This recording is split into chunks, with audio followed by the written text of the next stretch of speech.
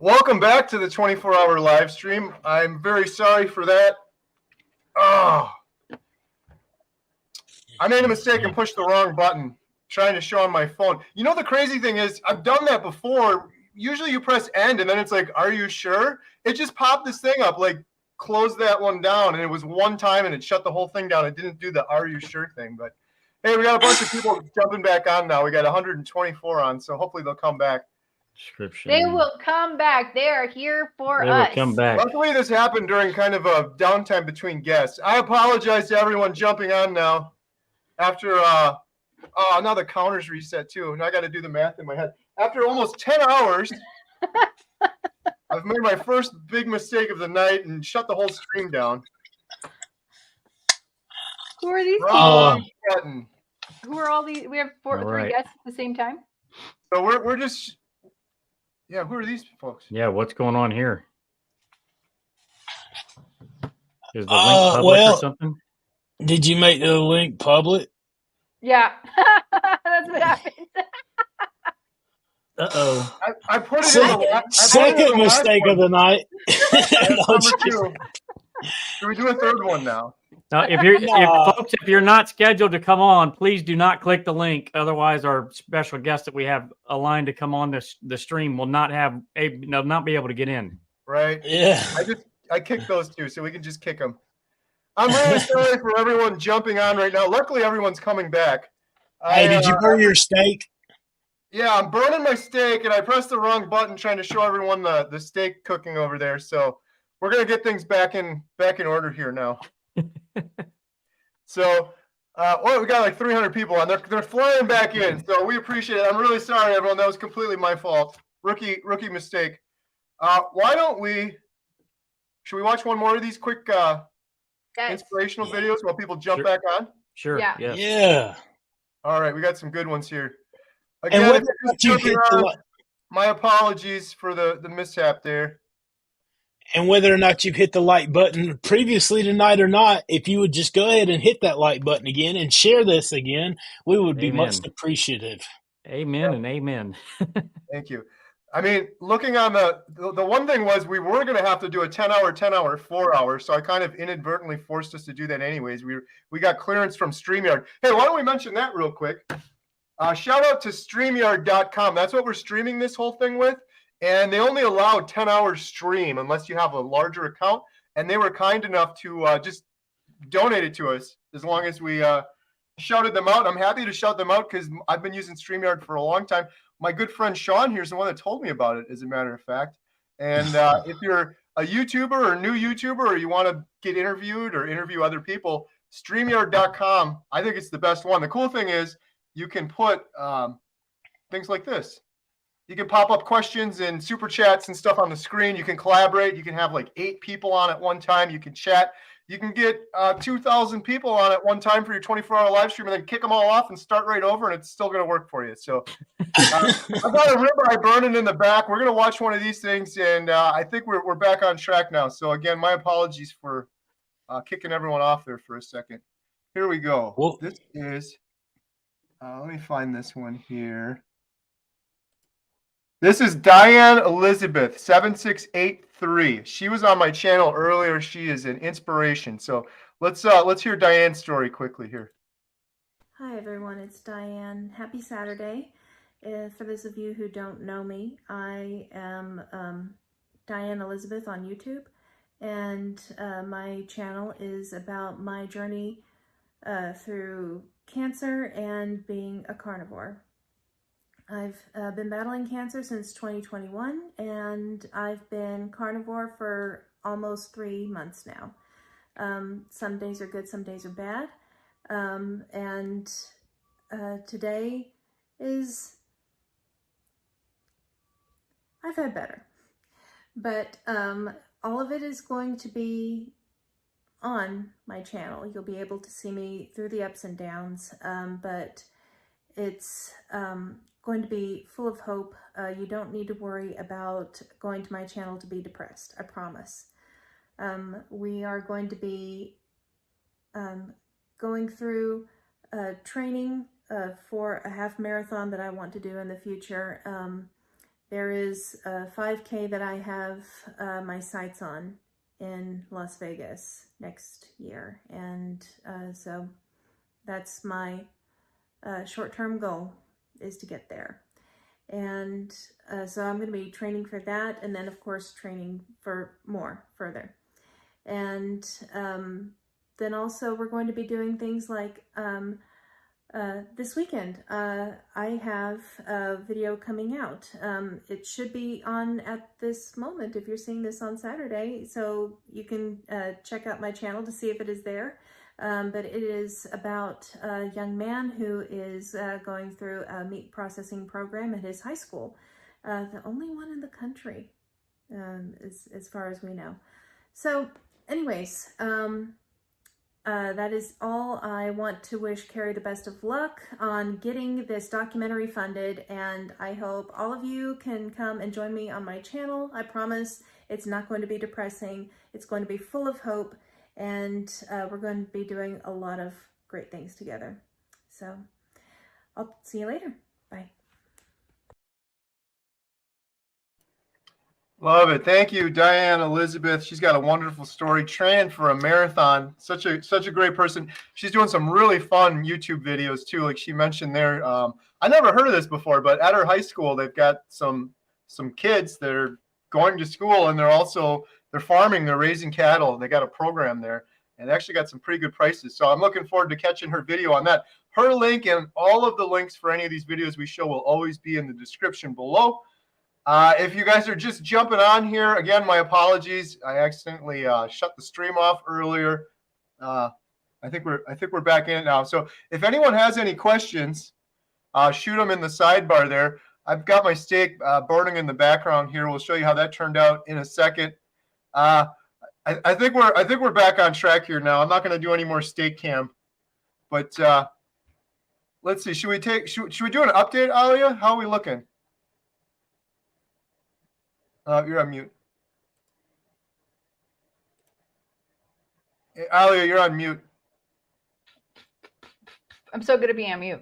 So we're at $16,000. I'm going to show the grid. I'm going to show the grid. Look at this. 16,454. Despite the technical difficulties, we're still rolling. Nice. That's amazing. Thank you, everyone, so much for your donations. Hey, Alia, I'm trying to think. So we have a little window right here, but I wonder if I'm looking at the older schedule now. Weren't we going to have our good friend JT jump on at some point? What time was he scheduled for? 5. 5. Okay. Yeah, for some reason I don't have that on my sheet here. I'll fix it. I'm going to go. Well, we can read. We got a couple super chats. Yeah, if you want to read the super chats, I'm going to go grab my steak and I'm going to bring it over here, and I'm not going to touch any buttons or click anything.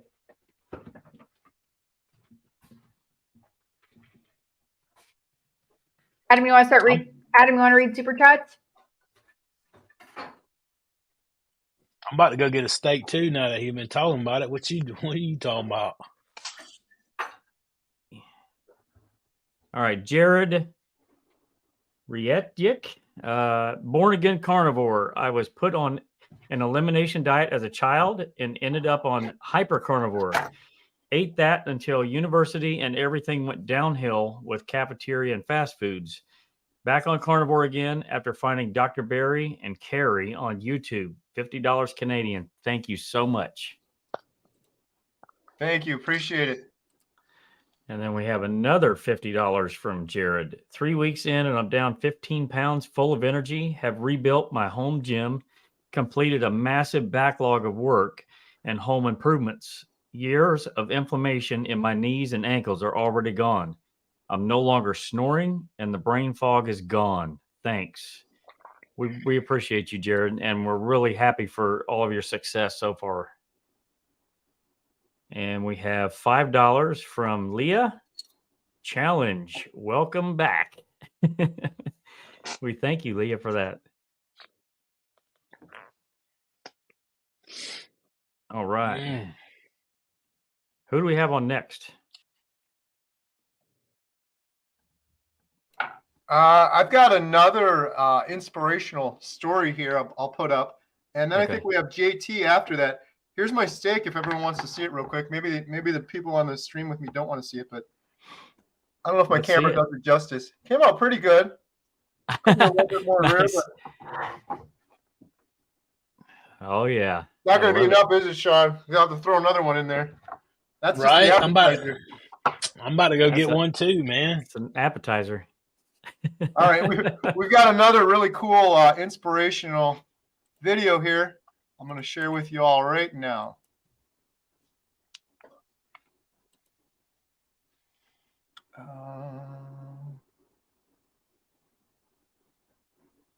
Comments. Sorry, just one Okay. second. Yeah, Find the you're right cool. You're one cool. here. All right, here we go. Our friends, I'm JT. I'm Anna. That's our son William, and we're the Poco Moonshine family. We want to thank you for supporting the 24-hour record-breaking live stream. Make sure you smash the like button. Make sure you share this with all your friends, your family, strangers, and anyone else who's carnivore curious. I'm on day 87 of my carnivore diet. My reason why I started the carnivore diet, I had 3 discs in my back that were out of alignment. I had bad IBS and I had terrible sleep apnea. One night the sleep apnea actually almost killed me. So I started carnivore diet to get rid of those things. I can tell you right now, I have no more back pain. I have no IBS symptoms at all, and no more sleep apnea. I don't go to bed in fear that I might not wake up in the morning or I might run out of breath in the middle of the night and die. So I'm all good. Let's hear from my wife. I started carnivore and I'm on day 63. I started it because I had high blood pressure. It wasn't like certified high blood pressure, but it was starting to creep up. My glucose was starting to get higher, and my blood sugar was starting to get higher. And so with the carnivore, that all started reversing. I also was really overweight. When I started my weight loss journey, I was at 333 pounds, and I am now at like 76 pounds down, so that's really, really good. And so I'm reversing a lot of my problems. My cholesterol is really good, my blood sugar is really good, my blood pressure is normal, and I'm down a bunch of weight. So that's my why. And make sure you subscribe to our channel, the Poco Moonshine family. If it isn't fun, we simply don't do it.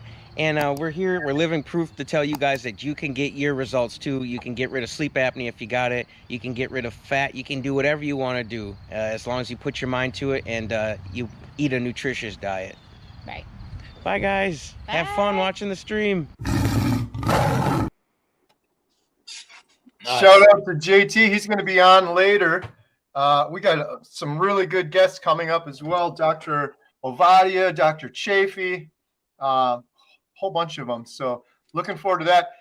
Looks like we're getting people back on here after the little issue we had earlier. So thank you everyone for jumping back in. Do we have any super chats we can read?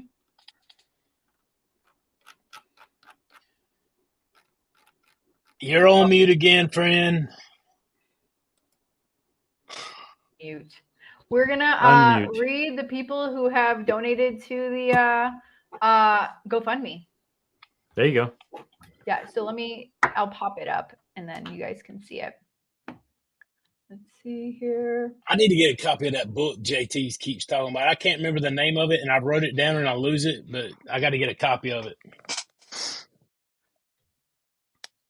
All right, great. Okay, so Elizabeth Roth donated $20. Kyle Baldwin donated $100. Tony Bernetti donated $20. Tammy donated $10. Laura Gall donated $100. That's amazing. Thank you so much. Terry Wade, $50. Ginny Ingold, $100. Luke Sullivan, $20. It's just so many donations. I think it says today it's like 170 people donated to the GoFundMe today. This is amazing. Allison Williams, $20. Teresa Ballast, I don't want to say her last name, mess it up. Teresa, $25. Jeanette Riley, $50. Heather Ruiz, $60. Melissa Bailey, $25. Thank you so much. The generosity here is amazing. And it keeps going. Melissa, Kim, 20. Sherry, 20. Anonymous, 20. Brenda Ramirez, 25. Anonymous, 20. Becky, 20. Nelson, 50. Nelson, another 50. Frida Perry, 50. Teresa Pinkerton, 25. And then I just want to make sure, like Christine here, she did $200. I was shouting all these out in the chat. So I'm just going to go to the larger ones. Bobby Dupis, Dupu, or whatever. Bobby, $100. Julianne, $100. Tina Rogers, $100. Robert Kiltz, $1,000. We've got some amazing donations in the GoFundMe. And keep going, guys. We get 100% of those donations in the GoFundMe. We will take donations anywhere, though. There you go. And we are currently at 16,000. Basically 500. I got to do a few more updates. But whoever else would like to donate to the GoFundMe, go right ahead. And thank you so much. There we go. Thank you, Alia. Hey, I've got another one of these individual stories here I'm going to share. This one's pretty good. Last Days of Normal, her YouTube channel, and the link is in the description below. I'm Cammie of Last Day of Normal, and I am a carnivore.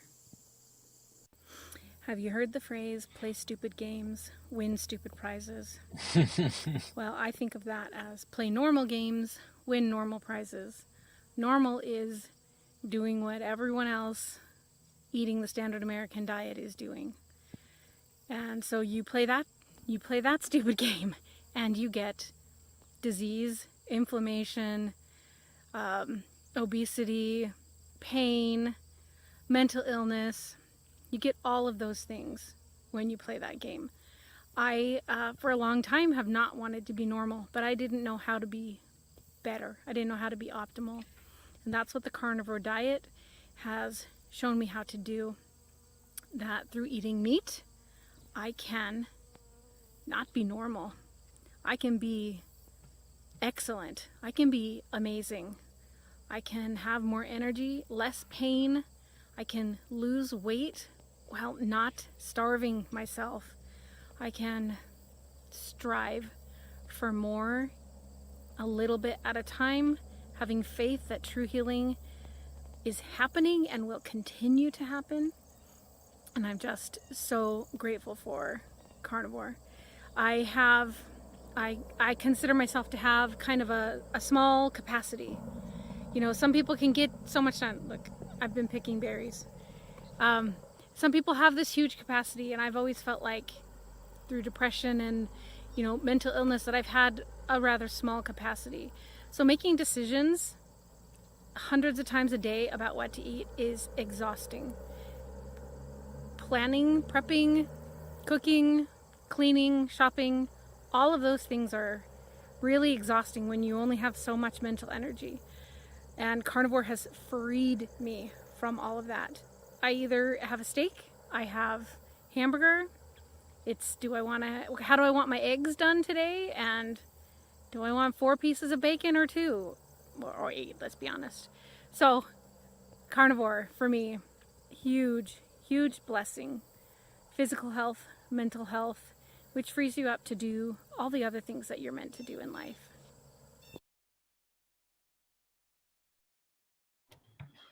Love it. Great. All right. Let's see. Well, we're getting some people jumping back on, so that's good to see. Just take a look in the chat and see what's going on over there. Sure. Why don't we just read some of these chats and read some of the questions and take it from there? Yeah, let's do it. Adam, you are up. But he's on mute. Now Adam's on mute. I am. I did it again. I muted during those videos. Sorry. So I was actually able to save the super chats from the last stream. It's a little different format, so it might take me a second here. So Brenda Foley, $20. Helping save lives. We are all called. Thank you for that. I'm not able to actually show these. Unity, $20. This is epic support and such wonderful honesty and wisdom from the participants today. Barb Collins, $50 super sticker. Thank you so much. Kenneth Davis, $11.99. I don't know if that's a super chat or a sticker or what, but thank you. Carnivore Oregonian, $2. Huge fan of liver. Get on the liver train. Pierre G, $10. Love you. You saved my life from France. Thank you so much, Pierre. Monica Orr, $29.99. First went meat-based because of Tristan Haggard, Bella, and Bart K. Then discovered all of you guys, and I'm infinitely grateful for it. God bless you all. Thank you, Monica. Jay Howson, $10. Not a lot of money, but want to help to make the documentary to become a reality. Thank you so much, Jay Howson. Katie Elizabeth, new member. Thank you. Majestic Psychology. Thank you, Carrie, for doing these long live streams, and to your wonderful wife and daughters who stand by you and your efforts for the carnivore world. Thank you so much for the super chat. Marnie Mack, $20. To summarize so far, screw it, get up and do it. Protect your nest. Suck it up, Buttercup. And how do you get a mammoth? Or how do you eat a mammoth? Sorry. Majestic Psychology, $10. Thank you. Thank you to all the other carnivores on this live stream as well. Chad Heater, $50. Sherry, this is our buddy. I'm a huge fan of Carrie's mission and also love SBG.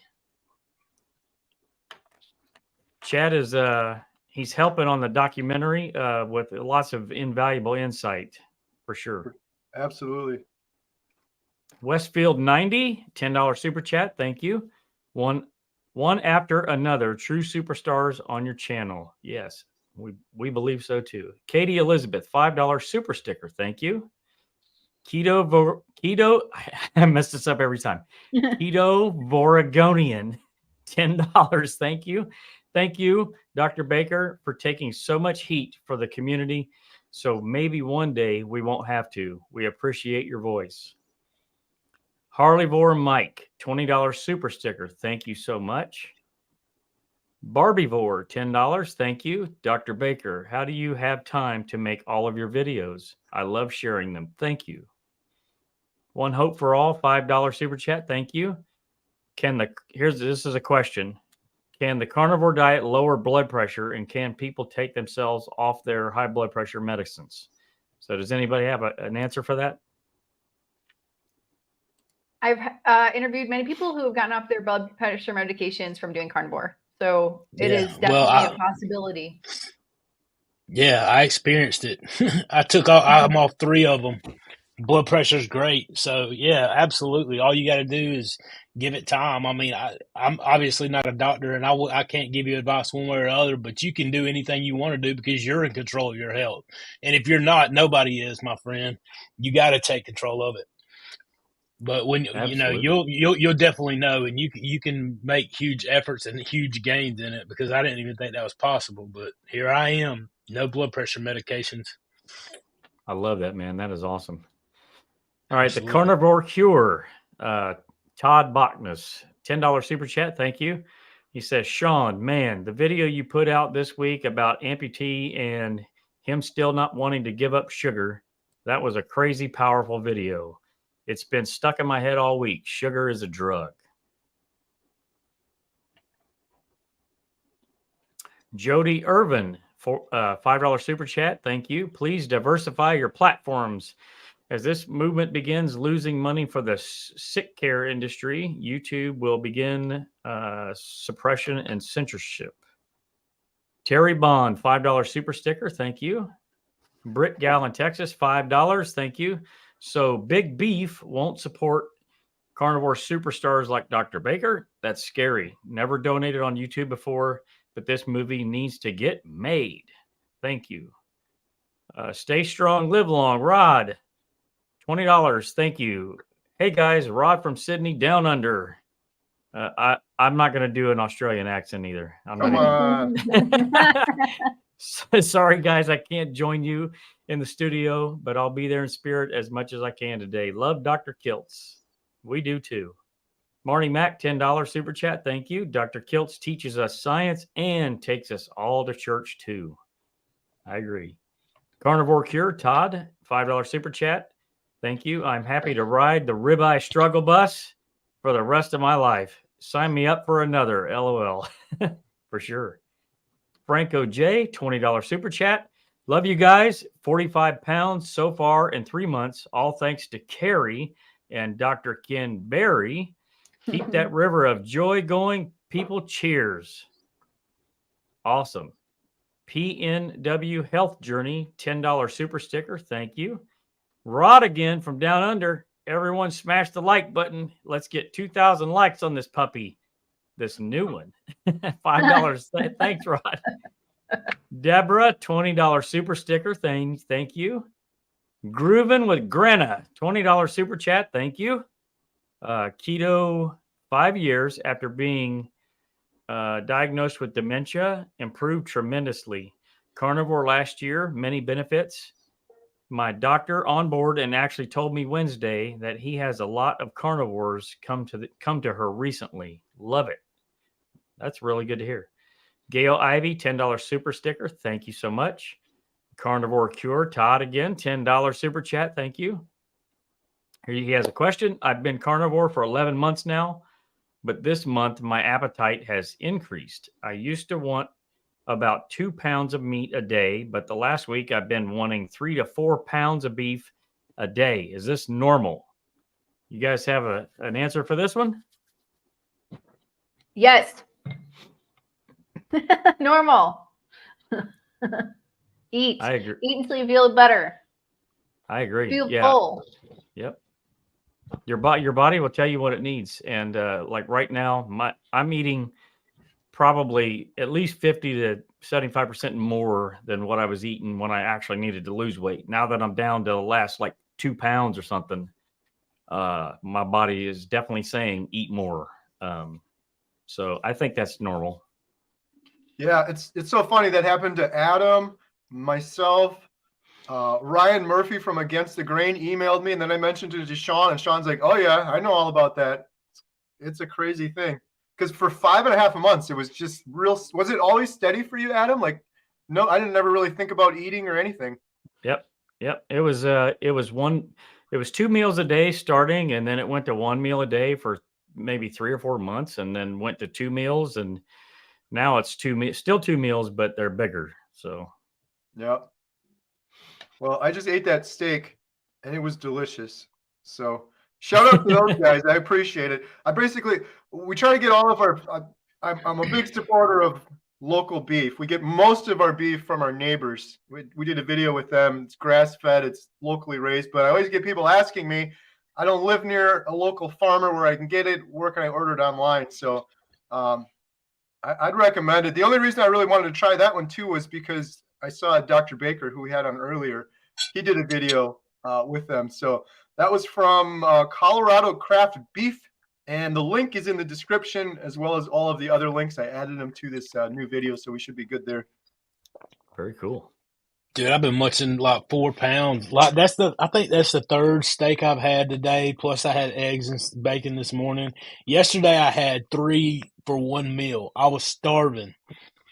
Like my body says eat, and I eat till it says stop. And when I stop, I eat when it says eat again. Like, it's so simple. It's so easy. I almost said it's so easy a caveman can do it. But you know what? If we went right back to carbs, it would be that right back to 2, 3, 4 hours later, you're craving something else again. Right. Constantly. Mm-hmm. And feeling like crap. Yes, absolutely. And trying to take a nap after you eat every time. Right. Like, that was the worst thing ever. You couldn't get 5 minutes past a meal and you feel like you got to take a nap, right? Yep. Carnivores don't nap. Carnivores don't need no nap. Carnivores don't need mute either. Right. Right. Does JT have the link, Carrie? Oh, that's a good question. I will send it to him. I'll send it to him. In the meantime, we've got, yeah, we've he got wasn't in the another, original video here. list. Yeah. Let's see. Here's another Hope segment video. This is from our good friend Robin Heron, the Carnivorous Grandma. She's the best. Here's her video. My name is Robin Heron, and I'm a carnivore. I'm 57 years old, and I have 11 grandchildren. I have been a yo-yo dieter all of my life. And so recently, within the last few years, I began to hear about a term called the proper human diet. I watched Dr. Ken Berry, along with many other YouTube content creators, talking about the benefits of a primarily meat-based way of life. So I'm just coming in here to tell you guys about my why. Why am I doing the carnivore diet? I did keto off and on for about 10 years, but in the last 5 years, I found it more and more increasingly difficult to stay on a keto diet. So as I watched, people like Steak and Butter Gal and the Ketogenic Woman, Dr. Anthony Chaffee, among others, as they spoke about the health benefits of a primarily meat-based way of eating, I was very intrigued. I had a lot of health issues that I wanted to clear up. So I had really wanted to try an elimination diet. But if you think about it, what would you eliminate? It seemed kind of insane that you would eliminate all vegetables and all fruit and eat only meat and meat-based products. And that would help you find your way to optimal health. On February 22nd, 2023, I decided that I would try it. Since then, I have found some incredible health benefits. I no longer experience IBS with constipation. I am regular. I'm not hungry, and that's a miracle. I don't have any cravings for anything. I don't want any chips. I don't want any popcorn. I don't want any bread. I'm just amazed that I'm able to control my own food choices. This is something that I've never experienced in my entire life, is the ability to control my own food choices. I also have an autoimmune condition called eczema, and I've had it all of my life since I was a baby. I've had a resolution in having eczema flare-ups. However, I do notice that when I eat the wrong thing or something that does not agree with me, I will have an eczema flare-up, and that's a body cue that I can recognize instantly. I've had a reduction in the painfulness of my knee arthritis. I have bone-on-bone arthritis in my right knee, and to the point where I was really struggling to go up and down stairs and to walk my 2 dogs. Although this pain is not fully resolved, it's so much better that I can go up and down stairs without any trouble, and I do walk my dogs 4 to 5 times a day. I went to the eye doctor recently, and after about 20 or 30 years of progressively increasing prescriptions, this year, for the very first time, my prescription did not change at all. And even the guy who was doing my glasses was saying he's never seen that happen before. I'm sure it has happened to other people before, but for me, this is a miracle. I am a person who has to take an allergy pill every single day. And I have been taking allergy pills every day for many, many years. And also Benadryl at night. For the last 6 months, I have probably taken 4 to 5 allergy pills total. And I have probably taken Benadryl maybe 3 or 4 times since I started the carnivore way of eating. So I'm working on this as a hypothesis, but I think maybe carnivores don't have seasonal allergies. And then I also went to the doctor recently and had my labs done because I found that people were quite concerned with how my labs would be after being on a meat-based way of eating for 6 months. And my labs were perfect and normal. And also, I'm no longer anemic. The thing that probably people want to know most about is, did you lose weight? Over the course of the 6 months, I've lost about 15 pounds. However, what I want to say about the carnivore way of eating, or a meat-based way of eating, is that this is a healing protocol. It's not a crash diet. The carnivore way of eating will improve your health and heal you from the inside out. And then your body will be able to release the weight. The main health benefit that I have found is that I have an overall generalized feeling of well-being in my body, in my mind. I feel calm, I feel balanced, and I feel settled. There's nothing that can beat that feeling. So the reason that I started my carnivore channel is because I'm seeing a disturbing trend in the African American and people of color community toward vegetarian and vegan diets. Even I have a grandson that is a vegan, and I'm very concerned that they are not hearing about the amazing health benefits that can be achieved through a meat-based way of eating. In my community, I am seeing a prevalence of diabetes, type 1 and type 2, autoimmune diseases such as psoriasis and eczema, heart disease, heart attack, stroke, kidney disease, kidney replacement, MS, mental illnesses such as bipolar and ADD and ADHD, as well as sarcoidosis. If we could recognize the fact that a meat-based way of eating may be the answer for some of these health concerns, that we could really heal ourselves from the inside out. I looked all over YouTube for an African American woman of my age or older that was doing a carnivore way of eating, and I could not find it. That is why I started my YouTube channel. I feel that the Lord is calling me to speak out to my community.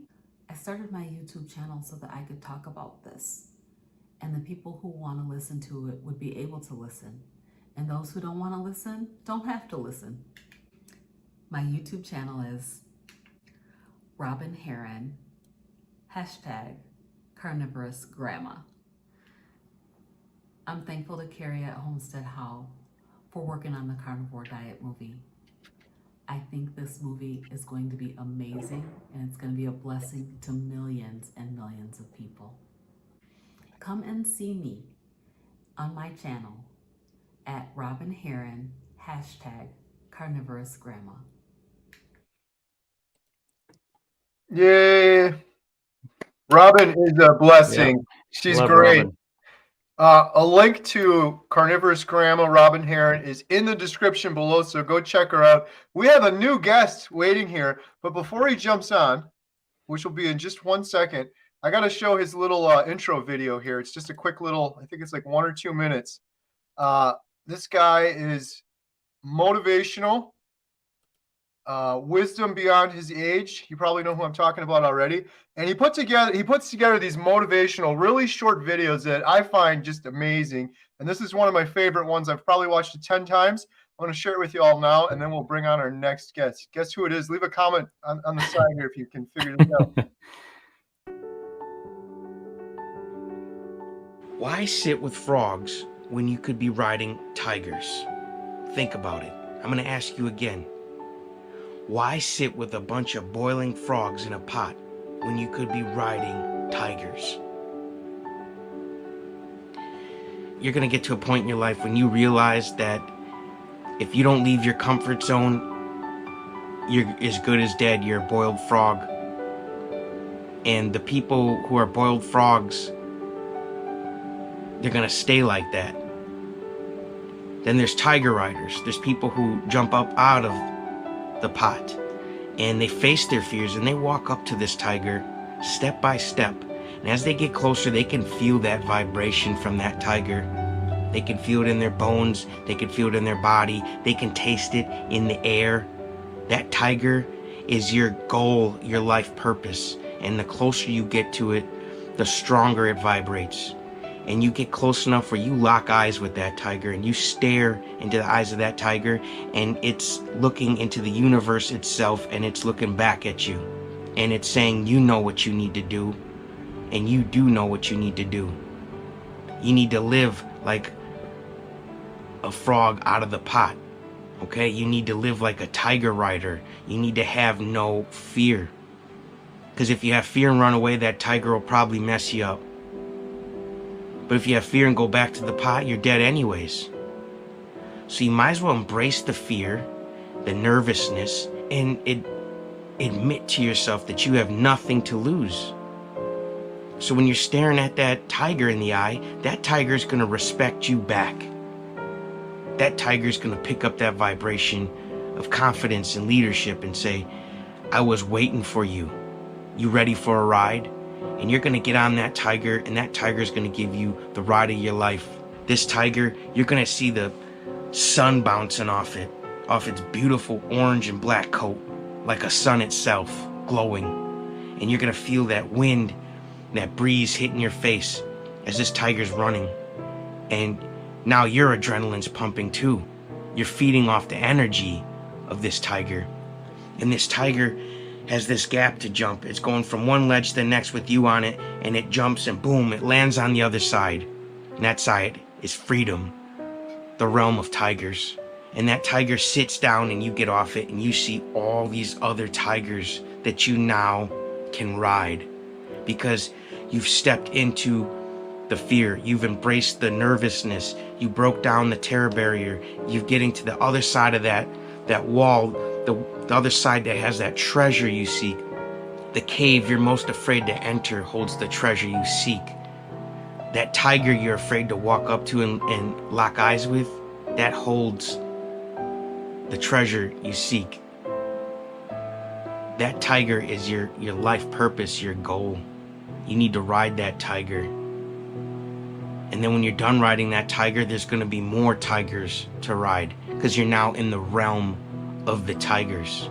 You're no longer stuck in that pot being boiled to death, being comfortable. You're going to stretch, you're going to be scared, you're going to be nervous. But that's what riding the tiger is all about, and that's what living is all about. If you don't get out of that pot, you're going to boil, and that's no life. Anyways, you might as well be dead. So live with the tiger, live with your purpose, live with your dream. I hope you guys make the decision to ride the tiger. That's what I got for you guys. JT, there he is. Let's go! Tiger Gang, what's up? You guys thought it was over, didn't you?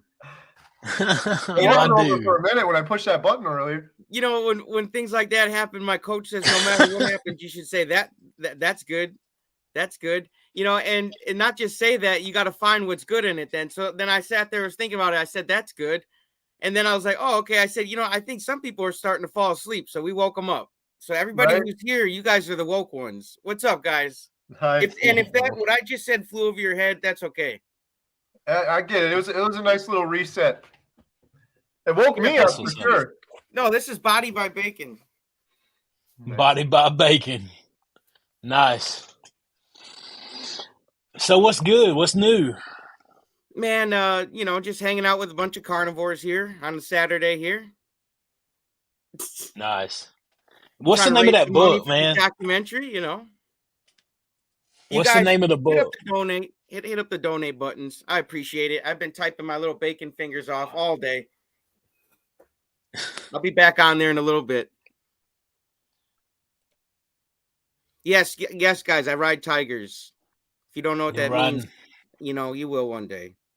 Thank you. Nice. You guys, what's going on? Is everybody awake now? Yeah, we're all awake. Here, I'm sorry, guys. Sorry, I'm quiet for a minute here. Shane and Amy, I'm trying to get them the new link. So you guys start chatting. I'll be right back in a second. So that's what I was asking. I don't know if I was getting through. I cut my mic up, cut it down, whatever. What was the name of that book you kept sharing? I keep writing it down and trying to remember it. I got to get that book or get some. I got to get that book sent out here. The Richest Man. Oh, the Solomon. Yeah, that's right. That's it, man. I got to get that one. I just got that one from Carrie. It's a really good book. It's about the book of Proverbs, and really can help you bring you closer to your maker, to Jesus. And I feel like you were saying earlier, the mind, the body, the soul, it can't be disconnected. It's all intertwined. It's all part of the same thing. You know what I'm saying? So I think everybody out there, if you're watching, and I've been hearing I interview people on Chatting with Carnivores, and I've been hearing person after person talk about anxiety. And if you guys are suffering from anxiety, you guys just have to realize that it's comes from fear. And fear comes from a lack of knowledge. So, if you have anxiety about even the carnivore diet, like do your research, raise your awareness, and that'll give you knowledge, and that gives you power and confidence. And that's the exact opposite of fear and anxiety and depression, because anxiety, when you have it, it gets suppressed. And then when you suppress it, it turns into depression, and depression turns into disease, and disease turns into death eventually. So we want to stay on the good side of the spectrum. We want to embrace life. I might look goofy, but I'm having a good time. You only live once, so Nice. Right.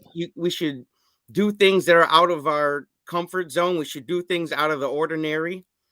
We should switch up our routines, get a new haircut, especially if we're getting bad results right now. If you're not at the weight you want, or you're not thinking mentally the way you should, if you're not happy, you don't want to jump in a bacon suit and things like that, then you got to start thinking outside the box. Fuel your imagination, expand your thinking, get serious with your study. Pick up the Bible, or a book that studies the Bible, or something about your mind.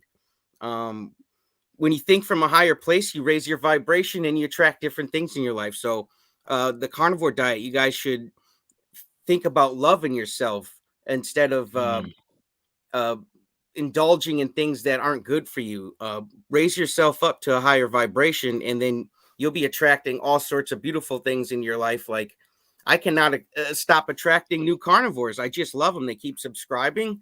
Poco Moonshine family channel. Subscribe. I will interview as many of you guys as I can on Chatting with Carnivores. I absolutely love you guys. My wife Anna's downstairs with William. We would love to just chat with you guys and take you on our adventures and share stories and get to know each other, man. That's what my channel is all about. It's about family, having fun, learning, Yeah. together. I gotta give a shout out to JT too, Poco Moonshine family, killing it and chatting with carnivores and helping promote the Carnivore Diet movie. He's got it in his banner on every one of the things, and become a real good friend. So I appreciate it. JT, could you give us your quick abbreviated carnivore story? When did you start? How's it going? What made you do it? Well, I had 3 discs in my back. They were out of alignment, very bad. Hurt a lot. So I was always like tired just from my back. Then I had developed IBS symptoms. Just always had just an uncomfortable feeling in my gut. It wasn't a pain, because if it was a pain, I would go to the ER or something. But it was just always this uncomfortableness in my gut. And it always made me wonder, like, where the bathrooms were, could I eat that, or could we go here with friends or not? Like, it just destroyed my social life. It totally did. And I had, the only thing that would help me is just like laying in a tub, getting some hot water. And I was always laying in the tub. And then I eventually, I was drinking a lot, smoking a lot, eating bad. I developed sleep apnea.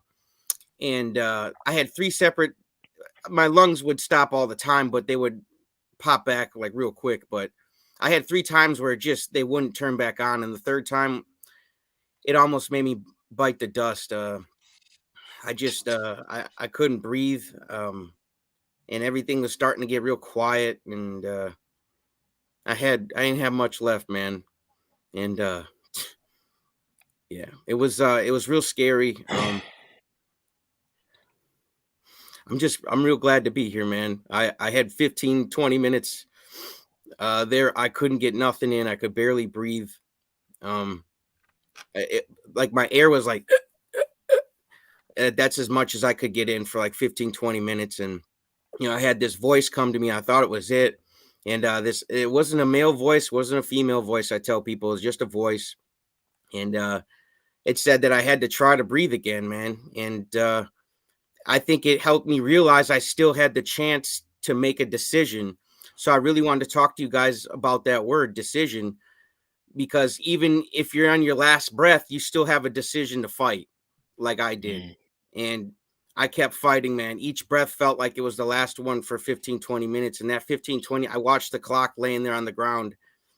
It felt like hours. And I just want you guys to be grateful for life itself, be grateful for this experience, to be tuned in to this live stream, to be meeting all these people, to have them in your lives, to be able to subscribe and comment and share stories. Like, don't take it for granted. I don't want you to hit as far of a low down as I did to enjoy all the highs that you're going to have in your life, but you will. You're going to have lows, you're going to have highs, but that's part of the journey. And but the journey doesn't really begin till you start making some decisions.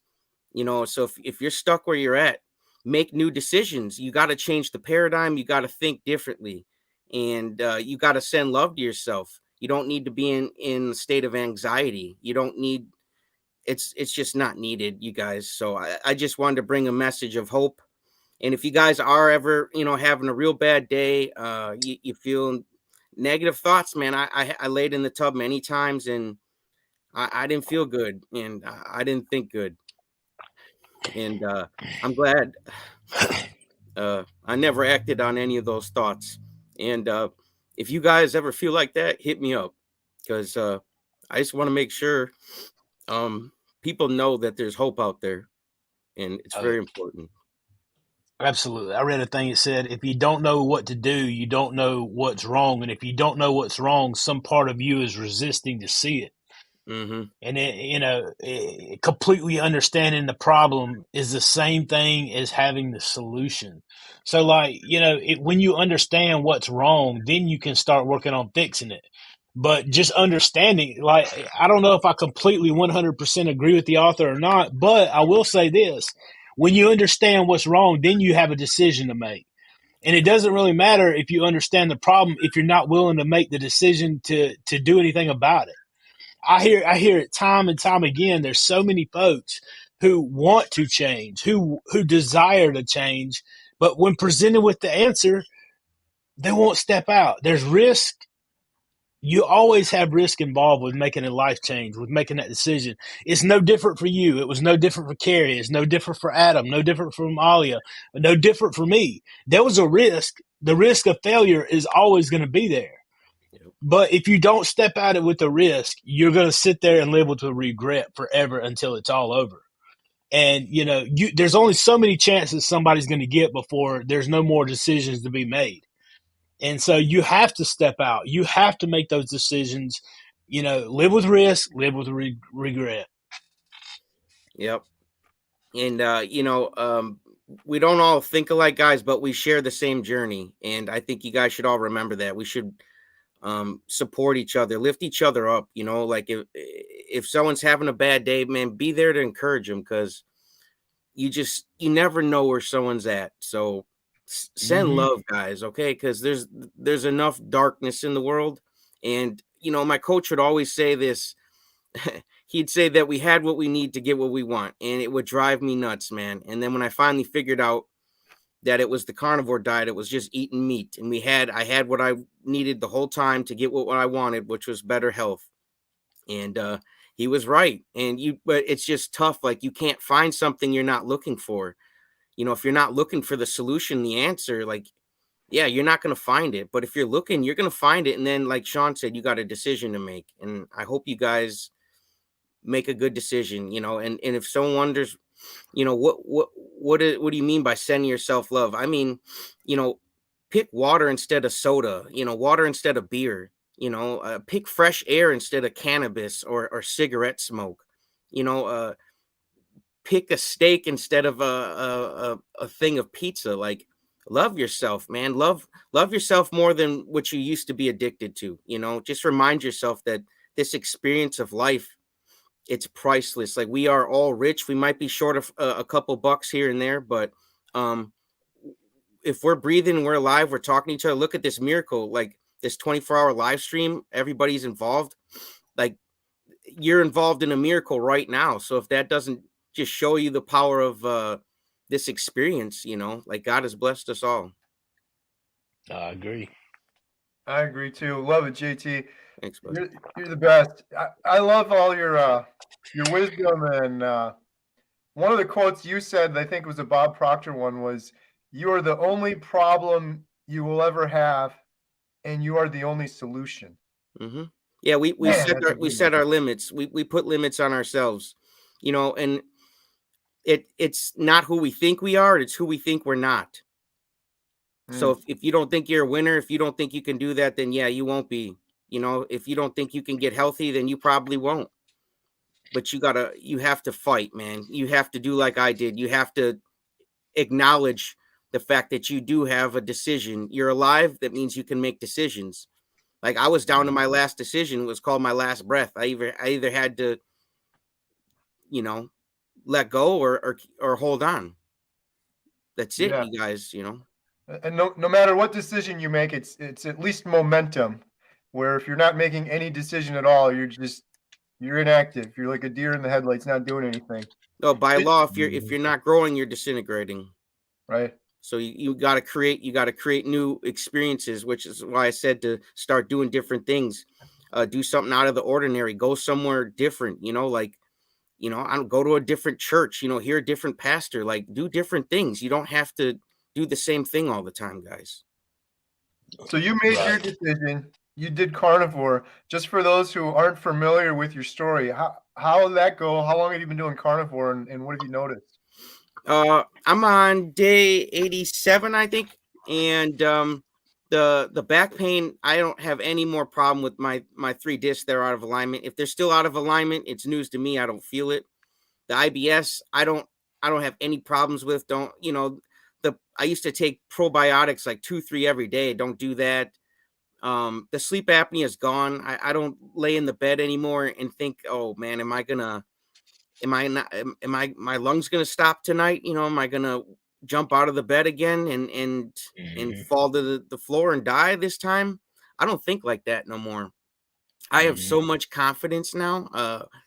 It it it the experience was good though. You know, my coach says that sometimes the worst things in life set you up for the best things that'll happen to you in your life, and I really believe that because that terrible experience, it led me to the carnivore, and it led me here, and now I'm in a bacon suit, I was just gonna and say, we're raising money to help millions of people. So I really believe that worst thing in that happened in my life, it set me up for the best thing ever, guys.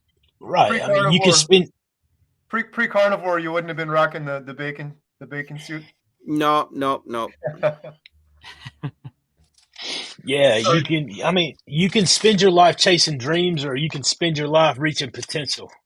I love that one. I mean, like, you know, everybody dreams and they're great, but like coming through, man. I mean, and it's the thing.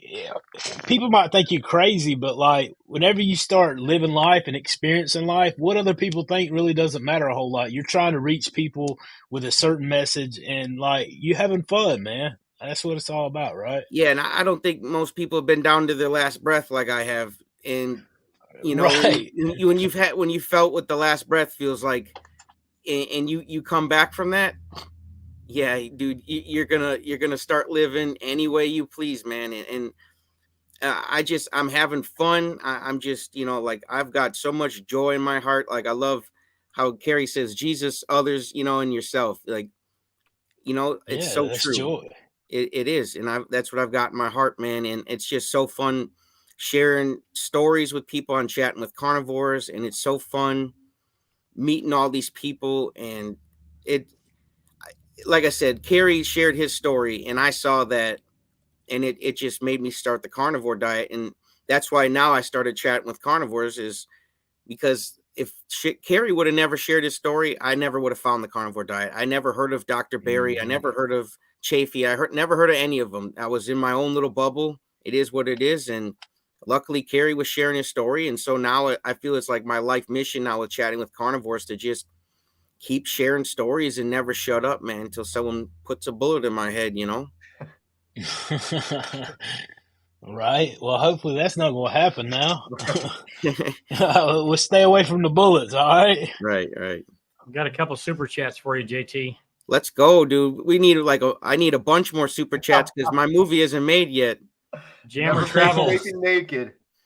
Hey, my Never coach make says bacon willingly naked. ask and graciously receive. If you guys want to see me dance, send at least a $50 super chat or something right now, and I'll give a nice dance. Nice. How much to shave your head and dance? Yeah, I'll shave if you guys hit 50,000. I'll shave both my eyebrows. How about that? That's a bet. I'll shave both my Nice. eyebrows. I'll put it on the vlog. I'll take a bunch of pictures. I'll do the duck face, whatever you guys want. But we got to hit that 50 G's, man, because it's not just about the money. It's about we need the money to help people. You know, like it's not going to get made without money. You know, like we can hope and wish all we want, but the money's necessary. You put it in the church offering too. It keeps the lights on at church. You know, once in a while you get some coffee in there or something, but it's important, man. You gotta, it's not everything in life, but it's important for this documentary, guys. And I do appreciate everything, man. You guys have donated. You guys are the coolest bunch of people, man. I mean, that's why I have just no hesitation to jumping in a bacon suit for you guys. I absolutely love you guys, man. And Carrie, man, I love you too, man. You really honored me to help me. You let me be on this committee, man, and I just want to help you out any way I can, man. I'm honored to help with this, man. It's great, man. And Adam and Sean, I love you guys too. You guys are great. Appreciate you. And brother. Sean, I got this video you got to see, man. You had some gold nuggets the other night when you, me, and Carrie are on. I was like, oh man, he just doesn't even know. This has got to be repeated forever, not just once on one live stream. You know what I'm saying? Right, bro. Yeah, I mean, sometimes it just comes, man. When you get so encouraged, man. Like you said, I spent 3 years not caring if I woke up. It's really hard not to retaliate sometimes with people, but like it's not like you can hurt me any more than I thought about hurting myself.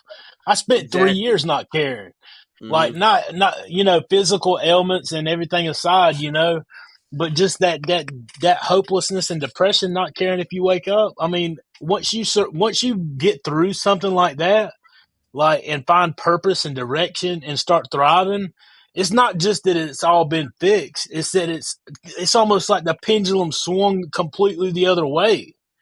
Mm-hmm. And I mean, it's like things like I couldn't have dreamed of some of the stuff that's happened over the last year.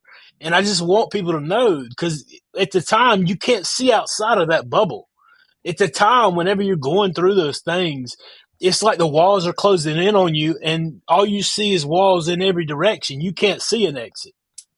And I want those people to know that there is an exit. You may not see it, but hang on, don't give up, because there's a way out, Right. And when you guys have things happen in your life that might not be good, you guys got two options. You can react or respond. When you react, you don't put thought into it. You give your power away. You're just reacting to it. When you respond, you take a second and you think and you choose. You make a decision. That's the difference. So I hope you guys start taking your power back and knowing the power that God has given you. And you can do that by making decisions. Decisions. Like you see people end up in prison, man.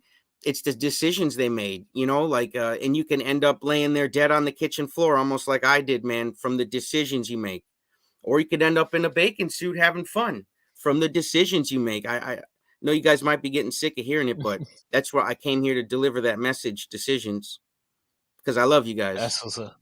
Absolutely. Much love. You got some visitors, Carrie. They gonna come say hi, or they just gonna stand back there and chat.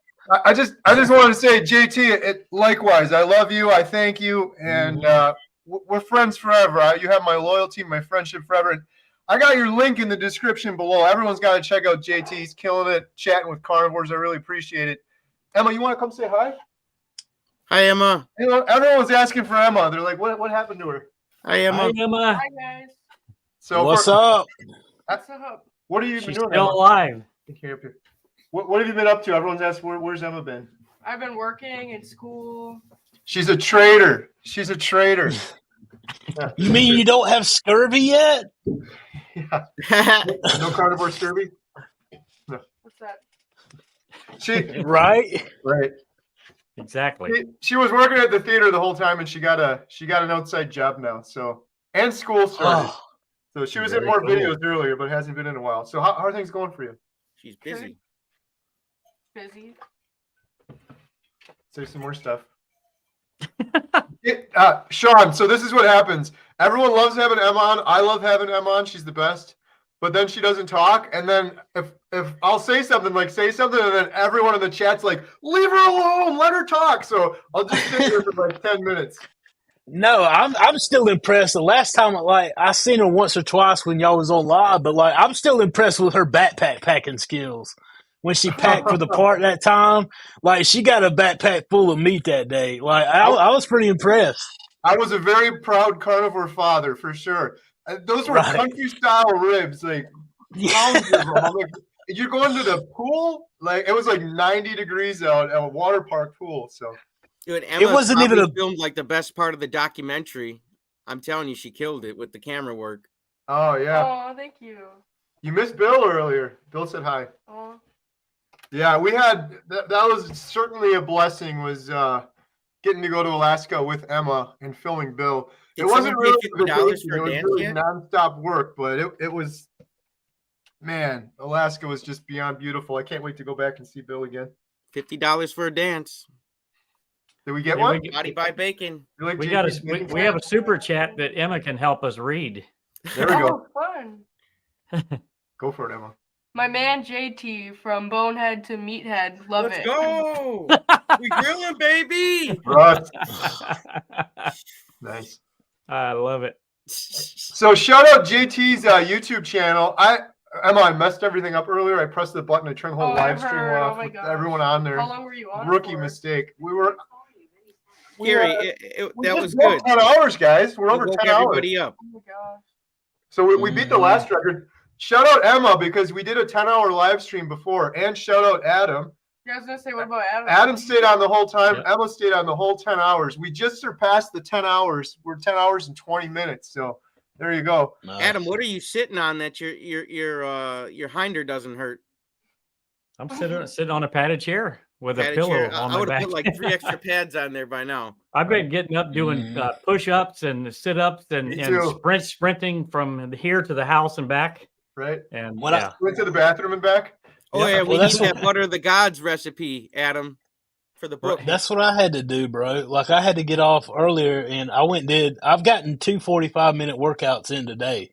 So, like, there's not going to be no sitting around all day. And you got, honestly, I can already tell that I'm probably not going to make it 24 hours because I'm already falling asleep. And I've had Come 2 pots. on, Sean.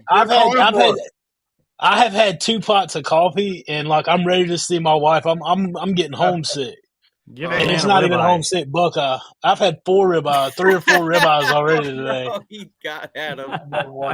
Hey, I ain't playing.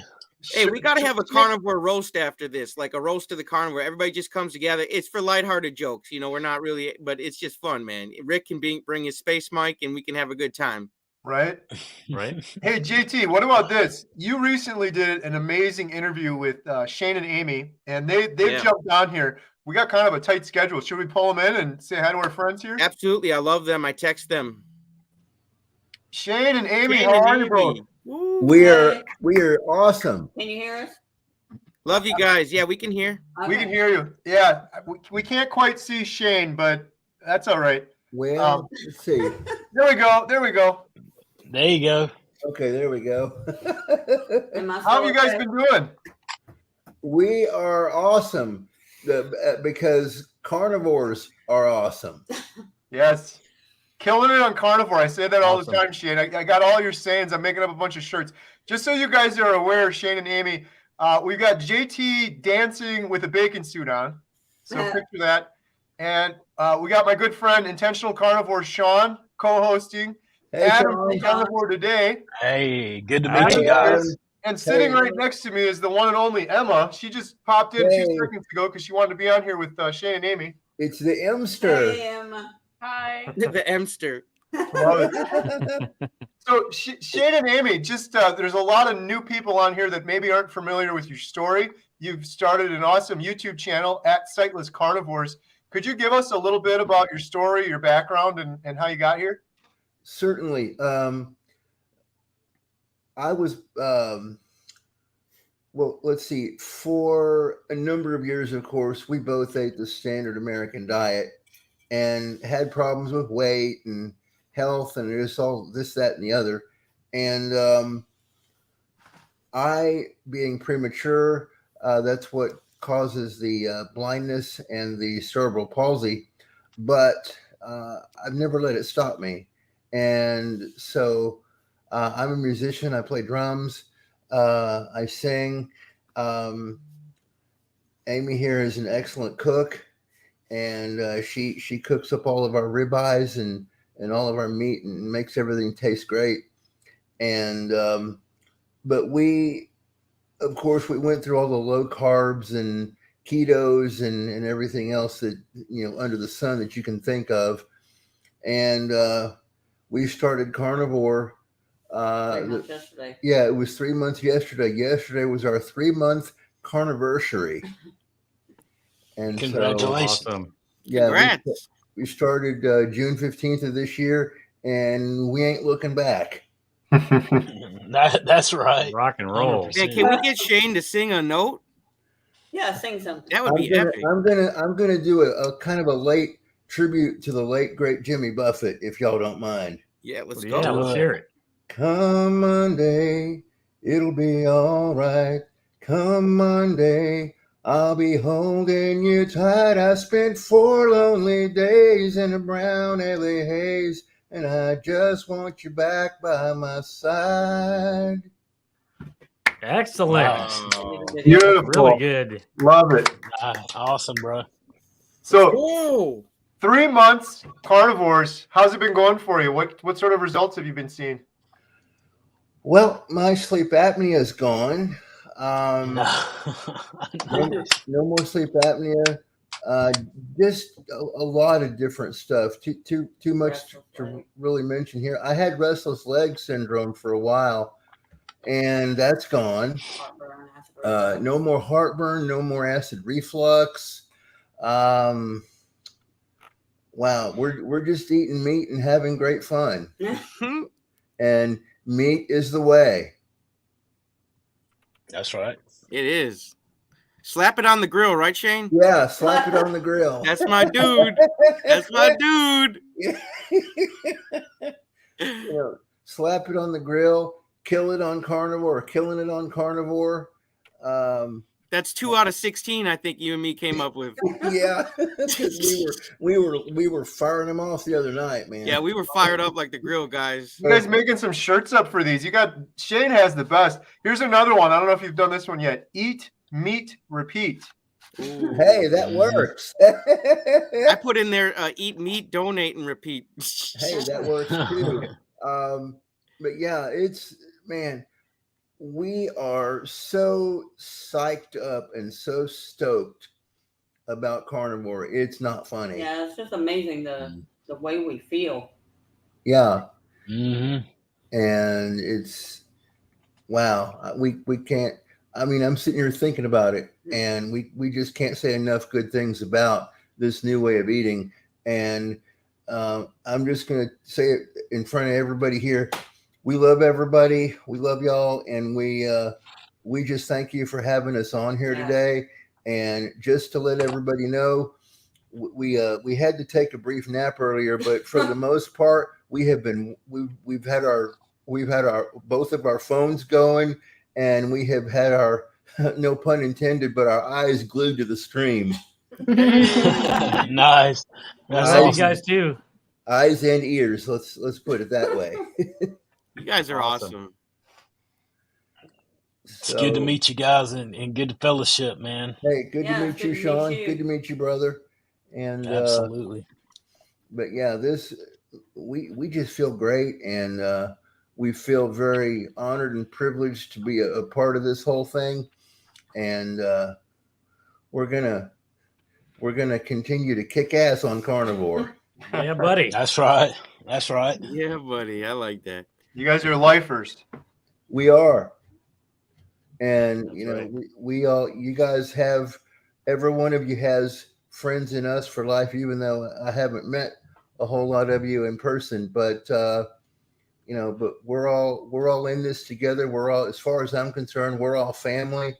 And so just to let you know, we got your backs, and you know, if you ever want to talk or anything like that, just hit us up at sightlesscarnivores@gmail.com. That's our email address where you can get hold of us if you want to. We also have a GoFundMe page if anybody feels like donating to that. And so Love it. That's Yeah, awesome. Absolutely. and you got a YouTube channel. oh yeah, At at Sightless Sightless Carnivores. Yeah, at Yep. Sightless Carnivores. I'll have a link in the description for that. You guys can click on, but doing some great YouTube videos over there as well. What sort of YouTube stuff do you guys like? Is there a certain doctor or anyone that you follow? Most everybody. Dr. Barry, Dr. Chaffee, let's see, Dr. Kiltz. Yeah, let's see, Dr. Kiltz. Who else? Dr. Hampton, Dr. Tony Hampton. You guys had him on earlier. Yeah. He was awesome. And we got a chance to see. We saw Kilts. We saw Kiltz. We saw Dr. Baker, Sean Baker. He's awesome. We follow him as well. And so, yeah, Dr. Lisa, I can never pronounce her last name. Wiederman.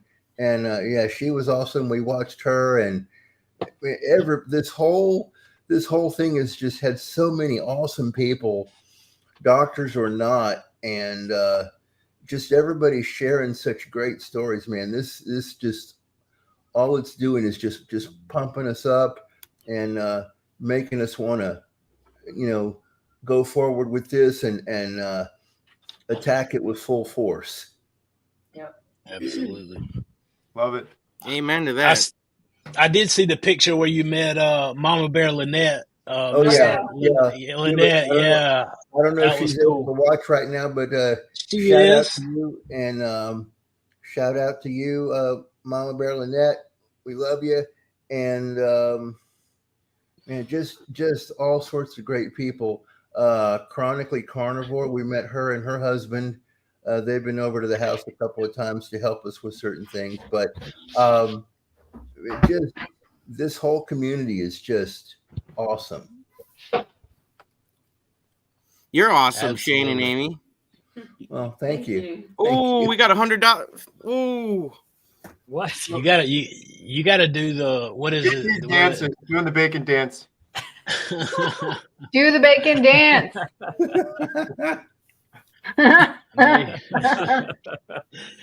That bacon is sizzling, boy. Yeah. Hey, I'll be sizzling all the way till 7 a.m. Nice. There you go. Hey, keep the money rolling. You can keep me sizzling. You want to read that one, Carrie? Yes. No Insanity, Renee, $100. Had to get back out of bed for this one. $50 for Shane singing and $50 to watch a bacon wrapped tiger dance. Let's go. Shane, you got any other songs you want to roll out? Get it? That's awesome.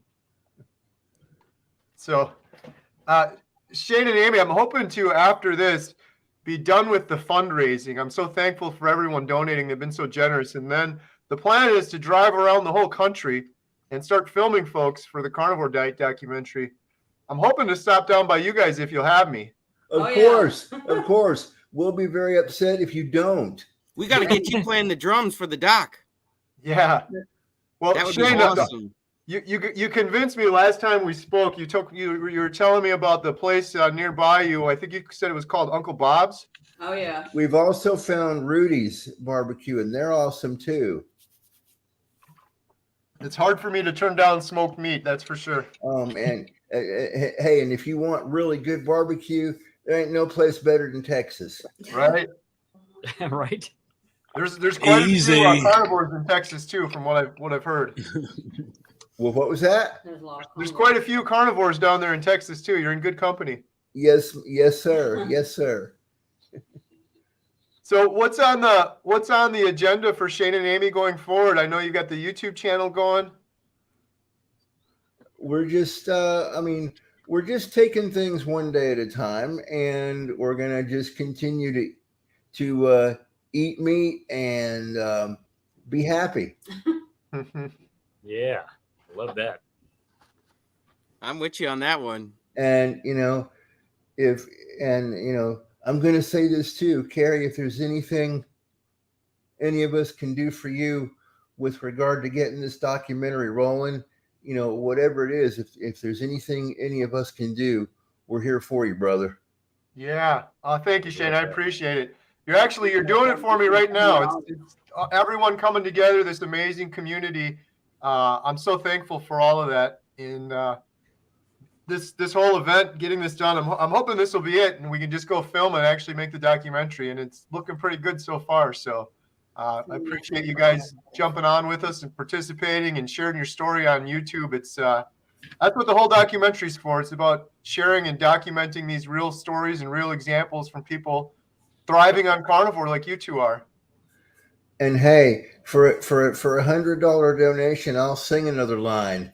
Yeah. I love it. Oh, he upped me. He's getting paid more than I am to dance. Oh man, I gotta work at a new club. You take request, Shane, or what do we get here? Gonna do a tiny bit of Randy Travis here for you guys. Okay. On the other hand, there's a golden band to remind me of someone who would not understand. On one hand, I could stay and be your loving man, but the reason I must go is on the other hand. I love that. Nice. That was beautiful. Great that voice. doesn't get $1,000 donation right there. Oh man. Nice. Beautiful. That's wonderful. Thank you, Shane. There must be a fly in here, guys. Right? That's right. A fly on the wall. The fly in my eye, Shane. Amy, I know you guys got an anniversary coming up soon. Does Shane sing for you on the anniversary? Well, I didn't even know he could sing until we went on our first cruise. Well, and every night he was doing karaoke. Wow. Nice. There's that $100. We just got $100. Just came through. Yeah. Oh wow. Dennis Ballard. He said, "Wow, Randy, $100. Thank you so much." All right, you got to sing again. We're ready. Yes. Wasted Morning. away again in Margaritaville, searching for my lost shaker of salt.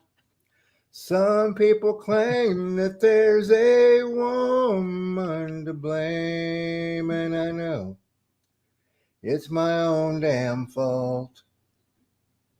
I love that. Yay! Shane, I'm Morning. telling you, man, they're gonna be following you around with Sharpies pretty soon. There you go. Someone said, does Shane have recorded singing anywhere we can listen to? Not up anywhere, but if anybody wants to email us at the email address we gave you guys earlier, We have. yeah, He has stuff recorded. I've got a whole bunch of stuff recorded, and I'll be happy to share it. That's Right. awesome. Hey, you know what, Shane? That could be a good YouTube video too. A little song on there. Yeah, as soon as we get some other stuff figured out and that kind of thing, yeah, I would certainly do that. Yeah. Dennis Ballin, $50. He said, "Great." Oh, Yes. so nice. That's awesome. Wow. Bravo, bravo. Great song from Jammer Travels. Thank you. Awesome. Getting a lot of fans here, Shane. Yes. What? They like that singing. Do the wedding song by Randy. I don't know that one. But wow, this whole thing is just awesome. I mean, wow, I'm over here speechless. Yeah, That's why I felt with you singing, man. You're so good. Every time I hear you, Shane. Sing the Christmas one, The New Kid in Town. Oh, there's a new kid in town, and he's lying in a manger down the road. There's a new kid in town, but he's just another baby, I suppose. Heaven knows There's a new kid in town here in Bethlehem. Wow. Shane, we're going to have our That's good. donations in no time. How long can we book this for? He's going to fund the whole thing by himself. Yeah, funded by Shane.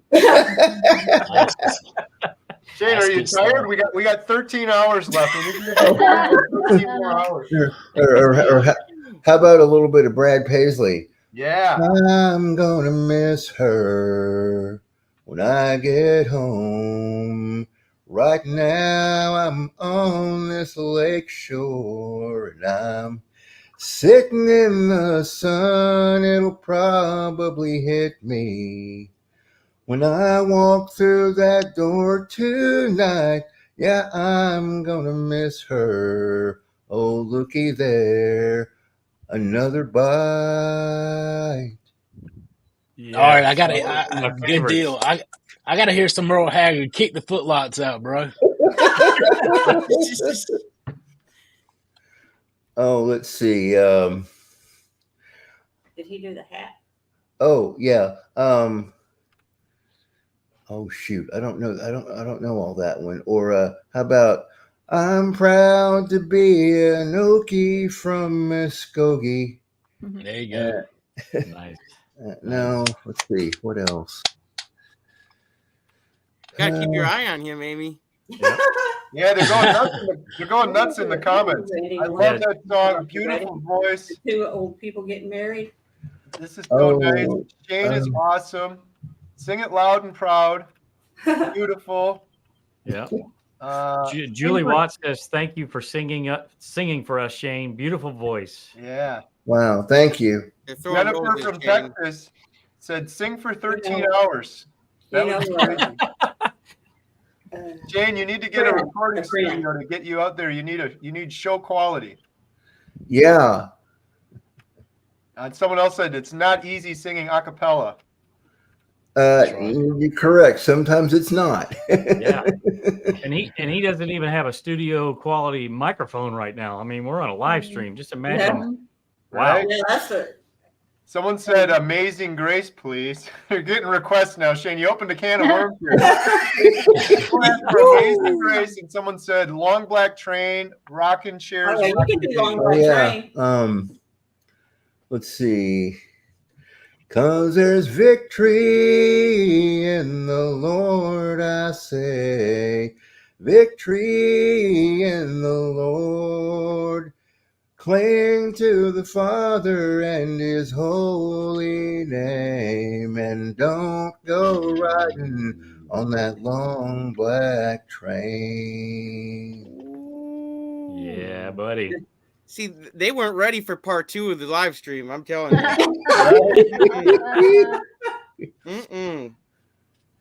I'm going to mute just for a quick second. I'll be right straight back. Sure. He's going to come back with the drum set. Nice. Ellie said, everyone put $1 in the hat. Right. Pass the plate. Right. Okay, I'm back. Oh, here we go. We're back. All right. Oh, we got Primal Mike said, this is the most entertaining part of the stream so far. Great singing, awesome voice. Love that singing. Yeah, we're going to have you live at a meetup or something. Yeah. Yeah. That'd be awesome. Yeah, I wish I could bring out the drum set, but that's not going to happen right this minute. Love it. There's tons of comments coming through. You got a lot of fans now. You're going to have to get that Sharpie for sure. Yeah, Shane's a hidden treasure. He is. Or my friend. Well, let's see. You're my bread. There you go. When I'm hungry. You're my shelter from troubled winds. You're my anchor in life's oceans. But most of all, you're my best friend. A little bit of Don Williams there for you. Ooh. Love it. Oh, the Randy Travis that Derek did the track for. Oh, And I've heard tell the road to hell is paved with good intentions. Mama, my intentions were the best. There's lots of things in my life I'd just as soon not mention. Looks like I turned out like all the rest. But Mama, my intentions were the best. Love that. Wow. Do you have drink? Water? Great job. Great job. Thanks. Do you have water? I don't. I'll get you some. Yeah, it's a carnivore concert, they said. George the Carnivore. Shout out to you, and thanks for the $10 $10 donation. Appreciate it. Yeah. We have one other gentleman on later tonight. Well, at like 3 a.m. who's singing us a song too. So got all sorts of entertainment here today. Yep. Shane, you're awesome. That's the best. I just want everyone to know real quick while Shane's entertaining everyone. Comments are blowing up. Shane's channel is linked to in the description below. Shane and Amy's channel, Sightless Carnivores. So you can just click on that, go over, subscribe, follow them on YouTube, give them some love. Yeah, please like, share, and subscribe. Got to get a sip of water here. Well, yeah, man. Keep those pipes oiled up. Oiled.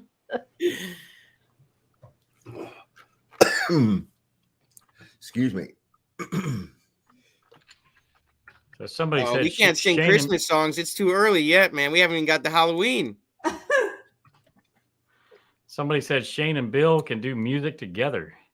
Oh, Mal, that's an idea. Yeah, because he can play guitar and I can either play drums and or sing. Right. There you go. Imagine that, a carnivore band. That would be something. I've actually thought about it, you know, and because imagine, because we're all eating like this, imagine those of us who would form this band. Can you imagine our playing abilities now that we're eating healthy and able to really put our skill sets forward? Right. I know what you're saying.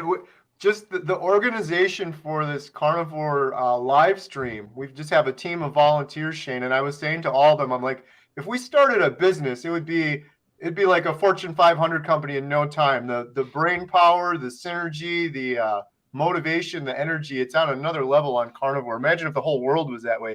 Plus, yeah, Shane, if you did that, you'd have a really cool name. You could be called the Carnivores. That's like that's actually what I imagine the name to be, right? Or Carnivore Rock, or the Rockin' Carnivores or something like that. Someone said the bacon bits. The bacon bits. Wow. Uh-oh. Somebody says he needs to sing Happy Birthday. And I'm assuming Alia. Alia. Alia, if you're listening. She is. I am. Happy birthday to you. Happy birthday to you. Happy birthday, dear Alia. Happy birthday to you. Aww. And many more. Thank you so much. This was Awesome. attempted earlier today, and well, you win. You win. Thank you so much. That was For beautiful. sure. Yeah, you won the trophy on that one. Apparently, carnivores can sing. Right. No doubt. Yes. Oh, we got a super from Marnie Mack, $10. Got a gospel tune, Shane. Wow. Randy Travis. Amazing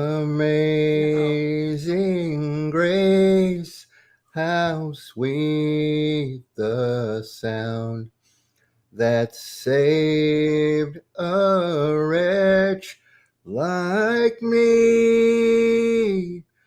I once was lost, but now am found, was blind, but now I see. Love that. Man, that's the song Moving. right there. The other one you've Moving. been doing for everybody. Or Blessed Assurance. Yeah, that's it. Blessed assurance, Jesus is mine. Oh, what a foretaste of glory divine, heir of salvation, purchase of God, born of his Spirit, washed in his blood. This is my story, this is my song, praising my Savior all the day long.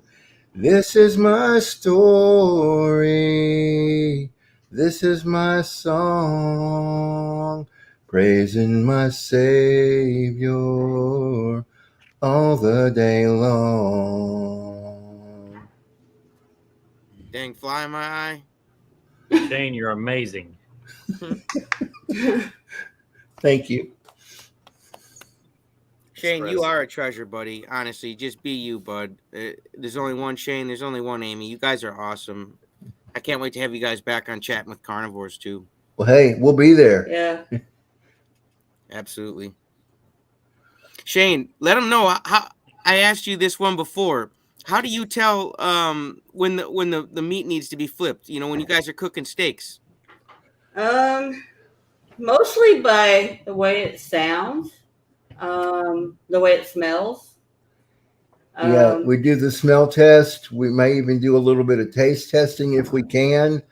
A lot of timing. A lot of it's a matter of timing, and you know, it's really kind of trial and error, to be quite honest with you. But and to know, you know, what it's set on, like for the grill. Yeah, and knowing what your temperature's set for and that kind of thing. And you also can tell, you know, with the fork, the way it feels. Stick a fork in it, it's done. Hey, that's another T-shirt. I forgot about that one. Sticking a fork in it. Yeah. Oh, man. What's your favorite cut of beef again? I forgot. Ribeyes. Ribeyes. Oh, everybody likes the ribeyes. Ooh, Oh yeah. Everybody in the comments, put what your favorite cut of beef is. I've been hearing that the ribeyes are very similar to chuck eye. You ever tried chuck eye, Shane? Haven't tried chuck eye yet. But speaking of ribeyes, man, we got some of those cowboy ribeyes. What's a cowboy ribeye? Man, you could hurt somebody with one of them things, man. Because they got the bones in them, and we call them Bam Bam steaks. It reminds me of that bat that Bam Bam always carried around. Oh, okay, Bam Bam. I gotta try them. I've heard of dino ribs now and Bam Bam steaks, man. I gotta get on this stuff. And I mean, they're excellent, but you gotta have an industrial strength grill to cook them puppies. Yeah. Cook them in the oven. Yeah. So do you guys like cooking like thinner meats because you know it might be done a little bit better, or do you guys still stick with the thick meat sometime? You say thinner? Either the thinner or the thicker stuff. For me, I think the thicker is easier. Mm-hmm. Especially if I'm timing. Because the thinner stuff, you got to be careful or you'll I always dry it out. You got to be careful you don't either, God forbid, burn it or dry it out. Yeah, you turn it to a hockey puck then, right? Oh yeah. That's not what we want. No hockey pucks on carnivore. That's awesome. Well, yeah, I had how about all about that meat? About that meat. No garbage. I'm all about that meat. About that meat. No garbage. Ooh, you guys think you didn't know that one? Come on. They weren't ready for it, Shane.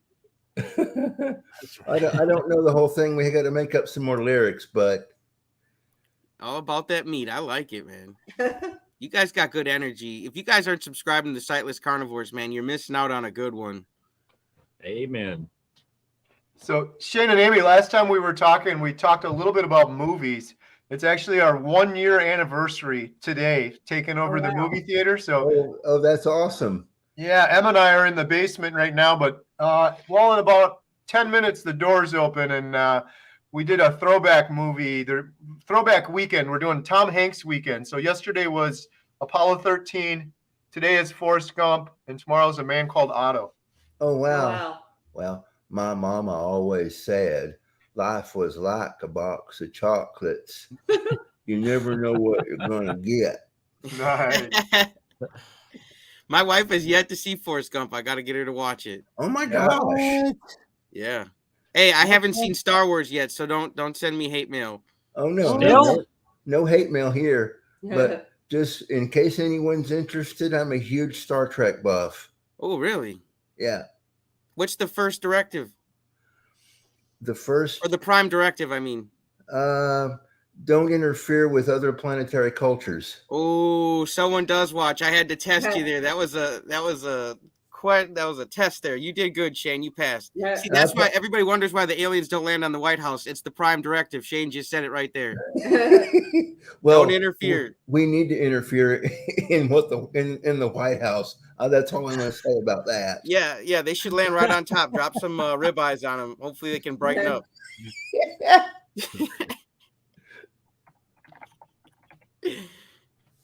Have you guys seen any good movies lately? We're talking a lot about movies the last time we spoke. Well, we haven't seen any lately, but one thing, well, we started trying to watch Top Gun Maverick, and I don't know if it's the sound quality of the copy that we got, but the sound quality was just kind of horrible. So we need to get a good copy of that where the audio is good, so we can Because really we need the audio description. sit down and get into it. Because for those that don't know, we watch a lot of movies that are audio described, which means that there's another track that it's not built into the movie per se, but like when you go to the theater, they hand you these headsets, and you put them on, and you hear this narrated voice telling you everything that's happening in the movie, even down to facial expression changes, body movements, that kind of thing. Things that a blind person would miss if they couldn't see the screen. Right. Yeah, it's a really cool technology. We have that here at the theater, and quite a few people come in and use it. I was going to say, in terms of the Carnivore Diet Documentary, what would you guys like to have included in something like that you think is important? Well, definitely. Audio description. Yeah, it's got, if at all possible, it needs to be described with audio, audio description, because Amy and I aren't the only blind people out here, and there's a strong possibility that some other folks who don't have their eyesight like Amy and I don't, there's always the possibility that somebody out there is fat, sick, unhealthy, feeling like crap, and they need this kind of encouragement. And if they can have the best of both worlds, if they can hear what's going on in the actual movie, as well as have the description available to where they know what kind of visual stuff is going on too. Right. Absolutely. Yeah, love it. I will make sure we have that in the documentary for sure. Because I bet there's going to be a lot of beautiful scenery from Alaska in it, and we wouldn't know it was there. Right. Yeah. Yeah. Well, I appreciate the feedback, and we'll definitely make sure we do that. Thank you guys so much. I can't believe we're almost at the end of the hour here. Sightless Carnivores on YouTube. Check them out. And then, is there anything else you'd like to shout out, Shane? I know sometimes you mention the email again. Yeah, if you want to get hold of us via email, we're sightlesscarnivores@gmail.com. And whenever you visit our YouTube page, feel free to stop by the GoFundMe if you feel led to do so. Let's see.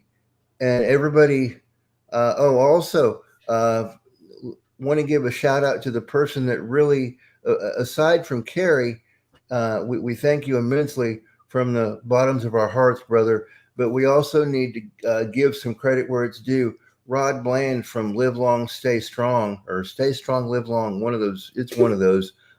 But he popped in earlier. We saw him pop in earlier and leave some comments. But we thank him immensely for helping us get this thing off the ground. Absolutely. You guys deserve it. He's the best. He's the greatest. Yeah, everyone check out Rod Strong. Live long, stay strong. I say that right? I think it's Rod Bland, and it's we'll see. Stay strong, live Stay long. strong, live long. Strong, live Yeah. long. Amy's Absolutely. got it. All right. Well, thank you both so much. This was amazing. You have a ton of new fans now, Shane, and I really appreciate it. You asked how you could help. You just did it because you generated a bunch of extra donations for the Carnivore Diet movie. So thank you so much. Hey, that works. Yeah, it was a win-win, and we got to listen to some beautiful music. You got a great voice. I really enjoyed it. Thank you. All right. Have a good night. Thank you both. Y'all Thanks. too, and we're going to continue to watch. Awesome. Hey, we got Dr. Chaffee on later and Dr. Philip Ovadia, so we got some good guests coming up. Shoot me an email or anything if you have some questions for them. I'll get it in there for you. Did Dr. Barry give us anything? Was he able to pop in or anything? Yes. When Kelly Hogan was on, he popped on. He just had a couple minutes, but we were able to ask him a question or two, and he was wonderful. So generous with his time because he was very busy and traveling, and it was very late at night. So, about an hour or two ago, he popped on. Wow, awesome. Hey, Carrie. Yep. If you have a moment in the wee hours of the morning, maybe Shane could sing again. Yeah, that'd be great. Hey, we're gonna need it. Just I have my phone on. I try to keep checking it. So if you guys shoot me a text or an email, but you have the link too. So if you're watching or listening and there's a little lull, you can just click on that link and come back in, and we'll try to let you back in. Okay. Okay, yeah, that works. All right. Thank you both. We look forward to hearing from you again. Oh, you guys are welcome. Hey, we love y'all, every one of you, and be safe. Take care, and God bless. God bless you. Love you guys. God bless. Bye. Bye. Every time, man. He just nails it every time, man. Yes. I don't think we'll get a copyright strike, but that was amazing. Right. Yeah. I'm going to get all sorts of copyright strikes after that. That amazing grace. Beautiful. No, he's all good. Love that song. All right. Hey, Alia, should we do a little check-in? How we doing? Yes. I'm going to show you the grid in a second. Do I get to do a bacon dance? Did we make some more? We've made some more. For sure. Start dancing right now, please. Do some bacon push-ups. We are at $17,476 for the day. Woo! Yeah, buddy. That's amazing. Rock and roll. And I'm trying to catch up on some other stuff we got here, so we might have a little bit more, but it's at least that. Awesome.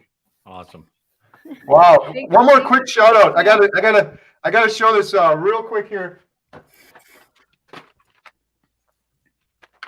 Bison liver crisp. Sean should be showing his, but he munched them all down already, and then he had 3 ribeyes on top of it. Well, you got to know, man. I told you I hit my goal weight. Y'all got to send me like 2 or 3 packs of them. I got to get some more packs of those things. It was actually better than what I even expected. So Emma's going to try it. So, Emma, just so you know what this is from Nose to Tail Provisions. It's bison liver. It's dried. It's not like beef jerky, old school, but it's got lots of nutrients and it's good for you. It's grass-fed bison and grass-fed bison. A little crunchy. Oh, wow. You gonna eat the rest of them? I got one more container. So Yeah, can I have another one? she wants another one, so that's a good sign. Emma's the adventurous one. She likes everything, including bison liver. It's so good for you, and that's one of the things that a lot of people on carnivore do not get enough of. I'm just gonna show this real quick.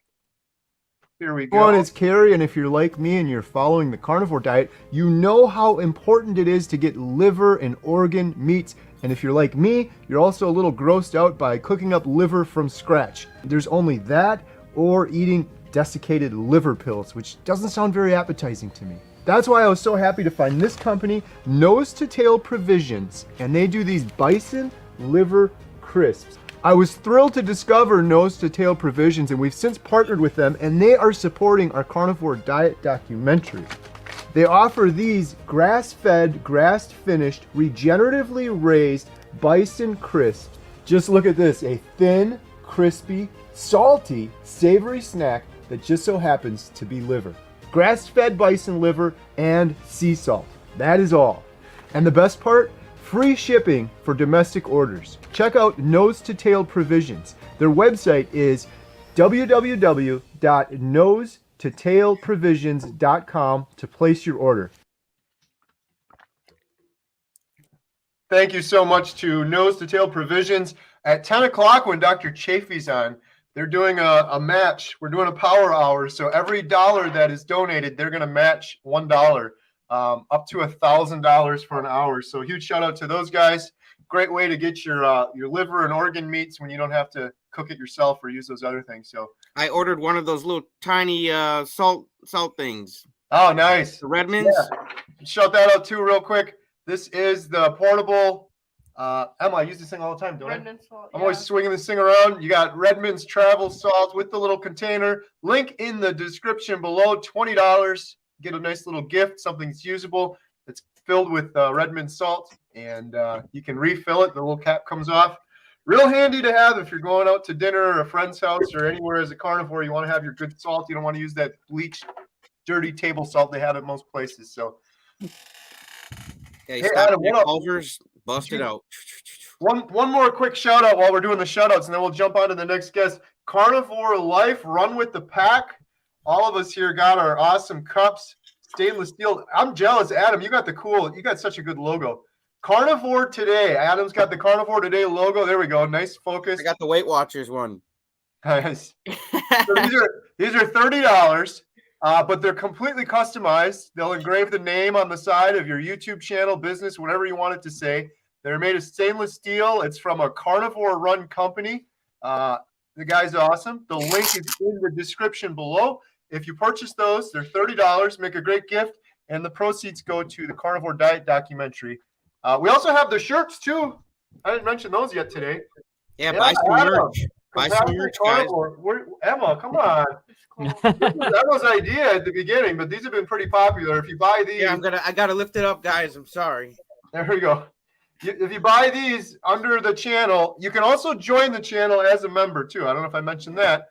Every penny from shirts and channel memberships goes towards the documentary. So thank you all so much. Someone said, when is the power hour? It's at 10 o'clock, and you can donate via GoFundMe. Get your power bowls ready. Right. For the power hour. All right, should we bring in our next guest? Yeah, but I want to just mention, JT, look at your WhatsApp, please.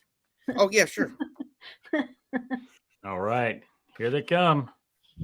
Hey, how's it going? So we have TD and the Texas boys. How you guys doing? Hi, Good. How's our How you guys audio? doing? Because I had an external mic hooked up and it wasn't working properly. That sounds good. Yeah, Great. Great. Thank you both for joining us. I guess just real quick on behalf of our co-hosts here, we got Adam from Carnivore Today, Alia Wells, Sean, and JT, and we got Emma here. Thank you for joining us on the 24-hour live stream. Would you mind giving us a little bit of background, telling us your carnivore story?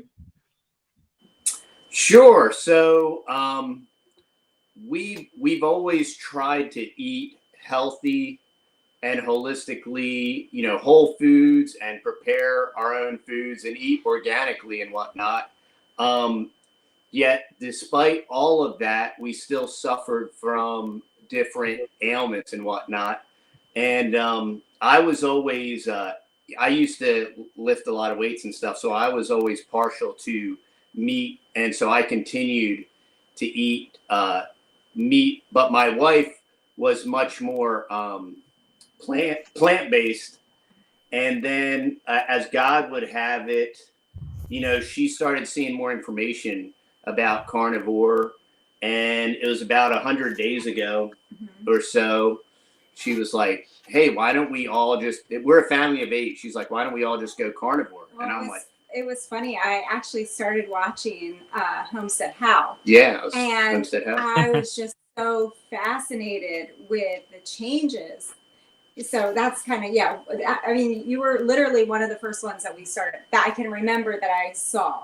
Yeah, because we have a homestead channel, and you know, our channel has evolved a lot and changed a lot. And when we started Carnivore, we had so much success health wise. I have an arthritic condition in my left shoulder, and they basically four orthopedic surgeons told me, you know, you need your shoulder replaced. And so they did a procedure, and then it kind of started getting worse, and they said, what do you want us to do? You need your shoulder replaced.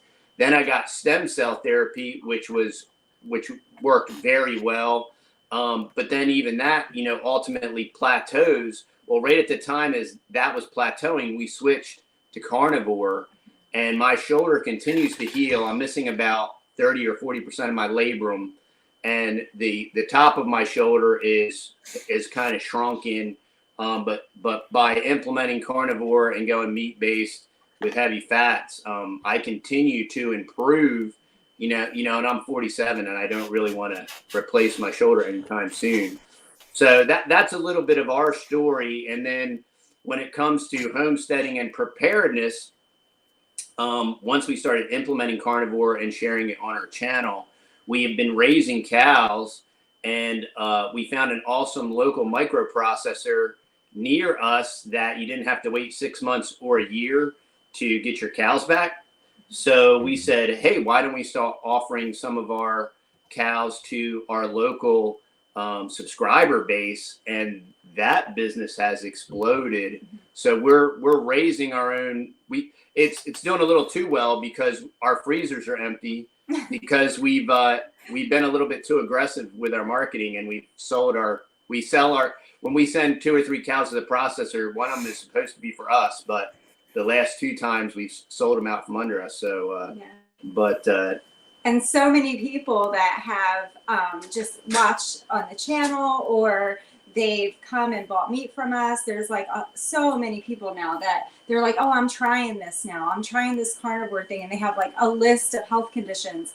And it's just so powerful that you can share something with somebody that can actually have potential to help them. It's just such a powerful thing. And we're just amazed by all of the benefits just with our health, and then with our children, different things that we just really struggled with for so many years. And at least the past 9 years, you know, Whole Foods, heavily plant-based, or if we did our own meat, it was from our neighbor or from our cows.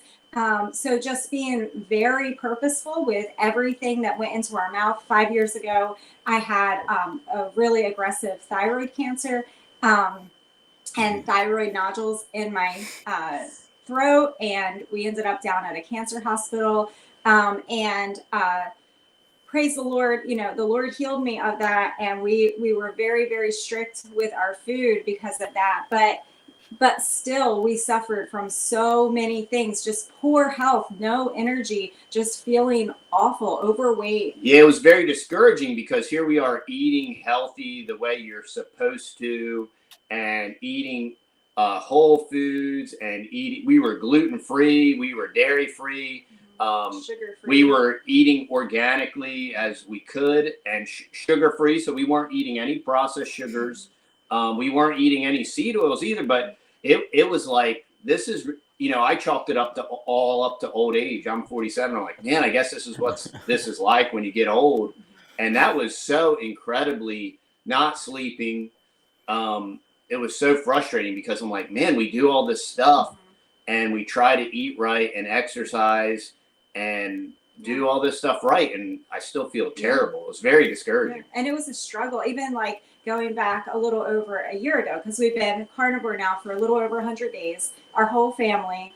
But going back a little over a year ago, I was about 30 pounds overweight, and I tried for about 3 or 4 months, basically fasting 4 or 5 days a week, just water fasting, just eating one meal a day, just salad with just raw tuna fish on it, no dressing. And I struggled through and limped along, and I finally lost 25 pounds, but I still didn't feel good. I was exercising like crazy. And then as soon as I stopped and went back to eating because I was hungry, all the weight just came back plus some. And it was like, how am I supposed to do this? Right. You know? Wow. So you mentioned your family too. So you've been doing carnivore about 100 days. Did you say your whole family, like your children, are with you too on this? Yeah, the kids too. They're a little bit ketovore. We still do some frozen berries for them, and I guess that's pretty much Yeah, it and for any them. fruit. We have about 400 fruit trees planted because I collect figs and mulberries, and we have lots of different fruit trees planted. So we still eat fresh fruit in season. That's ours. But other than that, yeah, everybody, all 8 of us are pretty much carnivore ketovore. So you have 6 children? Yes, sir. Wow. Yep. Wow, that's awesome. That's awesome. Be fruitful and multiply. Yeah, we're trying. So our oldest is 18, and then our little guy is 5, and it was an adjustment for. Well, maybe for different ones, it was a bigger adjustment because a few of our kids, because we were so heavily plant-based, like a few of them would prefer not to eat meat. Like that's how I was most nights. I would just skip the meat. So I didn't like beef ever in my life. I did not like bacon. I like the smell of bacon, I would say, but I would say I never liked bacon. And I couldn't stand an egg. I wouldn't even like the smell of an egg. So I'm like, okay, Dr. Barry says beef, butter, bacon, and eggs. And I was dairy-free for 5 years because of my thyroid. So I'm like, well, I don't do butter. So how am I going to do this carnivore thing, you know? But I made a decision, and I was just like, you know what? I don't care what it tastes like. I'm going to make myself eat this beef. And after a couple of weeks, you just start to just enjoy it. Like it tastes so good, you know? Yeah, I mean, that's not like, that's honestly, I did not like steak before carnivore either. Like I could take it or leave it. Like it was no big deal to me. Like I was like, I don't care about it. You want to go out for a steak? No, I don't want a steak. I'm take it or leave it. No big deal. But now, a year and a half down the road, I'm like, just give me the steak. I don't care what's on it, just the steak. You know, it's amazing. And I can tell the difference. Even my wife's been on it for 6 months almost or whatever. The difference between eating ground beef and steak, there is a difference that you can tell. And people think I'm crazy, but there is a huge difference. And so, you know, it's amazing what you learn when you actually throw out all the stuff that you've been told your whole life and experiment for yourself, find answers for yourself. I mean, I'm excited to, you know, for your guys' story. I mean, you're raising your own food. You're putting in work. You're being an example. I mean, you're showing that's what's more American than that, right? I mean, you're showing the people an example of how we should be living. So I appreciate that. It's kind of fascinating from our homesteading experience. You know, there's this homestead tsunami that Joel Salatin talks about a lot, and we were kind of part of that. You know, 10 years ago, we moved and started doing all that. And the frustration that people have with, you know, what doesn't get talked about is the frustration that people have growing their own food when it comes to fruits and vegetables and different things like that. And now we're doing it on a neurotic type scale when it comes to my food forest with 400 fruit trees and whatnot. Right. But even trying to just prep, you know, you say, okay, I want to grow enough food to have a pantry prepped for a year for my family. And, you know, we worked for years trying to get that pantry filled up and to prep it. And now it's kind of funny because now I'm selling it all to my neighbors.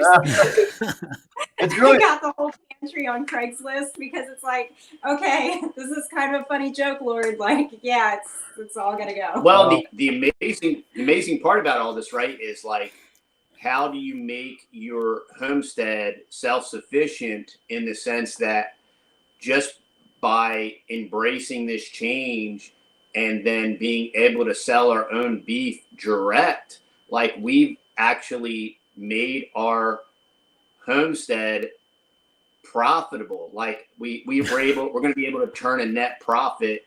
We're selling 3 cows a month, fully processed. And the other really neat part is getting to meet our customers at the meat pickup and talk to them and hear their story and what they're doing.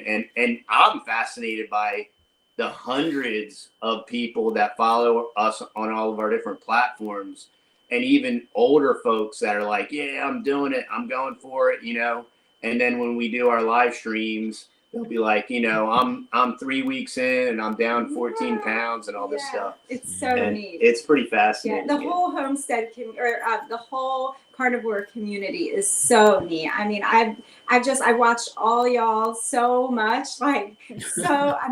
hours and hours, all of you guys, you don't even know, I'm taking walks outside and I got y'all going, and I'm listening to you, and we cheer each other on, and it's exciting. Being healthy is exciting. Yeah, it's the best community for sure. I love what you're saying on the homesteading stuff, because you're about the same time as me, and we started 8 years ago. Not a huge homestead. Well, we got about 20 acres, but it's mostly pine forest. But what you said is so true. I remember when the big C came around, lots of people were panicking, like, oh, we need to get our own food and everything. And like, oh, it's okay, I'll just grow a garden. And I'm like, good luck with that. I think the first 4 years at our place, we struggled just to grow anything in there. We have really sandy soil by us. And you got to amend that soil. It can take years sometimes to get a good garden going, especially we were complete rookies. We came from the city, moved out to the country, so we didn't even know what the heck we were doing anyways. Same for you? That's pretty cool. Well, you guys have figured it out now. You got the cows and the fruit trees and everything. I did a video with my neighbor a while back. We get a lot of our grass-fed beef from him. He's right down the road from me. And he's a 6th generation farmer in Wisconsin. And very proud, I've gone to church with him for years, and I always knew what he did, but to get the opportunity to spend the day with him, whole new appreciation. This guy, he never really talked that much in church, but he's passionate about farming, and he was really fired up. And he's like, by the time I'm done with it, I'm like, you're not even a farmer, you're like a businessman. He's like, I'm a geneticist. We got to figure out which cows, this, that, the other thing. A scientist. Weatherman. He's got 7 different roles. I did a video with them, and I'm like, we need to raise up and praise the voices of people running independent local farms like that. This guy, you're right. He works so hard. I said this before when I did the video with him. I drive past his house every day. If I drive past at 4 a.m, he's out working. If I drive past at 7 p.m, he's out working. Midnight, he's out on the tractor getting hay. He works a full-time job in between all of that. He works 8 hours in a factory because he's just making pennies. And after I got the whole thing done, he has so much passion. He cares for the animals. He's a good steward of the land, good steward of the animals. He's doing everything right. The meat is great. But it was sad for me afterwards, because I'm just thinking logically in my head. I'm like, what next generation is going to do that the way he's doing it? So I'm thankful to hear that you guys are doing it and you're having good success. I'm hopeful that more people will get the word out and more people will want to do it, because if you guys don't do it and they don't do it anymore, what are we left with? Just big production factory farms. That's right. Yeah. And there's a war on meat in war on food. This country. There's a war on food. There's a war on nutrition. And, the more that we can partner up with our local farmers and, buy from them, because they're dying off. They're a dying breed. And we see it here in Texas on a weekly basis. We hear in church. We just saw it actually this morning. We're visiting a church, and the man's 94 years old, and we heard the cows crying all morning.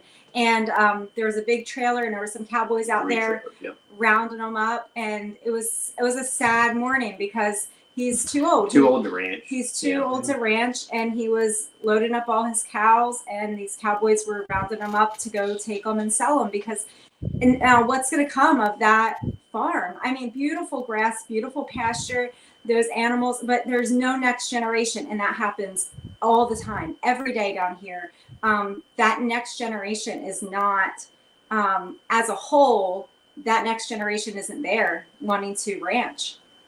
And another shortfall for beef ranchers that is actually currently being worked on by a fellow named Texas Slim at the Beef Initiative, beefinitiative.com. He's providing a network and a platform because we know lots of beef ranchers, right? And they usually sell at the sale barn, and there's nothing wrong with that.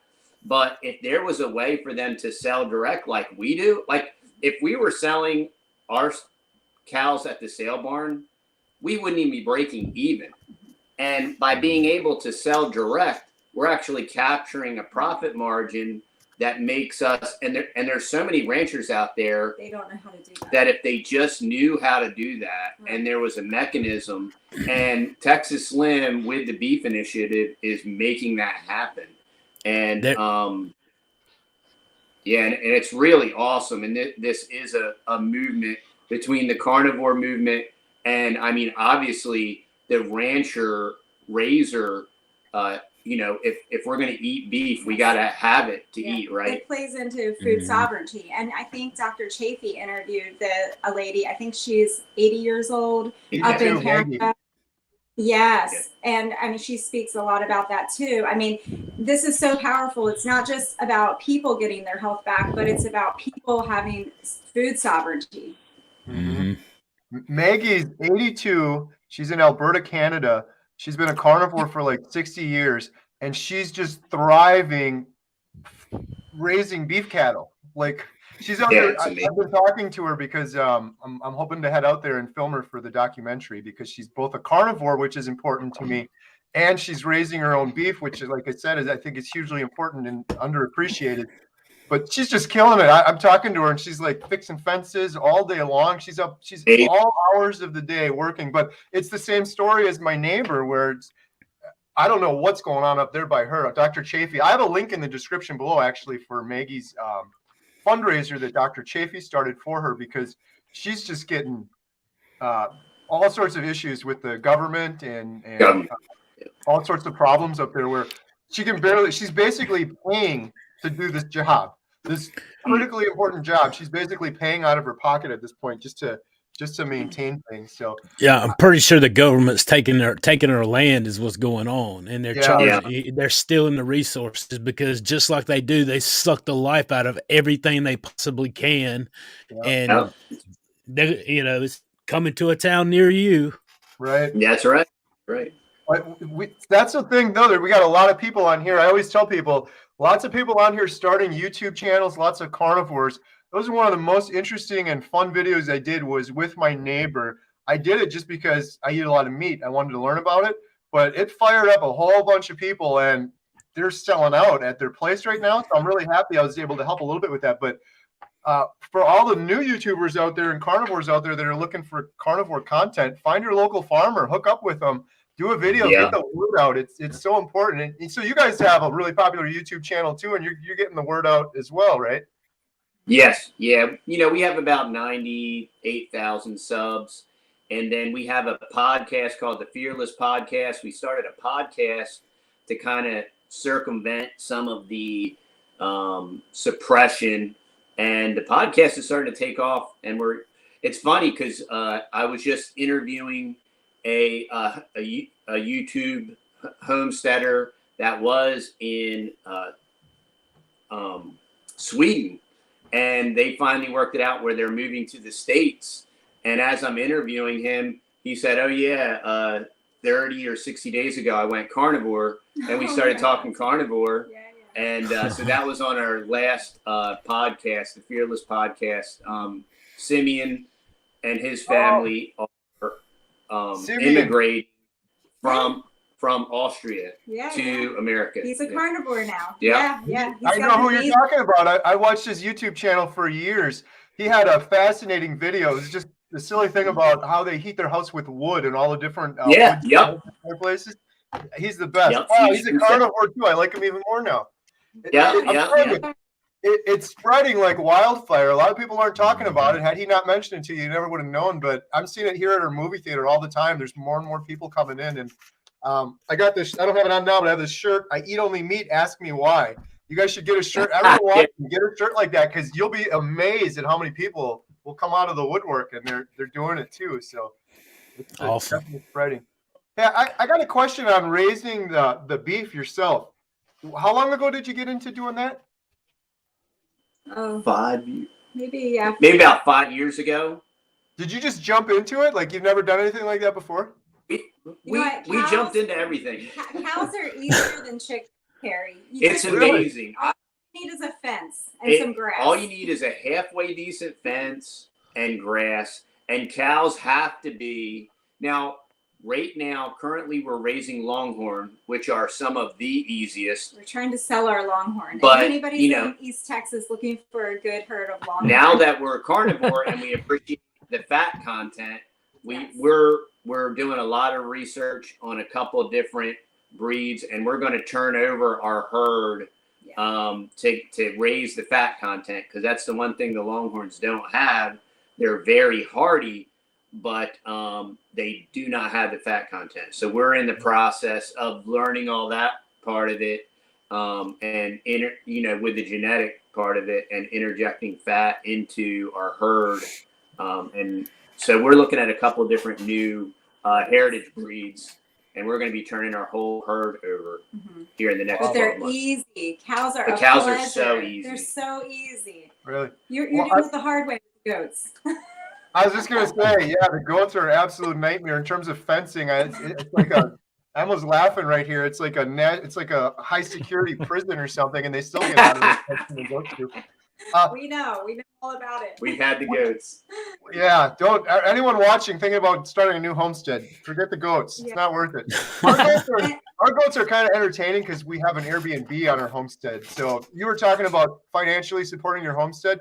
We've been very blessed and fortunate to be able to do that, but it's been in a very creative, unconventional way with an Airbnb and a dog kennel and a YouTube channel versus growing our own meat and selling it. But I was talking to my neighbor that's raising the beef. I was talking about maybe getting a cow or two at one point. But when you mentioned earlier about selling direct, are you saying selling direct as in they come to you and you have like a farm store, or you ship it out to folks? No, we're not shipping. No, we have a microprocessor.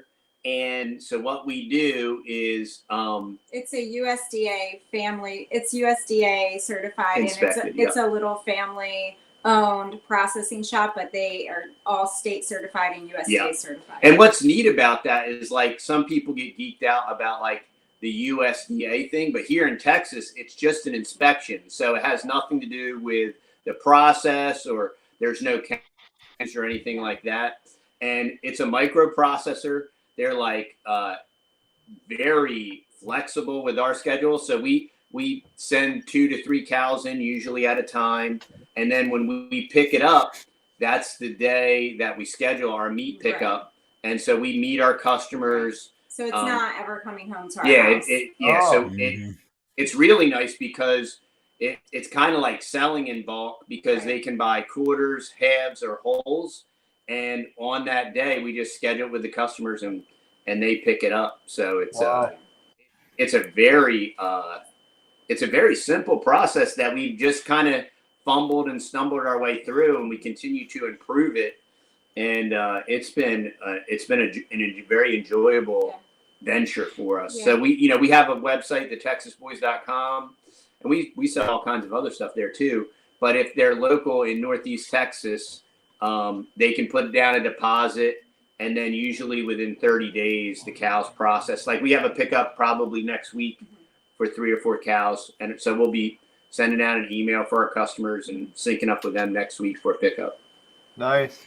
That was going to be my next question, but you kind of answered it. That's a really great way to do it, because so my neighbor, what they're doing is they set up a farm store and they sell things. And it's wonderful because I can just go right next door and buy whatever I want.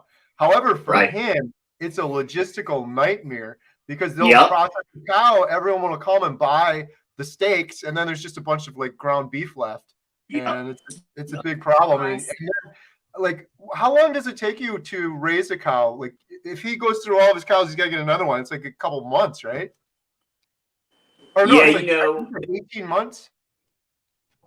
Right. Well, it depends on the breed, how long it would take to, at least 18 months for most of the beef breeds. Now, we were looking at some low line breeds, which is also probably worth looking into, Carrie, because if you have smaller acreage, you know, I know 20 acres is a lot, but still when you're putting cows on it, it's still considered smaller acreage. You can get more low-line cattle on smaller acreage, and they flesh out that they have less bone density and you get more meat. So and higher fat content, and they finish out 14 months, and low line lives 7 years longer on average too. Right. So low-line Angus is one breed that you could look into. Right. Awesome. Thank you. We got $100 super chat question. Wow. Operation is a stinky cologne. What do we do if they start coming after homesteaders? First, taxing the meats. What's next? No personal farms. I think we need to start getting more involved in politics, detestable though it may be. Yeah. Oh, it's definitely channel, like, you know, you need to vote for your local sheriff. You know, you need to be involved in your local elections. Yeah, and you know, on a political level, you need to be the solution. You know, I think there's a danger as well in thinking that there's a political solution. So some people just think we'll vote our way out of this. You know what I mean? And it's like, no, dude, just do it. You know, Bill, if you're into permaculture at all, Bill Mollison in his book said permaculture is sedition, because instead of like waiting for a political solution or trying to navigate a political solution, you just do it. You do, and you be, you know, and it, so if we develop this community and this network, right, and we're selling our meat to our customers, they love us, we love them, we're providing them with a healthy alternative, right? That is the political groundswell. That is the political movement. I think, you know, I used to be real, you know, Tea Party. If anybody remembers the whole that momentary lapse of whatever the Tea Party was right before it got co-opted, or maybe when it started, when it got co-opted, I don't know. But I was real big into all that, and then it blew up, and it was this thing, and it was going to be this movement, and then it evaporated in like seconds, and it was gone.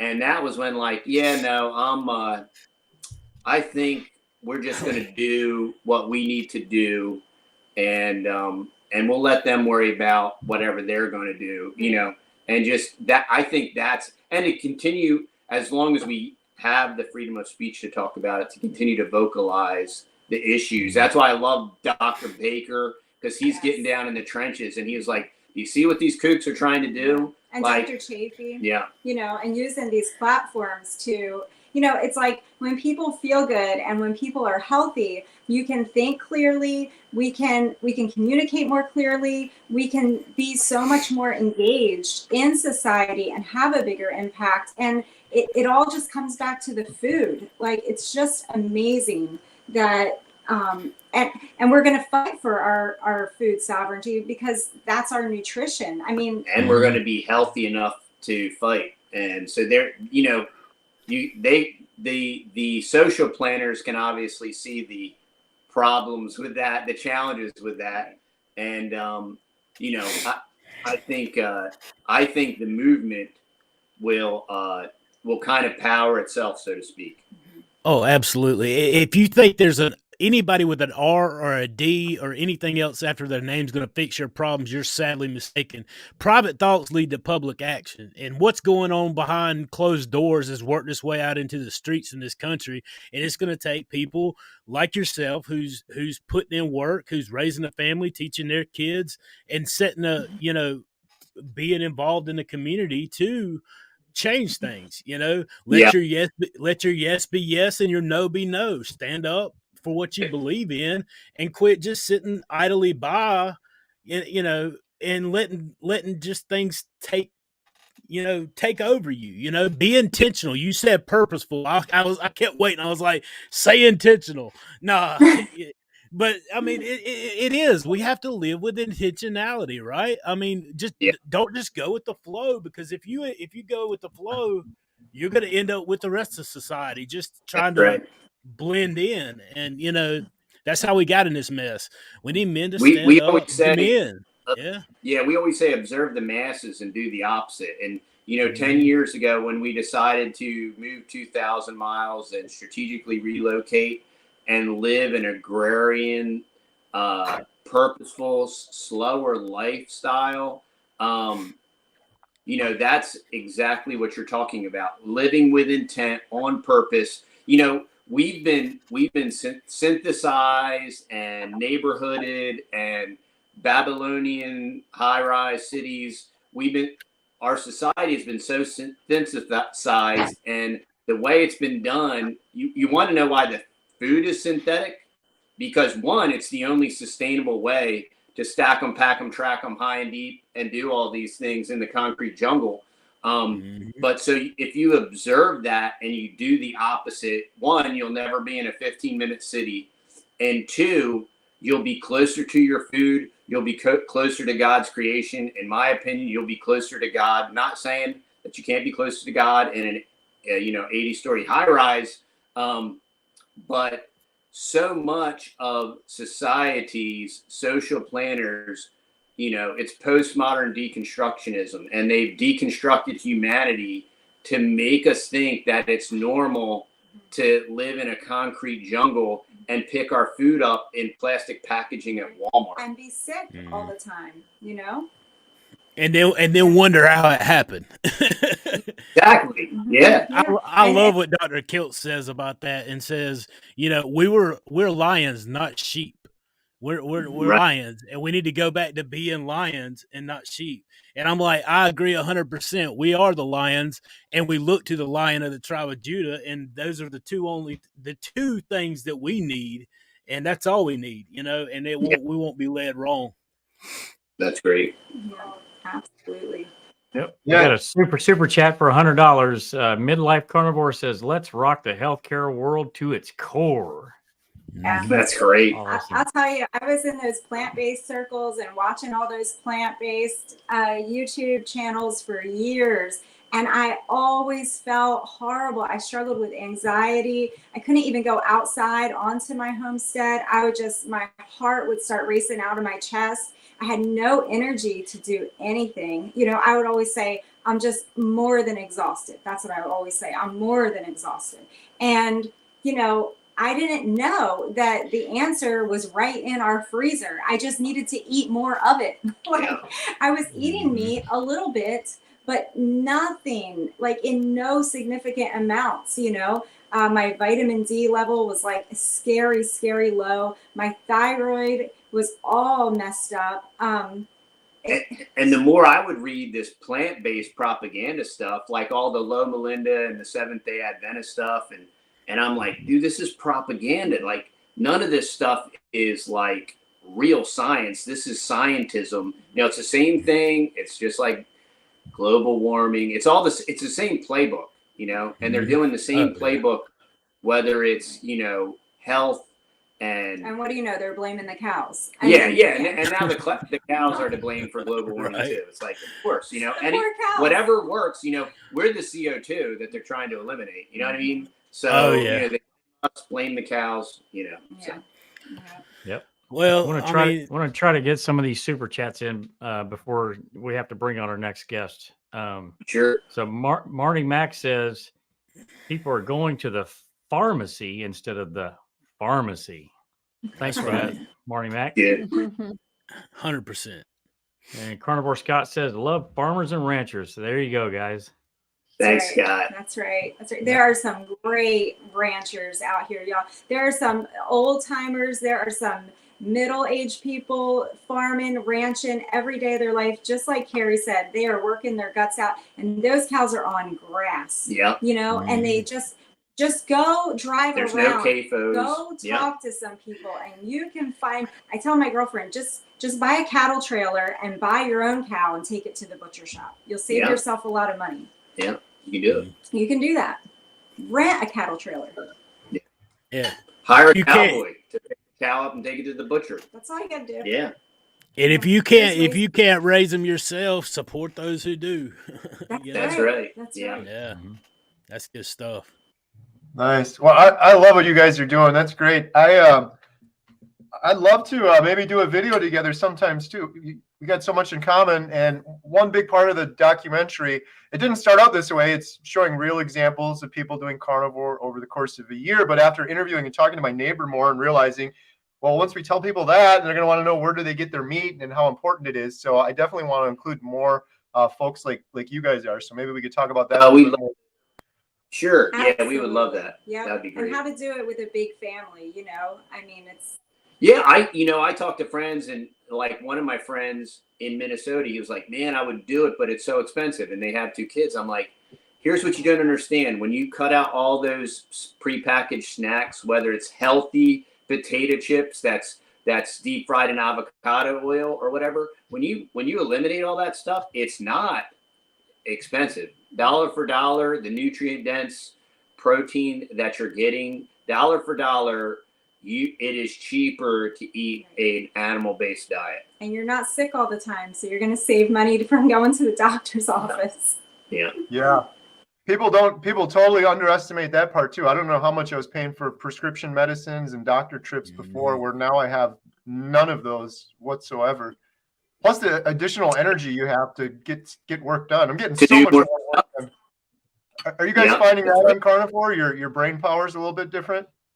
Oh, yeah. Yeah, no brain fog. I didn't even know I had brain fog, until I went carnivore, and I'm like, oh, the reason I would always be like, oh, what's that word? Why can't I? And I'm like, oh yeah, that was brain fog. That's gone. And it's bizarre that you don't even, and just the improved sleep and all my skin problems, all my hormonal issues, my cycle, just the emotional hormones, the hormone levels. She used to wear glasses. She doesn't even wear glasses I anymore. can see. I forgot to tell you that. Weird. Yes, I can see. I used to have to wear all the time for everything, and now I don't have to wear them.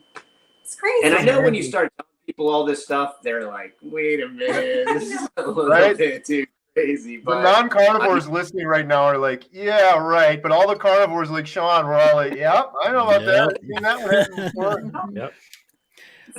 Yeah, it's wild. I get them with just 269 pounds since last April. They're like, there's no way. You had surgery, right? I'm like, no, I didn't have surgery. What? How much were you working out? I wasn't really working out. I was walking, after a couple of months. Well, yeah. Well, how in the world did you lose 269 pounds? Well, I just ate the proper human diet. But that's not even the best part. The best is yet to come. And like I go through the list, and everybody's heard it at this point, or most everybody's heard it. I'm still telling it, but man, I'm so thankful to God for leading me to this, and I can't wait to see what kind of difference as a community we all get to leave on this world. Man, we have the potential to leave it better than we found it, and so for that I'm thankful. But it's going to take a lot of hard work, determination. And now we have a large test group, right? We sell a T-shirt and a hat that says I'm the control group. Now that was before carnivore, and you can decipher that however you want. But we're becoming this gigantic control group, and guys like Baker, who started this 7 years ago, the evidence, the proof's in the pudding. And the larger the movement grows, it has to become undeniable. And it's just, it's exciting to be a part of it and to be able to share something with somebody that they can implement, and within 30 days they can have real results. And it's very powerful. Yeah. Oh yeah, that mental toughness is undeniable, and that's why I think it's critical to get these testimonies. Everybody, if I tell them all the time, put it in the comments. No matter where you are, just talk about it till people are sick of it. And I'm sure I've been able to do a little bit of that. But it's good, man. That's what it takes. Yeah, we appreciate y'all. And we really thank you for having us. And anytime anybody wants to do any interviews, we're open. And, we always do a lot of interviews on the podcast. So I'd love to have y'all on there too. Yep. Awesome. Love it. Absolutely. Thank you guys so much. Love what you're doing. Great job. It's awesome. You're raising your family that way. Appreciate you. Yes. Everyone go subscribe. I got the link in the description below. And you said you had a website too, right? The TexasBoys.com? Yes. Yep. The TexasBoys.com. Give them a subscribe. Check out the website. Awesome. Thank you both so much. Have a great day. Awesome. Yeah. Thanks for having us, y'all. Much love. We'll see y'all. God bless you guys. See you soon.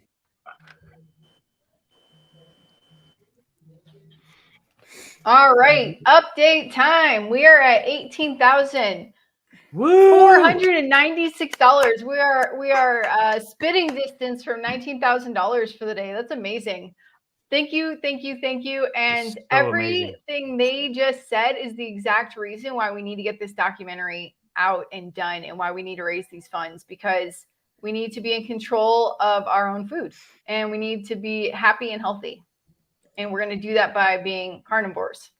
Yes. There you go. I said my piece. I'll talk to you guys in an hour. Awesome. Thank you for the update, Alia. Hey, how about we look at another one of these personal testimonials? Sure. Let's see what we got here. Man, there's so many good ones. It's hard to pick. I'm trying to get through all of these. Here we go. This is Lindsay Lexus. I think she was in the chat a little bit earlier asking. I'm going to try, just for everyone that's watching, you're like, do mine. I'm going to try to get all of these throughout the night. But if I miss it, I'm definitely showing it at the end of the live stream. I'm going to show every single one of them consecutively. I have 2 hours and 11 minutes worth of them. Sounds like a lot, but it's really eye-opening. I'm going to enjoy watching it again myself. So here's Lindsay Lexus, and her link is in the description below. I'm so glad that I tried the carnivore diet, because if I didn't, I truly believe that he would not be here right now. Hi, my name is Lindsay Lexus, and I like to share my health journey along with other kinds of motivating videos on my channel, which is just my name, Lindsay Lexus. So last year I had a miscarriage, and I never thought that I would truly recover from that. When I was pregnant, I was eating for two, as they say, and I gained a bunch of weight, and then after I was just so sad that I just kept doing the same thing, and I gained a bunch of weight, which did not help the mental health, and it did not help the physical health as well. A few months later, I felt worse than I ever had felt, and I weighed more than I had ever weighed in my entire life. So my sister talked me into a carnivore diet, and mind you, I thought it was crazy, but I had learned so much while my sister was talking to me about it, and I was watching videos and everything, Ken Berry, you know. I had learned too much about nutrition at that point to be able to go back to my standard American diet. So I did struggle with the diet, but I loved the progress that I was seeing. So I kept going, but I was not expecting to get pregnant so soon, okay? Even though that pregnancy was my main goal, it's the reason why I wanted to do the diet in the first place. I figured that I was too unhealthy at that point to get pregnant again for a while until I healed my body more. I am so glad I tried the carnivore diet and didn't just cast it aside because it was weird. But I lost 15 pounds in that first month and had so much more energy, and it was just amazing to see those results. But my main goal in the end did cause me to falter because I got pregnant. My son, who is now 4 months old, is so perfect, and I thank the Lord every day that he is here and he's healthy. But I got meat aversion, like really bad. I tried to stay somewhat keto during my pregnancy. I didn't do the best at that. After I gave birth, I did do carnivore again. I ended up doing ketovore, and that's kind of just where I've been. It feels really good for me. I feel good there. I feel like I can sustain ketovore. Carnivore right now is a wonderful tool that I can use for my goals to lose weight, feel better, to heal my body. But ketovore is where I want to be because I am nursing my little boy, and that's my main priority. Ketovore is where I feel the best right now. So that's where I'm just gonna be for a little bit. Health victories since I started doing carnivore and now ketovore. I'm gonna read this off really quick.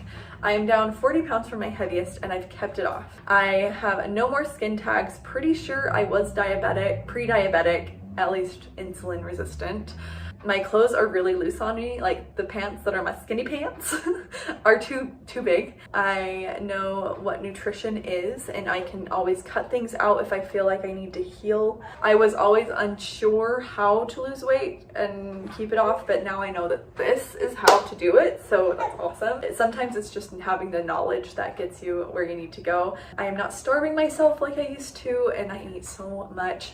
I don't count calories like ever. I used to have ankle pain from a sprain from 5 years ago. It would flare up sometimes. It doesn't happen when I'm eating a meat-based keto diet. Hardly any issues with my tummy and bathroom stuff like I used to have. I used to have acid reflux and heartburn. That's gone. Skin doesn't itch like it used to. My legs would itch so much. I would scratch myself raw from my insulin resistant itchiness. Popping knees, no more. Keratosis pilaris is better. They're just like less bumpy and less red. No more tonsil stones, those were annoying. Eczema on my hands is better, and I think it's mostly the fat that I'm eating is really helping with that. So writing this list made me realize how much carnivore and ketovore has really helped me, and I can't wait to expand on this list. I have a list of ailments that I wrote before I started carnivore the first time, and these are just the things that I've been helped with so far, and I'm sure that it will be even more in the future. If you want some more motivation, please come hang out with me on my channel, Lindsay Lexus. We have lots of fun. We can get things done together and find our optimal health. One last little thing, it's really fun. Me and a couple other meat-based ladies, Ellie from Nourishment Redacted and Christy from Meeting Wellness, are starting a new live stream series specifically geared towards women eating a meat-based keto diet. It's called Lioness Lifestyle Live. We hope you will come stop by on September 26th at 8 p.m. Eastern Time. It will be streaming on each of our channels, and we can't wait to see you there. Bye. Very cool. All right, thank you, Lindsay Lexus. And when we lost the other live stream and started a new one, something messed up, but I think she messaged that I didn't link to her, and I've since added it. So apologies for that. I think we're back to how we should be. So what do we got here? 6:51. Who's up next on the schedule? Oh, we got Russ Mitchell coming up. That's at 7:30. Look, we have Sophia down here. Should we say hi to Sophia? Yes, she's been waiting patiently. Sophia, welcome. Yeah, it looks Hi, like Sophia. Hi, Sophia. Sophia, I think you're muted. I was muted. Okay. Yeah. Hi, everybody. How are you doing? I'm doing good. How are you? We're hanging in there. Oh, look at this. We're almost halfway. Oh, geez. Oh, wow. Has it really been that long already? It's been almost 12 hours. Oh my gosh. Wow. I'm up here. I'm on the I'm up here. We got a Powerball going. My dad just walked in with some beef ribs. Hi, Dad. Aw. Your dad's awesome. Okay. Emma Awesome. walked Yeah. in and she made us a Powerball, and now we got another steak going in the air fryer. So Oh, that's awesome. I haven't tried steak in the air fryer yet, but I've seen like Bill doing it on his videos, and it's something I want to try. yeah, I wouldn't normally do it, but we don't have an alternative here at the theater. And I ended up finding, I was at Target, and they had the exact same air fryer that Bill had. Oh. They sell different ones, obviously, but the one that Bill has, this Ninja one, the top of it has this big heating element on it, and it gets a real nice crisp on it. Not all of them do that. Anyways, little geeky air fryer info for people, because that's how Bill gets that crisp on it. So I specifically had to copy him and get the same one. Yeah, my mom made a steak in the air fryer that we have, but I didn't think it got as crispy as the ones in Bill's videos look. So right. So Sophia Eats Steak is the YouTube channel. I'm going to add your YouTube channel to the description so people can click on it, but you can type it in too. Oh, thank How you. have you been? The last time, I know you and Emma chat sometimes. Last time I talked with you was on the, well, no, we did there was another live stream, but then before that, the 10 that hour. was the, yeah, I think it was, so we did the 10-hour live stream, and then there was the Labor Day kickoff stream that we did with JT a couple weeks ago. I've been, sorry, go ahead. I'm sorry, I didn't mean to interrupt. I was just going to say, I always do this because we talked a couple times, but there's a bunch of other people on here that might not know your story. So would you mind maybe giving us a little bit of background and telling us your carnivore story? Yeah, I would love to. So I'm 16 years old, and when I was 14 years old, back in 2021, I was diagnosed with anorexia nervosa. So I've been struggling with it for almost, well, it's been over 2 years now. I was diagnosed in October of 2021. And so I've been in and out of the hospital a couple times now, and I've been treated at like a standard eating disorder treatment center. So I've been extremely underweight, extremely malnourished. And every time I went back to the hospital, or not every time, but when I was at the eating disorder treatment center, I was refed on like the standard American diet. So carbs, sugars, processed junk, seed oils, and I didn't feel good on it. And all the weight that I gained was pretty much fat, because that's what eating those kinds of foods does to you. And so as soon as I would get out of those treatment centers, the hospital, I would just go back to losing weight again, because they can pack on the weight, but it doesn't heal the mind. And so so I went into the hospital the first time Christmas of 2021, and then after that I went to the standard eating disorder treatment center. And as soon as I got out, like within 2 months, I had lost pretty much all the weight that I had put on there just through restricting. And then I was back in the hospital by the end of that summer. And so, yeah, I was struggling a lot with my eating disorder. And my mom, she's a CrossFit coach. And so she has this friend who she works with at the gym that she coaches at. And so it's a fellow coach of hers. And she had gone carnivore, and my mom had started to notice. So she asked her, like, what have you been doing? And so my mom's friend, she told her, oh, I've been doing carnivore. And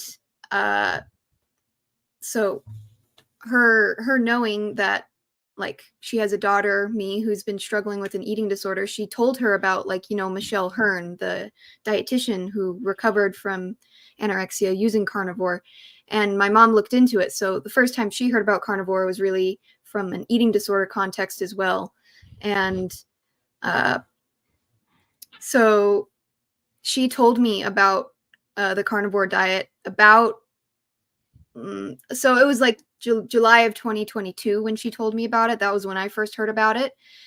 And I was pretty skeptical at first, because being someone who has anorexia, you're extremely afraid of, well, I personally was extremely afraid of fat and calories. I would try to eat as little calories as I could. So when my mom told me, oh, you just eat meat and it's mostly beef and fat, the idea of that was just so not in like the range of anything that I'd do to me. And so and then my mom, she went carnivore March of this year, the very beginning of March. And she did it because she had started to learn more about carnivore from watching Dr. Barry's videos. And because she learned, she had been struggling with like weight loss herself. She had been trying to lose weight for a few years, and nothing was working for her. Nothing that had worked in the past was working for her anymore. And she heard all the crazy stories about how people had like lost weight on carnivore, and they had reversed their diabetes, their type 2 diabetes. And she watched I remember she watched an interview with like Kelly Hogan and Dr. Barry, and I was in the room when she was watching that one, and I was listening to it, and I was like, come on. But so she went carnivore in March, and she's lost about 35 pounds at this point, I think. But earlier this year, things started getting really bad with my anorexia again. I was starting to drop weight, and I was dropping more weight than I ever had before. At the end of this last school year, end of May, I was at the lowest weight that I've been like in my adolescent life, like as a teenager. My BMI was around 13, I think. And that's extremely low if you didn't know. I think a healthy range is about 18 and a half. So I was on the verge of getting sent back to the hospital again by my doctor. And if that happened, I probably would have been sent back to the Eating Disorder Treatment Center, which I was not about to let happen. So I was getting pretty desperate at that point. But the eating disorder had just pretty much taken over my whole mind. It was all I could think about. And I just don't know how to describe it. Like just the thought of eating more food, the thought of gaining any more weight was so repulsive to my sick brain. And so I had started coming at that point. I had kind of started more. Sorry. At that point, I had started coming around on the idea of carnivore more, just seeing the results that my mom was getting with it. And then Dr. Barry had a live stream one night, and he was talking with some doctors who researched a case study on people who had adopted the carnivore diet, a meat-based ketogenic diet, in order to put their year-long cases of anorexia into remission. And my mom, she came up to me and she showed me like the thumbnail of the video. I saw the title and I decided to listen to it that night. And that night, after listening to it, I decided I'm doing this, because as soon as I listened to that live stream, I felt so much hope for the first time in such a long time. Because I had thought that the eating disorder, I was convinced that it was something I was never going to be free of. It was something I was never going to recover from. And listening to the stories of the people from the case study and their just their testimonials about how carnivore helps them to just let go of the eating disorders that they also thought that they would never get better from. It just brought me so much hope. And that night, like I said, I decided I'm going to go carnivore. I'm going to do it. And so I had a doctor's appointment scheduled for later that week. And I went and I told my doctor, this is what I'm doing. And he's a little skeptical. He was a little skeptical, and he's still a little skeptical of it. But he figured, I mean, as long as I'm eating more, it's going to be fine. So so I've been carnivore for 87 days now. Yes, 87. And funnily enough, JT is actually my carnivore twin. We started on the same exact day. And so that's something that we kind of joke about together. But I've been carnivore for 87 days now, and I've managed to gain, I'm not going to say how much I've gained but I've gained a pretty good amount of weight so far. And awesome. I look at pictures of myself that I took like right before I went carnivore, and I look at pictures of myself now, and the difference is it's such a it's such a stark contrast. And I look at the pictures of myself from before, and I think to myself, how was I ever okay with looking like that? Because it's just the body dysmorphia is very real, and it's something, the body dysmorphia is definitely something that I still struggle with. But it's getting better, I think. But yeah, I'm so happy to have found the carnivore diet, because it's helped me immensely. It's like I said, it's not only helped me heal my body, but it's been helping my mind heal, which is just as important. And I think that's why this documentary is so important, being able to get the funding for it, because there are so many people that I believe that would benefit from learning, even just hearing about the carnivore diet, because then maybe they might be inspired to take it up and fix the problems that they have in their life, whether it be like their diabetes or their autoimmune disease or their mental disorder like me. So yeah, so it's very important. Make sure you guys donate so that we can get the funding for this, because it's going to change so many people's lives. Yeah, and so I started my YouTube channel to kind of document my journey because, well, I started it because of Carrie, because he said he was looking for all like such a wide range of stories for people for the documentary.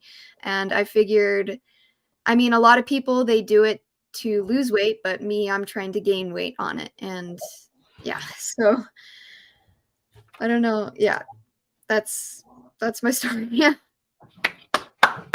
Awesome. I said this last time. I don't know. I just always feel it's important to give credit where due. And I really love your story and the fact that you're brave enough to come on here and share it with people and share your example, because it's like you said, there's a lot of hopeless people out there for maybe the same reason, and they can resonate with you, or maybe they're the same age as you, or maybe they're not at all, but they just see that you were able to do it and take control of your life and overcome some things. And it's an amazing thing. I love what you're doing. Good job. Thank you. The comments are blowing up too, saying the same thing.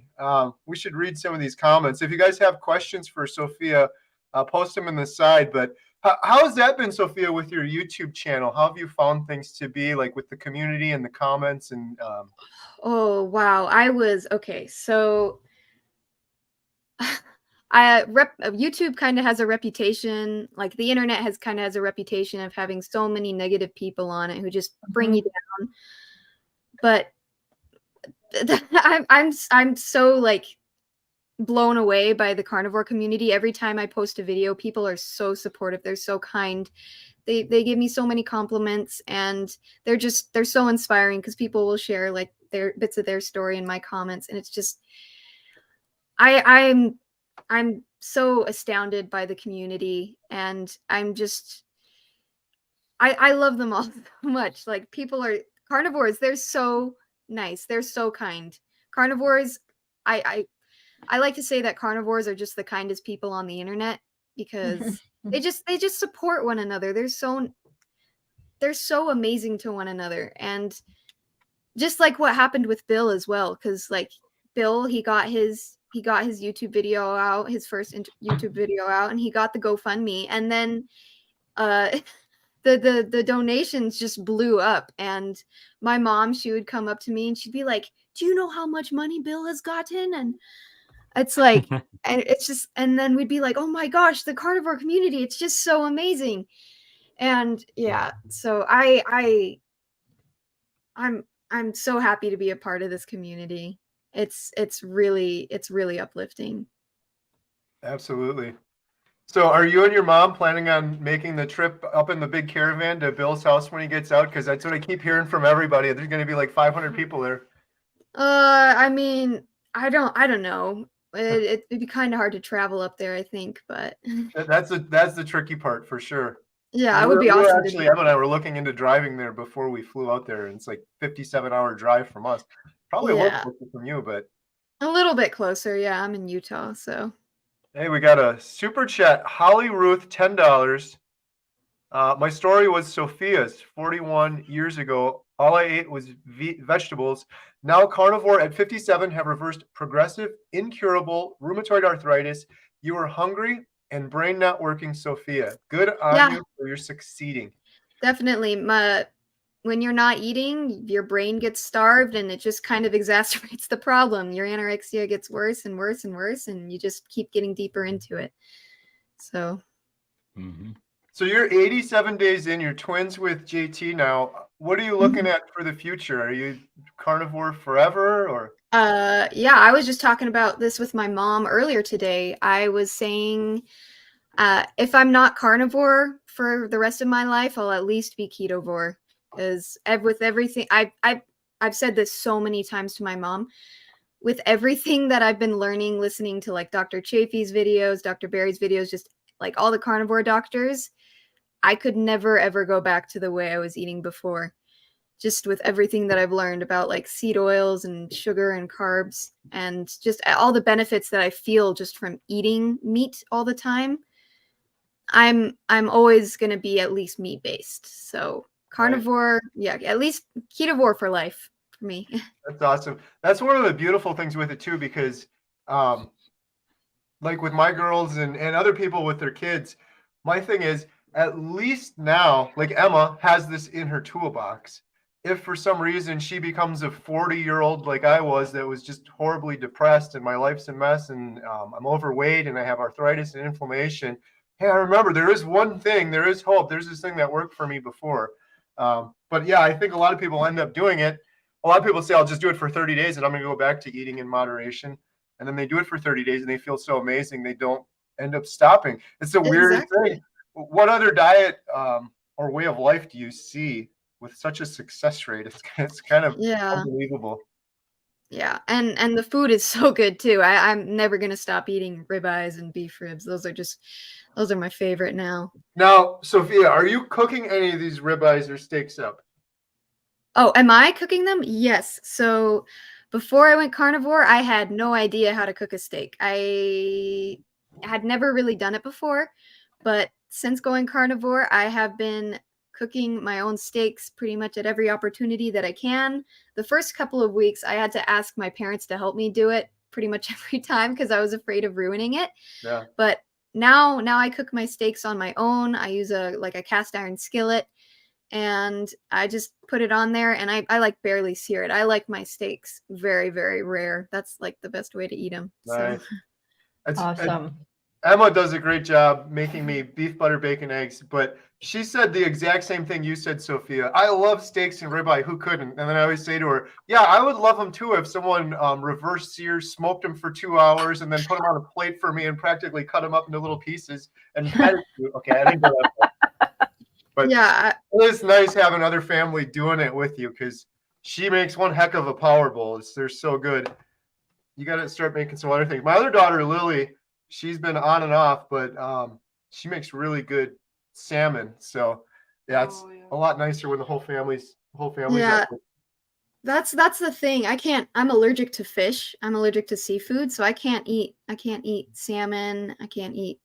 Well, I'm technically allergic to tuna and salmon, and so I just rule out all fish, but I really wish I wasn't because I like look at shrimp and salmon. I'm like, oh, that looks good. So. Right. You mentioned some of the good doctors, Dr. Berry, Dr. Chaffee. Do you have a favorite one that you watch or just kind of all of them? Oh man, so I've been like so busy just with school starting, working on my YouTube channel and like doing my other jobs. I haven't had much time to watch YouTube lately, but when I do watch it, I like to listen to Dr. Chaffee's podcast a lot. I really like the guests that he has on there. And my mom, she's a big fan of Sean O'Mara. I've been listening to him a little bit too, and I've been trying out the sprinting that he recommends you do, and it feels amazing. So nice. Yeah, we have Dr. Chaffee on later today for a couple hours. It's going to be on kind of later, but you're welcome to stop by again if you'd like, or if you have any questions you want us to ask him. He's always so much fun. With the 3 hours, we did this. I did this segment with him before where it was challenging Dr. Chaffee, and we tried to stump him with hard carnivore arguments and questions. Yeah, I remember that one. I think I listened to it. Yeah. So if you have any of those, or anyone in the comments has any of those, things like, I can't do carnivore, it's not sustainable, or what about the blue zones? They only eat vegetables, or carnivore, there's no studies on it. I'm not going to do that kind of thing. We throw all of those at Dr. Chaffee, and he inevitably hits every one of them out of the park and crushes them. So we've yet to stump him, but if anyone wants to try to stump him, let's go. But I think it's a really important and fun thing because there's so many people out there that are suffering and hopeless, and they're scared, and they have these irrational fears, and it's usually just from not having the correct information. Like, I'm going to clog my arteries. Well, no, that's actually not true, and here's why. And Dr. Chaffee explains it so much better than I ever could. But it's an important conversation to have. So I was afraid of beef for the longest time just because I was afraid of fat. And I was talking with my mom about this literally earlier today. Before I went carnivore, I was terrified of fat. If there was any fat in anything, I would almost refuse to eat it. I would try to get fat out of literally everything I ate. So pretty much only ate like chicken breast and vegetables. That was pretty much everything I ate. And that has just completely flipped on its head since going carnivore. Now fat is like the thing I prioritize. I will not eat a lean steak unless it has that visible fat that you can see, or it has lots and lots of butter on it. Fat's my friend now. Whereas before it was my enemy, but now fat is my good friend. You got it figured out. That's the biggest mistake people make. I fell into it too. I started out doing a lot of fat, and then I just I got a real craving for sirloin a lot. And then sometimes I'd add butter, but I kind of fell behind. But we had Dr. Kiltz on, and he said it should be called fativore. If you ate only the meat with no fat on it, you would just die. It's the fat that's doing it for you. And every time I get more and more fat, I feel so much better. So yeah, I that's another doctor. I love listening to Dr. Kiltz. I think he's got some great things to say. Yeah, he's awesome. He's the best. Yeah, speaking of, I don't have it down here anymore. He had this one-liner before, but he was saying it's all about the documented stories that matter, the examples. Yep. And really resonated with me because that's the whole thought of the Carnivore Diet Documentary. If you want to change the world, you can't hold up a sign or tell people you have to do this, but you can change yourself and share your example and inspire other people to then change themselves as well and change the world that way. Yeah. And that's another reason why I started my YouTube channel, just because I wanted to share the hope that I felt from carnivore with healing my anorexia with everybody else. So I hope to be able to like inspire so many people with my story, just because everybody deserves to at least like to feel that hope in their life. So yeah, absolutely. Well, you're doing a heck of a job. Great job. It's awesome. There's nothing greater than either being able to put your example out there, inspire someone, and then they change their life because of your example. We talked about that earlier. It's like the ripple effect, and you don't even know what it is because sometimes they're not even going to comment or say anything to you, but I'm sure there's many people already that have watched your YouTube videos that you've inspired, and now they've changed their life forever, and then they do it and 10 other people see it, and it just keeps spreading and spreading and spreading. So it's absolutely, yeah, like like I said, my mom, she saw an example of her friend, and then I saw the example of my mom, and hopefully I can be an example for others. What kind of reaction do your friends have? They're pretty chill with it, honestly. I tell them and they're like, huh. And that's pretty much the extent of the reaction I get. They don't ask about it too much, but they're not against it. They're not like, that's weird, so I'm okay with it. That's cool. Yeah. So what's your next meal? My next meal? Probably I'm probably gonna have some steak with some beef fat, like beef fat trimmings that we got from the butcher. Oh, nice. Just to add some extra fat with it. But yeah, so we went to the butcher on like Labor Day. Well, we went to the grocery store and we went to the meat counter and we asked them if they had the fat trimmings. And they just went back and they brought out like 2 full trays of like 10 pounds of beef fat trimmings. And so what we've been doing is we've been like putting them in the air fryer, and they get so good. Like they get nice and crisp and just juicy, and they're amazing. I love them. It sounds delicious. I haven't tried those yet. Have you tried those, Gary? Well, I'm sorry, I missed that last part. Have you tried those yet? What was it? The air fried fat? Yeah, beef fat, and you put it in the air fryer. It gets real crisp. Yes. Amazing. It's funny you say that because I started doing that a while. I did it a long time ago, but I've been not getting enough fat, so I do it all the time now. We just got some ribeyes the other day, and they were really, really fatty, which is good, but they had like this big chunk on the end. It was too much to eat, so I chopped that up into little pieces. I put it in a bag, and then the next day when I have the next steak, I put those in the air fryer with some salt. Oh and my then goodness, every yeah. ribeye you take a little piece of that crispy fat. Emma came up and tasted it. What'd you say? So good. You're like, Yeah. it's Yeah. bacon. It's like bacon, but I think it was because the air fryer had so much. Yeah, that's probably bacon. the air fryer was dirty. But It was so good. Yeah, I like to think that the reason fat tastes so good to us is because it's so good for us. It's what we need to be eating. So Yep. Amen, for sure. What was your question, Emma? Hmm? Emma has a question for Sophia. all right. Oh, I do. No, I'm just kidding. So how's it been during school? Did it mess up your eating time? Like, if that- Yeah, so that was something that I was kind of concerned about going into the school year. Cause when you're not home and you don't have access to food, you don't know if you're gonna be hungry, if you're gonna be able to eat. Mhm. I didn't get too messed up, I don't think. So I take a lunch with me to school. So typically that consists of hard-boiled eggs and bacon. But recently I felt like I wasn't getting enough fat recently, so I started taking bacon mayonnaise with me, homemade bacon mayonnaise that me and my mom made.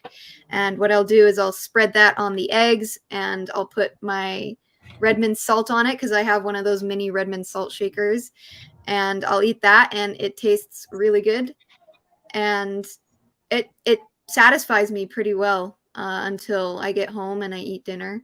And just in case if I don't eat enough, if I'm still hungry at school, I keep beef sticks on me. So like jerky. Yeah, I'll keep meat sticks on me, and those are pretty good as well. So my schedule hasn't been too messed up though. Sometimes I'll eat breakfast in the mornings, but sometimes I'm not hungry, so I don't. But things have been going pretty okay, I think. Nice. Awesome. Well, it's been great having you on here again, Sophia. Shout out to Sophia's channel, Sophia Eats Steaks. I added the link in the description and it's down below. Yeah, thank you so much. We appreciate it. Yeah, thank you so much for having me.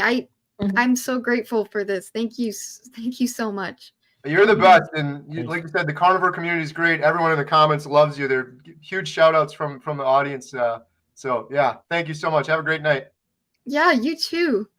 Bye. Thank you. Bye. Yeah. Bye. Awesome. Alia, should we check in one more time? Yeah, let's check in. I should always just be ready, but here we go. Here we go. Hey, while Alia's checking in, we have a big guest coming up in just a couple minutes at like 7:30. That's mean. Buckeye, Russ. A big guest. I meant to, you know what I meant. I'm sorry. I love Russ and he loves me and we always tease each other. We are at $18,796. Wow. Guys, we're so close to 19,000. This is amazing. Amazing, amazing. Super chat, 4,328. GoFundMe. so Check this amazing. out. $13,000. Wow. That's awesome. Water bottles. When you guys buy your water bottles from Johnny F, we have $560 from that, and we had one more category. I don't remember, but so close to 19,000. Please pay. Nice. Hey, real quick, I just want to say Pay one now. thing.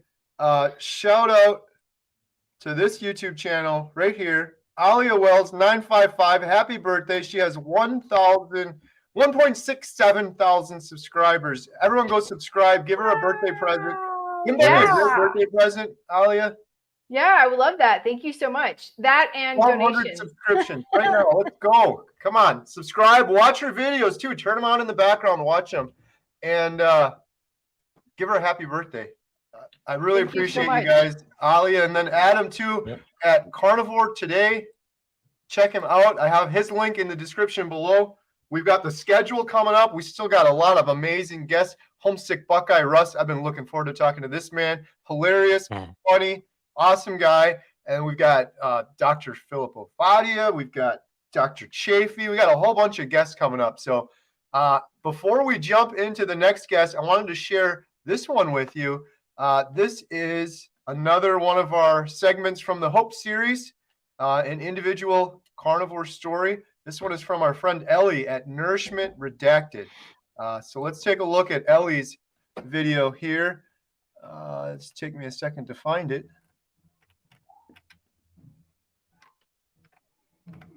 don't know if you guys can hear that above me. We got Forrest Gump going pretty loud right now. Run, Forrest. We need the Jeopardy music. Right. Do, do, do, do, Here we go. Here we go. There it is. Ellie from Nourishment Redacted. Hi, everyone. I'm Ellie, and your nourishment has been redacted. The nourishment that everyone needs is meat. High fat, delicious, delicious meat. Basically, carnivore foods. Humans thrive on ketosis, and I don't want anyone else to be addicted to carbs and sugar like I used to be. I'm here to support you on your carnivore journey because it's been quite a long road for me to gain my health back. I'd love to share my story with you today. I'm a mother of 2 young children, ages 3 and 1, and I'm married to an amazing husband, and we are a carnivore family. The lowest point in my life was back in 2018 when I was 240 pounds, depressed. I used to have painful boils. I was so constipated where I would only go once a month, even though I was always told that the trick to that and the cure for that is to eat fiber, to eat vegetables. I had several panic attacks that would cause me to be in a fetal position, screaming and crying for this nightmarish existence to go away. My depression caused me to drop out of college and live in my bed for 5 years. Without my husband, who has always been such a good support system, I don't know how I would have survived. I discovered keto back in 2018, and that's when my nourishment was finally beginning to be unredacted. I began to focus on feeding my body lots of fat, and my energy soared. My depression lifted. I was my happy self again. No more boils, no more panic attacks. I was able to get pregnant with my husband, and we were able to have our first baby together, my daughter. During that pregnancy, my doctor bullied me into a mind space that I was going to harm my baby if I continued to do keto. So, as any person would, I mean, you listen to your doctor, right? So I quit. I would do anything for my children. Then I had my baby, and she had colic. We were isolated during 2020, and my depression hit me harder than anything. I tried and tried and tried again to do keto, but kept failing. I wasn't able to produce breast milk, even though the doctors told me to eat high carb and keep scarfing down that oatmeal. I tried to be mindful of carbs, but nothing really worked. I was around 215 pounds at the time of when I gave birth to my son last year, and now I had another reason to put my health first. I learned about the carnivore diet. I thought it was keto 2.0 and just tried it. After years of yo-yo dieting and calorie counting and killing myself in the gym, I felt like this was my last shot to finally lose weight and get healthy. I wasn't pregnant anymore. I couldn't do harm to anyone but myself. So why not? See the mindset I had? I thought I was going to possibly be doing harm to myself because I was trying to eat only red meat, high fat, and tons of cholesterol. Funny how now that I'm over 130 days on the carnivore diet and I'm feeling the best I've ever felt in my life. I started carnivore at 202 pounds, and now I'm in the 170s. I no longer have depression. I sleep so deeply. My gums don't bleed anymore. And I always have a smile on my face. My children now have a mother who is present and can keep up with them. I made my YouTube channel, Nourishment Redacted, inspired by the amazing doctors and other carnivore content creators because they taught me that I have to remember my why I choose to eat this way, and to never forget the pain that I had eating the standard American diet. I'm so happy. My channel shows how carnivore can be simple, realistic, and I want to delve into the mental space and spiritual health. I want to help you guys. I love connecting with my subscribers and other content creators on here, and I want to share as many stories as possible so that everyone can reach health. You can take it. You can grab it. It's yours. Every human should feel like this. Let's all band together and make sure that people have their nourishment unredacted. Thank you for listening to my story. I'll see you all very soon. Bye-bye. Whoa, hello. We're Thank back. you. Good shout out to Ellie at Nourishment Yes. Redacted. Link in the description below. And yeah, that was pretty awesome. So what do we got now? We have our next guest. Yep. We have steak. Emma has steak. Emma has steak. We're trying to beat nice. Sean on the quantity and number of steaks we're eating. This is number 2, and this is the 3rd Power Bowl. How are you doing, Adam? I haven't really seen you eating much over there. Are you hanging in there? I've had 2 Power Bowls. Nice. Me too. We're well past the halfway mark. 11 hours and 30 minutes left. We got some little quick shout out to Element. I don't know why I'm shouting them out, but we're shout out Element on here because we're You're a good person. Yeah. That's why. Yes, exactly. We'll leave it at that. Should we bring on our next guest? No. Yes. No, we don't want him on here. Can we do a little like side version of the keto cookout here? Yeah, let's do the keto cookout on Saturday There you go. night. So where's the doorbell? Ding dong.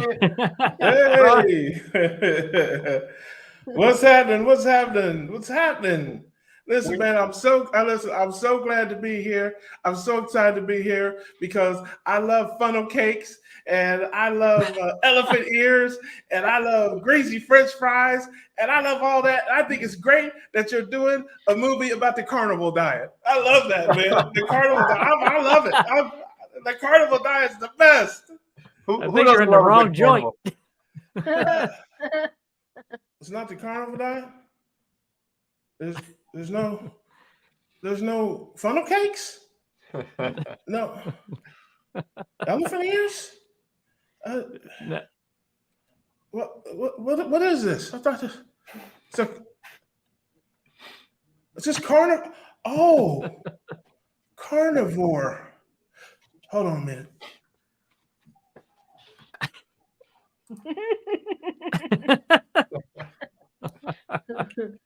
While he's figuring that out, yesterday my mom said she. What's up, everybody? Sharing... What's up, everybody? It's your man, Homesick Buckeye. I am so glad to be here for the carnivore diet, man. I got to thank. This is wonderful. The carnivore diet is the best thing ever, man. Listen, I love meat. I like meat sauce with it. I drink it with meat juice. It's meat all the time. Carnivore, baby. I love it. Love it. Nice. Meat juice. I love it. What's going on, family? What's going on, everybody? Look at you, Carrie. You're looking good, man. I'm hanging in there. We broke 12 hours. I'm getting my eyes are getting kind of heavy. I'm still here though. Man, you're all cleaned up. You're all cleaned up, man. You got your ears lowered. Yeah, I took the hat off. I was hoping Dr. Barry would show up, and he showed up. I'm glad I didn't have the hat on. I didn't want to be disrespectful.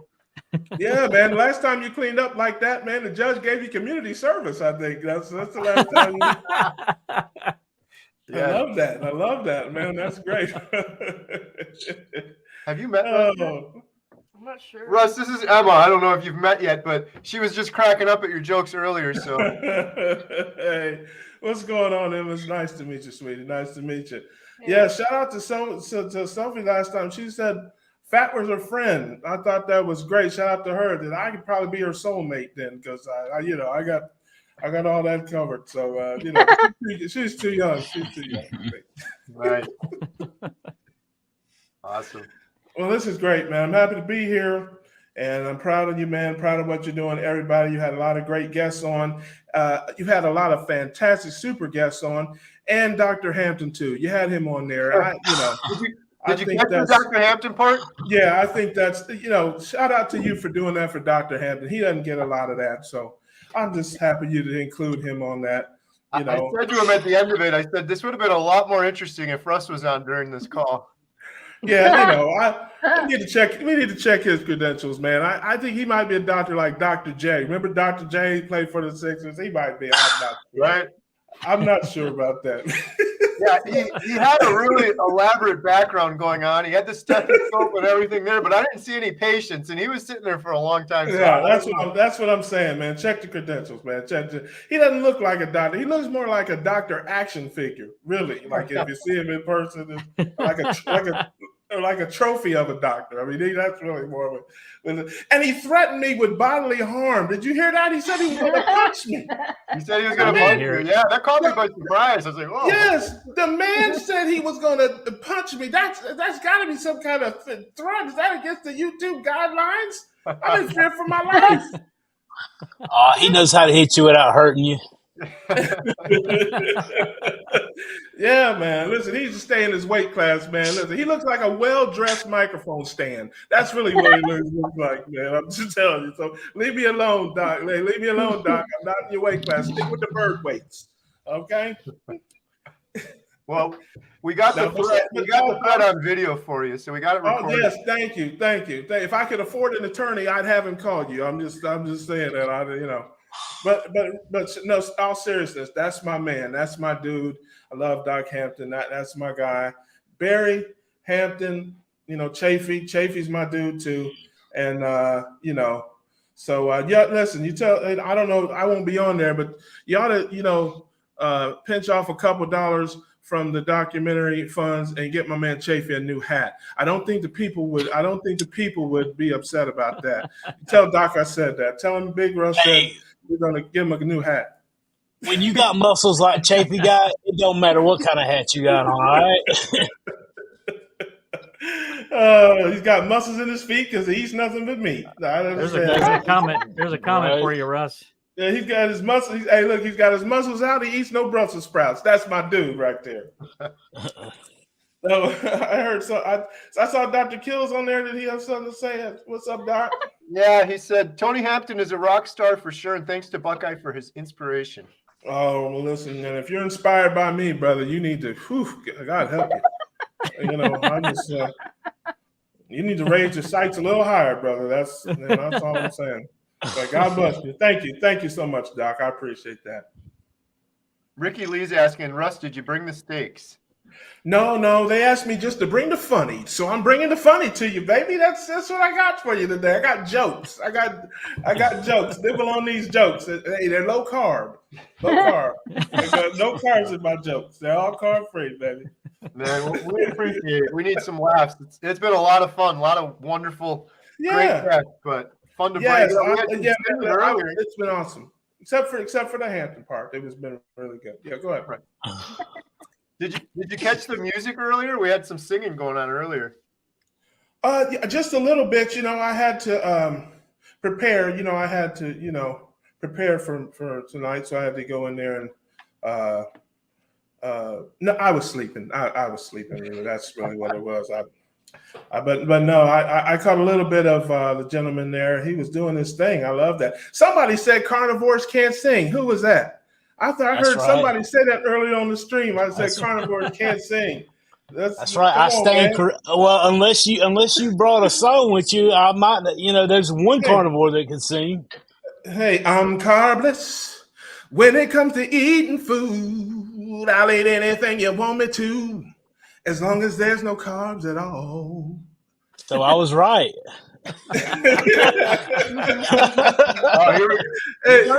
Russ. So Shane did that earlier, and then the comments started coming in. More and more. They're getting requests. Hey, no, this ain't the karaoke channel, baby. This not help you out. I got one or two goofy songs, and then I guess I'll give you one more. I'll give you some. That was some country. We'll go back to Michael Jackson pop. We gotta share that meat, 'cause we both need the protein. Share that meat with love. I wanna eat with you all night. Fat and protein. That's right. I wanna eat with you all night. We're gonna eat the night away. And when our food is all gone, oh, we're gonna exercise so we can live forever. That's Michael Jackson, 1975. Yeah, buddy. How about Take that? your words back. Carnivores Yeah, can sing. yeah. I'd listen to that whole song. That was good. I've been known to break out into a song or two. I've been known to do that. Now You everybody's need to doing sing it. your Keto Cutie song. But hey, look, there's this amazing super chat that's really only $5, so don't freak out, everybody. Only $20,000. people I will Come on. super chat for today. Russ is one of them. Oh, look at you, Ollie. I see you, Ollie. That's my girl right there. So I see got you, a Ollie. request. You need to sing the Keto Cuties. I just sang 2 songs, man. Like I said, this is not the karaoke channel. It's not the karaoke channel. Okay, I see you, Jazz. I see you, Jazzy. I-O, baby. I-O. I'm Buckeye born, Buckeye bred. When I die, I'll be Buckeye dead. Holla if you hear me. There's another one for you. Oh, what's up, Carrie? What's up, baby? I see you. Yeah, shout out to all my low-carb ladies, my keto cuties all over the world. Holla at you. Come holla at me, baby. We can go half on a stick of butter or something. You know, we work it out. I love it. Maybe we go half on a boiled egg. We go half on a boiled egg. I used to take, hey, back in the day, I would take you out for ice cream, but I can't do that no more. So we'll go half on a boiled egg. We'll do that. Hey, don't give up on Kiltz's ice cream just yet. Now, come on. He was just on here talking about. He been shouting you out. Oh, that is true. But I'm not familiar. I'm sorry. I'm sorry about that. If there's some great ice cream, I will have, if you follow me, you know how I roll. But I don't the keto snacks and treats and stuff. I don't do that. If I get an urge for that, don't judge me if you see me in the Dunkin' Donuts drive-thru. That's all I'm saying. Don't judge me. Sometimes you catch me at a weak moment. All right, I ain't been doing this that long. Okay, I ain't built up all the strength. I ain't the superhero from the planet Carnivore. Okay, I'm just a mere mortal here. So That's all right. I do what I can. The chat. Keep your nose clean. Serious. Here, honestly, I'm gonna get. This is serious now. Okay. Now I know it's hard to tell when I'm joking and when I'm serious, but this is serious. I'm down 41 pounds. I've never lost 40 pounds. I've never lost 40 pounds in my life. Okay. I found 40 pounds a lot of times, but I never lost 40 pounds. Okay. So I'm doing my thing. I'm excited about it. I feel great. I look good too. Shout out to the keto cuties again. But here's the thing. I did something. I've never in my life bought a smaller size, ever. In my entire life, bought a smaller size. And I did something this week for the first time in my entire life I've never done before. I started a bin for clothes that are too big for me. So, congratulations. Awesome. You know what I'm saying? So shout out to Dr. Barry. Dr. Barry's my guy. He owes me $20 because we was out and he was making it rain at the club and he ran out of money and but he's gonna give me that back. Doc, don't make me take out a lien on one of Baby Becca's Tonka trucks or something, man. I want my money, Doc. I'm not kidding around with that. But Doc's my guy. He's a real good dude. I love it how Adam's been pretty quiet all day and now he's just cracking up in the corner over there. He's like, ah! I love her. Adam's on the show with me every week. He knows I'm a nut, man. He knows exactly what kind of nut I am. So, yeah, man, we have a lot of fun on the Keto Cookout. We grilling, baby. We grilling, baby. Shout out to Russ and the Keto Cookout. I got to share this real quick. Russ's page, Homesick Buckeye. Let's go. Oh, we can do it. 671 subscribers. There's 1,100 people on here. Everyone go subscribe to Russ.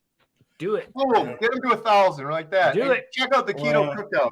I appreciate that. Going on the Keto Cookout. It was a lot of fun. It gets old sometimes. I love talking carnivore, but every single day, serious carnivore conversations. You can have a serious one with some fun in it, and it was a lot of fun on the Keto Cookout for sure. That's what we want to do, man. My channel is, a little bit of information in my life and a lot of silliness, funniness. that's my brand of keto evangelism, is to just bring that funny with me. We got all kind of doctors, we got scientists, we got nutritionists, we got, coaches, we got all that stuff, man. Send in the clowns, baby. I'm the clown. It's like there's, I got my little clown space over there. So if you want to come over there and learn absolutely nothing but laugh, I got you. I got you, man. That's what it's up. The Reverend is, listen, now it's up to you, Carrie. I sent you I got a character that I do called the Reverend IB Low Carbon. Okay. He rebukes everything in the name of ketosis. He's pastor of the Ketogenic Temple. Okay. He's a fan favorite. Dr. Barry, I'll tell you a story. I showed Dr. Barry that video. He made me get up in front of the Keto Orlando Summit and do that in front of the whole crowd. I showed him the video. He's like, I want you to put that on my site. He said, and I'm going to go in here and speak. And when I call you up, I want you to hit him with that. And I was like, all you got to do is turn on the light and tell me when to show up. And he's like, I got you. So he gave his talk. He called me up. I hit him. And everybody was calling me Rev for the whole conference. So, but that's on there. But I got 2 messages from the Reverend. Okay. I haven't even put them up on my site yet, but I'll send the links to you. And if somebody wants to give a $100 donation and ask for the Reverend video, I'll leave it up to you if you want to do that. But and you can see it first right here on this channel and helping out with the movie before it's even up on my channel. So it's up to you if you want to do it. If not, it'll be on my channel. But hey, I'm all for it. I appreciate it. I want to see it. You sent me some links, but they're showing private, so it wouldn't let me. I was just trying to. I can open them up for you. Not a problem. Okay. Well, we got to get that donation. What'd you say? $100? That's right. You see, somebody gives $100 and asks for the Reverend video. Like I said, I'll open that up for you, Carrie. Here, I can probably do that while I'm here, and we'll show that to people, man, and just try to raise some extra money, brother. The Reverend's very popular. People love the Reverend, and let's see here. I just want to say Ricky Gorgon just donated $500 to the GoFundMe. Wow. Since there's no super chat for that, I wanted to put that super chat. That's amazing. Thank you, Ricky. Appreciate you. Wow. What a voice. Yeah, Amy, there's one for you, Russ. What's that? There's one for you. Oh, I'm sorry. I was on another screen. Did somebody do the $100 and wants to see the Reverend video? Not yet. Not yet. Amy says. Amy says I'm a proud. Can you do the $100? Oh. Hey, listen. If I do, it'll be at 10 o'clock. Are there somebody matching something? There's somebody matching something. 10 o'clock. Oh, you were supposed to sing me happy birthday. Well, the stream. I'm not. Is my time up? Oh no! Was that at the end? No. Amy Matthias says, where'd it go? I lost it. I'm a proud MSU Spartan, but I still love Homesick Buckeye. Go Green. Oh, thank you, sweetheart. This is one of my low carb ladies, one of my beautiful keto cuties out there. So thank you, sweetheart, for the love. I appreciate that. I just try to, uplift people, inspire people, make them laugh, make them smile. That's the best compliment you can give me is, man, you made me laugh or whatever. That's what I'm all about. And of course, I love this keto life, man. I love the keto family. And, I'm a keto evangelist trying to spread this message to everybody, and that's what I'm all about. You should be good on that, Carrie. You can check it out now, Carrie. But I think I'm not the whiz with all the technology. Looks good. So there you go, man. So use them however you want to. They're yours for the rest of the stream. You can do whatever you want with them. And like I said, that's, exclusive right here. That's the first place to be seen, man. So thank you. There's one for you, Russ. Yes. Raphael, I see you. I appreciate that. The Tiny Desk concert. That's great. That's great. I love that. Hey, I love the Tiny Desk, man. I was watching Kirk Franklin's Tiny Desk the other day, man. So yeah. That's awesome. Yep. I love that. There's another one for you. Yeah, I see you. Hey, Becky, how you doing, Becky? Yeah, Becky's a big fan of the show, big fan of the channel. Shout out to Becky. Yeah, she is. And we're going to do a GoFundMe for her to get her out of her car. She lives in her car, everybody. So, you know, we have to make sure that we get her out of her car, man. It's like she's grilling hot dogs on the engine. I'm telling you, man, she's trying to make it. And we just want to just be strong. We're going to get you out of that car, baby. We're going to get you out of there. I love it. That's a joke. She came on our show as a guest, and she was in her car, streaming from her car because she had a problem in her house or something. I can't remember. And so once she was telling her story afterwards, I said, "So how long have you been living in your car?" And so everybody laughed about that. And so that's kind of an inside joke. There's one for you. So, yeah, okay, ban that person from the channel. Yeah, we have our first person banned from the stream. It's D-Wolf. Yeah, a wild rogue rabid wolverat who's out here terrorizing the keto community. We need to stand up against that. How about that? Is that funny enough for you? How about that? Yeah. There's your Barbie. Oh man, that's good. Yes, I listen. I was so thrilled to see Keto Barbie this afternoon. I love her. I love you, sis. If you're watching, that's love. It's all love. The first time I saw you, you know, you really helped me. You really inspired me. I watched so many of your videos, and I've been calling you Keto Barbie from day one. So don't be mad at me. You know, if you can't tell already, I got problems. So, you know, what can I tell you? There you go. There's another one. Oh, Carnivorous Scott. That's my dude right there, man. We do midnight streams. You know, he's a night owl like me. So, man, you know, 1 o'clock in the morning, you know, we might catch us out there in them keto streets wilding out, man. So, you know, it's hard to say. But, yeah, shout out to Scott. I appreciate that. And keep doing your thing, man. He's a good dude, good message. You guys should check him out. Absolutely. He does the keto cookout after party too. Like after our show, our live show, he does a little after party. And sometimes I came through there. Alia came through there and hung out for a little bit one time. So yeah, shout out to Carnivore Scott. Yep, awesome. How was your trip? Good, man. Dude, I was up at 7:30 this morning, put in 400 miles, and I'm here in Dayton, Ohio, probably right down the street from you, and I'm still rolling, baby. Still hitting it. Still hitting them, man. I'm moving, grooving, steadily improving. That's awesome. I can finally meet you, and I'm on a live stream for 24 hours. Yeah, I don't need to meet you, brother. We just do this thing on the internet. I don't even know if you're a real person, man. I don't even, AI generated. You're an avatar or something, man.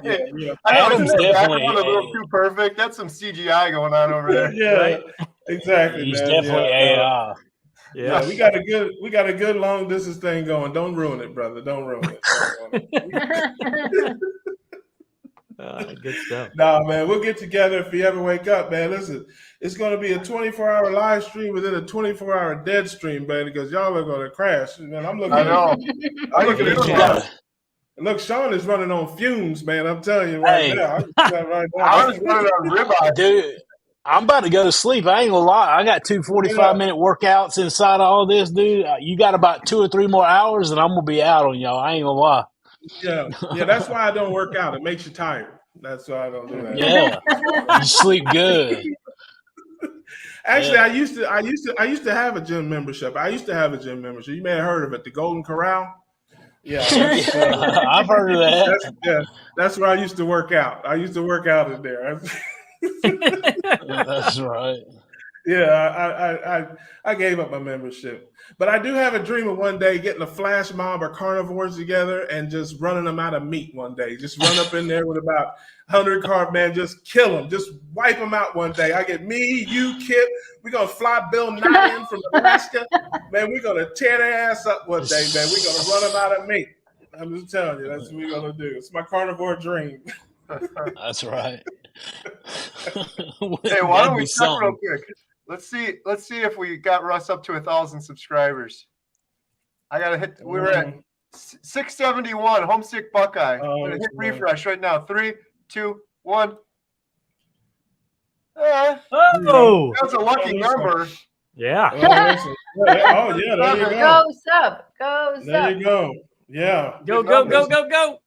Hey, I guess they didn't like that Golden Corral joke. I guess they didn't feel like that was a good. They wasn't feeling that one. Come on, the man. Sometimes, Thank hey, you guys. Let's go. There's 1,100 people here. We can get to 1,000. No problem. Go. Hey, sometimes It's hard. It's hard to be happy when you're feeling all that conviction. Yes, some of them. Hey, listen, some of them are some crowds are rough, man. I don't know what to tell you, man. I do what I can. Right. So, Russ, did you do? Was today your carnivore day? Absolutely, man. You know, I have been carnivore the last few days. You know, I'm. You know, listen, man. I don't even know what the rules are, man. Saladino eats more carbs than me, and he calls himself a carnivore. So I'm gonna just start. I'm gonna just start claiming it. I'm gonna just start claiming I'm a carnivore. Yeah, that's what I am. How about that? You got, you know. You can. This is an exclusive. I'm coming out of the closet. I'm coming out of the closet right now. Okay, I'm a carnivore. How about that? How about that? There you go. Hey, look, I might even have another song for that. I might have a song for that. Ooh. If you ask me what I'm eating, I'll say I'm eating a steak. I just open up my mouth and clean my plate. Then I go out and I look for another slab of meat, and I realize what I never knew before. No matter what I say, I'm a carnivore. There you go, baby. That's awesome. Love it. Hey, that's a real raw American talent, people, right here on this live stream. And listen to me. I want you guys to give. Okay, listen. You don't need to make your mortgage payment this month. Okay, they're not going to take your house. They're not going to take your house. Okay, you got 60 to 90 days before they will repossess your car. Don't ask me how I know. Okay, but listen, if you ain't willing to take a hit on your credit report, you don't give a damn about this movie. How about that? And I said it. I need you to come up off of that bread. I need you to come on now, dig deep. Dig till it hurts. Okay? All right, I need you to. We need to get this thing out. I'm not playing around. Love it. Your kids don't need to eat this week. Come on. That's right. That's right. Yeah, the kids are probably chubby anyway. Yeah, they need to fast. Fasting is important. 5-day fast. Let your animals starve. You got an extra 20 That's somewhere. Right. That's right. Lord. If you ain't feeling no pain, you ain't giving enough. How about that? Water doesn't cost a thing. Just drink water for a couple days. I'm about on 2 gallons today. I'm gonna have to slack up on the water. How many ribeyes did you put down today, Sean? I think 4. At least 3. I know for a fact I ate 3. I remember that. Probably 4. I just kept eating when my body was like, "You hungry?" And then y'all half of it was my body talking, and half of it was y'all talking. Every time y'all started talking about steaks, my mind started telling me to go get another one. But so at least 3. Nice. And they were all good. Yeah, 2. Yeah. Emma's eating half of my other one now. And that one made you sick. You threw us all out of here for about 30 minutes or so. Russ, I don't know if you caught that earlier. I made a mistake, and I tried to film it on my phone, and I pressed the button end stream, and apparently that ends the entire stream and cuts off 1,700 people at one time and turns everything off. So, rookie mistake. Yeah, I heard about that. I saw that. Yeah, Adam sent me a new link. Thank goodness. And I'm glad you did. Because we need this. We need this, and we need folks to do that. And I'm gonna hold on just a second. Oh, give us another song before you leave. I will sing "Happy Birthday" to my girl before we go. Check the super chat. Check the super chat, brother. Where's the super chat guy at, man? Oh, it's me. Oh, wow. Thank you, Russ. Whoa. Nice. Russ, Yeah. you did the 100. Thank Yeah, you. hey, Oh, give, your hey, birthday present. play the Chaffee video. Play the Chaffee video Is that first. the Reverend Ivy Look? Oh, the Prophet Chaffee. Got it. Okay. Yeah. All right, here we go. Rolling. Thank you so much, Russ. I really appreciate it. You got it, brother. Reverend Ivy Low Carbon, the Prophet Chaffee. Yes, yes, yes. Oh, good evening, family. Good evening. Ketogenic blessings be upon the wonderful children of keto. Yes, I am your Reverend I.B. Low. Yes, we're back with you again here with a ketogenic message, ketogenic peace and blessings to everyone in the family. Family, we have an exciting and wonderful message for you today. I've been given a ketogenic message from the ketogenic heavens to give to you today. And all my family, we're so lucky, we're so fortunate that we've received this life-saving, life-changing message. Can I get a witness today? We're so grateful that keto has raised us and keto has saved us. And yes, yes, we have the mighty keto prophets. We have the Prophet Barry, the Prophet Bickman Baker. Oh, we have the Prophet Hampton. Yes, we do. And the Prophet Chaffee. Yes, oh, blessings, blessings be upon our dear Prophet Chaffee. Oh, this marvelous prophet. He's got his muscles out. He eats no bread. He's got muscles in his feet. He eats nothing but meat. Oh, I wish I had a witness today. 1,000 blessings be upon our dear Prophet Chaffee. Oh, he's given so much for us. Our dear prophet, he's out in the wilderness. He's naked out in the wilderness. He's got no clothes. And he's not there to save the sugar sick soul. How dare you sit idly by on your couch? You need to get up, get out and tell someone what ketogenic living has done for you. Oh, the prophet, he's done so much for us. He's given the very shirt off of his back to others. Lift it up with ketogenic power. He's warned us. He's warned us of the evil lies of our enemy. He's told us about the wily vegetarian, and he's told us about that trickeration of the vegan. He's told us to not be lured in and tricked with their fake steaks and their phony baloney. Oh, he's told us of the impossible burger. Yes, yes, it's impossible to live if you eat that burger. And he told us about Beyond Meat. Oh, family, we don't need to be beyond meat. No, no, no. We need to be right directly in front of meat with our forks and our knives, eating voraciously, taking in that power of protein and taking in that fuel of fat. Oh, I wish I had a witness in this house today. Family, the prophet has warned us. We must not be fooled by these lies that were told by these vegans and vegetarians about the vegetables that we must eat and the fruits that we must eat. We must stand strong in these times. We must listen to the prophet Chaffee. He has sacrificed so much for us. He's out in the wilderness naked. He has no clothes. He's given everything to save the sugar sick soul. And 1,000 blessings beyond our beloved, beloved prophet Chaffee. And folks, as I leave you today, stay strong with ketogenic power. Rise up. Tell someone what keto has done for you. And I always leave you with these words. I am the Reverend I.B. Low Carbon, leaving you with words of peace and light. Keto saves. Keto saves. Amen and amen.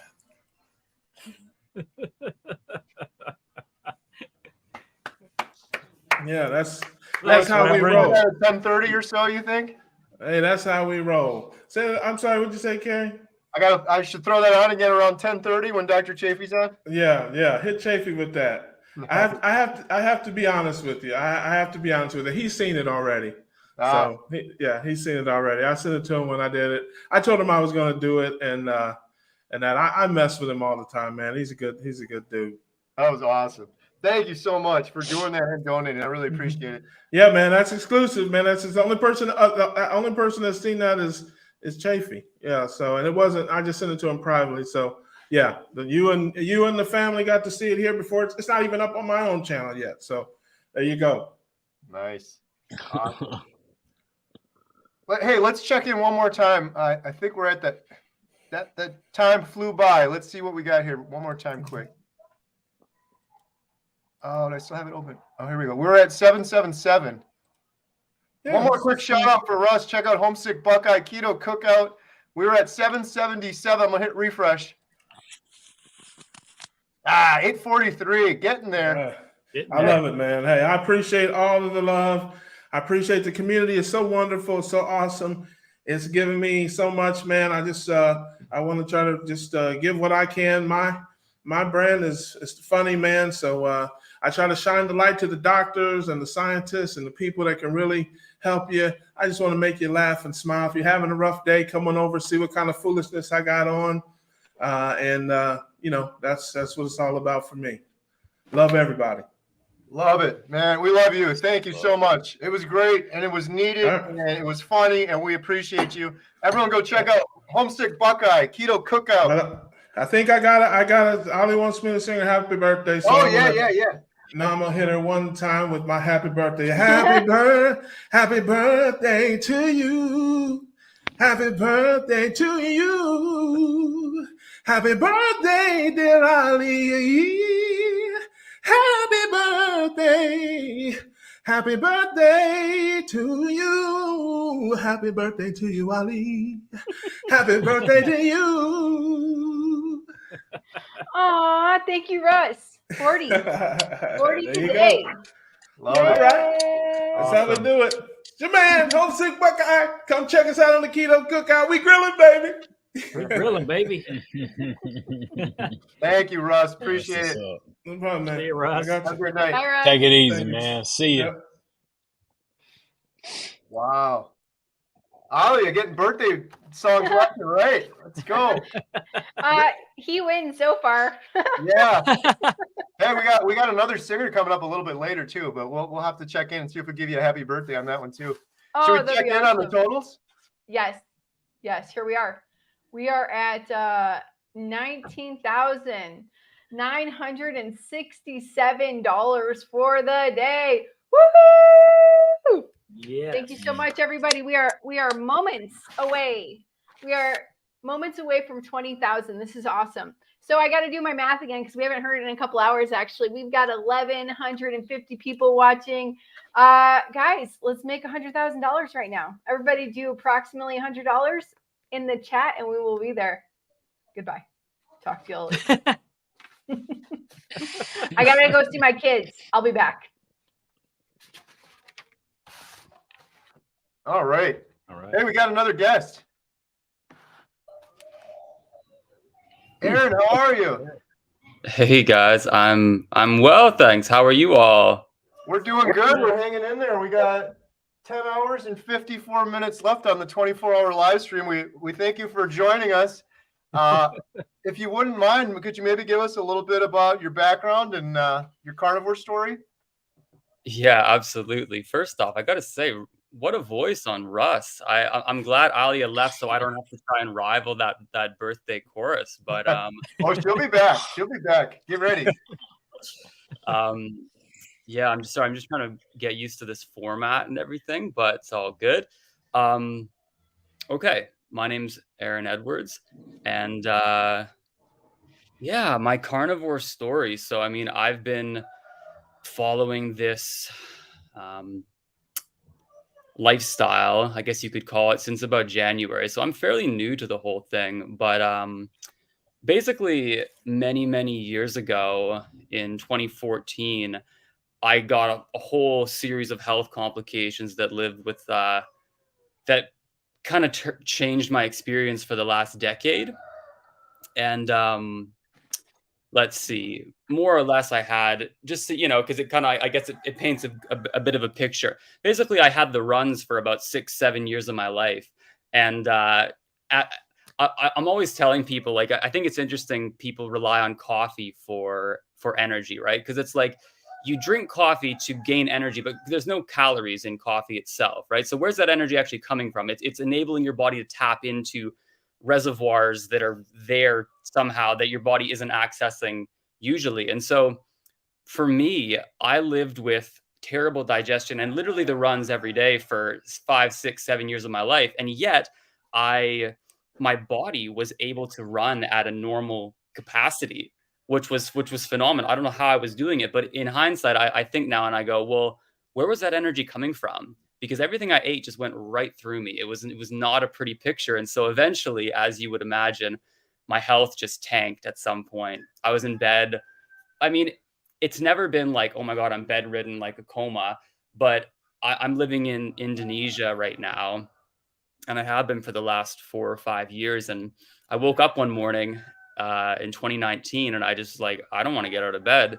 And for 2-3 months, I saw doctors. I did this, I did that. And I thought, okay, it's time that I take steps to fix whatever's going on in my body. And you know, I had obviously seen doctors and everything before this. I said, yo, hey, Mr. Doctor, I have diarrhea, and I have had for not months, but years straight. You get all your tests done and they go, oh, looks good, Aaron. Looks really great. Don't know what I can do for you. And given that I was still operating at a normal capacity, forgive me if you guys can hear the roosters behind me. Given that I was still functioning, I thought, okay, well, what can I do? It wasn't. It's that breaking point where you have no choice but to look for alternative answers. And so, yeah, about 3 or 4 years ago, I know this timeline. Don't worry about the timeline. But eventually, my health tanked, and I started looking at alternative ideas. And naturally, I went down the plant-based route, which is kind of the first avenue a lot of people turn. You know, I was watching, I don't know if any of you guys, probably some of you guys have seen, you guys on the panel here and those listening, but there was an interview with Dr. Chaffee and Paul Saladino that recently came out. I think something we were all waiting for. And one thing Paul said that really hit me is that veganism is the first step to moving into an animal-based or carnivore diet, right? Because when you first start learning about just that, hey, maybe the food pyramid isn't all that it's cracked up to be, and you look for alternative ideas, plant-based is the one that jumps right out at you. And so I had a friend that had healed from Crohn's disease going down that road. And so that's what I did. And for about 2 years or so, I ate a lot of fruit. There was 1 month here in Indonesia where I just ate mono meals of either papaya, bananas, or mangoes for an entire month.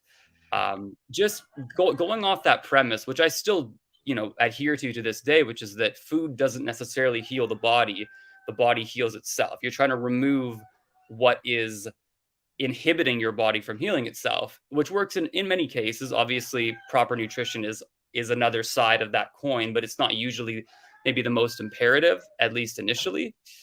So anyways, for 2 years, I just watched my body and my eyes just shrink, my skeletal mass just wither away.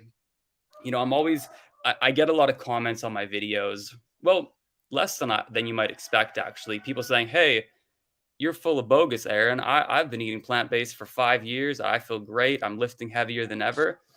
To them I say, well, that's phenomenal, but that's a luxury that so many of us can't afford. I think we're all pretty level-headed in this space, in the sense that you don't need to be 100% pure carnivore. It's just like changing the conversation around what the core principles are with dieting, changing the whole paradigm, if that makes sense. And I think it's not only a luxury from a socio-economical standpoint, and I think a lot of vegans would agree that, some people, they need to milk the cow to have enough calories to send their kids to school, and that's fine. But also from a standpoint of metabolic health, this person that comments on my video saying, yeah, I eat plants and I do great. To me, it's akin to someone saying, oh, you can't get to school on time. Well, I just drive my Ferrari and I get to, just buy a Ferrari. You know what I mean? And so I say to them, yeah, that's great. But moving on my story, and feel free to cut me off or ask any questions along the way. I'm just rambling on right now, but my body never really got better. It was not a good time, and it was very depressing, for years of your life to go without any libido or real will to have much of a life at all. It's not a nice place to be. And moving into how I started carnivore. So what did it was I was doing a 22-day water fast. And for people listening, I think fasting is great. We're not going to get into that right now. If you're going to fast for 22 days, you might want to read a book or talk to someone about it. I'm not saying go out and do that, but there's certainly something there. And that was just out of desperation. It was like, and I think everyone goes down such a similar path and eventually finds these, Carnivore Scott, $5, woo, that a guy. Eventually finds these different healing modalities. And so this is how it all started for me.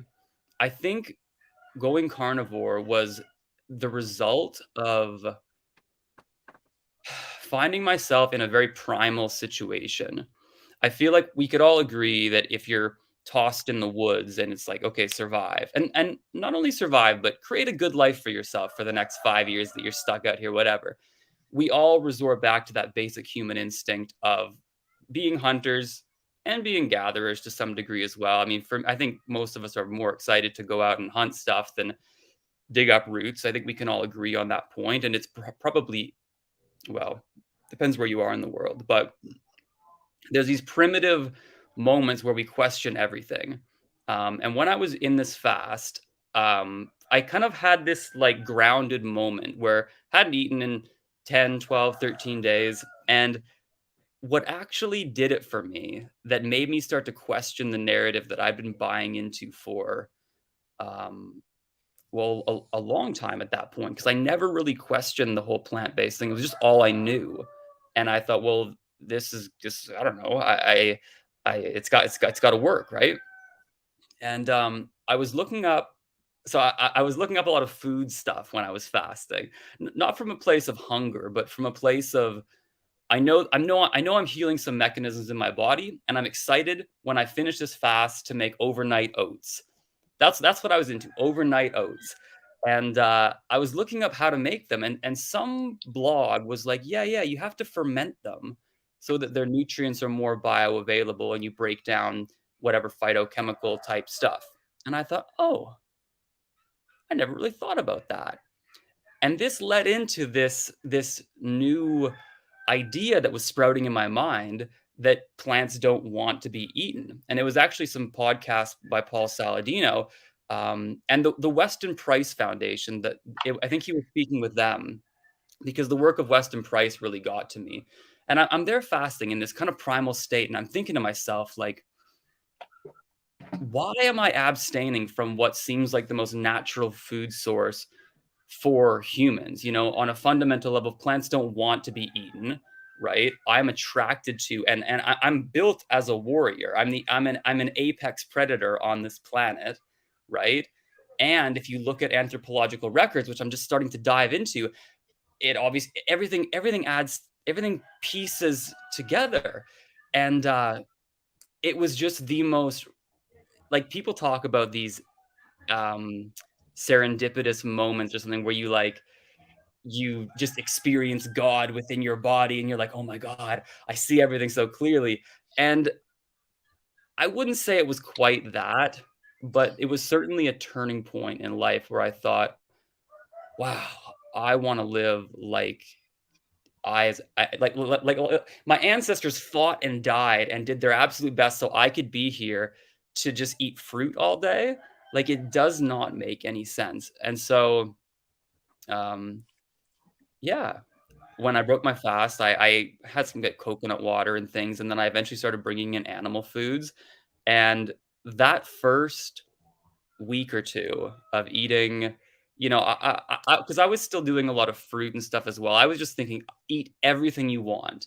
And that was, you know, some pineapple, some durian. I don't know if you guys know durian. It's that tropical fruit that some people say smells like sewage or trash. It's the best thing ever. I think it's amazing. Yeah, go on. No, I was just saying. I think I will forget because I'm so tired. I think, but I think it's amazing that, like, what you're talking about. like I see the consistent theme that it doesn't have to be perfect, but we get just enough information from the source that starts you to questioning. Because whenever I found out about carnivore, it was from two people that neither one of them eat this way all the time. They were just having a conversation about it. You know what I'm saying? Just gets you enough to question what you know and send you on that search. You know, Yeah. that's beautiful. Something that I find so fascinating and why I'm so pleased that you guys are running this and, raising, because it's raising money to put out and kind of collaborate and create a documentary on carnivore, right? Which is so needed for so many reasons. The main one, I think, like, yes, health is great. We want people to eat and heal their bodies, and that's all great. I love that. I'm a walking example of how that is needed. However, I think it's important to give people the other side of the coin, given how much propaganda is circulating on the other side of the coin. You know what I mean? Like, those people out there that are at a blank for what to do with their health, if you just go on the main media, you don't have access to this information unless you start to dig a little bit. Like, there was some Nazi text kind of thing in a book. I forget exactly where it's from, but basically it says, to control the people and make them think something that isn't necessarily true, you just tell a lie and then you keep repeating it, right? And if you just keep repeating it, eventually it becomes fact. Like, if we look at saturated fat and its correlation with heart disease, right? Like, that is something we've thoroughly debunked. We've seen in the past where it was not only false, but fraudulently put forward. And yet it's been told so many times that I still, and I'm sure you guys as well, get people bringing this up. Like, oh, but what about this? And you're like, no. This is not a thing anymore. We need to actually change this entire paradigm. And forgive me, I'm kind of all over the place, but another reason I think this is so important. Geez, what was I saying? I'm a little bit lost for words right now. It was just how important it is, getting this documentary out and getting the source and getting that information out to people. Can you imagine like what it would be like? What else we've been lied to about that we need to seriously rethink and reconsider? If we're wrong about something so basic as nutrition, and that's such a basic necessity, right? What else are we wrong about, right? That's where my mind goes anyway. Yeah, no, absolutely. And I just realized what I was saying, and it's to do with autonomy. I think we can see that, at least, I don't know, the anthropological, archaeological record seems to point in the direction that obviously when agriculture started 10,000 years ago, our entire livelihood took a hit, right? But as well, it seems like that's where a lot of wealth disparity started, right? Going from a more egalitarian system to the ability to control masses of people, the kings and the peasants, kind of, because you can hoard resources for the first time ever, right? And we see this happening in real time in all wars that have been fought. You control the food supply, you starve out the enemy camp. Look at the Native Americans and how they wiped out the bison and everything. Like, this is anyone that understands history understands the textbook nature of this.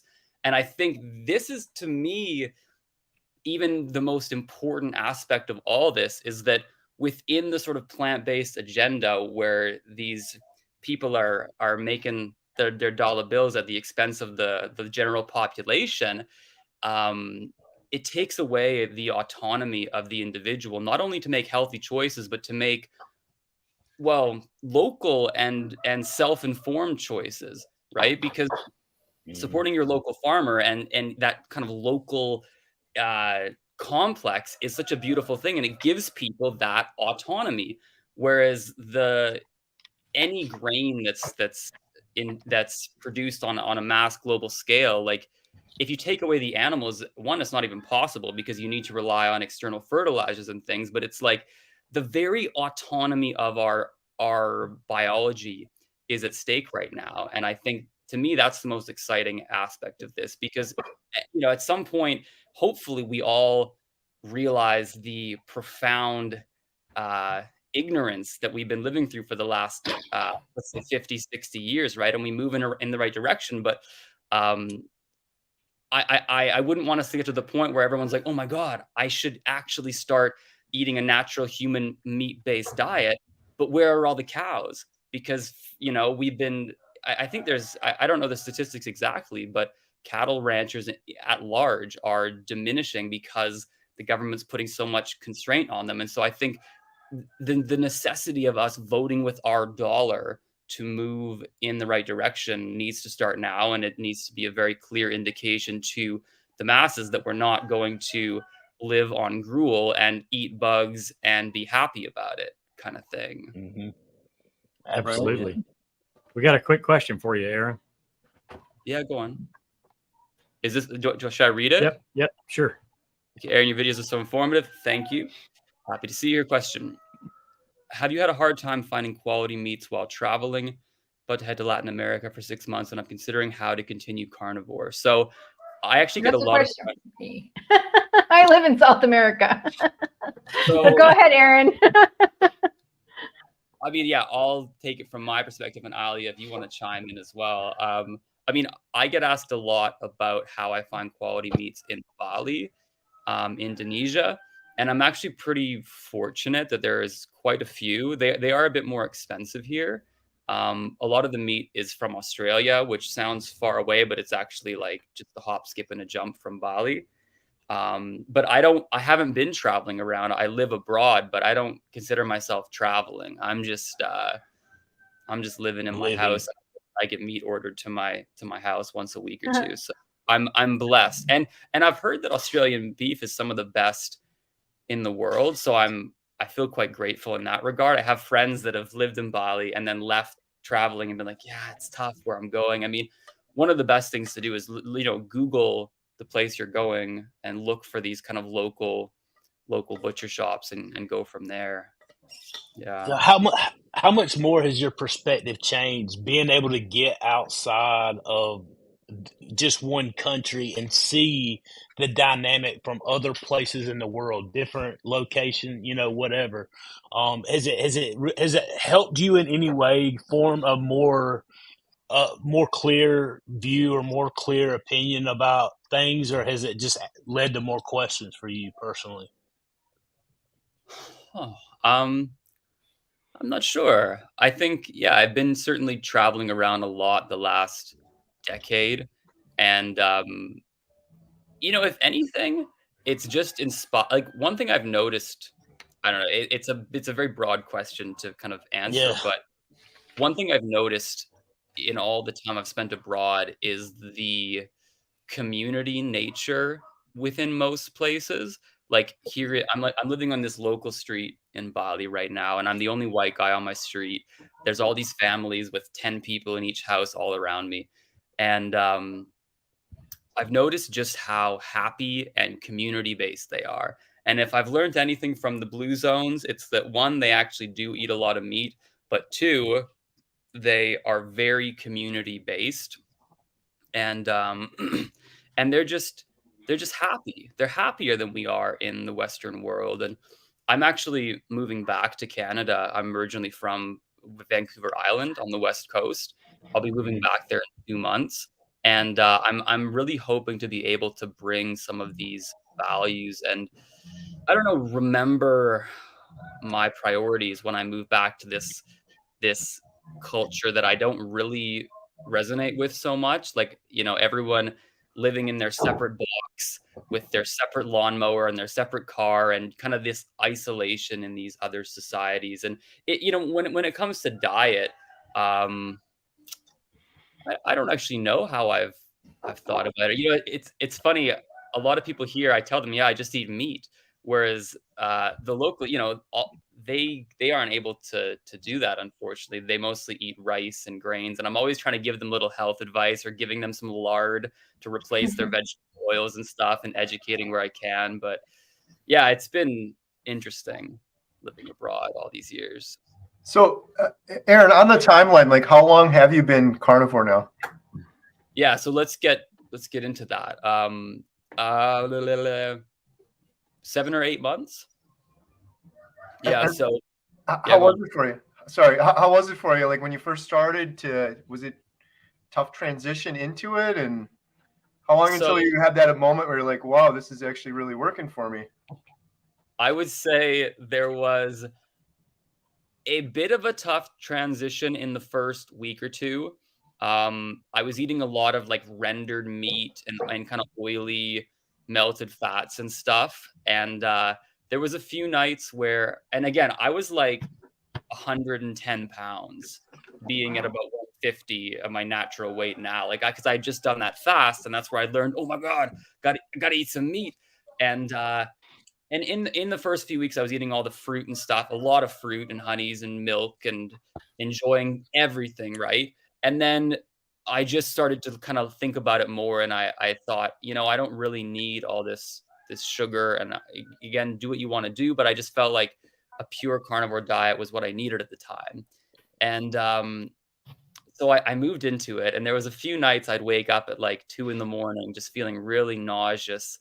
And then I would go downstairs and drink some honey. And my body was really confused because, yes, I was switching fuel sources, but also I was so underweight. So I didn't have a lot of, residual fat on my body to be burning as my body learned how to move into this new fuel source that I had avoided for the last 3 decades, right? But basically I just did 2 things, and it made it really easy. I started eating a lot more raw stuff, having everything very rare, no rendered fats, just raw meats. And then it was great. And I'd say about 2 weeks in, I felt better than I had in many, many years. It was like it was a really cool experience to be so low at some point and then start eating a bunch of meat. And I was still super light, right? But about 2 weeks in, I was just like, I feel like Superman. And there was no cravings. I was like, yeah, this makes sense. Feels good. It feels like every day is my birthday. I just eat a bunch of meat. It's so simple. Even living in the tropics, I didn't really crave like a mango or a papaya. And now I have them every once in a while, but like I felt so satisfied. And then for months on months, I just ate meat and watched my body get bigger and stronger. And my eyes, they're still a little bit hollow, but compared to where they used to be. Is it okay? Do you mind if I share your before and after? I think it's from your thumbnail. Oh, yeah. Just to show people, because it's crazy, a transformation you've had here. I mean, for perspective, if it's what, yeah. I wasn't I wasn't that skinny purely because of plants and stuff. I had just done a fast, but if I had brought up a photo of me on plants, I wasn't that much bigger. Like it's still an incredible jump. Wow. Mm-hmm. And so there's no turning back now? No, I mean I see a lot of people commenting on this. What's the statistic? Like 80% of plant-based eaters move back in. They go the fish and the eggs, and then maybe some, I don't know what comes next, chicken, right? But people that go onto an animal-based diet, you feel so good, you feel so grounded, you feel so relaxed. There's no going back. I mean, given that I have only a couple months left in the tropics, I am trying to go out of my way to have some tropical fruit now and again and enjoy myself, because when I don't know what I'll be doing in Canada, or if I'll be in this part of the world again. So I might never have a ripe papaya again. So I want to enjoy that. But it's so interesting when you adopt this nature-based way of eating. Like I don't, a papaya is nice, but like it's got nothing on fatty ground beef, in my opinion. True. Hey, Aaron, is there anything that you want to plug before we bring on the next guest? Yeah, I guess you guys can see my name on the screen, Aaron Edwards. So if you want to see me on YouTube talking a bit more about meat and stuff, that's where you can find me. Or on Instagram, it's Aaron Edward, but I couldn't secure the S. It was not available. So just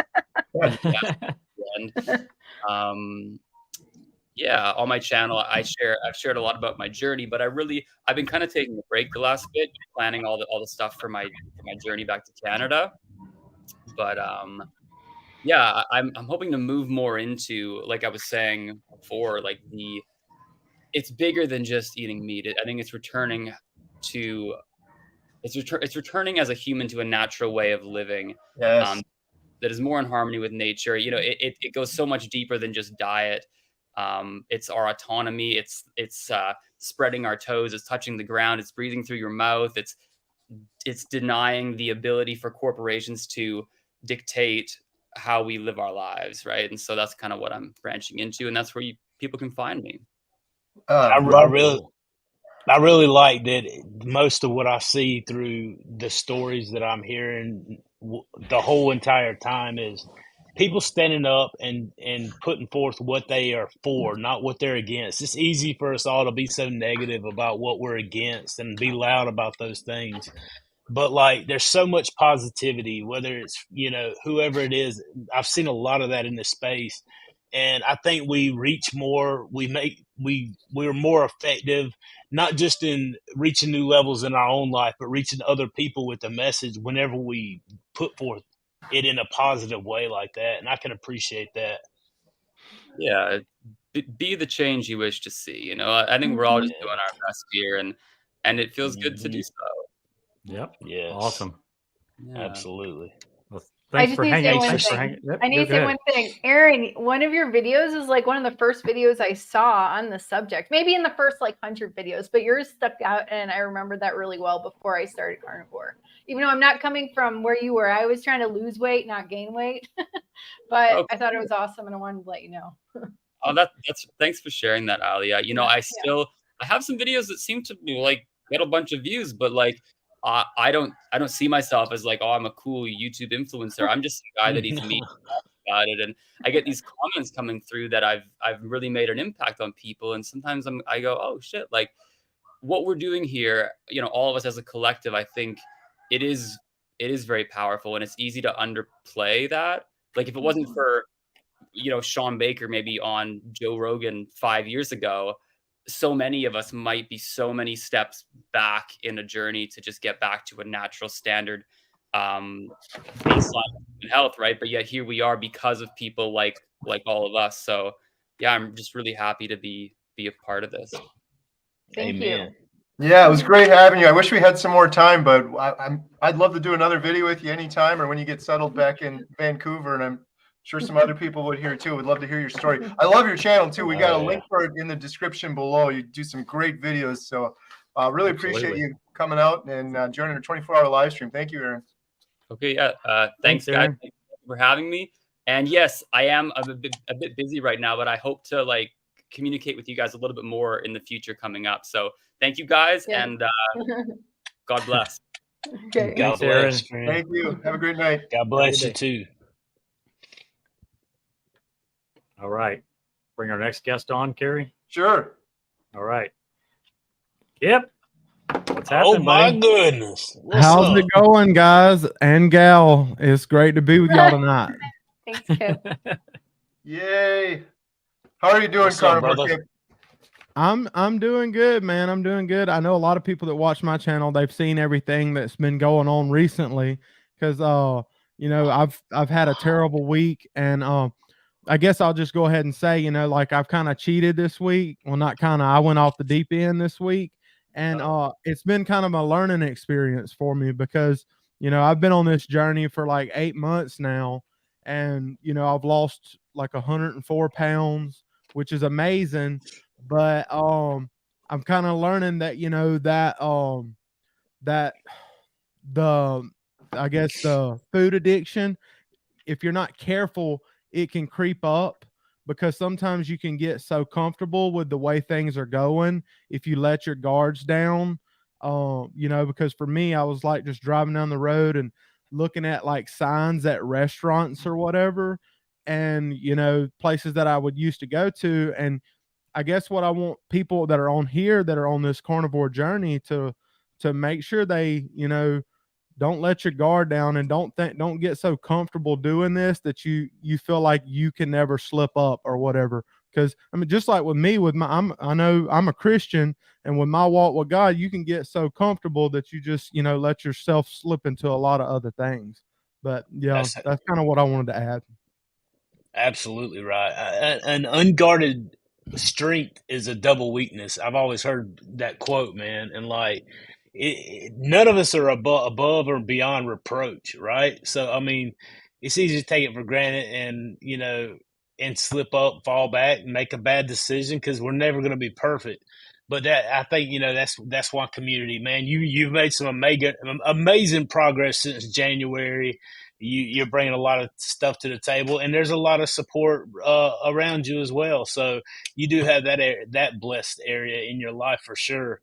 And I know that you're a pretty strong fellow. How has your journey changed over the last month or so? I know since January. Is there anything new you can tell people that might not be familiar with your story?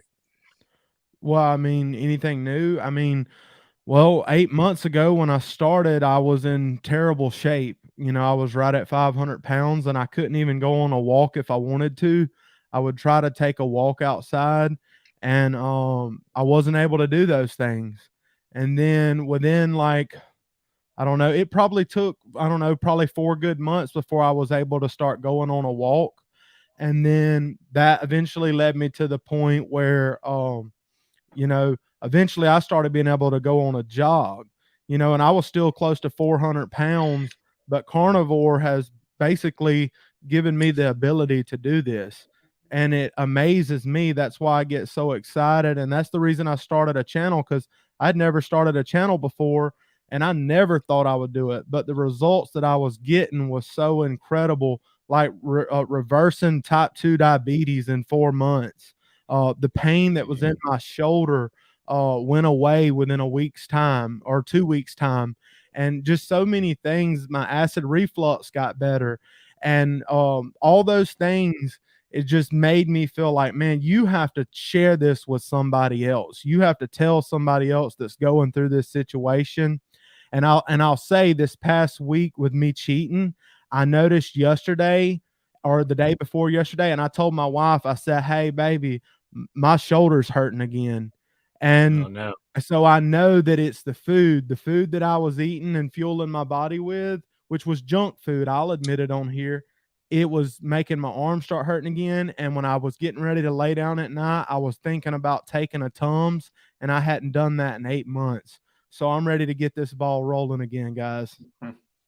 But you knew that. It's just reconfirming it, brother. You knew that. I mean, it's funny how we do that to ourselves, right? But I mean, you're stronger than that. You're a whole different person, bro. Like, I've seen the change in you over the last couple months. I remember the very first time we went live together. You had never been live. I was used to just blah, blah, blah, blah, blah, whatever. And so we went together, right? And I remember that from that day to this day, dude, there's been such a dramatic change in you. You're not even the same person. Not that you don't slip like you just said, but I think that's crucial for people to realize. When you're taking one step at a time, it's hard to see how much progress you've made until you face these situations. It doesn't mean you failed. It doesn't mean you fell off. And that should be the hope and inspiration for a lot of people out there. Carnivore Kip has not failed. Carnivore Kip made a bad decision. The difference is now he knows better. He makes a correction, admits what he did, and hoping that he can help somebody, and he's back on the path. That's successful. That's a whole different mindset change, and that's priceless. Right. Yeah, it's kind of like, I feel like if you were an alcoholic and you kind of gave up the alcohol, and then so far down the road you have a drink and you realize you start playing tricks with yourself that, oh, you could have one drink, and then the next day you get drunk, and then the day after that you get drunk, and then you start becoming just like you were before.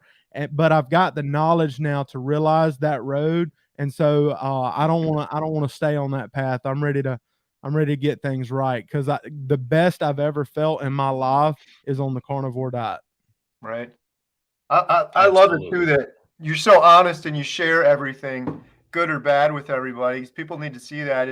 it's not a failure. It's just a lesson you learned. And then the fact that you shared it with everybody, it's pretty awesome. And 104 pounds, man. Your videos, I've been commenting on like every one of your videos. You're out there running and you're doing the exercise bike, and man, you're inspiring so many people.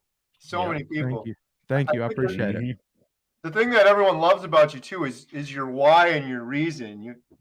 Could you mind sharing that? Because there's a lot of people here that maybe aren't familiar with your story yet. But why did you decide to start Carnivore? I decided to start it. I feel like personally it was out of desperation because, you know, me and my wife, we had struggled to have our child, and we had tried for like 4 to 5 years, and she was finally able to have our daughter, and things were going great except for the fact that I weighed almost 500 pounds. And as my daughter was getting a little bigger, she was like 6 to 9 months old, somewhere in that range. I was getting to the point as she was gaining weight and getting bigger that I couldn't hardly get up out of the couch with her or get up out of her nursery chair or anything to lay her down at night. Or when I would get up in the morning time, sometimes I would have to ask my wife to pick her up out of her crib because my back hurt so bad.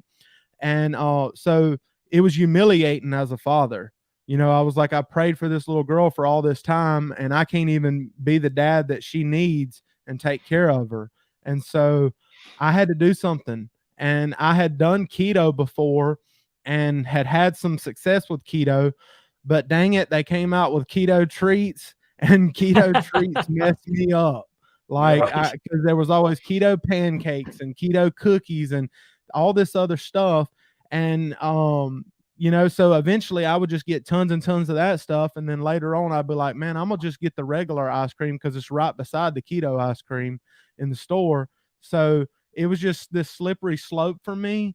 And so I had heard about carnivore, you know, from, of course, Dr. Barry.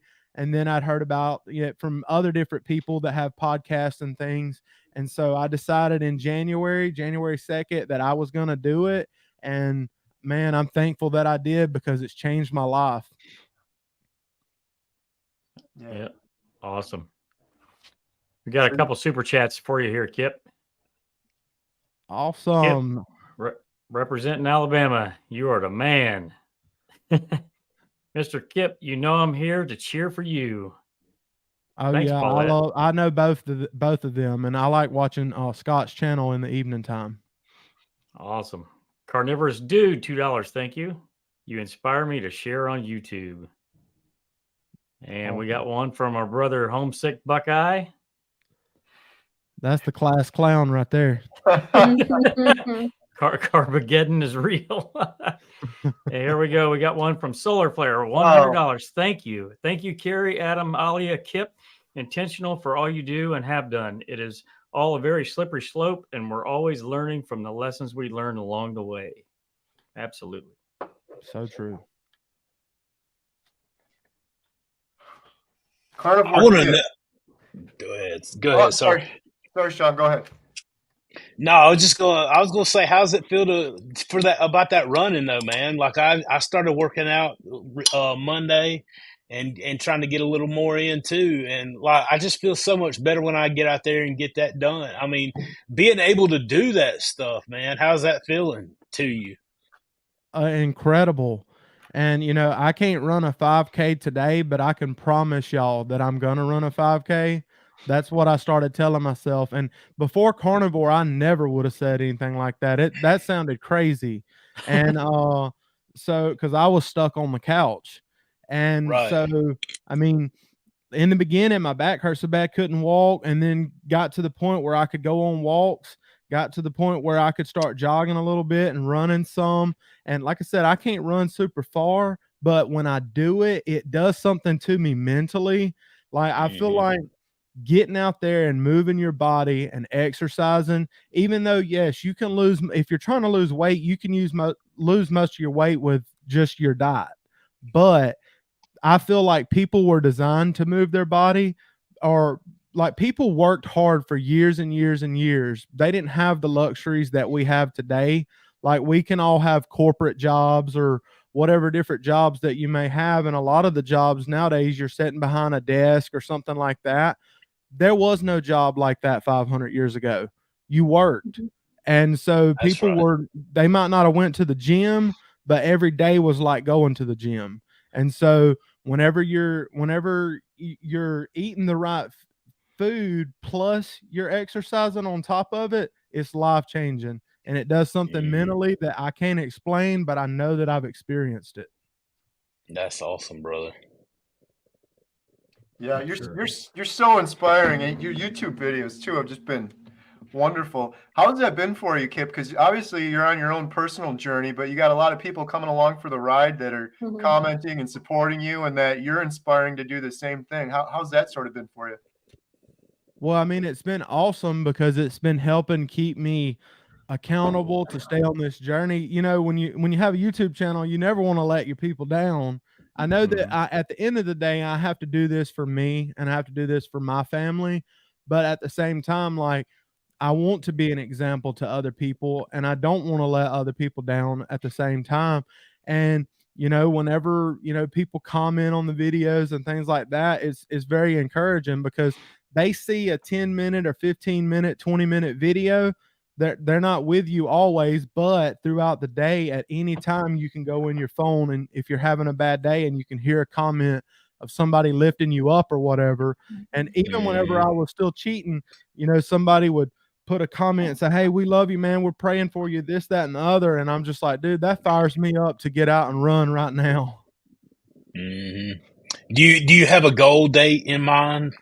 Like for when that 5K, like, have you, I mean, you don't have to tell us if you don't want to, but like, is there like a date that you in your mind subconsciously you're like, by X day, I want to do this thing.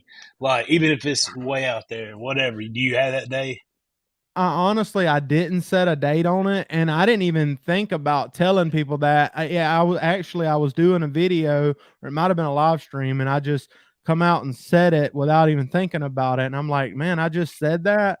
And now I'm like, I got to do it. But I don't know. I think I could probably do it within, I don't know. I mean, I still weigh about 380 pounds, somewhere around there.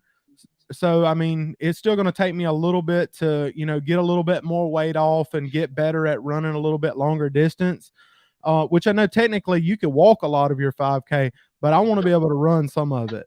And so I think I could probably get there in the next 4 to 6 months, honestly, if I push myself. Maybe even quicker. I don't know. Maybe that's the next step. Maybe that's like, I mean, that's how my mind works, right? So if I say like, I'm going to do this by this day, it just it just gives me one more thing to, like James Clear says, he's like, be intentional about what you're doing. Like if you're going to run, put your shoes out by the door so that you have to step over them to do whatever you're going to do that may not be running, and it's going to trigger that, right? So maybe set a day, like even if it's just down the street somewhere, down the road, down the timeline. At least in your mind subconsciously, you're like, this is the day. That's my goal, and that's a trajectory towards something.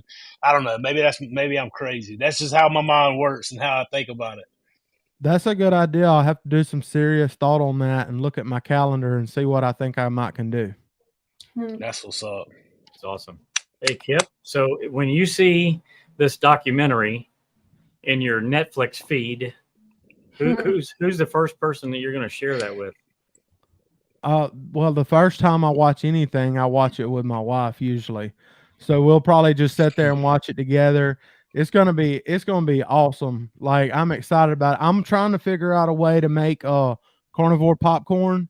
I haven't figured it out yet. I want to sit back and whatever it is, it's gonna have pork rinds. Ask Courtney Luna. I promise you, it's gonna have some pork rinds in it. And bacon, to have carnivore popcorn. I'm in the basement of the movie theater right now, so if you figure that one out, please let me know. Yeah, I think I it's might fried just smoke up some beef cow jerky fat. and just eat jerky and watch the movie. Right. There you go. There you go. Have you cooked up any of those dino ribs recently? It's probably been a few weeks or so, maybe 3 weeks since I've had dino ribs. Kerry, that's my favorite cut of beef. I talk about it all the time. Yeah. But I still have some dino ribs in the freezer. I ain't pulled them out and cooked them. I might have to do that tomorrow now that you mention it. We had Kelly Hogan was on earlier. She's just wonderful. And she had mentioned that she went out to eat somewhere and she described dino ribs. She's like, it was one of the best things I've ever eaten. I was thinking of Kip the whole time. You introduced them to me, and you're absolutely right. It's one of the best things ever.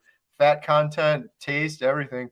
I'm gonna have to get some more of those. I can't get them around me. I just happened to find them when I was in Illinois before. So Yeah, thankfully there's a place that has them about 50 minutes from here, or I sometimes can get them online.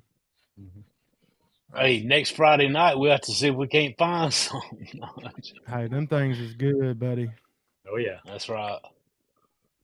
Awesome. Well, thank you so much, Kip. Kip is Carnivore Kip on YouTube. I have a link in the description below. Is there anything else you want to shout out? Anywhere else people can check you out? Yeah, I mean, I'm mainly just on YouTube, and you can search at Carnivore Kip. And then I'm also on Instagram. It's Carnivore_Kip on Instagram.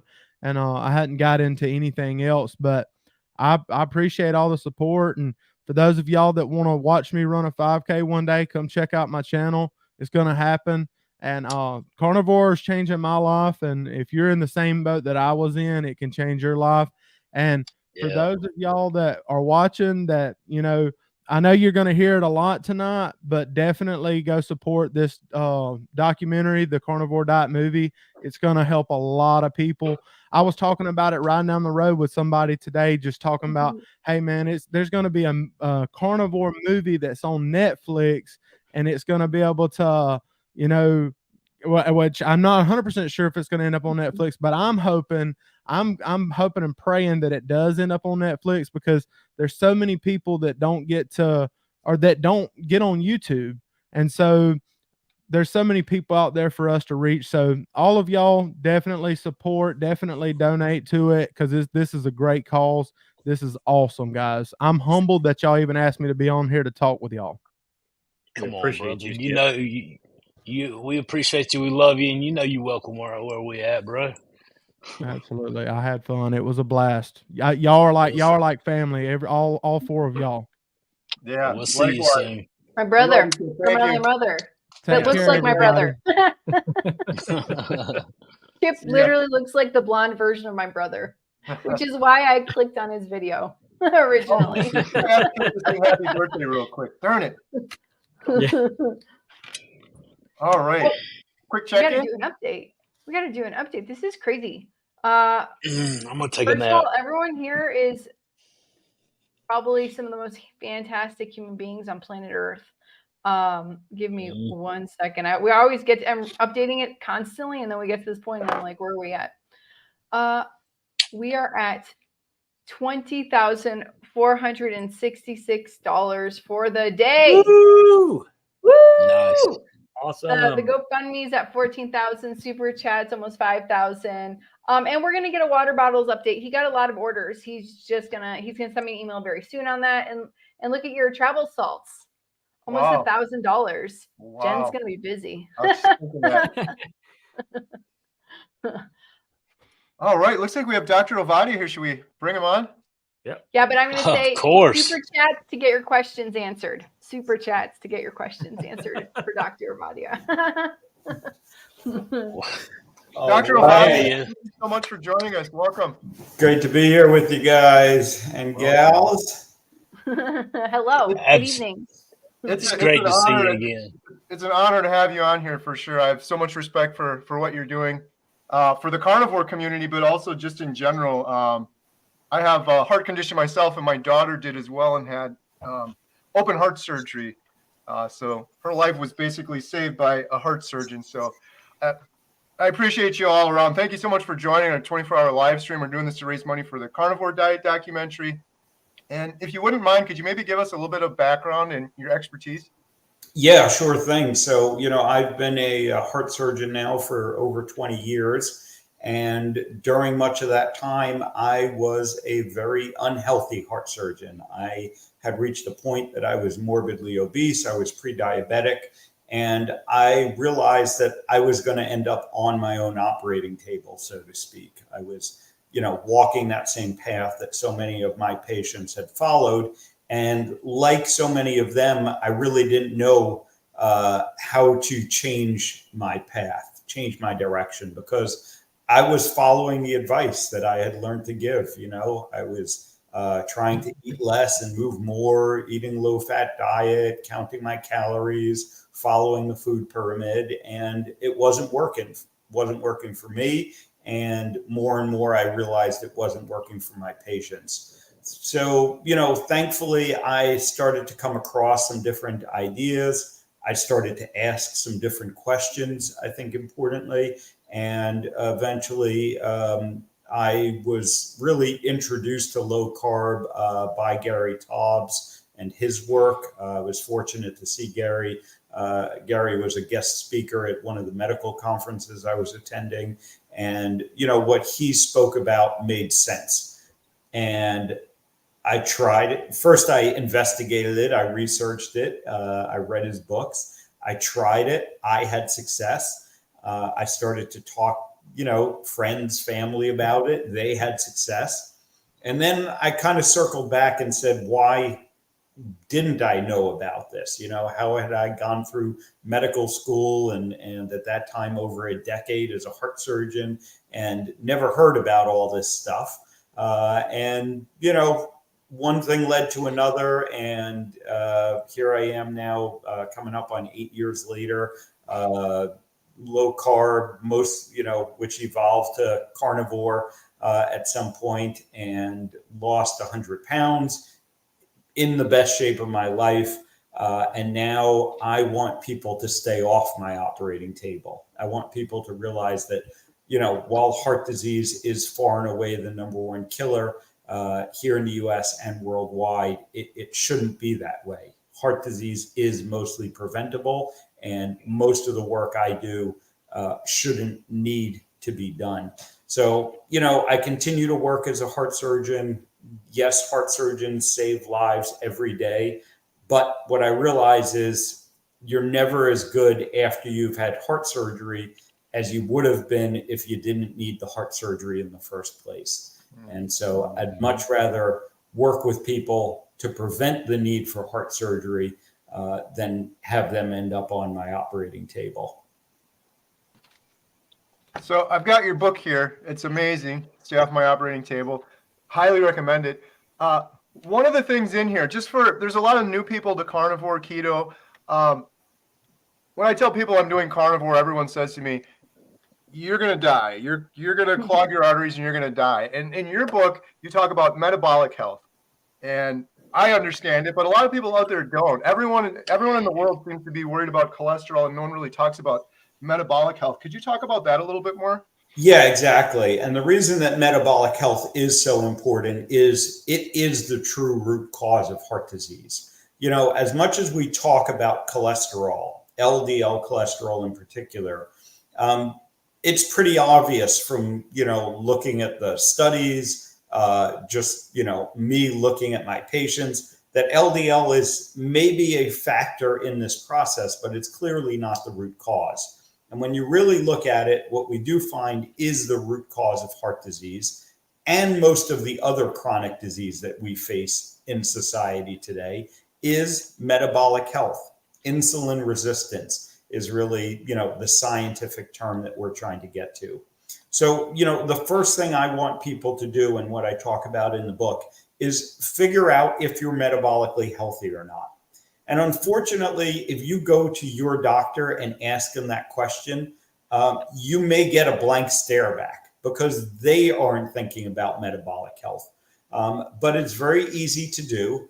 There are 5 basic metrics that I look at, that I encourage people to look at to figure out if they're metabolically healthy or not. These are just the basics. We can go much deeper, and I certainly do with my patients. But at least if people started here, we would, you know, start to turn around the ship and start to change people's directions. The scary statistic is that 88% of the adults in the United States are not metabolically healthy. They can't meet the 5 basic measures of metabolic health. So 5 basic measures. First one, you do it at home. It's your waist circumference. All you need is a tape measure and just right around the level of your belly button, a little higher than your belly button. Best to measure it first thing in the morning and measure your waist circumference. Next, you're going to look at your blood pressure. And again, you can get this checked at home. You can go to almost every grocery store or pharmacy these days and get it checked. And pretty much every time you go to the doctor, it's going to be checked. And then we're going to look at 3 very basic blood tests. And the good news is your doctor has probably done these blood tests for you. They just didn't look at it in the context of metabolic health. So you want to look at your fasting blood glucose level. You want to look at your HDL cholesterol level, that so-called good cholesterol that most doctors ignore. And then you want to look at your triglycerides, another number that's going to be on your basic lipid panel that, again, your doctor is probably largely ignoring. And so you get those 5 measures. You can figure out if you're metabolically healthy or not. If you want to go to my website, ifixhearts.com, free quiz right on the first page. It will take you through the numbers. You can plug your numbers in and you can figure out if you're metabolically healthy or not. And if you're not, which, like I said, most people aren't, that is the approach to stop heart disease, to reverse it, to stop the progression. Focus on your metabolic health, get yourself metabolically healthy. And again, lots of ways to do that, carnivore being one of them. So do you have any stats or data on if you're not metabolically healthy, what's your risk for heart disease versus the general public always concerned about cholesterol and LDL? Yeah, we do have very good stats on this. So, we can look at insulin resistance, which is really the best way to measure metabolic health, with kind of one measure from a scientific standpoint. And we know that being insulin resistant increases your risk of heart disease about 10 times someone who is not insulin resistant. Mm-hmm. And to contrast that, the LDL cholesterol that your doctor is so focused on, if you have an elevated LDL cholesterol, that increases your risk of heart disease 1.4 times people who do not have an elevated LDL cholesterol. So again, 1.4 times for LDL cholesterol that your doctor will spend all 15 minutes of the visit talking about, and 10 times the risk associated with insulin resistance that your doctor probably doesn't know how to check for and very rarely, if ever, will mention to you. Is there any shift happening where people are starting to pay more attention to metabolic health, doctors, healthcare, anyone, or is it just? Yeah, I am optimistic. I go to the scientific meetings now that are based on metabolic health, low carb, and there are more and more physicians there, more and more specialties, more and more people becoming interested in this. Carnivore being one of the communities that is certainly focused on improving metabolic health. So I am encouraged. But there's still a long way to go. The doctors that are out there doing that, myself, I know you have a bunch of other doctors, as part of this live stream that are focused on metabolic health. We're out there, but we are still very much the minority. And quite frankly, we get a lot of pushback. Many of us have been attacked, called quacks, all of that good stuff. But you can't argue with the results. And the results that I am seeing from my patients who focus on metabolic health is that their heart disease stops getting worse. Many of them come to me already with advanced heart disease. Because of my background, those are the patients that, find me. And we're able to stop the progression of their heart disease when we focus on metabolic health. We're able to see some indicators of improvement, of reversal when we focus on metabolic health. But it all starts with a focus on metabolic health, diet, lifestyle. The problem from the healthcare system standpoint is that this isn't a medication-based approach. We can't really sell you the solution in terms of here's a medication to take to improve your metabolic health. This is diet and lifestyle primarily. And, that's a large part of why it gets ignored by the healthcare system. Right. I have a question, just in general. I've heard this, and I don't know if it's true or not, but is it true that the heart functions more efficiently while you're in ketosis? So there's lots of evidence to suggest that ketones are the preferred fuel source for the heart. As you can imagine, the heart and the brain are kind of, the two organs that the body is going to do everything it can to protect.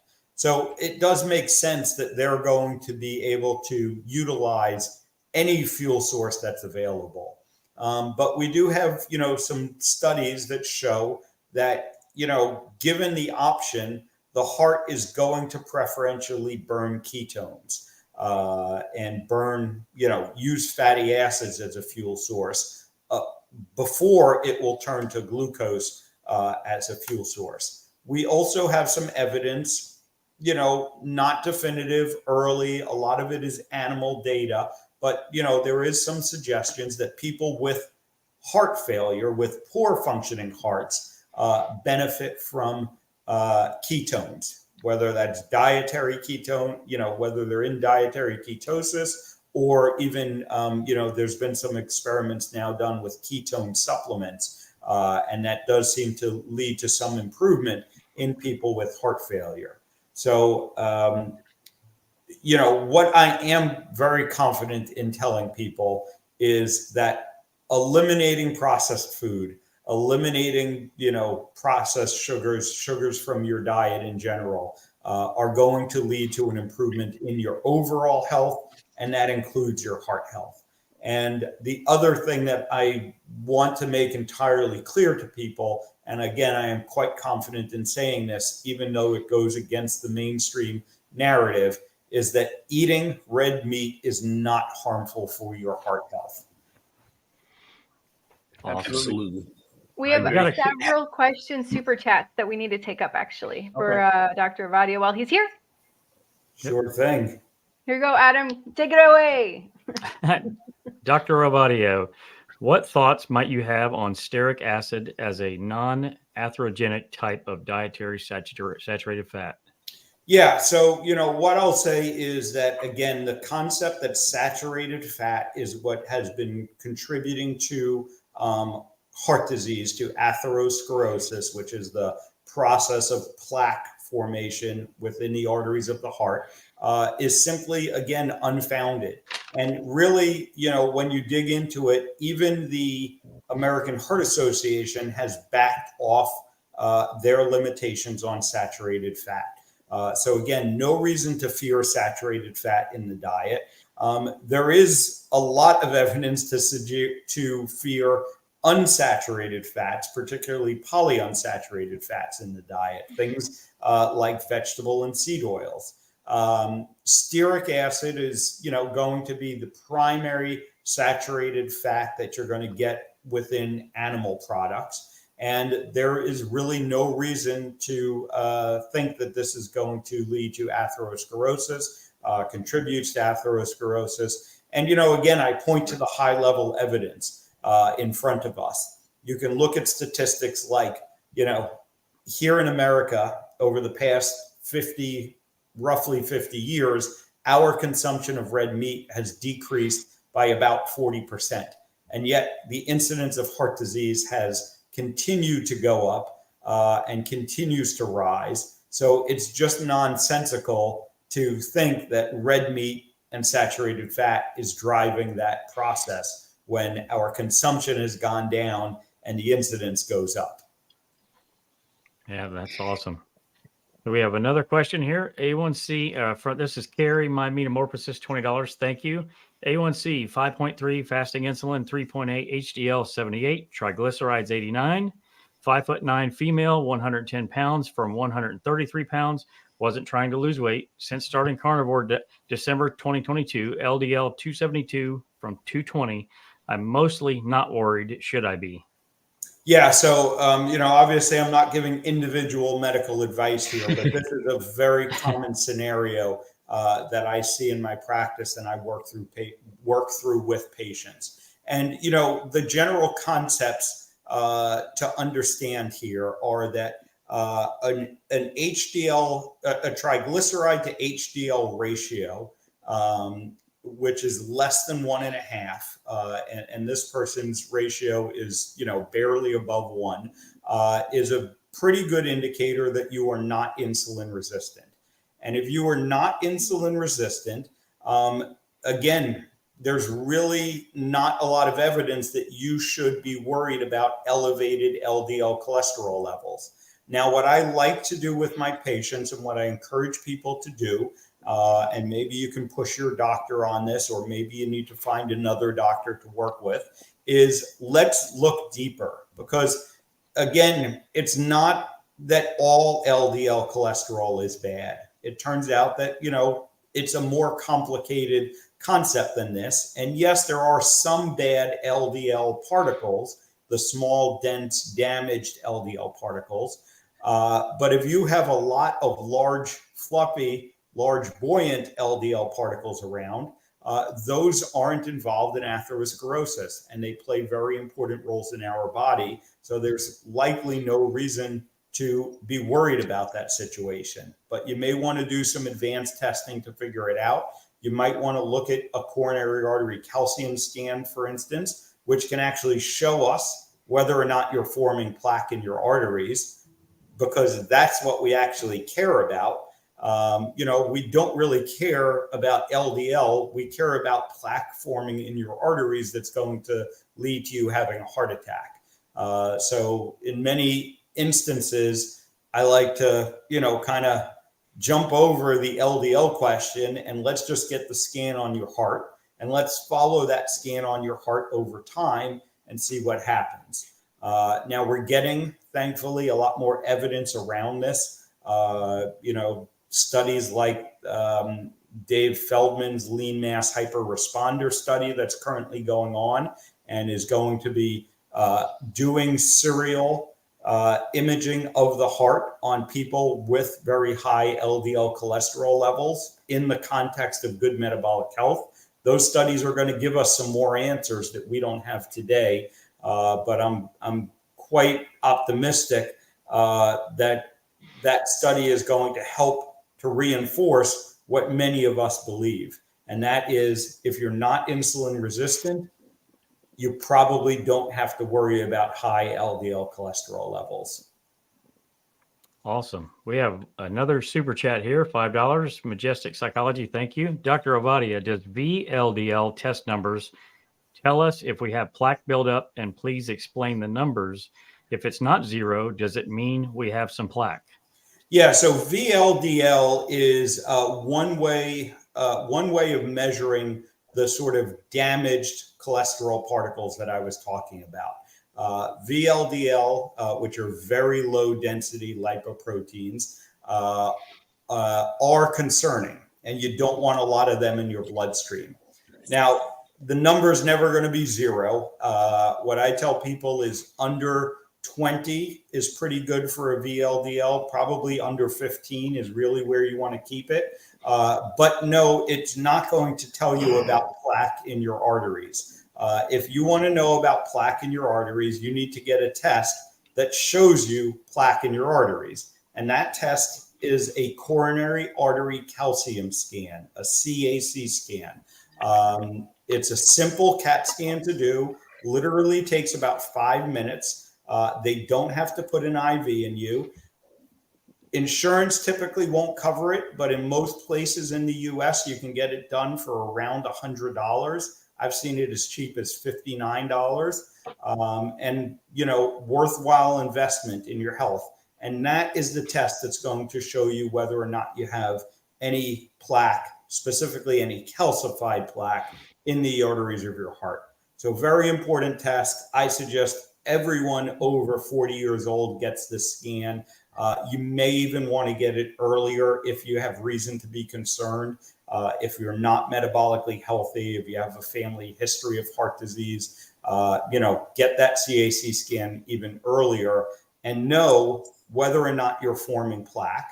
And then you can repeat that test over time. You can follow it to see if you're building new plaque as time goes on. We have a comment here before we have another question. Dr. Kiltz, the best heart fixer, Dr. Ovadia. Love Dr. Kiltz. Great time Rob and I had shooting the Carnivore Reverse series. And right back at you, Rob. Here's the next question. Dr. Ovadia, happy to see you here.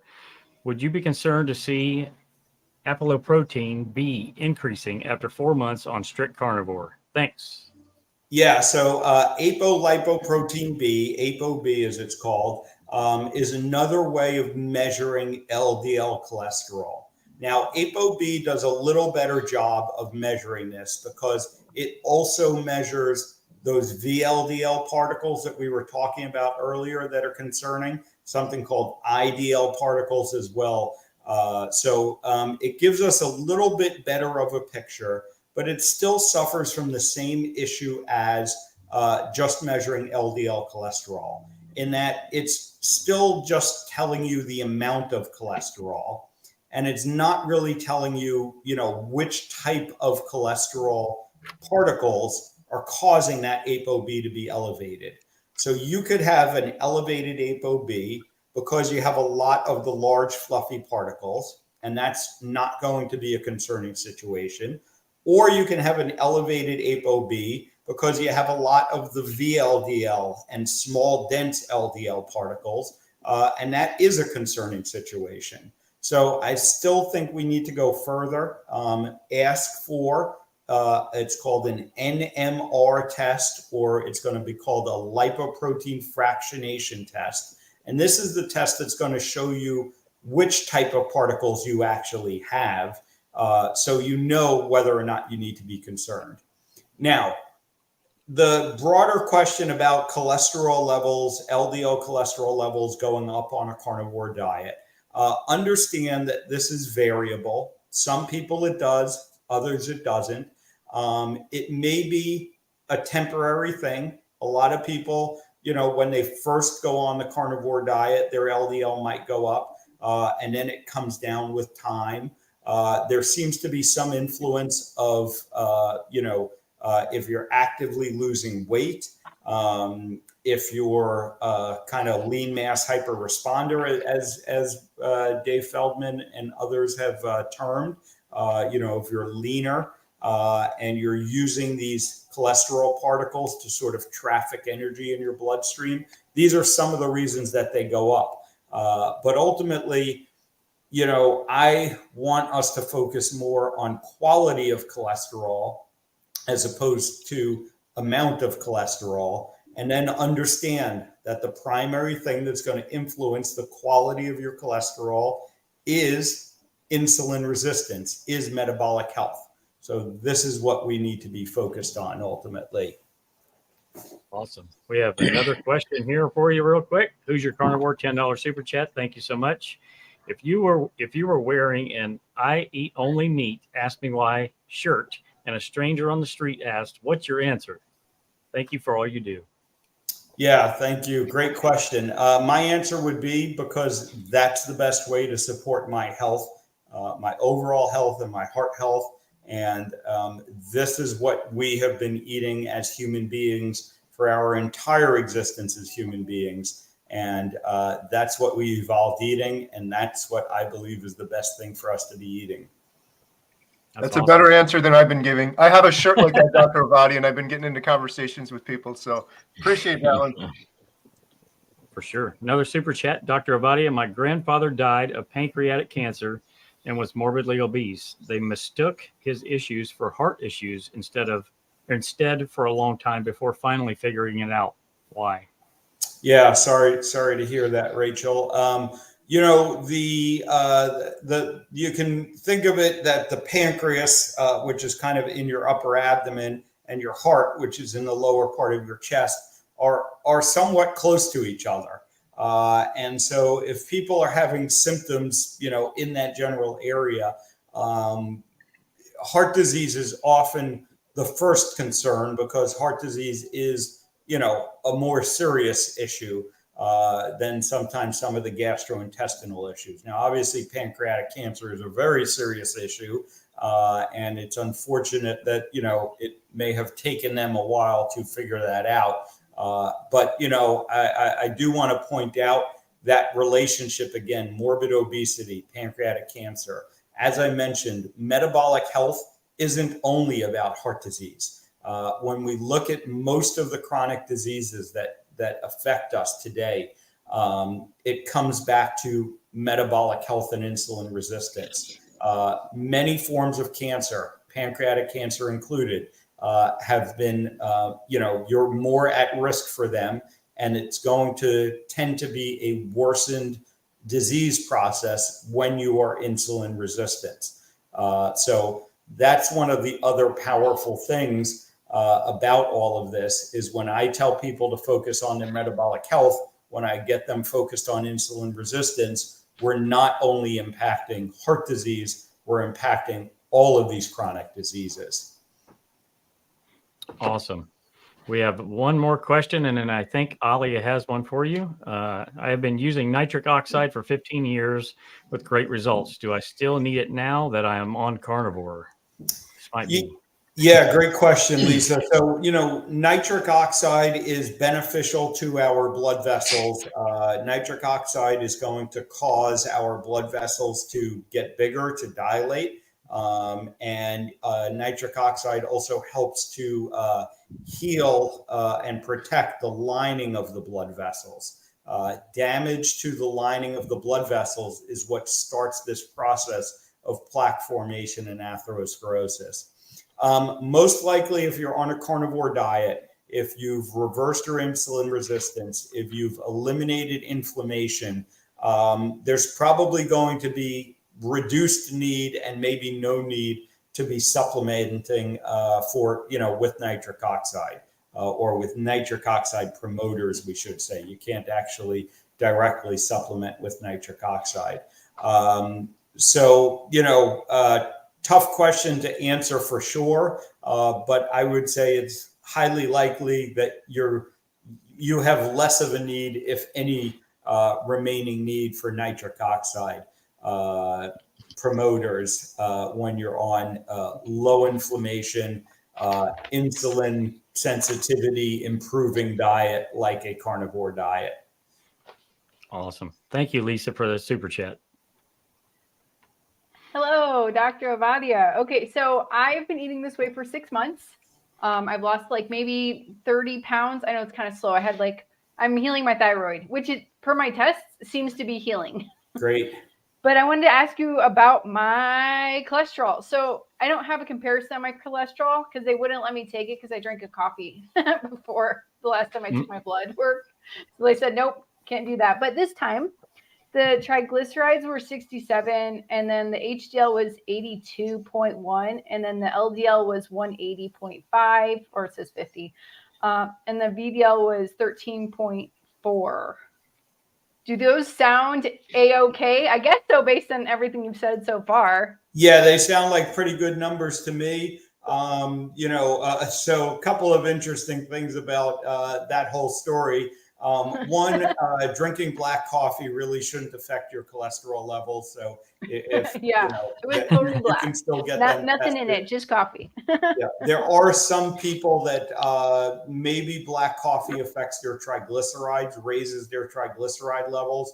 Very variable on that, but that is one thing to keep in mind. If you've been doing a carnivore diet for a while and you don't think you're insulin resistant anymore, and you get your lipids checked and your triglycerides are high, and you drink a lot of coffee, you might want to eliminate the coffee for a week or two and then repeat the test just to see.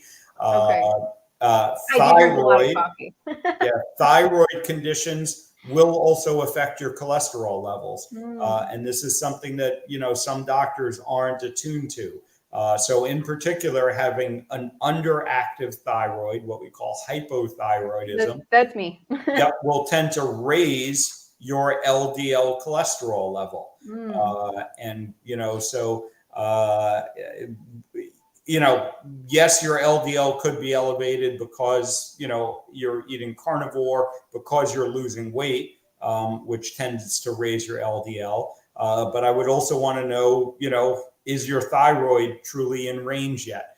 I don't think so. I'm not sure actually. And I'm in Colombia. So, I mean, it says like the TSH is 4,000. That's why I say I don't know what it's like. It's counted differently. Let's just call it 4. And then 3 months ago it was like 5 something. So improving, but maybe not quite there yet. Again, thyroid, very complex, and TSH alone probably isn't good enough to assess that. You really want to be checking your T3, T4, your thyroid hormone levels. And again, this can be very complex stuff, and many doctors really don't know enough about this. We get limited information in medical school, and depending on your specialty, your training afterwards, a lot of what I've spoken about just in this half hour is stuff that I had to go back and teach myself, even after being a heart surgeon for all this time. So, don't be afraid to challenge your doctor. Do the research yourself. Understand that your doctor has to deal with the conditions that all of their patients have. You are the one with your condition. So research it, and if you're finding alternative information, don't be afraid to bring that to your doctor. Some doctors are kind of threatened by that, and that might be a sign that it's time to find a new doctor. I do need to find a new doctor. I haven't seen one in years. you need to take charge of your health ultimately. Yeah. Can I ask one more question? Sure. So last time, 3 months ago, my A1C was 5.3, and now 3 months later, eating on carnivore, it's 5.56, and that actually concerned me because that's just like right under pre-diabetic, and I don't understand how that could possibly happen. Yeah, so some people on carnivore diets are going to see falsely elevated hemoglobin A1C levels. The reason is hemoglobin A1C, the way the test, the basis of the test is that the average lifespan of a red blood cell, the oxygen carrying cells in our blood, is 90 days. There's evidence that people, that are not insulin resistant, people on high protein carnivore diets, your red blood cells may live longer than 90 days, which is a good thing, but it can falsely elevate a hemoglobin A1C test. So there are a couple of ways to dig into that more. The best way, honestly, is to wear a continuous glucose monitor and see what your glucose is, at least for a 14-day period. And you can use that to kind of estimate if that's matching up with your hemoglobin A1C level. You can get a test. There's another test out there called glycosylated albumin.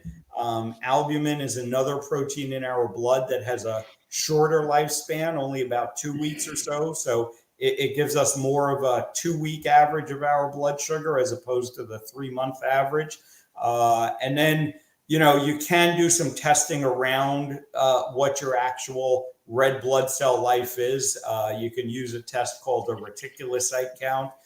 This gets pretty complex, but I think Dr. Paul Mason has a great video out there on this that you can look up. But understand that, sometimes A1C can be a little bit inaccurate in people doing carnivore diets. That's very helpful. Thank you. I know I took up a lot of your time. I was just so curious. I wasn't really worried about my blood work. I just wanted to hear your viewpoint. Certainly. Yeah. Yeah, and at some level, sometimes the blood work isn't the end all and be all. Like if you're Right. feeling great, you're functioning great, then sometimes, the answer is you don't really need to put so much weight on this blood work. Default to how do I feel, how am I functioning? And that's a great basis.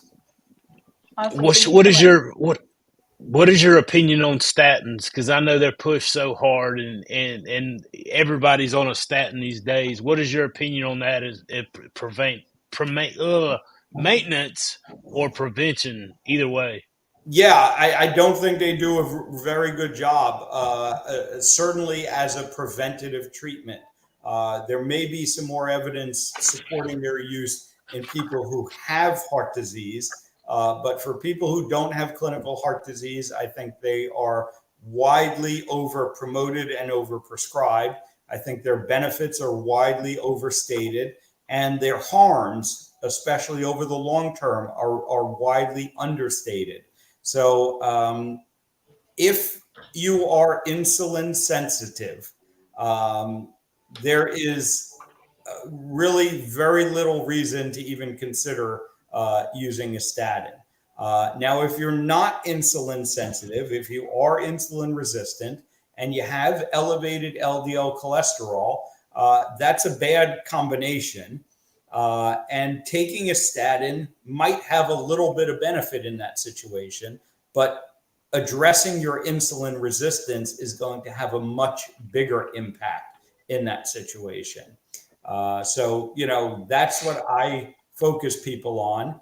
Ultimately, some of my patients are on statins. They make that choice. But, most of them who are focused on their metabolic health and have reversed their insulin resistance, a lot of them elect not to take statins. And, again, this gets into the whole complex question and getting your CAC scan and things like that. It's not a simple decision to make.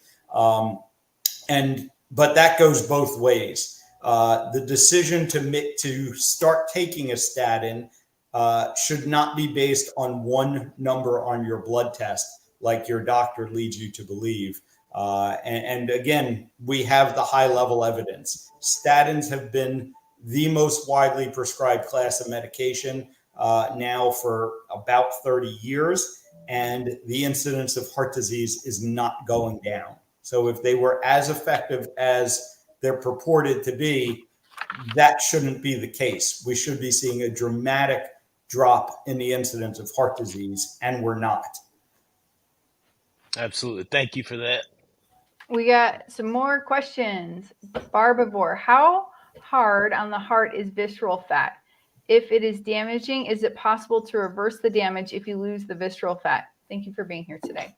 Yeah, great question, Barb. Visceral fat is one of the hallmarks of insulin resistance. It probably, on an anatomic, it's one of the anatomic, things that causes or promotes and continues the insulin resistance is the visceral fat. So visceral fat is very bad for your heart health, and you definitely want to lose it. When you say reverse the damage, it really depends what kind of damage you're talking about. If you've had a major heart attack and part of your heart muscle is now dead, we might not be able to reverse that. But for the most part, I think we can, always get improvements in overall health.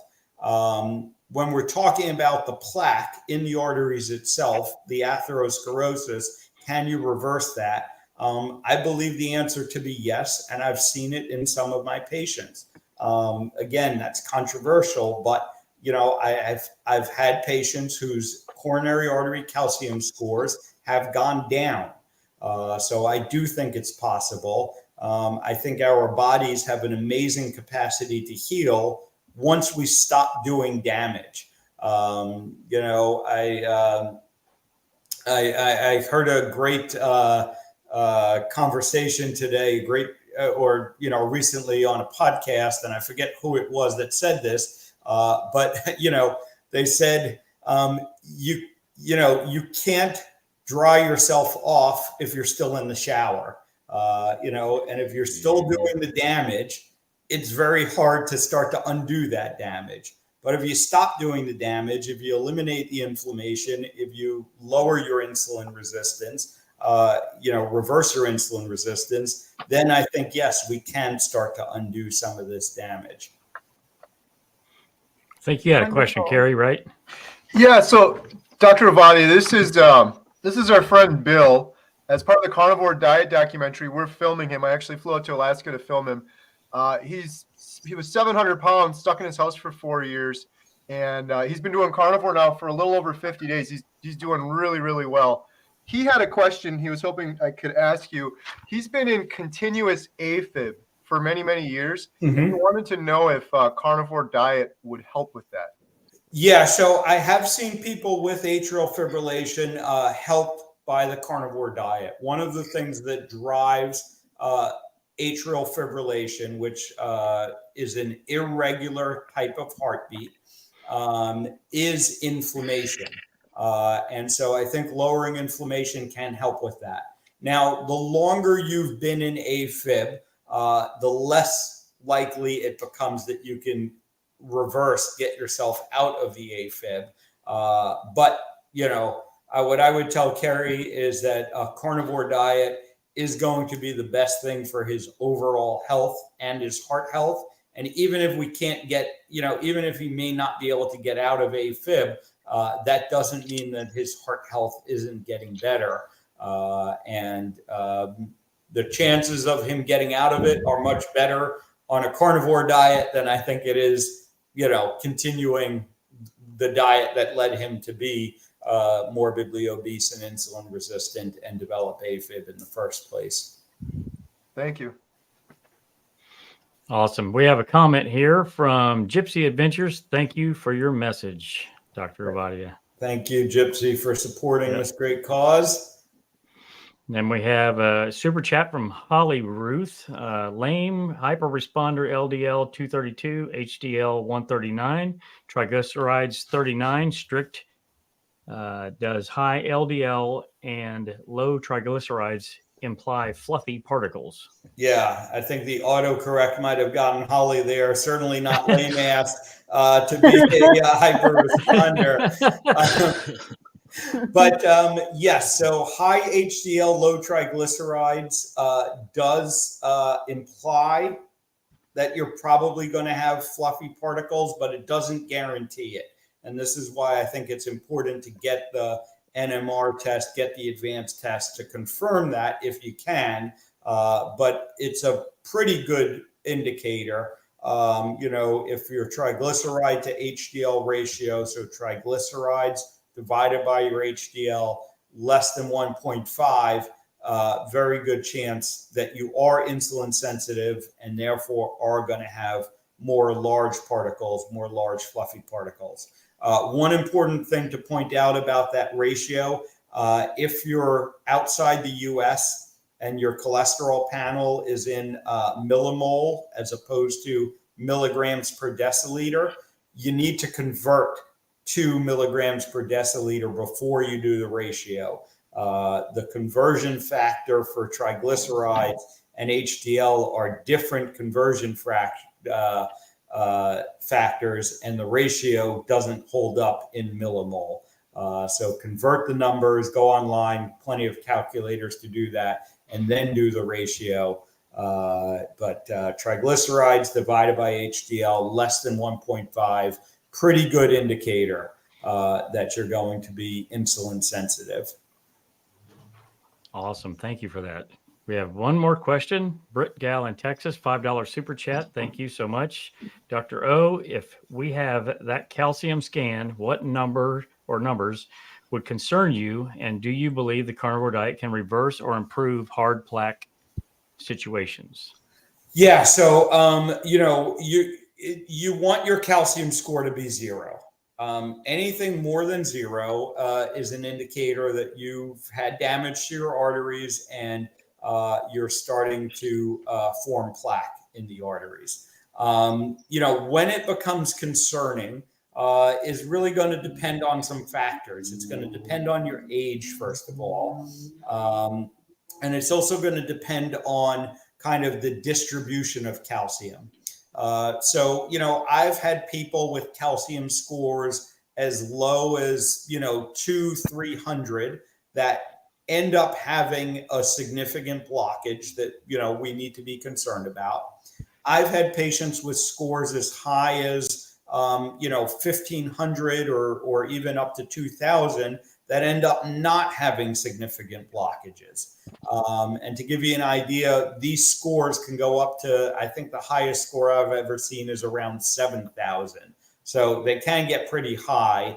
But, if you're 30 years old and your score is 10, I'm going to be concerned about that, because that means you've already started this process of plaque formation. And, if you fast forward and do the math, the average calcium score goes up about 15 to 20% per year. So, you can start doing that math and you can figure out if you have any disease when you're 30 years old, that's setting you up to be in trouble by the time you're 50 or 60 years old. So, 0 is the score you want, ultimately. And then, can it reverse plaque?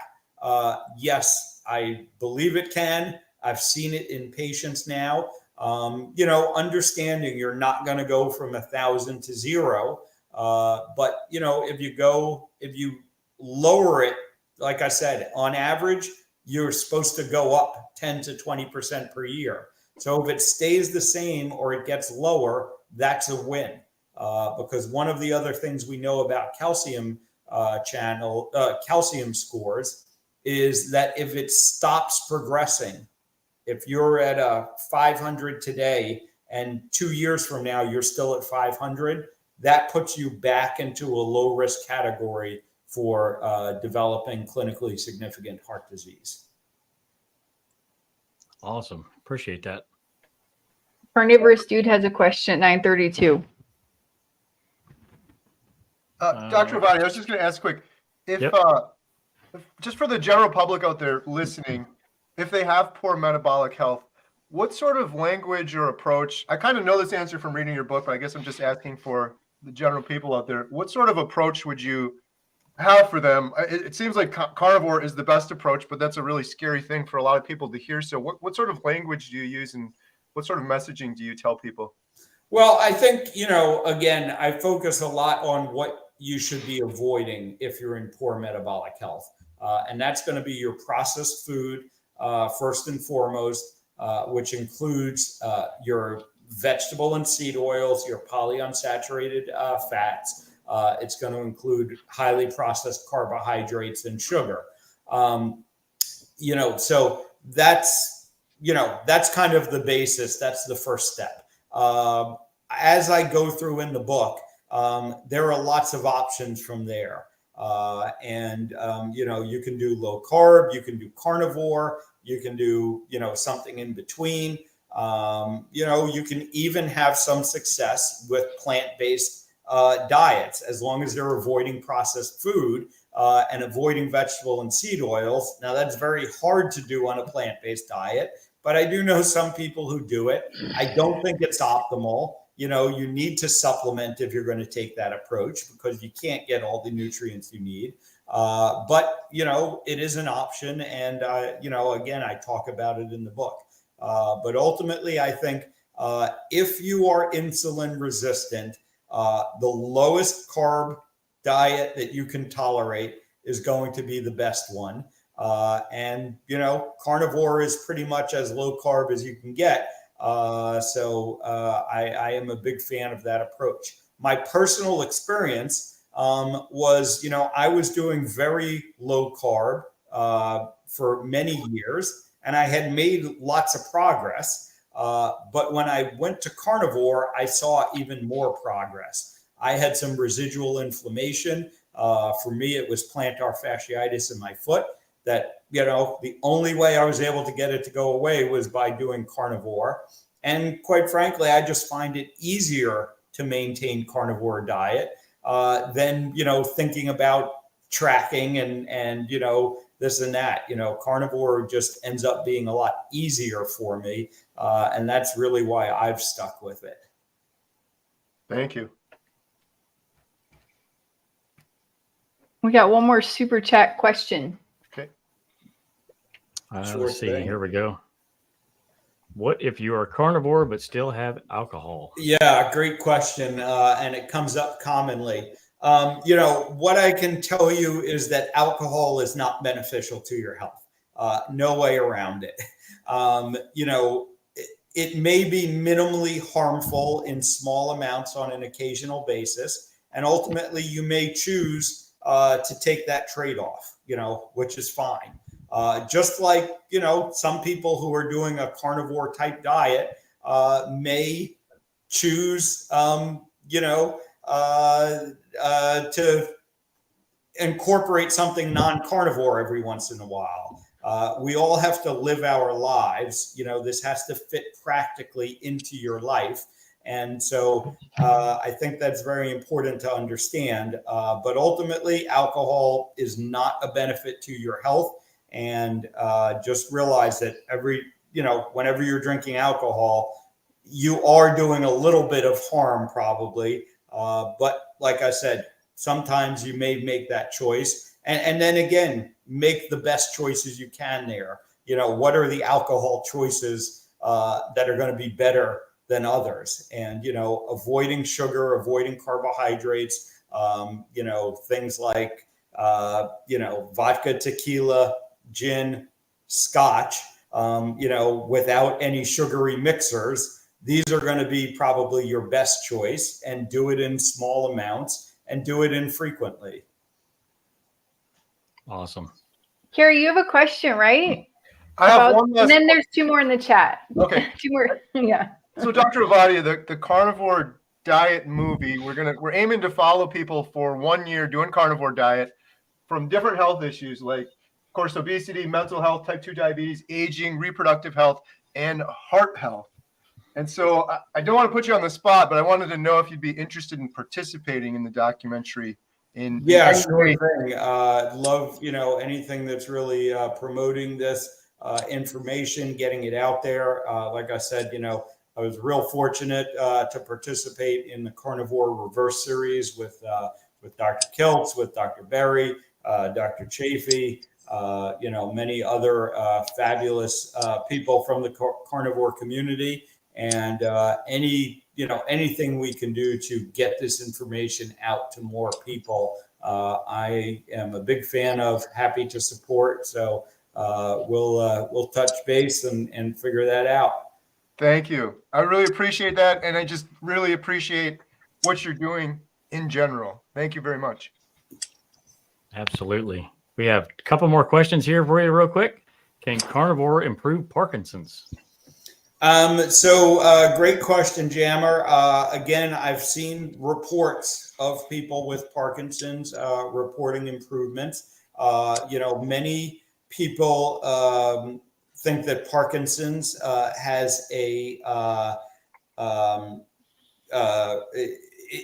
a autoimmune condition at its root, and autoimmune conditions of all kinds have certainly shown improvement on carnivore diets. I am yet to see a condition worsened by the carnivore diet, I guess I'll say. So, and honestly, this is something I struggle with, because I start to think to myself, do I sound crazy when basically all these people come with all these conditions and say, can I improve it? And, for the most part, I can usually find someone online reporting that they've improved it. And, again, inflammation, insulin resistance, autoimmune reactions, all of these things are really at the basis of most of the chronic diseases that we are struggling with. And I say, if nothing else, I'm pretty confident in telling you, and telling someone that try it for yourself, try it for 3 months, see what happens. Despite what you may have heard, 3 months of a carnivore diet is not going to cause your heart to explode. It's not going to kill your kidneys. It's not going to give you cancer. So give it a try, because, if you're doing something else and it's not working, you got to try something different. Awesome. All right. Next question. Susan E., $5 super chat. Thank you. I'll let you read this one because this is pretty technical. Yeah. So let's see. Susan is asking, will D3 and K2 clear plaque? So she's referring to vitamin D3, vitamin K2. And then she said that her cardiologist put her on 80 milligrams statin, but now my numbers are a total of 183, triglyceride 85, HDL 61, LDL 61, VLDL 17, PCP agreed to lower it to 40 milligrams. So will vitamin D3 and K2 clear plaque? Vitamin D3 and vitamin K2 in particular turn out to be very important in the regulation of our body's distribution of calcium. And there's, pretty good evidence that vitamin K2 in particular helps our body to put calcium where we want it in our bones and make sure it doesn't end up where we don't want it in our blood vessels. Vitamin K2, of course, comes from animal products only. Plants have a different form of vitamin K that don't have the same effects. So I do think vitamin K2 is very important, and I do suggest it for people that have coronary plaque. We don't have definitive evidence of it helping, but that doesn't mean it's not helping. It just hasn't been studied, quite frankly, like lots of supplements. And then, we kind of touched on the statin issue earlier. This again is going to be a very complex discussion. It's going to depend on, do you have plaque? Do you have heart disease? But the important questions to ask your doctor is, what is the true benefit of taking this statin?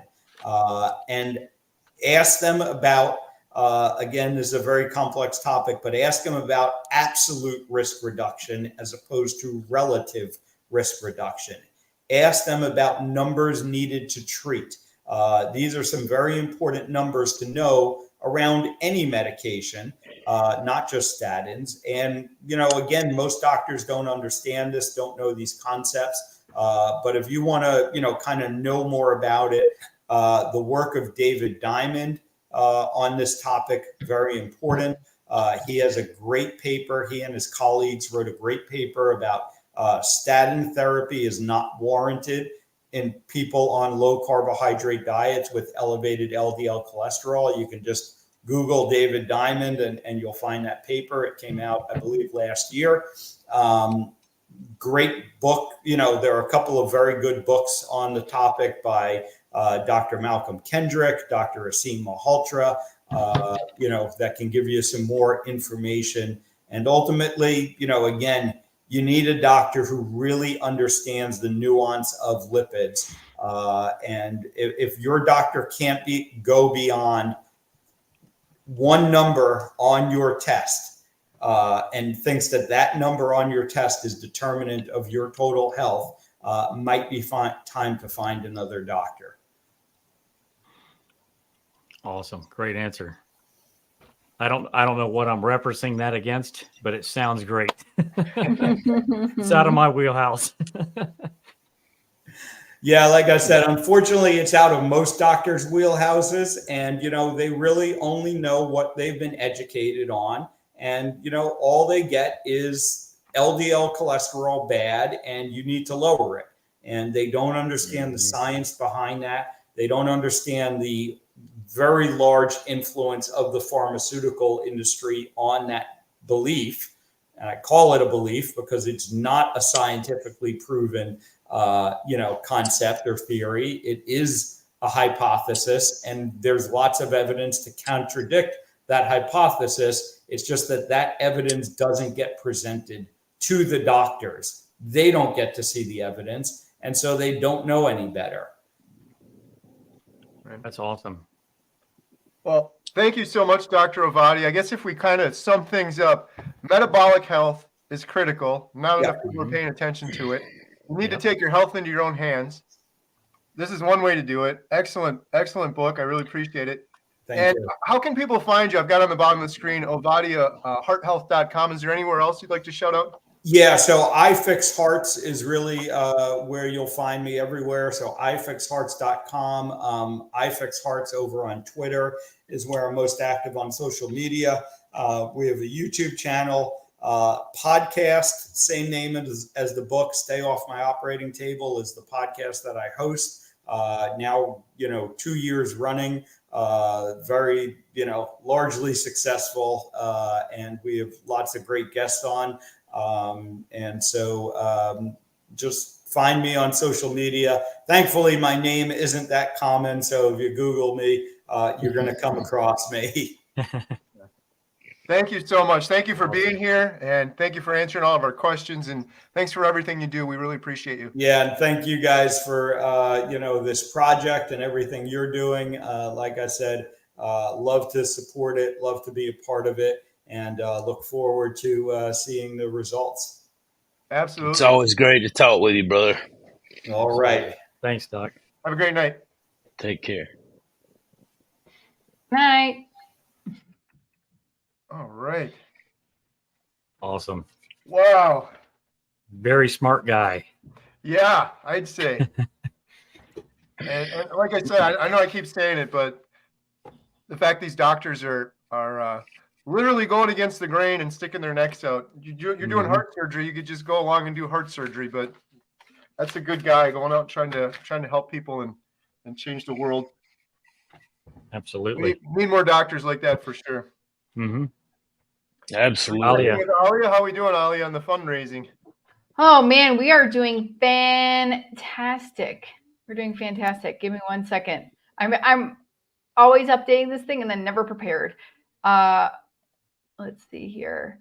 We got $100 donation from an anonymous person in the GoFundMe, but the GoFundMe is doing crazy. It's still on fire. 1 second. Present.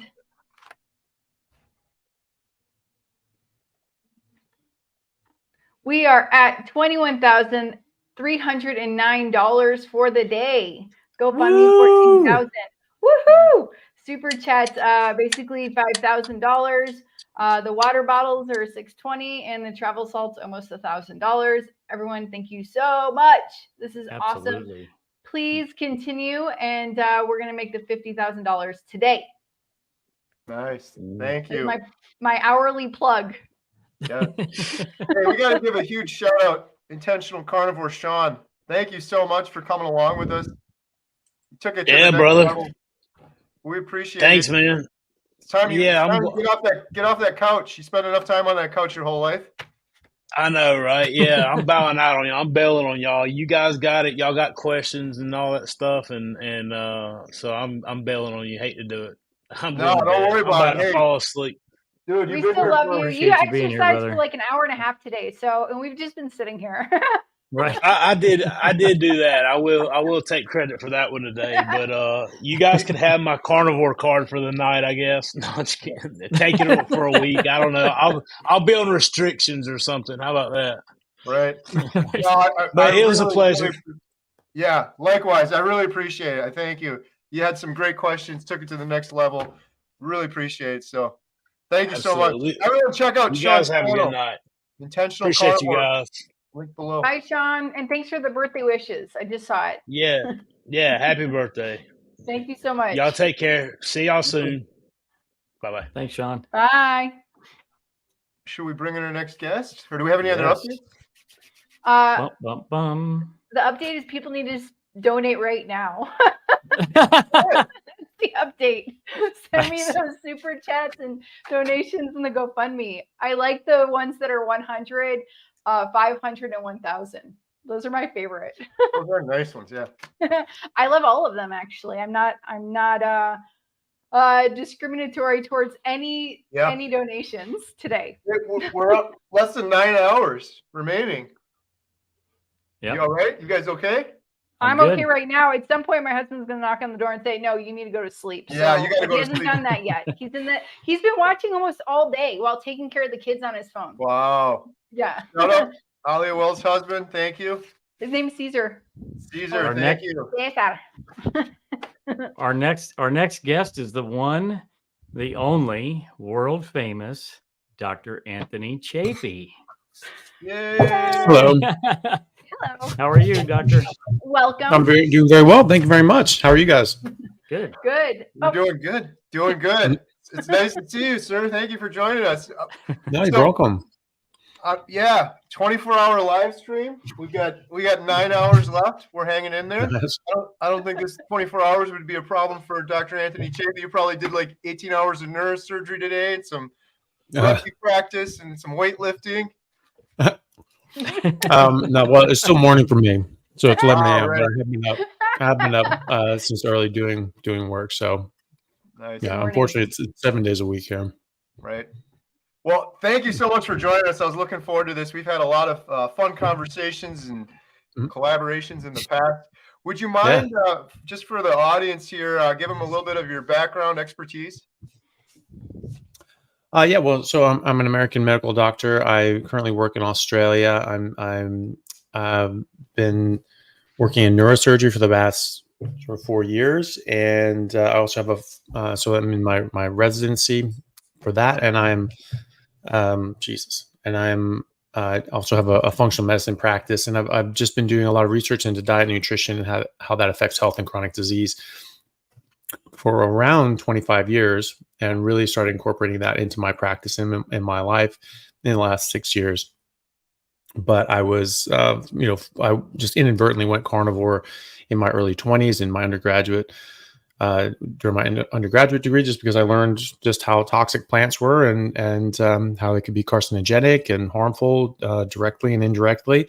And so I just said, okay, I'm not eating plants anymore. And I just defaulted into just eating meat and eggs and felt amazing. That was the time in my life I had never felt better, never performed better as an athlete. I played high level rugby since I was 17 and at a professional level as well in the US and in Europe. And so, sorry, I have a naked cat running around and I love it.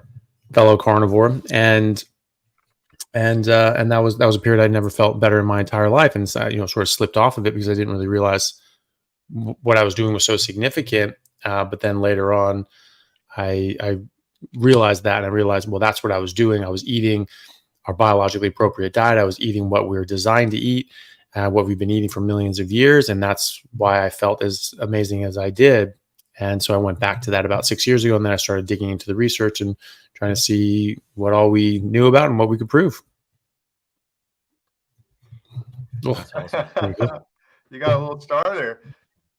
Yeah, well, I made some like lamb, and so he's freaking out about that. So he wants a piece of that. So he's like sort of circling it like a shark, Nice. to see if I'll actually let him get in there. But Thank you for the introduction. I'm sure we'll get a lot of questions in the live chat. I've got some challenging Dr. Chaffee arguments. We've done some of those in the past. I had some new ones, and people Sure. always seem to enjoy those. I was hoping to just check in with you too and see how you've been doing lately. I know you've had some interesting projects going on, and you were visiting Canada for a while and hanging out there. yeah. How's all that going? Oh, it was really good. So I was in America. I was speaking at a conference, Symposium for Metabolic Health in San Diego, and so I gave a lecture on ketogenic metabolic therapy in the being used for cancer treatment, and in particular glioblastoma brain tumors. And so I gave a lecture there, and that went well. And then while we were there, we decided to sort of travel around a bit, and I showed my girlfriend Elle the San Diego. So I'd lived there for a few years. I introduced her to some of my friends I played rugby with there years ago. And then we went up to visit Maggie, who's an 82-year-old rancher who's been carnivore for really her whole life, but at least for the last 65 years. But she was one of those kids that just hated vegetables, just like everyone. And but her parents were much nicer than mine, and actually didn't make her eat vegetables. And so, they say like, well, she really hates these things, and she's skinny and she's healthy. So we'll just, let her eat what the hell she wants. And then when she moved out of the house, she was just like, well, I'm really not eating any of that crap now. And then she just never did again. And, she's 82. She's a full-time rancher. She's up at 5 a.m. out with the cows, out at 5 a.m. with the cows at 5 a.m.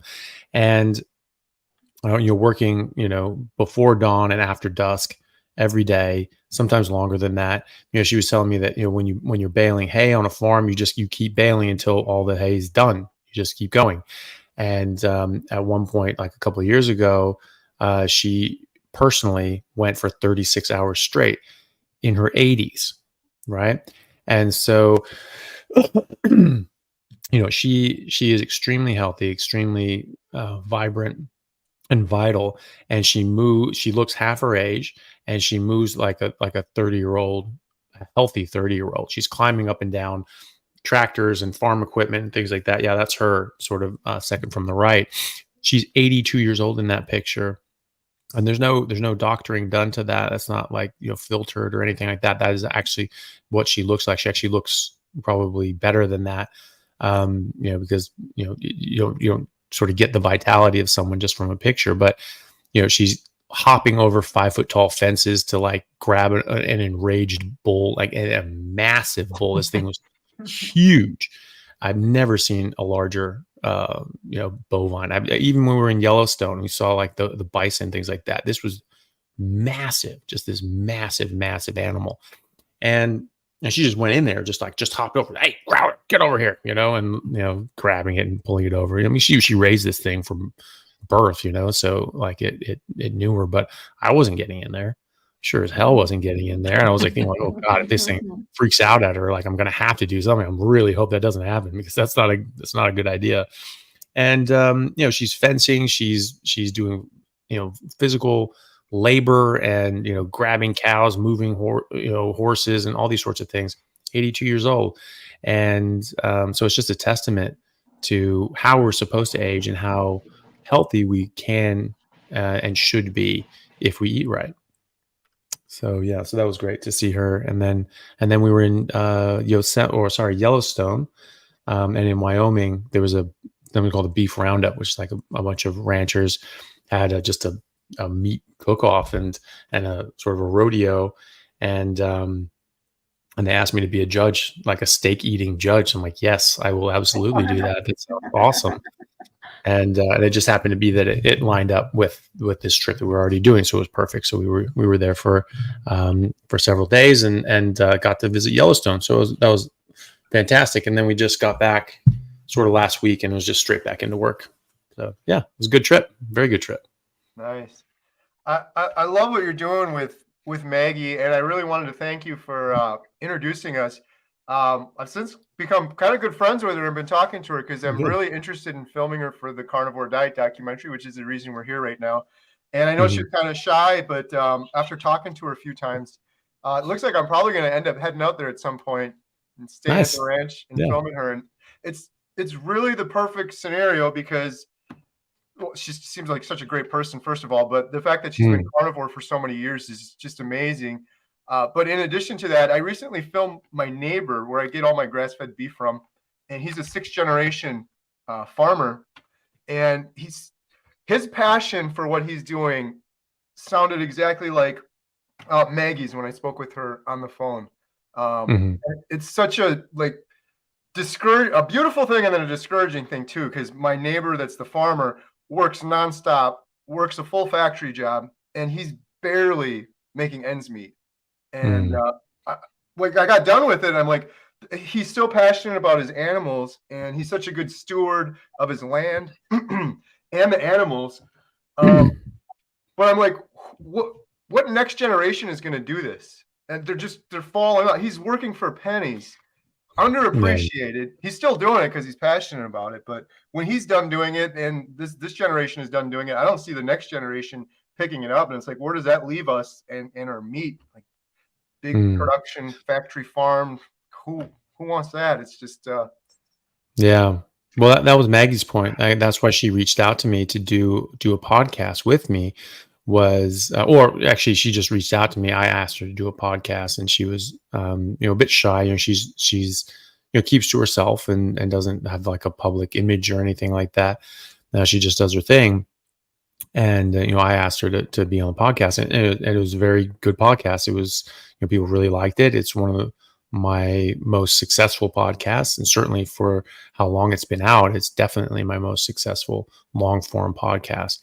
And, and yeah, she was saying that there was a study that looked at ranchers in general, and the independent ranchers, and they on average made about like 42 cents an hour for all the hours that they work, right? So they're barely scratching by.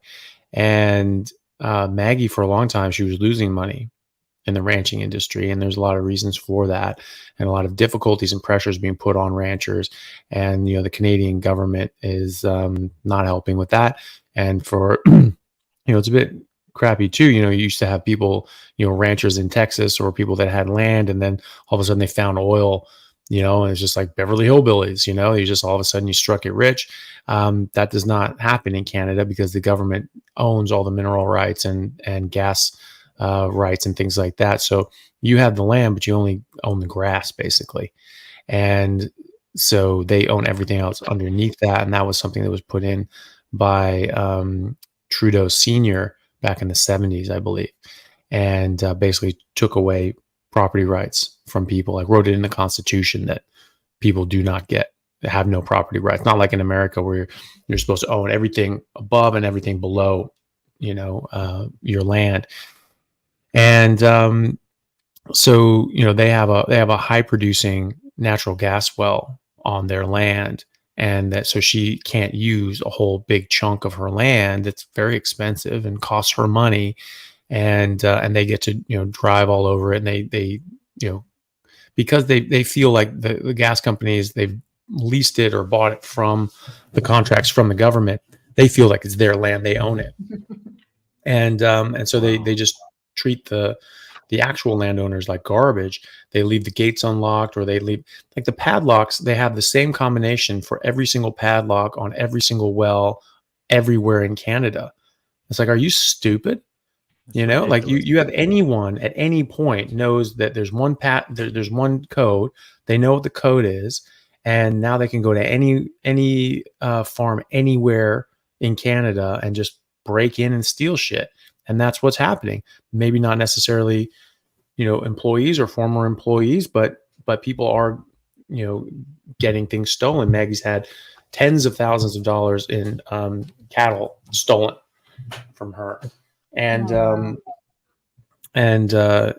because they've left things unlocked and they've let these animals out, they have an easement to like go around on their property to get to the well, to service the well. But they're not, but they have, things that they're growing hay, they're growing crops and things like that to, as part of their business, and also to feed their cows in the winter. And some of the times they would just take their heavy equipment and just drive straight through this field of crops and just destroy acres and acres and acres. And I mean, it's just disgusting what they're doing. So, I thought that was just ridiculous, and pointed that out. But, she was losing quite a lot of money every year. They've since shored that up, but they're still losing part of it. So her and her husband have to use their pension to pay for the farm. And so she's working 16 hours a day, sometimes 36-hour days. And, she's paying for the privilege. Right. And realistically, she should be loaded because she, this well has been on her land for 40 years plus. And she's hasn't gotten a cent from it. They're supposed to pay $3,500 as like a, as a sort of a fee for using that land. But that was a fee that was put in place in the 1970s, and they never changed it. So it doesn't adjust with inflation or with, different costs and the money that they're losing. So, I was like looking at that, and she uses mostly wood stoves and wood fires and things like that to heat her house. But they do use gas for some things. And she's saying it's like, what they're using, the amount of gas that they use probably doesn't even, that $3,500 probably doesn't even cover that. You know what I mean? So like, she's not even getting free gas, from all the gas that's being pumped out of her land. So, I mean, realistically, I mean, she should be loaded, but she's in fact paying for the privilege of being screwed over and providing meat for people. And then this year, unfortunately, got hit really hard because there was a drought, and so there's hay prices have tripled in her area in Canada, and so now they can't get enough feed, and they're going to have to sell half their herd. And that's so I started a Give, Send, Go fundraising for her to try to help her that, and that's been going really well. People have been really, really kind and generous in reaching out and helping out with that. So that's really nice to see. I mean, she when I was talking to her about it, she was literally in tears, that people were just, perfect strangers were coming out to help her just because they wanted her not have to sell half her herd and be even more screwed because of that, Right. But it's a hard life. And she was saying there's just like, who's going to do this? The land is crazy expensive. Yeah. Growing crops and canola and wheat and corn, you make more money, doing that. So people are moving to that. So, we can get all the people aware that eating meat is really healthy and eating this other stuff is not healthy. And, but if people keep getting driven out of the beef industry, there's not going to be a supply. There's not going to be enough meat for people. Right. Yeah. Yeah. It's a scary proposition, but it's really awesome what you did with the helping her set up the fundraiser. I donated to it and shouted it out, and I actually have it. Yeah. I have it in the link or in the description of this video too. So if anyone wants to check it out, but like I said, I did that video with my neighbor just because I thought it'd be interesting because I eat a lot of meat. I wanted to learn more about it, and then I'm like, this whole documentary is to follow people doing carnivore diet for obesity, mental health, type 2 diabetes, all those issues. But then I'm like, well, then they need to know where their meat's coming from, what to eat, and I'm like, this is such a more important part of it now. So the movie's going to be 6 hours long by the time I'm done with it, or it's going to have to turn into a series or something. But I definitely want to include something like Maggie's story from the carnivore side, but also from the independent rancher farmer side. So yeah, no, definitely. I mean, all that stuff is so important. Like you have to have all of it. I mean, these all is part and parcel. Showing how beneficial it is, and also how these people that are producing it have been ostracized and driven out of business, because it's not enough to just. I mean, it's a big first step to get people understanding that meat's really good, and start demanding it. Right. Because when they start demanding it, then people are going to be like, all right, well, we can make money here, so we should stop trying to force it down and shove down fake meat and plant-based meat and things like that on people. Yeah, I was telling people before too. We've got a lot of people starting up carnivore YouTube channels, and they're looking for ideas for content. This is one of the most fun videos I did, was just hanging out with my neighbor, family farm. So that's something to do. I absolutely support those family farms, independent ranchers, and maybe do a video, get their word out. I just did a little video with them, and their store went crazy. So I was really happy with that. They're like having logistical problems now, restocking things. Everyone came and bought all the steaks. They got a bunch of ground beef. That was a good problem to have, but definitely we need to raise up those voices. It's such an important thing.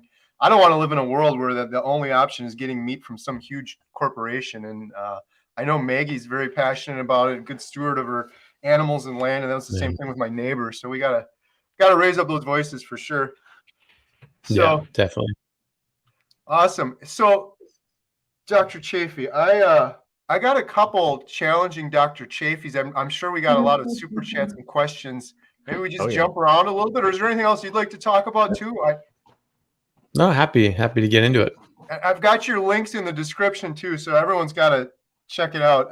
We've had some really interesting and fun videos we've done together in the past. Yeah, definitely.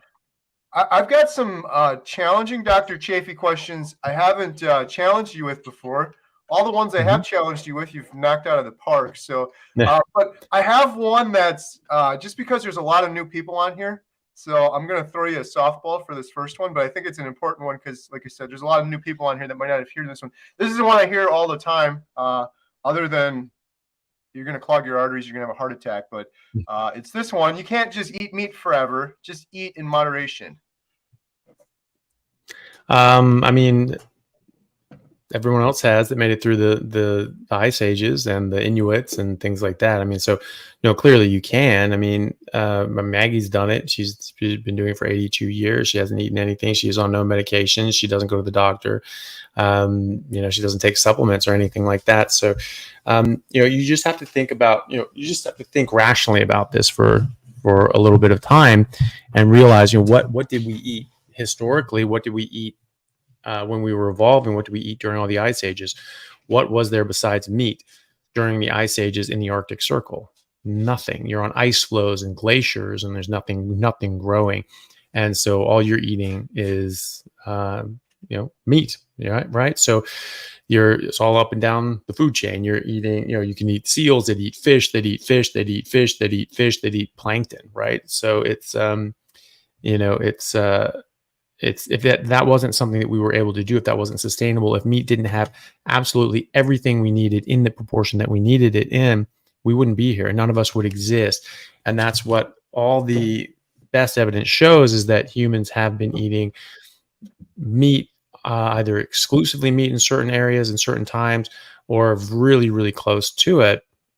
And even in more recent times, in the last few hundred years, you see like the Native Australians, Native Americans, other sorts of peoples, they traditionally would just eat meat unless they had a shortage of meat, and then they would know which plants that they could eat to sort of flesh that out, or maybe they had some seasonal berries or something like that, which again is seasonal. It's like a couple weeks out of the year you'd have some, if that, and the rest of the time you're just eating meat. And the Native Americans that were eating bison, there's just wild game.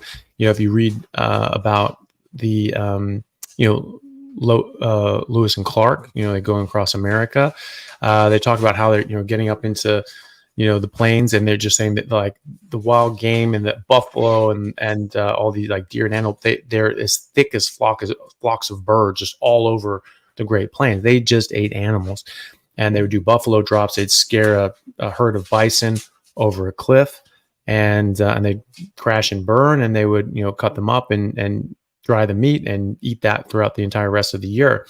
And so the Native Americans were the tallest human beings on Earth at that time in the 1800s. The average height of a population didn't know the average health of a population, and that Native Americans are not the tallest human beings on Earth anymore, and that's purely nutritional and environmental.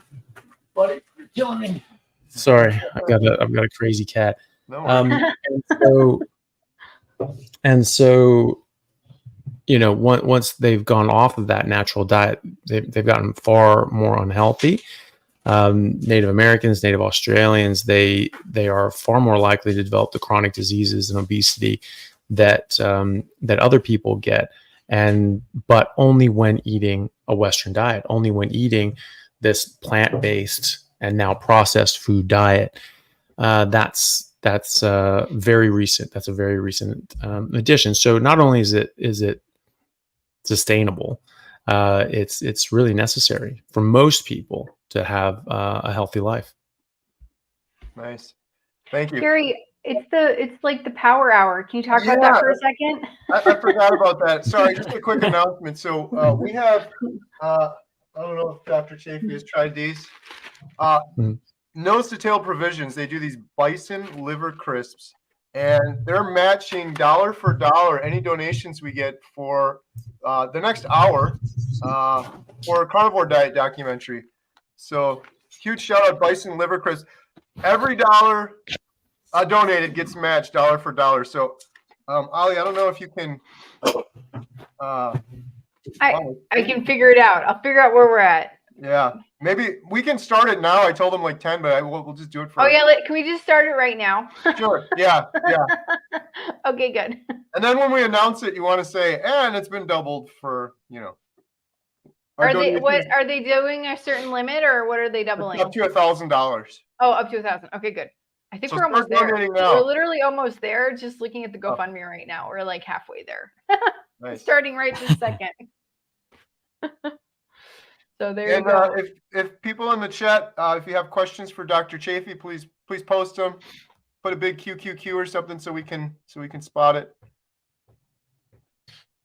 I think he's handling the cat. Yeah. No, I had to wrangle him and get No, him don't out of worry. there. Probably easier than a bowl. Right. Dude, that thing, massive. Yeah. I Huge have, bowl. He was digging at the ground too, and it's like this plumes Oh, of no. dirt just shooting back like 40 feet. It was just massive. I mean, the power of this animal. I was like, nope, I'm not getting in there. Like, you can have fun, Maggie. I got to show this. This is just a quick video. Dr. Chaffee here. I'm going to share this quick. This could be. I have to go to Costco. Finally out of lockout because I am out of meat. So finally went to Costco and stocked up. So I'm gonna cut these up and salt them. Got beef there, got 60 eggs. And I got these guys too, big ass tomahawk steaks. Okay, so I just got my steaks salted and put up on the racks. I got everything else packed in. So here is the new fridge. That is an absolute thing of beauty. And we got more, a lot more down there as well. So that's 64 eggs, 4 kilos of ground beef, several tomahawks, 3 ribeye loins, and a huge chunk of mysterious piece of beef. All right, that should last a while. That's life goals right there. That is amazing. Did it last a while?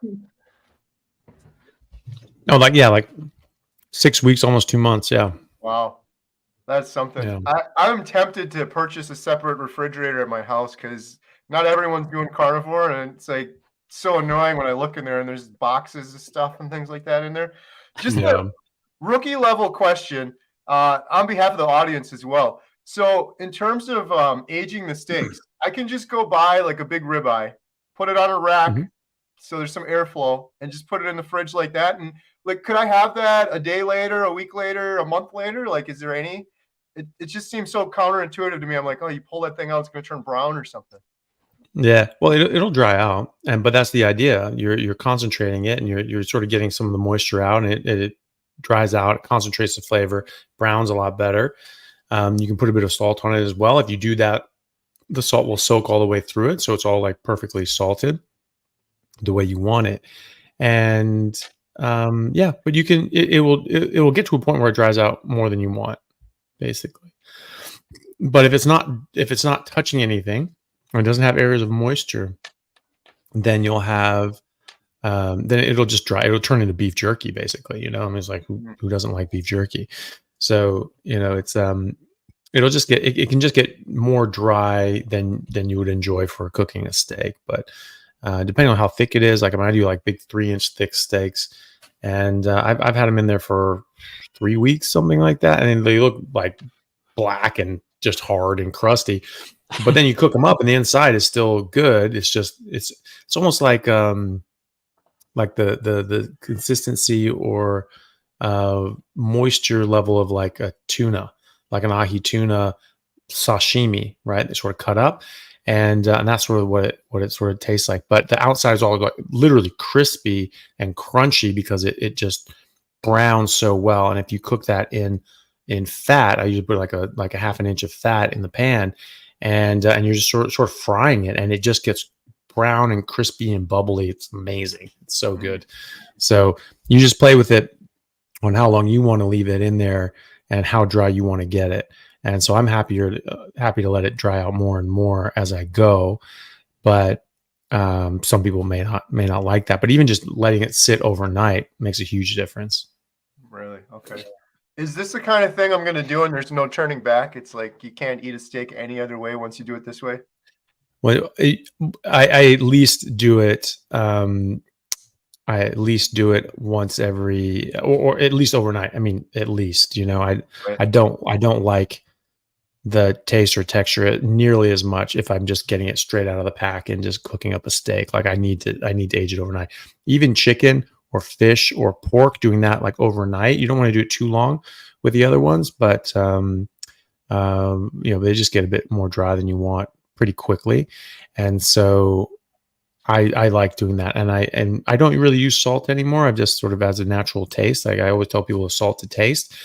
Right now my taste is telling me don't salt. And so I don't put on any salt. But before, when I would put on sort of a light bit of salt and just leaving it overnight, it made a massive, massive, massive difference. I'm gonna have to try that.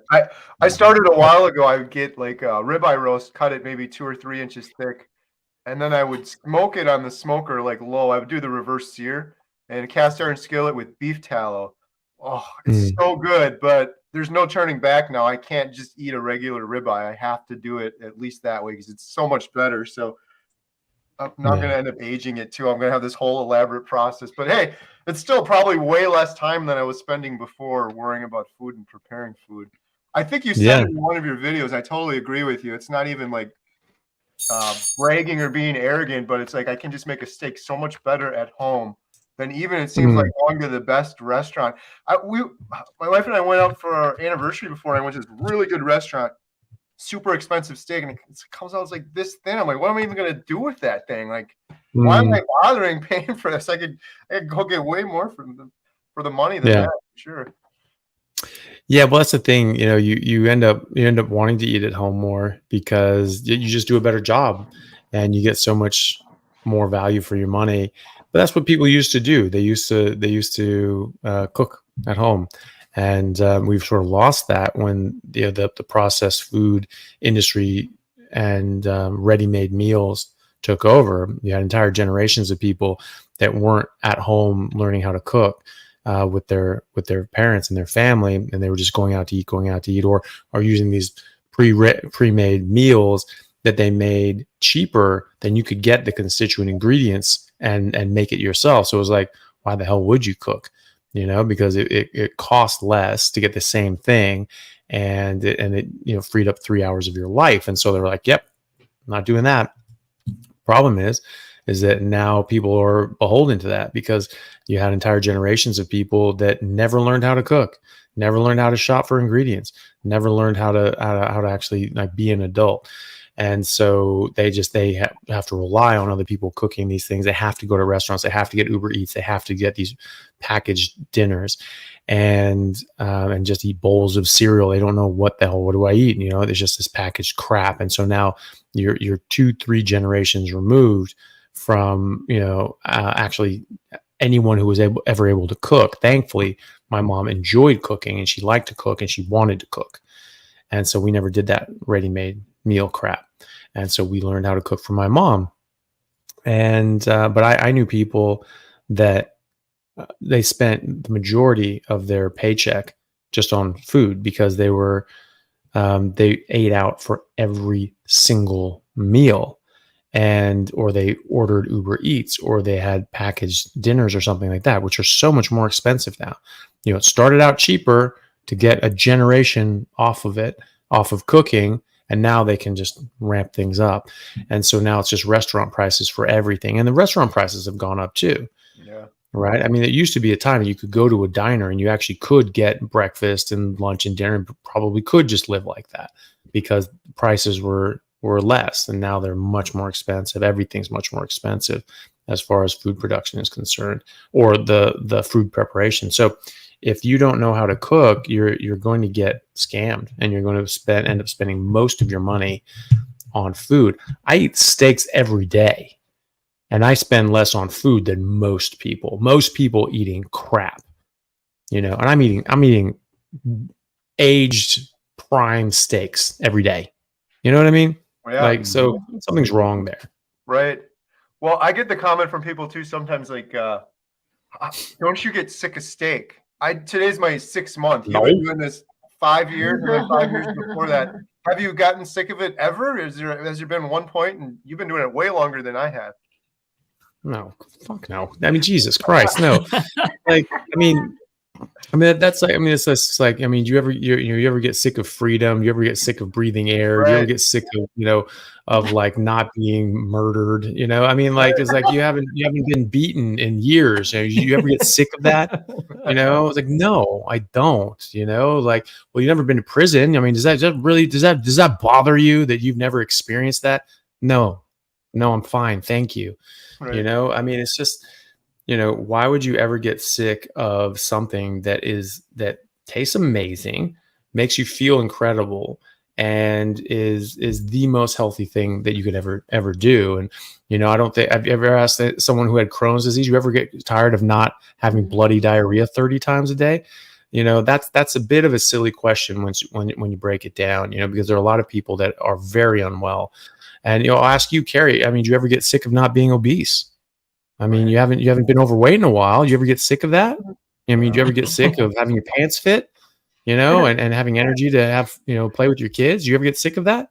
Right. Silly question, I think, and when you think about it, you look at animals in the wild, they have no variety in their diet, Yes. right? I mean, do cows ever get sick of grass? Did lions get sick of gazelle? I mean, like, oh my God, zebra again. Can we just not have like a fresh salad? I mean, like, what the hell? No, they love what they eat because they're getting a reward for that. You're getting these good nutrients into your body, and your taste is rewarding you. That's why it tastes good, right? And that's why plants taste bitter, because your brain is warning you, say, don't eat this. This is bad for you, right? At a fundamental biological level. But you're getting that meat and that fat, and it's saying, hey, this is good for you. Keep eating this. And the way that that's not like a drug like sugar or cocaine or something like that is that when something's good for you and you're getting a reward for it, you're getting a pat on the head, good boy, you ate the right thing, is that it gives negative feedback. And so it actually tastes less and less good the more you eat it, and eventually gets to the point where it doesn't taste good at all. And so that's how you know how much you're supposed to eat. That's how a lion knows. That's how a koala knows. They keep eating. It tastes amazing. And they get to a point they go, not really interested anymore, right? And they just naturally stop. And whereas when you get something that's addictive, like sugar or cocaine, the more you do, the more you want to do. So there's positive feedback as opposed to negative feedback. The more you do, the more you want to do. And so that's how you know something's pathological, right? So that's why we know sugar, while yes, sugar can taste good, that's a pathological good. And I'm sure people that do cocaine thinks it smells nice. That doesn't really change the fact that it's not good for you, right? So you're getting positive feedback, and you want more and more and more and more and more. That's something that's addictive. That's something that's bad for you. Whereas meat, you get a reward. It's good for you when your body wants it. And then you get negative feedback, and you get less and less. So yeah, you will get bored of steak when you're not hungry. But when you're hungry, it will by definition taste good. And so no, I never get sick of steak because I only eat it when I'm hungry. And so if I try to force feed myself when I'm not hungry, like, yeah, no, I'm not going to enjoy that. Okay. But I don't need to eat in that circumstance, right? So you don't want to eat if you're not hungry. That's, obviously the case, right?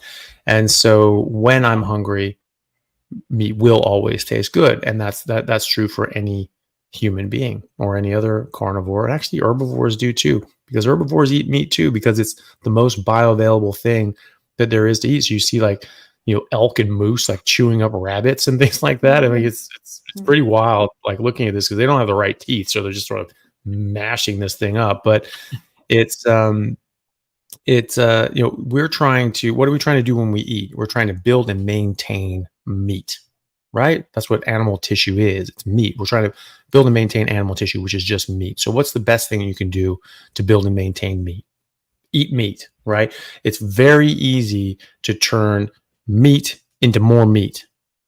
It is actually very difficult to change plant tissue, which is an entirely different form of life, to turn that into animal tissue. It's very difficult to do that. Not all animals can do that. And that's why there are herbivores and carnivores. And that's why there's 70% of animals are carnivores. It's all in that chain, right? You have carnivores eating carnivores, eating carnivores, eating carnivores, eating carnivores, eating grass and algae or plankton, right? So that's the food chain. Most animals eat other animals. And it's easier to do that. There aren't as many animals that can turn plant tissue into animal tissue. I love that the example with the animals in the wild and a cow eats grass and all of that. Because if you turn it around and you think about it, like imagine if you took a cow and fed it all the stuff humans eat, like Doritos and ice cream and Brussels sprouts, it would get arthritic and it would get sick and it'd be like cruel and unusual punishment. But you go to the grocery store and that's like what every human's eating, and it's just supposed to be normal. And we're kind of the crazy ones here eating meat. Yeah. I need to jump in. I think we've been eating for 2.6 million years plus. Right. You know? Yeah. Sorry. I have to jump in right now. I'm so sorry. This is utterly crazy. So just since we started this game, the Power Hour, which was like 10 minutes ago, just in the GoFundMe is another $2,469. This is nuts. So these people better pay a little bit more. It's done? The Power Hour is done? Our power minutes are done. Wow, it was like a power minute. Okay. It was a power minute. And I haven't even caught up with all the super chats yet, like putting them in there. So, but I do need to do a shout out to specific donations because I'm going to shout them all out in the chat, but I want to say, a Nepo, $200. Sorry, I don't want to screw up your name. Catherine Sir Peary, $500. Karen McBride, $500. Donald Jones, $500. And that 200 one was a little while ago, but those three $500 just happened in the last like few minutes. So that's nuts. And we are now at 24,671. Dr. Chaffee, I think you're staying for the rest of the night. Well, for a bit anyway. Yeah. We appreciate any time. If you got to jump out at any time, just let us know. Good. No, I think I'm booked in for the next couple hours anyway. Yeah, you are. All right, we got another one here. So I'm supposed to believe there's some huge conspiracy theory. My entire life, everyone was told eat your vegetables. Everyone was told avoid fat, eat low fat. Everything was lies. Yes. Next question. Right. Yeah. But it is. But it's documented as such. You know, the Journal of the American Medical Association published in 2016 actual internal memos from the sugar companies detailing how they paid off 3 Harvard professors to falsify data and publish fraudulent studies to make it appear as if cholesterol caused heart disease when it was really more likely to be sugar. And then there were studies coming out saying that sugar was strongly associated with the development of heart disease. And so they're saying, okay, well, we need to cover this up. We need to get our Oppo research out there to muddy the waters, right? So you have 20 studies saying that it's sugar and 20 studies saying it's cholesterol. So, we just don't know. We just need more studies, all that bullshit. So they played that game for a number of decades. And one of those professors was named head of the USDA, and he was the one who authored and published the 1977 USDA declaration saying that cholesterol caused heart disease, and to stop eating it and stop eating saturated fat. And so that turned the tide, and everyone just jumped on board with that. And you have a whole bunch of people saying, "Oh, vegetables are so good, eat vegetables." Who is saying that? People's trying to sell you freaking vegetables, never trust somebody, about their own product. You know what I mean? It's something that they're selling you. Sure, they're going to talk it up, but of course they're going to talk it up. And so, and it goes on more and more and more. This is unfortunately, there's more to it than this. Yes, there are industries involved. Yes, there are major food companies that are nearly 100% plant-based, Coca-Cola, Pepsi, Nestle, Kellogg's, Sanitarium Foods, Post, all these things are, General Mills, all these things, almost all of what they put out there are plant foods, right? That's what they're protecting. Of course, they're going to push that out there. Coca-Cola, just Coca-Cola, not even all the other major multinationals. Coca-Cola spends 11 times the amount of money on nutritional research than the NIH every year, right? And that's just Coca-Cola, not all the other vested interests in there. And so, what do you think is going to come out? What do you think the nutritional literature is going to show? And also, a lot of this nutritional literature is going into peer-reviewed peer-reviewed process, right? So, but what is the peer review process? Peer reviewed is an old boys club. Basically, if someone agrees with what you say, it's going to get published. If they don't, then they won't. It doesn't matter how much you back that up. And the peer review process and a lot of the nutritional studies and journals are done by Loma Linda Medical Center and the other Seventh-day Adventist institutions. Well, the Seventh-day Adventist Church is religiously anti-meat. They think it's sinful. They think it raises your sexual urges. Anyone can look this up. Look up Ellen G. White and the Seventh-day Adventist Church. Look up Belinda Fettke, Fettke, and she does a number of lectures on at different conferences, and it's available on YouTube where people can look at that and see the evidence for this. But they say it themselves. They say that meat is evil, meat is sinful, meat is a drug, meat is a chemical you need to avoid. And Ellen G. White said that she had a vision from God in the 1800s saying that meat was evil, caused lustful feelings. Lust is a sin. Therefore, meat is a sin. You have to get rid of it. And she was influenced by Sylvester Graham, who made graham crackers, who felt during the temperance movement that you had to eat bland, tasteless plant food in order to suppress sexual urges. That was important. And so she was, a disciple of his, and she ran with it and said that this came from God. Maybe she thought Sylvester Graham was God. And, she pushed this, and this became a hallmark of the Seventh-day Adventist Church. And their major defining difference in Christianity. This is why we're different and we're better. And she wrote a lot of books about, how horrible it is to masturbate or to have sex. Her protege and typesetter was a young man named John Harvey Kellogg, who grew up to be Dr. Kellogg, who ended up starting Kellogg cereals with his brother and had a sanitarium. That's what the Seventh-day Adventist hospitals were called, were sanitariums. That's why there's a major cereal company in Australia, the major cereal company in Australia, make like Wheat Bix and everything like that, called Sanitarium Foods. That's not a mistake. That was founded by the Seventh-day Adventist Church and is still owned by them and still, enjoys tax-exempt status for all of their cereal sales and everything like that. Kellogg started Kellogg cereal, as you would guess, and he pushed a vegan diet. He also promoted circumcision to deter sex and masturbation. He would circumcise boys and girls without anesthetic in order to deter them from masturbating, or pour acids or caustic chemicals on the vagina and clitoris and labia of young girls without anesthetic in order to basically punish them and deter them from masturbating again. Like truly sick things these guys were doing.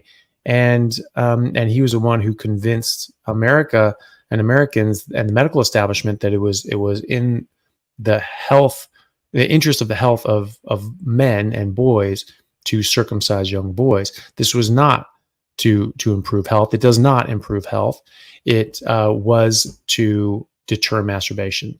That's why he put that through, but he said it was for health reasons. And he tried to do that for young girls as well, but thankfully he didn't get that one by, because that's truly sick. That would have been very, very tragic if he had done that. So he was sick in the head, was a bit of a sociopath, and he had this, and he and the church had this agenda that's just like meat has to go. And so they're pushing this plant-based agenda, and they started the processed food industry in order to suppress sexual urges and impose their will and their ideology on the rest of the world. There's a number like 36 different cereal companies all sprouted up around Battle Creek, Michigan Sanitarium, where Kellogg's worked. And, Post, Mr. Post was one of his patients. He just said, yeah, I'm running with that too. And so they own all the processed food companies, who are now putting out the majority of literature on nutrition, and it's getting peer reviewed by their hospital system and their medical center at Loma Linda. What do you think they're going to approve? They're going to approve anything that even has the remotest suggestion that a plant-based diet is good and that meat is bad, right? And in fact, it goes on from there. The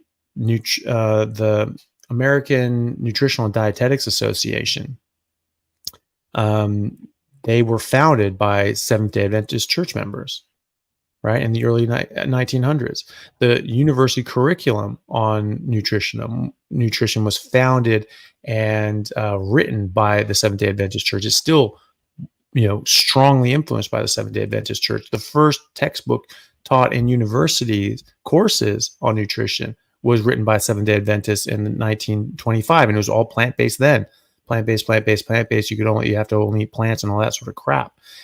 It's still in print. It's still, the most recent edition is still being used in Ivy League nutrition courses. Sally Norton, who wrote the book Toxic Superfoods, who has a degree in nutrition from Cornell and almost died from her perfectly balanced, perfectly designed plant-based diet. Her textbook at Cornell was that textbook from the Seventh-day Adventist Church. It was like the 44th edition at that point.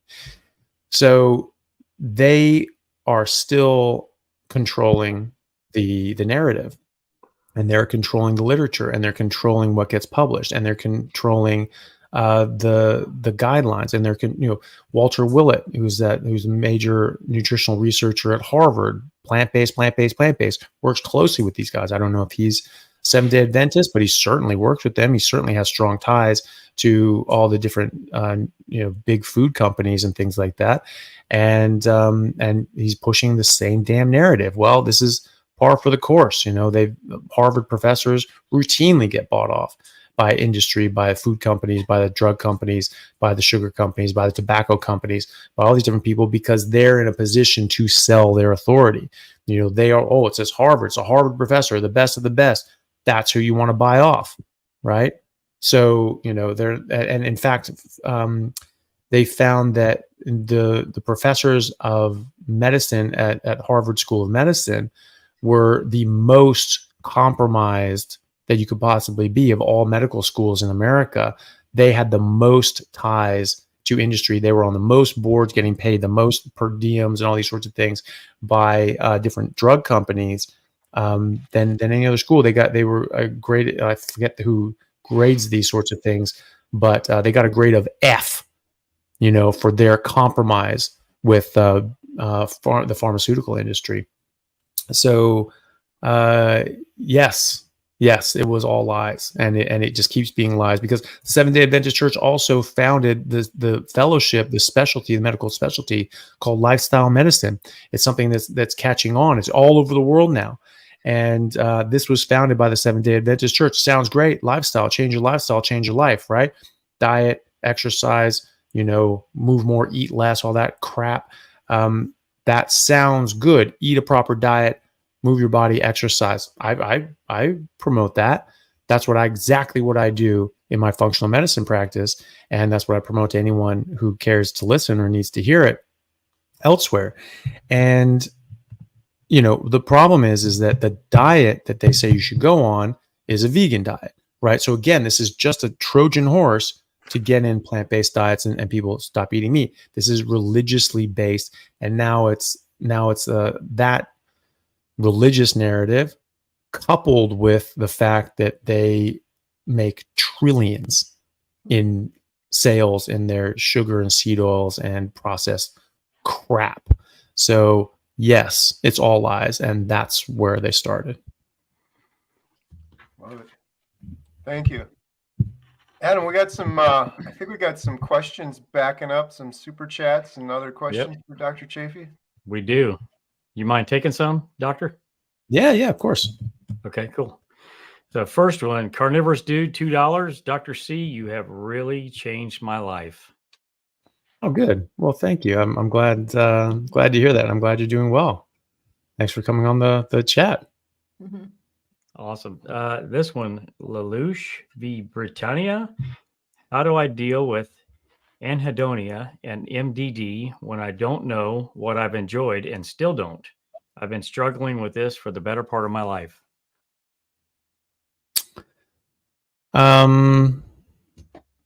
Well, I mean, there's well, that's difficult. I mean, that there's a lot of psychological issues involved in that as well. I mean, I'm not a psychiatrist or a psychologist, so it's not something that I really treat. But it's, well, first of all, you get your nutrition right, and you eat fatty meat and cholesterol and fat, and this helps your brain. This helps your brain develop. This helps your hormones, and you might find that you start feeling differently. You start having more emotions. Obviously, medications, they certainly can help with anxiety or depression. They can cause this. Then basically you lose sort of interest in things that you would normally find very interesting and engaging. And so Professor Chris Palmer from Harvard, he's a professor of psychiatry there. He wrote a book called Brain Energy, which he argues that mental health issues are really come down to mitochondrial disorders and metabolic disorders, and that addressing those metabolic issues with diet, lifestyle, exercise, getting rid of medications, getting away from these different sorts of things, that makes a massive difference. And he's curing people with schizophrenia and major depression just by changing their diet, putting them on like a carnivore diet or a ketogenic diet of another description. And so that's what I would do. I would try to address your metabolic health, your underlying nutritional health, go carnivore, high fat, meat only diet, just drink water, and then try to, just work on other things, get off medications if you're on them, and work with your doctor to come off them. Of course, that's very important. And, if you don't know what you enjoy, you just try new things. You try joining clubs, joining teams, playing sports, putting yourself out there. If you go to church, just being involved in church or being involved in community in one way or another, and you just experience more things in life. It's very normal for people, especially, younger people, to just not really know what's out there for them. And, we're raised to be infantilized. We don't become adults until we're in our 40s or 50s, and some never do, and it used to be that people were, I mean, there was a personal ad in like a classified ad in the newspaper I saw from like the 1880s, 1890s or something like that. And there was this guy who was like 17 or something like that. And he said, "Hey, I'm looking for a wife. I have a house. I have 6 acres. I'm working it myself. It's productive. And, now I'm able to, have a wife and have a family. So this is what I'm looking for." 17 years old. Right. And so that's how people grew up. That's when your adulthood and maturity was much earlier than we have now. And now we're trying to extend adolescence indefinitely, and which is really stupid, because you're not even getting to the best part of life, which is adulthood and maturity. You get to do and see and enjoy life in ways that you really can't when you're a kid. And you can only do that when you've sort of figured out what life is about. So I would just put myself out there. I would just, get a job, start working, and start joining clubs and teams, and just see what you like. But get your nutrition right, get your health right, and your mental health will follow, and then you just get out there and enjoy yourself. Awesome. The next question is from Eat Meat Feel Good, $5. Thank you. How did the fundraising end with Maggie go to support a ranch? Yeah, well, it's still going. We've sort of met about half of our goal, well, a little over half. I think so she needs about $50,000 Canadian to save her herd. And I think last time I checked, we were at 28,000. I can actually check that.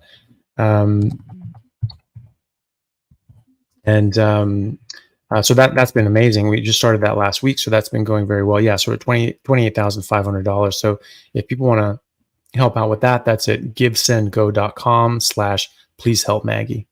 So pretty easy one to find. But yeah, it's going really well. I mean, people have really come out of the woodwork to help her, which is amazing, because they don't know her, but she's been inspiring to enough people, at least giving them the at least some more information that, hey, this isn't going to kill you. This isn't going to give you a heart attack. She's been doing this her whole damn life.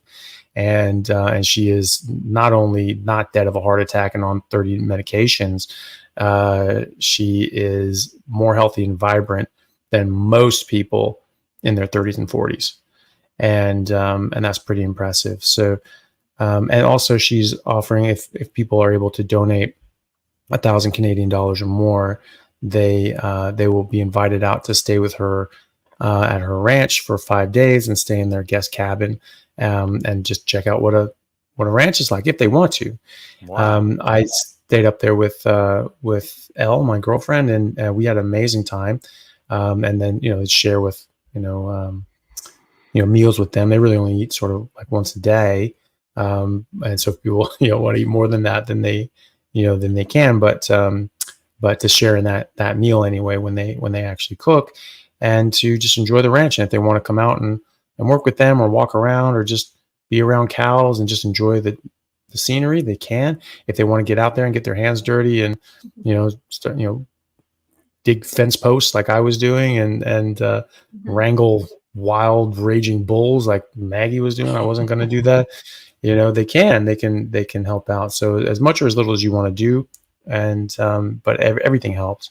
$5, $1, $10, whatever, makes a big difference and is really helpful for Maggie, and she really appreciates it and needs it. So thank you to everyone who's able to help. Awesome. Yeah, that's awesome. If you ever want to do something like this, like a live stream to do some fundraising, true. I'm okay at it. I'm okay at it. We've raised $25,000 so far today, and that's my amazing. hourly plug. We did 25,000 so far, guys. It's Alia's birthday, and she's a heck of a fundraiser. And just nice. Oh, happy birthday! Thank you. 40. The link for Maggie's fundraiser is in the description below. So awesome. Let's go. Yeah, very good. Here's our next comment. Russ at Homesick Buckeye, $50. Shout out to my man Doc C. Take $20 from this and get him a new hat. I like the hat. Yeah. Well, I did actually have another hat that some of the special forces guys that I did that steak judging contest with, they gave me a hat. It was actually a pretty badass hat. It was like American flag hat. I should get that. And wear that because that's a sick ass hat. So yeah, I can switch it up, but I like this hat. Awesome. Carnivore in the suburb, $50. Thank you so much. No question. Just thank you to Dr. Chaffee for sharing your knowledge unapologetically. You all inspired me to make my YouTube channel public to do the same thing. Hey, great. Well, that's good. I mean, I'm glad that more people are getting out there. I mean, good God, like how many like vegan channels are out there that just go belly up after they get severe B12 deficiencies and things like that, or oxalate poisoning. But it's good to have more voices out there and more people out there. I mean, I was really hesitant to start my YouTube channel because there were people saying things that I thought were the right things, and I was like, well, these people are saying they're getting the information out there that I think is important to get out there. So maybe I'll just leave it to them. But I was like, well, maybe I'll just do something. And I thought about it for years and then finally just did it. And, but I thought, well, maybe I just sort of missed the boat and wouldn't be really relevant anymore. But, it wasn't, people liked it. And, you should always remember, even if you're saying the same thing as other people, you're going to reach different people than they will. And you'll say it in different ways than they will, which will resonate with other people more than they do. And so it's great to have different voices and different takes and different personal experiences. And the more and more people, if it's just, Dr. Baker and myself and Saladino and Ken Berry just saying, hey, we're doctors and we have patients that get better, trust us, that goes so far. But when more and more and more people are doing a channel saying, hey, look at me, this was me before, this is me now, these are my health before, this is my health now, that makes a big impact. And there's more and more people doing that. It makes a massive impact. So good for you for doing that, and just keep it up and keep making videos and keep letting people know how good you feel. Awesome. Hey, Here's Adam, next. before we go to the next Yep. one, Okay. I had a quick question for Dr. Chaffee. Sure. So, Dr. Chaffee, part of the Carnivore Diet Documentary is to show, just get the real examples from individuals out there, because I think those are so important. Before doing this 24-hour live stream, I had a couple people, well, I had one person send me just sort of their carnivore story, an abbreviated elevator pitch, a couple minutes long. And then it was kind of touching, and it's really important. And it seems like these people, they just really want to get their message out, their story, what happened to them and how they're doing now. Long story short, I ended up getting, I asked for some more, and the floodgates kind of opened, and we have 2 hours and 11 minutes worth of these. So I'm not going to show you 2 hours and 11 minutes worth, but we've been showing them throughout the night, and some of them are really good. There's one gentleman in particular, really kind of touching story. His name is Jeffrey DeProsperous, Coach DeProsperous. He's suffering from stage 4 cancer, and he wanted to put a video out. He's doing really well on carnivore, but he wanted to put a video out to his doctors. And you may not know this, but you're one of his doctors. So I was hoping to share this video with you, if you don't mind. Yeah, definitely. Okay, here we go. This is Jeff. Hopefully Jeff is watching right now. I think he was watching most of the day. Here we go. Hi, everyone. My name is Jeff DeProsperous, and I'm here to tell my story. I'm making this video in particular for Carrie Mann, who I've been following on social media and YouTube, but for many other doctors, and I'll mention those doctors in just a moment. But I just want to also make this video to help others, because I'm having a lot of success on this journey I'm on. Once again, my name is Jeff DeProsperous, and just a little bit of a quick story about myself. I have 2 sons, Peter and Dante, 15 and 13 years old, and I have a beautiful wife that I've been married to for 17 years, Martha. I'm making this video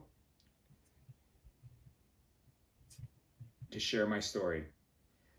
My story began my journey having stage 4 cancer, being diagnosed with stage 4 colon cancer that has metastasized to the liver, pretty fully covered the liver, on April the 6th, 2022. I then started chemotherapy treatment the end of May 2022. I did 27 rounds of chemotherapy every other week from May of 2022 to the end of May of 2023. Every Wednesday I was doing chemotherapy treatment. First couple rounds of my 27 rounds, I just did chemotherapy. That was May 2022 to about July, end of June, July 2022.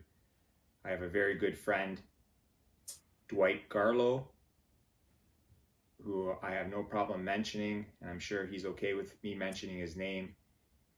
He introduced me to a lot of things, and diet was the big thing, the carnivore diet. He introduced me to fasting. He introduced me to supplements. He stressed the importance of exercise, even though I've been a high school phys ed teacher for the past 20 years. I was a varsity athlete. I played high-level soccer, basketball, football, rugby, track, everything in high school, in particular university soccer. So I'm here, Carrie Mann, I want to share my story. I also wouldn't mind if you shared what I'm sharing right now with these other doctors that I have followed religiously for the past 1.5 years. Those doctors are, in particular, Dr. Anthony Chaffee, you're one of my favorites, followed by Kendi Berry, Sean Baker, Thomas Seyfried, Dr. Mindy Peltz, and there's a few other ones on that list as well, including Dr. Berg, who that was the first video I watched a year and a half ago. Myself and my sons, we follow these doctors. Carrie Mann, we follow you. We watch many videos on a day-to-day basis. I have been granted a chemo break this past summer. So I went from May 2022 to May 2023, 27 rounds of chemo every other week. But I had June, July, and August off of chemo. I'm making this video today on Wednesday, September 13th, 2023, with a chemo bottle attached to me. I just spent the full day chemotherapy at the hospital, went to my natural path for hypothermia to enhance the chemo. I've been fasting now for a couple days leading up to making this video, and I will fast for another couple days. But in particular, my routines have been the same, adding things, taking a few things away. But the biggest game changer, Carrie, Anthony Chaffee, Kendi Berry, Thomas Seyfried, because he's huge on the metabolic treatment, which I believe in. The main thing has been my diet and fasting that has helped with my chemo. I've been a carnivore now for over a year, pretty much the whole time. Just the first couple rounds of chemo, I was still doing the standard American diet. But from about July of 2022 to today, September 13th, 2023, I've been a carnivore. Beef, bacon, and eggs, mostly ribeye steaks, a lot of beef, a lot of hamburgers, ground beef, a lot of eggs, a lot of bacon, a lot of butter. My boys are listening to this. They're helping make this video, and they're nodding. A lot of supplements. I'll do other videos on supplements and fasting, but I just wanted to get this out there to Carrie and all my doctors, all my carnivore doctors, and all my metabolic cancer fighting doctors. I'm having success. From that May to May, I had 5 scans, and I had shrinkage every single scan on all the tumors in my liver and the primary tumor in my colon. My primary tumor in my colon went from a CEA number of 187 down to 14 before I took my chemo break, which was pretty amazing.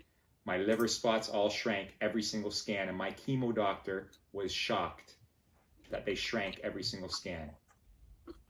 But I know it's from carnivore diet, fasting, and exercise. Those are the main 3 things that I'm contributing it to. My cancer's so far advanced that I have to be on chemo for now. The break was good. It didn't get worse, but I need to be back on it right now, and I'm continuing the carnivore diet and fasting and exercise. The past year and a half, because I'm in the state of ketosis, my energy level's constant. Even right now with chemo bottle attached to me, it is my downtime, but I'm feeling pretty good. I'm sitting here in my bed, future videos, and I don't lie in a bed too often. I'm always coaching sports. I'm not working, but I'm coaching the sports teams as much as I can, helping out as a volunteer. My goal is to hopefully someday get rid of this horrible metabolic disease I have and spread the word, especially as a phys ed teacher. I have a kinesiology degree and I'm a former athlete. I want to spread the word on what carnivore does, what carnivore fasting and a ketogenic diet does, a proper ketogenic diet. And I'm going to quote a lot of people, especially Kendi Berry: beef, bacon, butter, and eggs. Oh, the butter girl is another one I follow quite a bit. I think that's about good. Peter's going to give me, how long has the video been, Peter? 8 minutes. 8 minutes. I wanted to keep it less than 10 minutes. Peter and Dante are my sons watching this. Am I missing anything very, very important? I think I covered most of it. Carrie Mann. On September the 16th, myself, my good friend Dwight Garlow, my 2 sons, maybe my wife, we're going to be listening in all day on your live carnivore with all those amazing doctors you're going to be having on there. I know you're setting up for a documentary coming up. I'm making this video very quickly for you because I've been humming and hawing about starting my YouTube channel and getting my message out. This is my first video, and I'm making it for you, Carrie, and all those doctors. So if you can forward it to the doctors, please do so, or please include me maybe on your live Carnivore Day on September 16th coming up. And it would be amazing, really amazing from the bottom of my heart, because I think I'm going through something very horrible right now, but it's a blessing because I'm changing myself. I want to share it with everybody, and if you can make me part of your documentary, I would love that. It would be an absolute privilege and honor. Once again, my name's Jeff the Prosperous. Carrie, please reach out to me and contact me, and thank you so much from the bottom of my heart.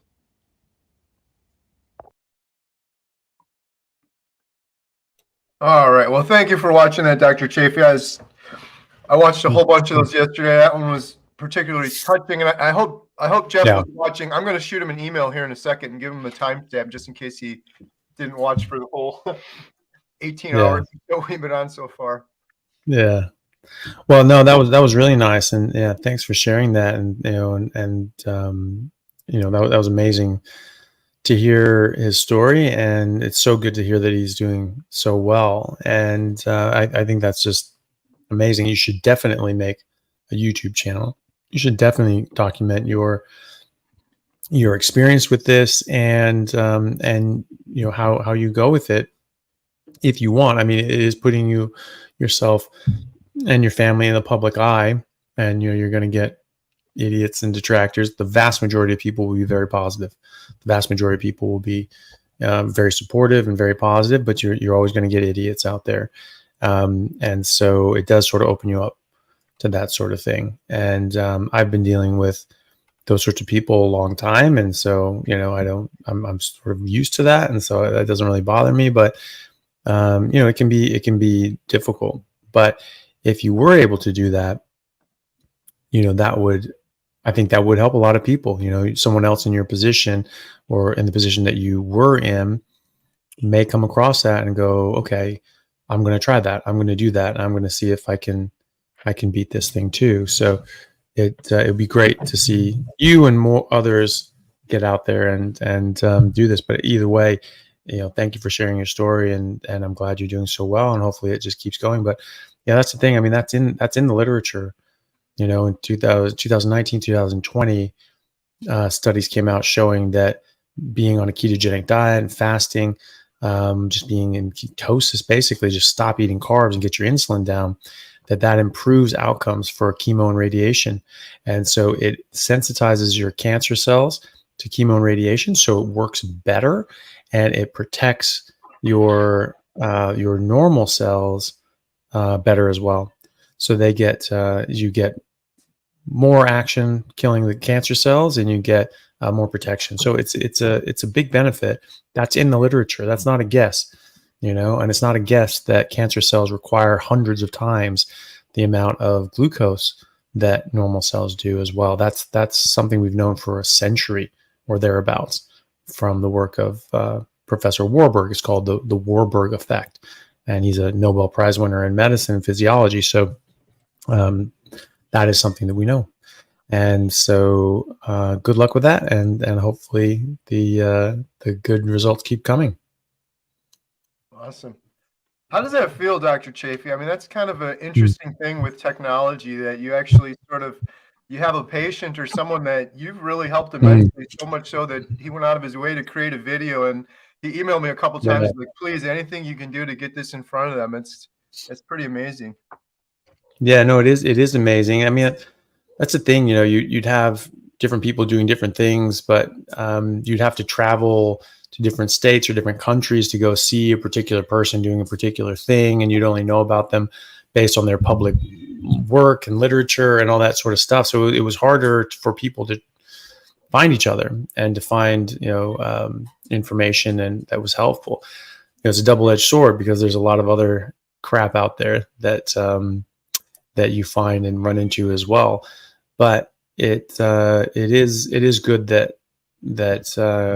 people that have sort of seen things differently and seen this literature and these results that sort of differ from the mainstream approach, that you can get that out there. And instead of being just completely like, you have the peer-reviewed system, I mean, Seafried has over 150 papers published in the peer-reviewed literature.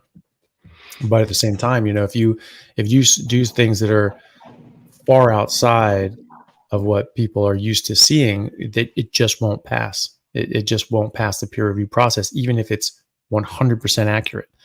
I've seen that in medicine as well as other fields as well. So Sophia Clemens over in Hungary, she has the Paleomedicina clinic, and she's been doing this for 15 years. And she's been, we're putting people into remission with their cancer and autoimmune issues for well over a decade. And she has a couple case studies and case reports for putting these cancers into remission with this dietary approach. But she has entire studies and dozens of patients and all these other sorts of things that she cannot get published. They won't publish her. They won't put it in literature. This is all hard data. They won't publish her. I've seen that with my brother-in-law, Kevin. He was a brilliant guy, brilliant computer scientist. He won like the Fields Medal for computer science, or the equivalent of whatever, at University of Washington. The only person at University of Washington to ever win this. And it was, like one person gets it, really. And it's two people now, and one has to be a girl. So they give it to a male and a female. And the best computer science student, that year. And he ended up getting, a full ride to anywhere he wanted to go, Harvard, MIT, chose MIT. And then Google plucked him out of grad school to work for them before they were Google, back when they were just first starting out. They were just a search engine before they went public. And so he worked for them for years and was one of their main programmers, did his PhD in theoretical quantum computing, right? What the hell is that? So quantum computers don't exist yet, right? We haven't figured out how to make those things, but they've been theorized that they can be made by Richard Feynman, the physics professor at Caltech. And so what Kevin does is theoretical quantum computing, saying, okay, we don't have quantum computers, but we're going to show mathematically through these physical properties, once we get them, this is what you can do with them, right? We don't have them yet, but once we do, we could do this. And it's really, really, highbrow stuff and just very esoteric. So not a very big field, right? Not a lot of people publishing in this. What's a peer-reviewed system? There's like one guy. And so, he was doing something in that, and he was saying, hey, this is a new way of looking at this. You don't need these big, massive equations. You can actually do it this way. It's much easier. And he published a paper on that because he figured out something new. And the guy who read it just dismissed it and just said, hey, for this sort of thing, you really need these big equations. He doesn't have one of those big equations, so I'm not even going to look at it. And it's like, no, the whole paper is about how you don't need those big equations. You dumb bastard. Read the goddamn paper. And he sent this to the different journals that do this sort of publication. He got the same letter back each time. So it's the same guy doing the peer-reviewed system. And this doesn't meet with how they think about, quantum computing. So it's not going to come in. Wouldn't even read it, right? So that's retarded, but that's the thing. So, the peer-reviewed system isn't perfect, and you can't get things in necessarily that should be in. But, at least people can get this information out there, and you can show the evidence and show all the different publications and people's real results, and at least get people an alternate view. And if that makes sense to them and sounds good and they want to try it, great. And thankfully, we've been able to reach people, and people have been benefited by it, which is really, really, really good to see. Absolutely. And just a quick update too. So initially, Jeff didn't have a YouTube channel, and he's since started one. And so, oh, good. I put it in the comments, and it's also in the description. It's right at the top of the YouTube shoutouts. The name of Jeff's channel is Blessings on My Journey. Blessings on My Journey. I just left it in the comments too. So a huge shout out to Jeff. I just shot him an email too with the timestamp just in case he missed this, because I know you're gonna definitely, you made his day, you made his week. I'm sure just get that in front of you. So thank you for doing that. Yeah, no worries. If you guys give me 2 seconds, I've got to go deal with the cat, and I'll no worries. Sure. Ali, we can go for an update maybe. Hey, well, Okay, Ali, let's before do we that. do the update, I just got to shout them out one more time real quick. Bison liver crisps from nose to tail. I'm going to show this ad one more time. They did the power hour, and it just went nuts. It went really quick. It was power minutes. Yeah, it was power minutes. But I'm going to shout them out. I think I've already done it like 3 times maybe. But let's do it once more just because that power hour went pretty quick. Here we go. Yep. This is only like a minute here, so I'll just show this quick. It's Carrie, and if you're like me and you're following the carnivore diet, you know how important it is to get liver and organ meats. And if you're like me, you're also a little grossed out by cooking up liver from scratch. There's only that or eating desiccated liver pills, which doesn't sound very appetizing to me. That's why I was so happy to find this company, Nose to Tail Provisions, and they do these bison liver crisps. I was thrilled to discover Nose to Tail Provisions, and we've since partnered with them, and they are supporting our Carnivore Diet Documentary. They offer these grass-fed, grass-finished, regeneratively raised bison crisps. Just look at this, a thin, crispy, salty, savory snack that just so happens to be liver. Grass-fed bison liver and sea salt. That is all. And the best part? Free shipping for domestic orders. Check out Nose to Tail Provisions. Their website is www.nosetotaleprovisions.com to place your order. So thank you to Nose to Tail Provisions and Bison Liver Crisps. Sean was on earlier. He ate his old package. I don't know if you guys noticed, but when Emma was here, she ate about half of the second package. And in fact, I think she took it and left with it. But really appreciate them and really appreciate everyone maximizing that couple of minutes in the power minute and getting the donations. It was awesome. Thank you all so much. So I'm sorry, Ali, I kind of interrupted you there. Where are we at with the fundraising? I just got another donation put in there, so give me 1 second. We're cooking with hot sauce. We're cooking with gas on the donations. We're cooking with hot sauce. Here we go. Give me 1 second. Oops.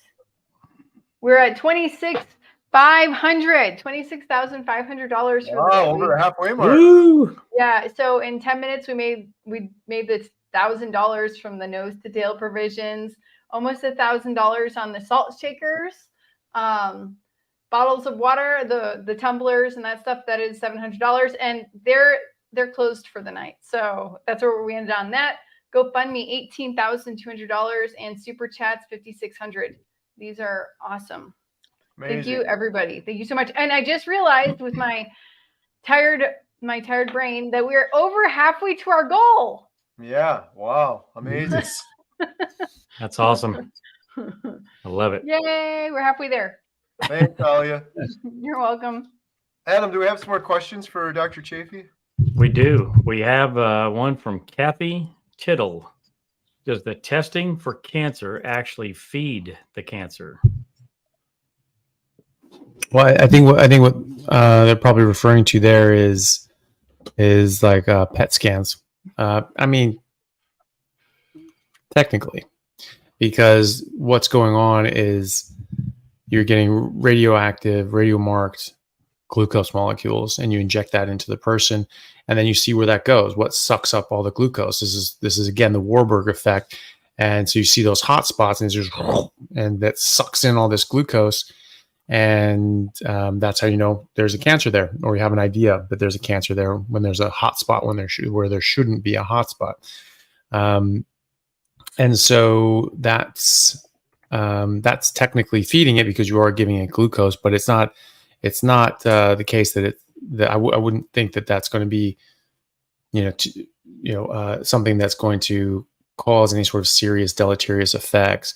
I mean, it'd be similar to having just eating a bit of carbs. or having quarter can of soda or something like that. I don't think it's even all that much, or maybe a can of soda, whatever. So yes, it is technically providing, glucose to the cancer. That's how we can see it, because it's taking in that glucose as food, and then, but it's radio labeled, so we can see that on CT. But that's not the only testing for cancer. We have other sorts of tests, that we do, other sorts of scans and biopsies as well. So I think that's what they're talking about is the PET scan. And it technically, yes, but not much. Awesome. So we have a super chat from Plant Sparing Carnivore for $50. Thank you so much. And I think I'm going to try to defer to you, Doctor, to read this one. Put in enough hours today, Adam. So my LDL 1 and 2 are 76 and 68. Small dense LDL 3 is 10, and LDL 4 is 7 is 0. Mean particle size is 267. And HDL is 70, triglycerides is 78, HbA1c is 5.4, fasting insulin 7. Your interpretations, love your work. I would ignore all the first part of that and just go straight to the HDL and triglycerides, and also the the SDL, the L, and all that sort of stuff. So, having high HDL and low triglycerides and having an even sort of ratio there, that means that the majority of the LDL you have is going to be the large buoyant LDL, which is what you have. You can see that there with your particulate sizes as well. And your HbA1c is nice and low, and your fasting insulin is nice and low. So that's a good sign of good metabolic health.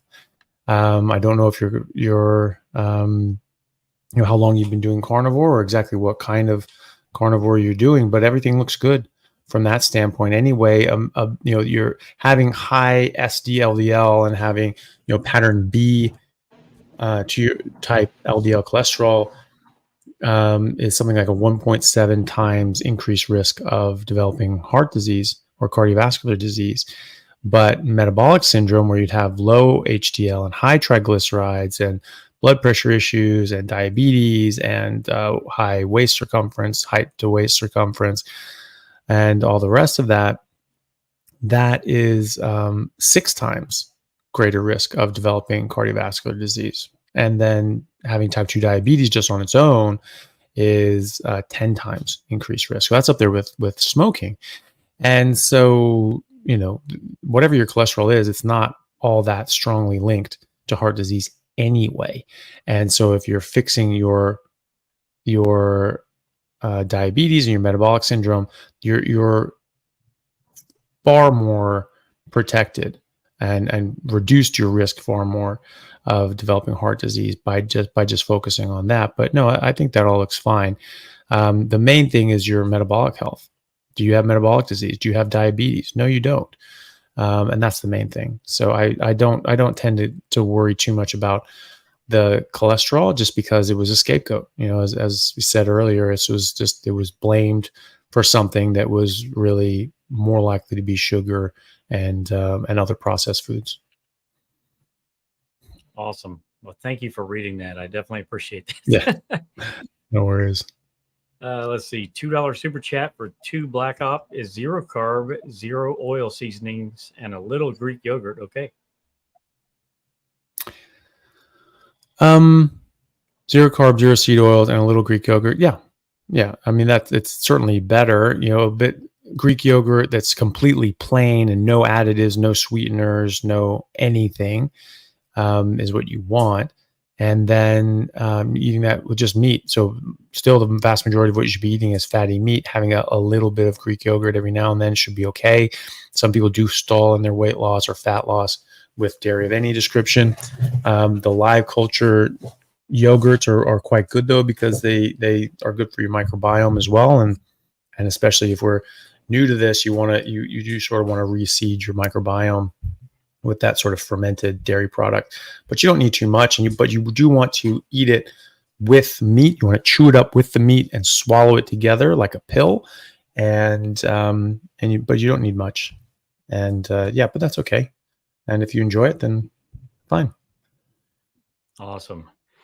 $20 super chat from Angela Gould. Thank you so much. First cardio doc to bring in an ill-functioning thyroid. Thank you. I have Hashimoto's and high LDL. My CAC is 0 with HDL of 66, fasting BS 87, fasting insulin at 4.9, A1C 4.9, trigs 98, and with cerebral palsy. Well, I mean, that all looks great. If you continue doing just red meat and water, your Hashimoto's should improve. Well, from what I've seen, and we have a number of Hashimoto's patients, the Hashimoto's antibodies go down steadily, and thyroid function continues to go up. Now, if you've had Hashimoto's for a long time, you can have permanent damage to your thyroid, and it may not recover fully. So it may be that you need to continue taking thyroid medication, but that's okay. Look, it happens, and that's why we have these medicines. But just see how you go. I think you're metabolically, everything's looking really good. Your HDL is good. Your triglycerides are good. I'm sure those will keep getting better as well. The triglycerides will likely still keep coming down. Your fasting insulin is 4.9. That's perfect. That's exactly where you want to be. HbA1c is 4.9 as well. It's perfect. And CAC score 0.2. So I wouldn't worry too much about the LDL, again, for the same reasons I said before. And Hashimoto's improves, but it takes a while. So you just need to be very strict, just red meat and water for best results. Awesome. And then we'll do Lisa C, $20. Thank you so much. Thank you, Dr. C, for giving me my life back. Suffered a TBI and still very tired after 7 months of carnivore. Suggestions, info, please. 64 years old, 5'2", 1 to 3 pounds. Great labs except for highest, not sure what that is, my doctor has ever seen. Cholesterol. Yeah. Well, look, that's sort of that lean mass hyper responder sort of results. I think I actually brought my bloods in here too. But I just had those done too. My LDL is super high, but so is my HDL, and my triglycerides are very low. So, not too worried about that. Dave Feldman is doing a lot of studies, and they're getting ready to publish a lot of their work on lean mass hyper responders, and how this is, well, preliminarily, for however long that they've been doing it, seems to not increase atherosclerosis or any sort of signs of heart disease. So, and in fact, some people have improved. So, I believe it's not published yet, so they can't be they have to be a bit sparing with the details, but. A TBI is major, so they're variable. So obviously, some people can have a TBI and be completely vegetative for the rest of their life, and other people can recover pretty much full function. But ketogenic diets have been shown to improve outcomes and recovery with TBIs. You're getting ketones. Your brain likes running on ketones better than glucose, and they cross the blood-brain barrier and reconstitute into fatty acids. And so they help rebuild the physical structures of your brain, which is great. So just keep doing that. 7 months being tired. Look, I was in an accident when I was getting ready for my MCATs, and I lost half of my vocabulary. I forgot physics, and I had to study for the MCATs. It was like I was thinking through mud, and but it got better. It took like a year, but I recovered, and then I had another concussion in a rugby game and started over again. So, these things do recover. They do take a long time. Your brain and nervous tissue is very slow to heal and repair and regrow, and you need to stimulate it in the right ways with your occupational therapist, and by doing things that help stimulate your brain to grow. So being very tired is very normal, but just keep going with it. Eat a lot of fat, eat a lot of meat, and stay away from all carbs and sugars and anything like that, because you really want your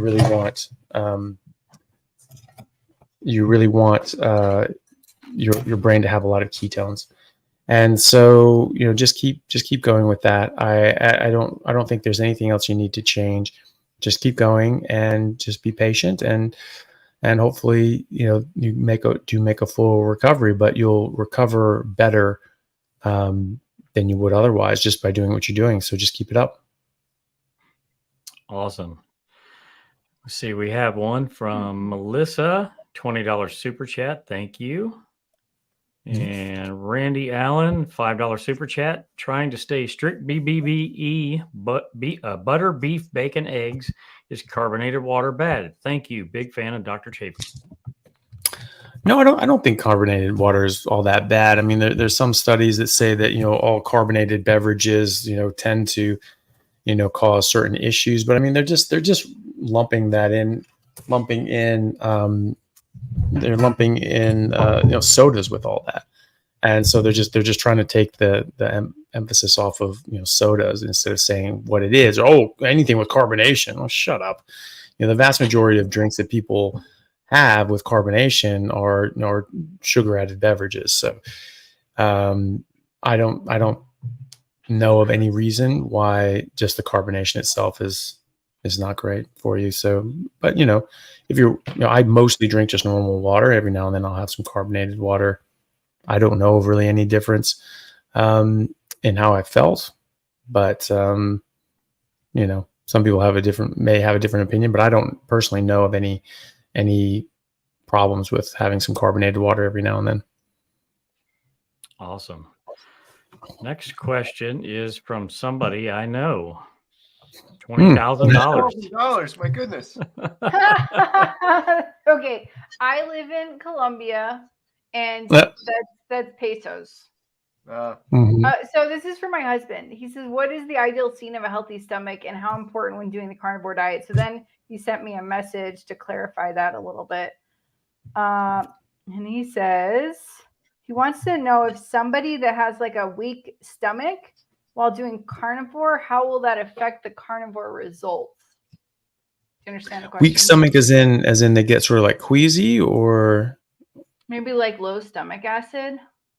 Yeah. Like not functioning properly. Well, there are, that does happen.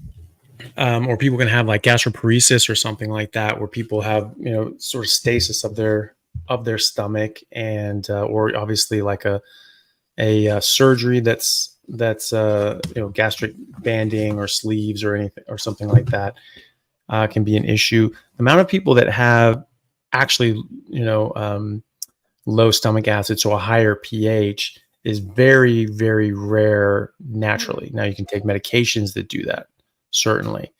And that can be a problem. And some people do that way too often, but mostly that's an issue with bacterial load, and you can start growing bacteria in your stomach and small intestine that is not supposed to be there, and you can get unwell from that. But if you just stop taking those medications, generally that acidity intensifies and the pH drops, and that just scorches those things. So that's usually not a problem. There are people with pancreatic insufficiency, but those people have to be on like Creon and things like that, these medications that have to support that or replace those enzymes. So that's mostly taken care of just by medications.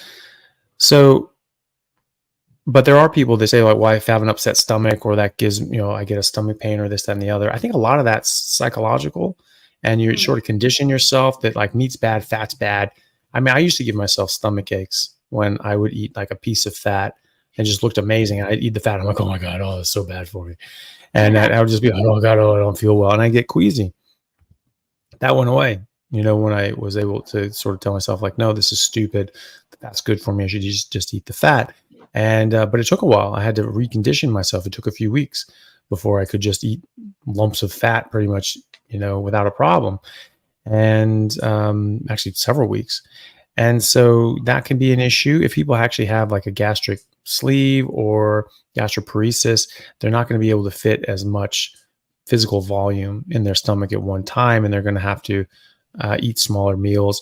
I would not eat and drink any water, and this goes for someone who actually does have less stomach acid.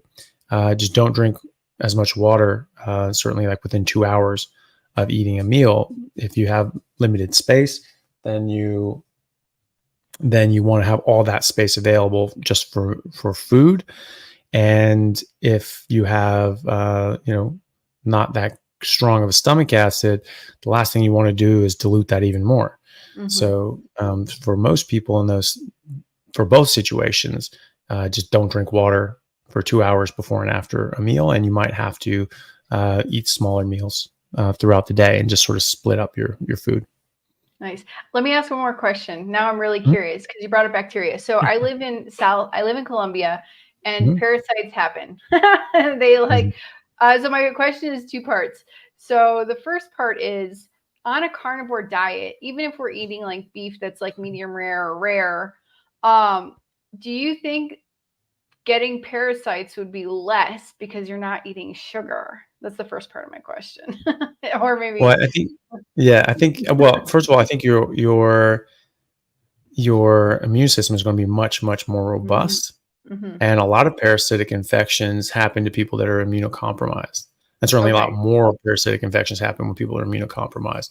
And so that's one thing. Also, if your stomach acid is very strong and very low pH, that's going to burn up and fry most microorganisms. Not all of them, but it can get a lot of them. You're in Colombia, parasites can happen. It's They do. Yeah, so I'm not grossed out by it anymore. I was years ago, but my daughter, she's 5. She's like, my butt's itching. I'm like, okay, I guess we're doing a parasite cleanse again in the house. Yeah. Every Well, 6 and months. that's one of the things too, is that we can just deworm the kids, and like it is good that we have those medications, like albendazole. Like that was a funny thing when I was in medical school. It was like for all these different parasitic infections, it was just like, oh, this can help cause this problem, this problem, this problem, this problem, this problem, all these problems, and the treatment is 100 milligrams of albendazole, 1 dose. I'm like, oh, okay. Next one is like, this can cause this problem, this problem, this problem, this problem. Treatment, 100 milligrams of albendazole. I'm like, okay, all of them. It's just like this drug just wipes out and it's parasites. like $1 Not all of them. or like $3. Right. And so, It's so crazy. So awesome. I mean, I don't know. I think it's relatively safe. Obviously anything that you take is going to have different sort of side effects, but from what I understand, it's fairly safe. But I think that's largely why we benefited from cooking, was because it kills parasites. We've been cooking meat for at least 800,000 years, if not 1.5 million to 2 million years. And so, but at least 800,000 years, that's over 500,000 years longer than Homo sapiens have even existed. Right.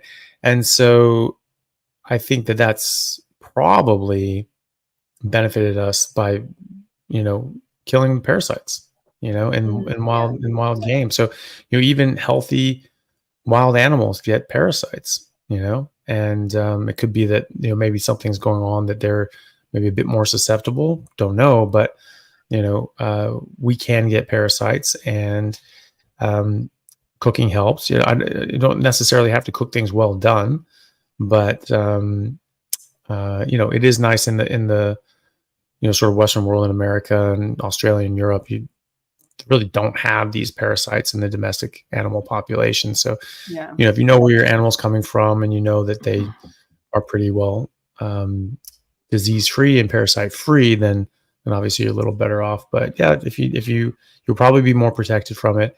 And if you do get it, albendazole works for nearly everything. It's crazy. Yes. Okay. So you answered my second part. I was curious, like in the US, we have a huge obesity problem. I'm from Chicago, diabetes and all these things. And I was curious if parasites were also somehow linked to that, because these people eat really bad foods and parasites love the sugar, but I guess you kind of already answered that. Yeah, I don't know if parasites cause obesity, but certainly someone who is obese and immunocompromised would be more susceptible to it. Yeah, absolutely. Yeah. So if they were in a situation like in a developing country where this was more of a thing, they would be at much higher risk, I would say. Yeah. Yeah. Okay. Thanks. Yeah, no problem. Awesome. We have another super chat from Bella Brat for you. $50. Thank you so much. Hi, Dr. Chaffee. What is the name of your cat? Love, love, love, and thank you for being here. Well, his name is technically Link, but we took so long in naming him that we just kept calling him Little Boy because he was a little kitten. So we're like, hey, little boy, come here, little boy. And now he just answers to Little Boy. He has no idea that his name is Link. So for all intents and purposes, his name is Little Boy. So that's my little boy. And so when we come back and, but he's great. I was pretty reluctant to get a cat. Elle really wanted one. And I was like, okay, we're going to get this thing. Like, I'm not just having it be just a stupid ass house cat. Like, it's going to be cool. I'm going to train this thing to like come when I call it and actually, be interactive. And, I saw a guy who trained animals for movies, and he said, cats are one of the harder ones to train, but you can train anything. You just give them food, you can train. So you have these movies, these Disney movies, like cats running and doing all these things, whatever. It's like, how the hell did they get that to do that?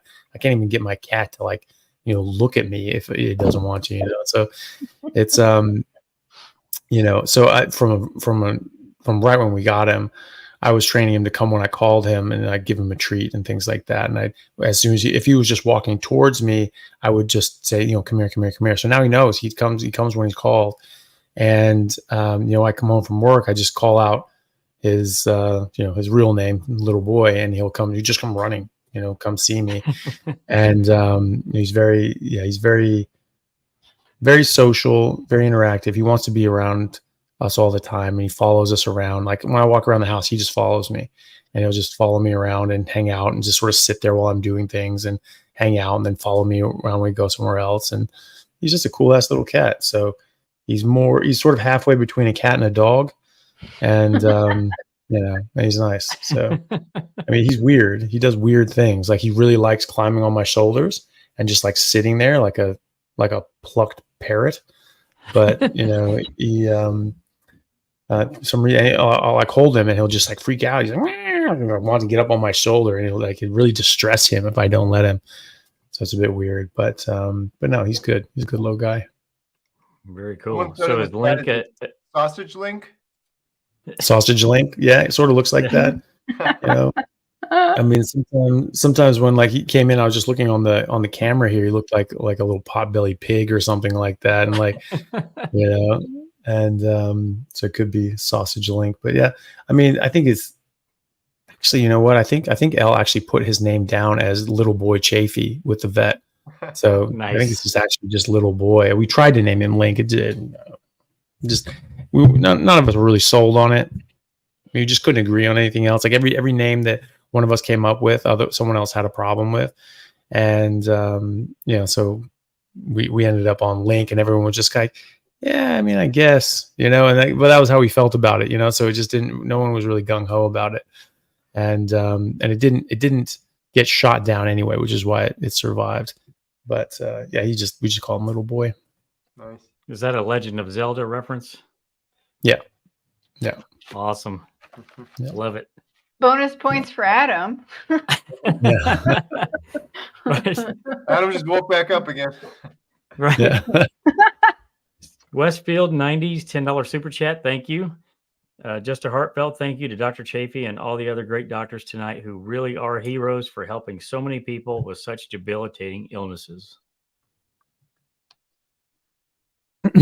Well, thank you very much. That's really kind of you. I'm glad that we've been able to help you guys, and just hopefully more and more people spread the word and hear about this and are able to use this to regain their health and regain their life. That's the main thing. I think that most of us that are sort of in this space, that's what we are concerned with is helping people and just getting this information out there so that they don't have to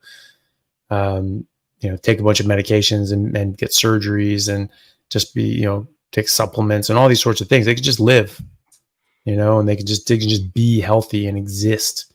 And that's the whole idea. So thank you to you guys for watching and for listening and for sharing it around, because that's how the message spreads and that's how people find out about it. Hey, Adam, I got a quick question for Dr. Chaffee. Actually, a quick update and a quick question. So, Dr. Chaffee, this is Bill from Alaska. Yeah. I think you heard about him a little bit. I'm trying to remember since the last time. I think since the last time we spoke. So I flew out there with my daughter Emma. We filmed him for the documentary, and so he's started at 700 pounds. Wanted to start doing carnivore diet. Wanted to start doing his own YouTube channel. He's since done both of those. I just wanted to mention this quick because I just saw him in the chat. Yeah. And he's killing it. He just surpassed day 50. His inflammation has been remarkable. How far it's come down. He not only was he stuck in his house for 4 years, hasn't left his house for 4 years. He was stuck basically in his bed, other than 1 or 2 trips to the bathroom every day, which was just excruciating for him. And now he's actually, well, this is a couple of weeks ago. He got a desk and he's sitting at the desk now, so he's got some freedom. He's out of the bed. But it's just remarkable. He said like his whole body was basically in pain before, and how quickly, so quickly, all that went away. And it's just all that inflammation is gone. So really cool. He started off doing carnivore, and he's doing update videos now. For anyone that isn't following Bill, it's Bill Knott, N-O-T-T. He's killing it on YouTube. He said he wanted to start YouTube. This guy's doing 1 video a week. Each video is getting like over 30,000 views. And wow.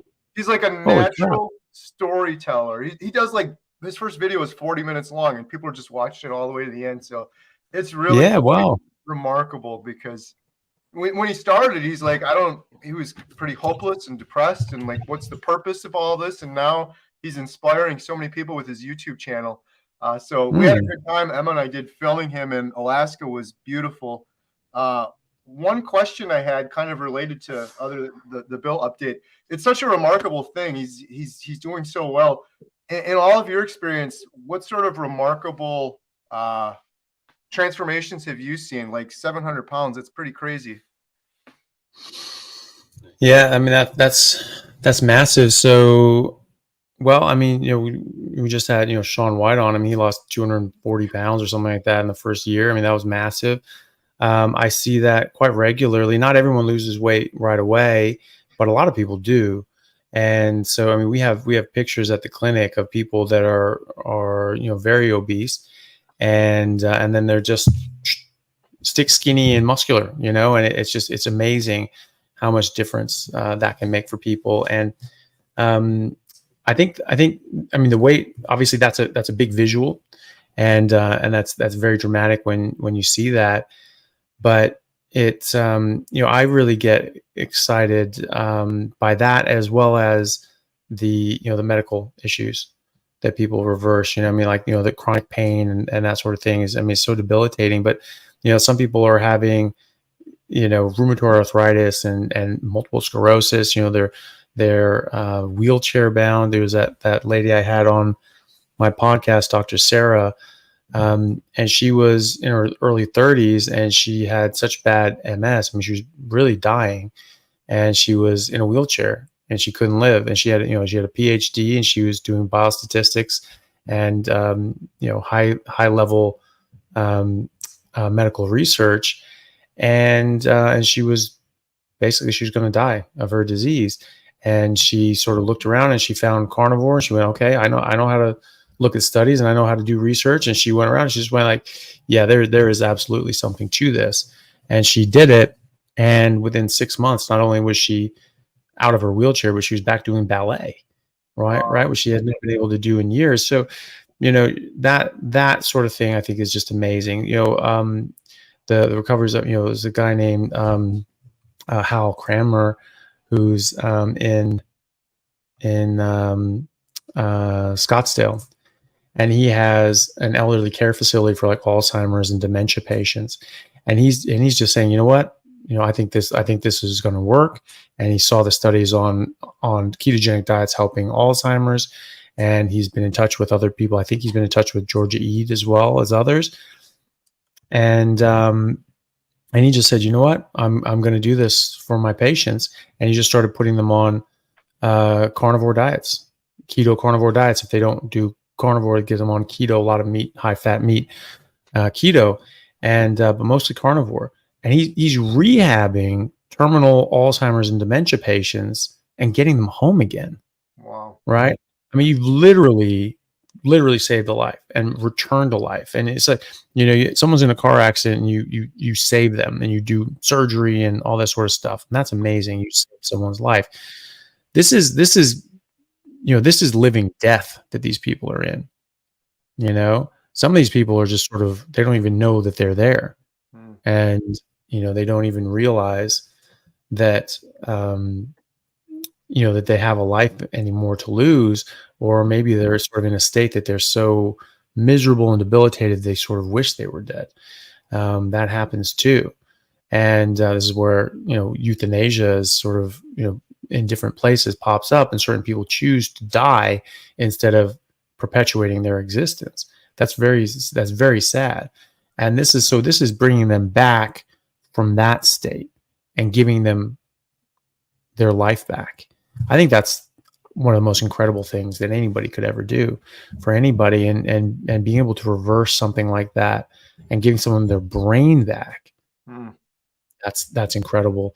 I had a friend of mine here, a colleague, who was working in geriatrics and in a geriatric clinic, and there was a patient. He was like, I think he was like 86 or something like that, or 76, 86. Anyway, and older gentleman, I think 86, and basically checked himself into a nursing home to die. You know, he just couldn't take care of himself anymore, just couldn't survive on his own. And so he checked himself into a nursing home, and he was just getting worse, and he was just basically waiting to die. It's not a great time of life. And sort of, he came across, you know, my channel and the carnivore diet, and he just said, okay, I'm going to give this a try. It's sort of my last chance at survival. And he just said that, so he went carnivore, and in something like 3 months, he was back home living independently, was lifting weights 3 days a week, and was swimming twice a week, and was off all medications. Right, at 86. And so, I mean, how the hell does that happen? That's not supposed to happen. So that means that whatever the hell we're eating or not eating is having massive, massive, massive deleterious effects on our health. And, you know, to the point that your body and your brain are just breaking down. This guy's 86. He's in a nursing home, can't survive. Maggie's 82, jumping over fences, you know, dealing with enraged bulls, right? You know, there's something seriously wrong with how we're living our lives and what we're eating. And the amazing part is that even at 86, when you're on the way out, or you're in a nursing home with terminal, you know, Alzheimer's and dementia, you can get better. You can still get better even then. So I really like those stories. I think those are just absolutely incredible. Yeah, amazing. Adam, we have some more questions. Man, the list is like super long. This is ridiculous. And just shout out to Dr. Chaffee. Thank you so much for doing this. I just remembered this. So we did one together, and you'd said something like, I tried to get through all the super chats. I just kept going, and we went on for like 4+ hours at one time. And that's what spurred on. After that, I was like, well, we did 4, we could do 10. And then we did the 10-hour live stream. And now here we are doing the 24. It all stemmed from that first 4-hour one I did with Dr. Chaffee. So if you got to go at any time, please just let us know. Right. I'll stop asking questions. We can try to get through a bunch of these. Well, that's all right. Well, after this, you can just live here. You can just be your life. You're just full time. just be here forever. It'll be 1 week next time. Well, it'll be like Big Brother Carnivore Edition. You know, it's just like you're always on YouTube Live, just always following you. Right. And, yeah. I don't like that idea. I want to be done right here and go film the documentary. I'm so thankful that we're doing this, and people are being so generous. But I want to be happy when this is done, and we can just continue filming and capturing all these stories. So we'll go baby steps. So next time will be a week, you know, and then a month, and then just try a year, and then it's just like the Truman Show, Right. you know? There It's, you go. yeah. That's my family, and that's what it seems like at this point. Like constant live streams and shorts and everything else is pretty much there. Nice. Yep. All right. Next question. The Cat Complex official $5 super chat. Thank you. Dr. Chaffee, any ideas on why lactose intolerance would vanish on a carnivore diet when a SAD diet always had issues and not any on carnivore with dairy? Interesting. So, well, it could be that you didn't actually have lactose intolerance at the time. It could be that you were reacting to something else, or the combination of things that you were eating, because we digest things differently depending on the different things that we're eating. So you're eating things with plants. You have protease inhibitors and different sorts of digestive disruptors and enzymatic disruptors and things that will get in the way of the things that you're eating and stop you from digesting things and absorbing them. And if they don't get absorbed, then they get down to your large intestine, where the bacteria are more plentiful, and then they start eating that, and then you get a lot of gas and bloating and upset stomach. Or it could also be that the other things were what were causing your main symptoms, and that it was just sort of being blamed on dairy. But it could definitely be an issue with you having disruption in your digestion and absorption of that dairy, and that now you don't have that problem, and that's just getting absorbed now. So that could very well be. I mean, it's you can't necessarily just tell if you have lactose intolerance unless, you could test around. You could try lactose-free milk and lactose milk and sort of see what happens in the same conditions, eating the same things, maybe. But it could also be that that, depending on what you're eating, again, is going to change things around as well. But normally you have to get like genetic testing for that sort of thing, I believe. I don't actually know how you get tested for that, but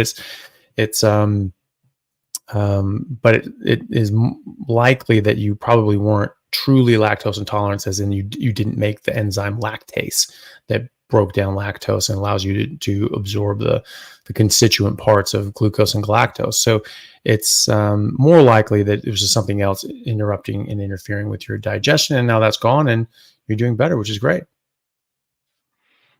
Awesome. Kathy Tittle, $100. Thank you, Dr. Oh, Chaffee. thank you very much, Kathy. Ann Bielecki, $14.99. Thank you. Clint Bauk, $4.99. Thank you. I'm carnivore 45 days. Any thoughts on this diet getting rid of lipomas? Yeah, lipomas. Did your cat lose hair from the carnivore diet? Yeah. No. Yeah. So he's called the breed is called a Sphinx, and so they're just naturally hairless little freaks. It looked a little weird at first, and I was just like, oh, that's kind of weird little demon cat, but he's just a sweet little guy, and so I'm used to it now. It's actually nice not having a bunch of fur everywhere, and they have like really warm skin, and so you just sort of hold him there. It's like this little thermos and water bottle, and so it's actually quite nice. I mean, he gets colder, so he's constantly looking for blankets to crawl under and places to get warm, because it's just he's supposed to have fur, the poor little bastard, and so he's just cold all the time. But I like it at this point. I don't mind. I think he's just a very sweet cat, so I can see past that. But as far as lipomas, most of these little growth. So a lipoma is a benign growth of adipose tissue, right? So it's just a bit of fat that just sort of grows a bit. I don't know of any studies with like ketogenic diets, if that helps. But a lot of these things respond and to growth signals from like insulin and excess blood sugar. I've recently found some on meningiomas, which is like a benign growth inside the brain from the dura, the sac lining around the brain. And I always was suspicious that would be beneficial, but I started seeing studies on that suggested that, and then I started seeing patients do that. So, well, not my patients directly, but people that had just reached out to me. One lady had an inoperable meningioma that was sort of pressing on her optic nerve, so she was going to go blind. And it's just a matter of time. Things grow very slowly, but they grow, and eventually they can stop. They can stop and calcify and just freeze there. But hers was growing, and then she went carnivore, and then after like 6 months, it had shrunk down and had pulled off her optic nerve, and she started getting her vision back. Great. And so I don't know one way or the other with lipomas, but I would be interested to see, and I wouldn't be surprised if it did. I mean, I do have some experience with like animals. Like there's my girlfriend has a dog who has like a lipoma on its side, and that thing hasn't budged, and we only feed that little sucker meat. So I don't know for sure, but it'd be interesting to see what your experience with that is. Other things do get better though. Yeah. Very cool. Next question is from Laurel Roeder, $10 super chat. Thank you. Dr. Chaffee, thank you for all the information and sharing your passion and knowledge about the carnivore lifestyle. Yeah. Hey, no problem. Thank you for the super chat. It's nice to donate to a good cause. Absolutely. And Balecki, $7.99 Australian. Thank you. Dr. Chaffee, when in Melbourne, come to our barbecue. Absolutely. Where's your barbecue? Is that do they have a name of a barbecue place? Because there is. I'm down. Right. Sophia Eats Steak, $5 super chat. Thank you. So happy to support this cause. That Sphinx cat is adorable. I always love hearing from Dr. Chaffee. I'd love to do an interview with him. Yeah, well, happy to. Happy to. My sort of philosophy is that I'm happy to talk to anybody who's interested in this sort of stuff. I'm interested in it. I like talking about it. I'm happy to talk to people about it. I've done interviews with people for podcasts that didn't even exist yet. They're just trying to get some interviews and things done for when they started it. And some of those, got became bigger, and others, have stayed, relatively small, and that's fine. That doesn't bother me. I think that this is just important to talk about, and I'm happy to talk to people about it if they're interested in talking to me about it. Awesome. So yeah, shout out to Sophia.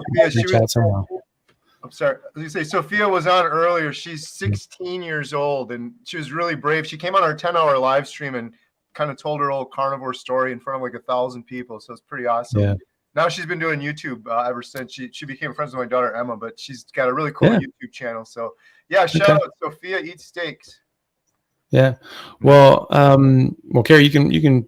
I'm happy for you to put her in touch with me if she wants me to come on, if you guys are in touch. Awesome. So yeah. You just made her day for sure. I'll do that. Yeah. I'm sure. Next question from Leonardo, $10. How did the story on saturated fat get so mangled? Oh, good God. So yeah, I mean, that was just that a lot of that has to do with the different sorts of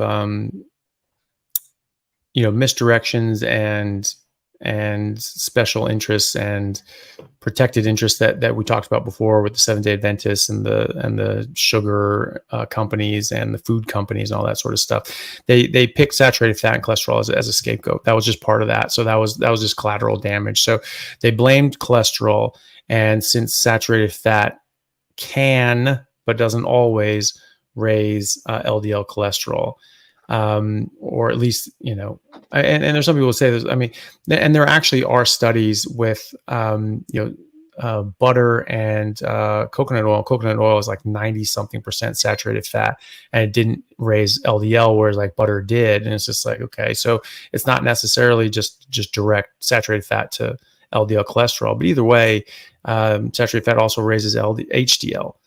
And the Journal of the American College of Cardiology published in 2020 a massive literature review looking at all the top pieces of data, all the highest level studies, randomized controlled trials, meta-analyses of randomized controlled trials, and so on.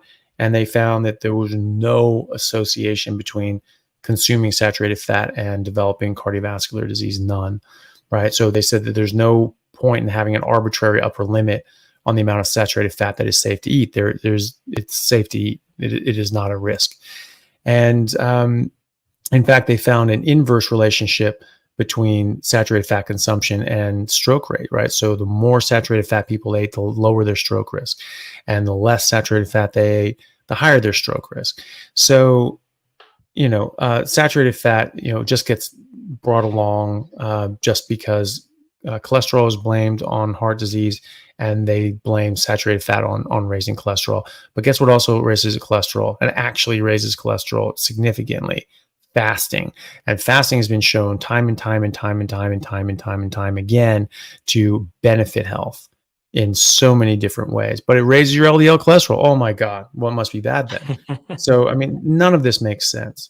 We've been reducing our cholesterol, we've been taking medications, we've been stopping saturated fat, we've been doing all these sorts of things. Is heart disease a non-issue anymore? Did it go away? No, it's getting worse. Idiots and liars like, Simon Hill will try to misdirect, who's like a vegan influencer, will try to use misdirection and say, well, actually in the 60s and 70s is when mortality from cardiovascular disease peaked, and then it's actually come down since then after we've lowered saturated fat and cholesterol. It's like, okay, we didn't say mortality, we said rates. Cardiovascular disease rates, the number of people developing atherosclerotic disease and the number of people getting first-time heart attacks and strokes is going up, and it's going up every decade, and it's going up all over the world. And so we now have open heart surgery, and we have stenting, and we have prevention, and we have clot busting drugs, and we have interventional radiology where you can snake this little catheter tube up into the heart and pull out clots, go into the brain, pull out clots, put in stents, and do all these other sorts of amazing things that we did not have in the 70s, 60s, 50s, 40s, and 30s, and so on. And people also start massively reduce the amount of cigarettes they were smoking, and tobacco and nicotine they were using, right? So this is completely dishonest or just dumb. He could be an idiot. I think he's both. And so, I mean, if you are so blind to what's right in front of you, you're either intentionally blind or you just have no concept of what's happening. And either way, it's not someone that should be listened to. And sorry to get a bit vitriolic about it, but like I really do think that he's causing a lot of harm, and he's just plays a lot of, mental gymnastics to get away from the fact that, humans benefit from eating meat and can be harmed by all this garbage crap that we are not designed to eat. And I mean, he's even gone so far as saying that, well, yes, humans evolved eating meat, and we've been eating meat for millions of years, but that doesn't necessarily mean it's good for you. Yes, idiot, it does. That's literally how biology works. That's how evolution works. It's called adaptation. And so, if you've been eating something for 2 million years, then you will have adapted to it fully by then. And so, yes, that's exactly what's good for you. And so, it doesn't make any sense when you go against biology and all these biological laws, if you're saying that we should eat things that we've never eaten in the history of humanity,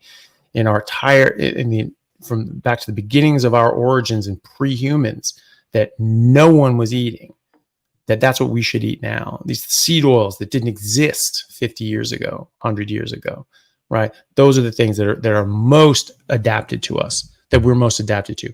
If we haven't even been introduced to it, how the hell can we be adapted to it? And why is it that these vegetables taste like garbage? They taste bitter, and our brains are telling us, spit this shit out, and that a steak tastes amazing. Why is that? If our body doesn't want it and it's not good for us, it doesn't make any sense. Why would we be biologically designed to hate the taste of things that are good for us, and to be really and really enjoy meat and fat if it's really bad for us? Again, sugar is an outlier, but sugar is a drug. We get a positive feedback, and we get more positive feedback, and that benefits the plant. And we recognize it as safe. It's not going to kill us that day. We get a quick hit of energy, but you keep having it, you keep taking it, it can cause problems. So, I just think that that's really, really, really dangerous. And these people that are still pushing that whole saturated fat thing is causing a problem, like Simon does. He keeps saying that saturated fat is bad, in the face of the Journal of the American College of Cardiology and all the evidence, put out there. It's just cognitive dissonance. I think he's just he has a reputation and he has a shtick, and he's just desperately protecting that, because I don't think he's about helping people. I think he's about helping himself and furthering himself. And so I've got nothing but contempt for people like that. Absolutely. Let's see. Next comment is from Kel, $5. Love the cat and love Dr. Chaffee's matter-of-fact attitude too. Oh, good. Oh, thanks.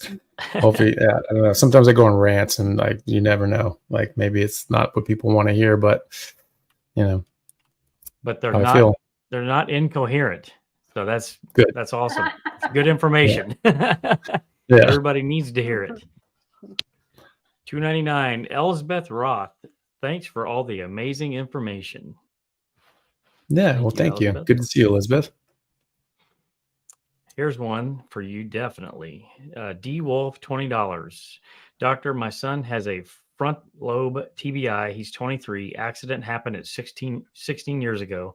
Do you think carnivore may help him recognize his left side? He doesn't use his left hand and left leg. He's on baclofen and gets Botox, but muscle very tight. Yeah. So, I mean, obviously had a very, very serious injury. Like when he was 7, that's when the brain's pretty plastic and can recover from a lot. So that must have been a very, very bad accident. I'm really sorry to hear that. If you have upper motor neuron damage, in your upper motor neurons up in the level of the brain, that causes spasticity in the cells and the muscles that it normally innervates, and so it's just really tense. And so they can use Botox for that spasticity and sort of relax it a bit. But having not recognizing his left side, that's something called neglect, where you just sort of, you're just not really aware of things on one side or the other, and you can have someone standing there talking to you and you just don't even recognize that they're there. Then all of a sudden they come on this side and go, oh, hey, where'd you come from? And they can see. It's just that they don't really, it's hard for them to notice things on that side of the body, which is interesting. There's just parts of the brain that do that, right? And so those parts of the brain can be damaged. And then being able to use the left side can be a motor neuron issue. So you can damage those motor neurons and then be sort of paralyzed, right? So like when people have a stroke and they're not able to use one side of their body. Can this help? Well, it's been 16 years. It's a long time. A lot of times people will say, well, at this point, no, that's going to be permanent. I do hold out a glimmer of hope, just because I've seen people with longstanding strokes and even cerebral palsy, which is fascinating, that some people have started to improve, not necessarily completely eliminate their cerebral palsy, but I've had a few people now with cerebral palsy saying that they're getting less spasticity and they're improving in other ways. So that's fantastic. So I've seen crazy things happen neurologically when you start feeding your body and your brain and your nervous system what they're supposed to have, and start getting those ketones in there, going off glucose, and getting rid of all these other things that could get in the way. So one example of that is a guy named Dave Mack, who's a friend of mine, and we've done a couple podcasts together, and we sometimes do lives in a group with like Sean White and others.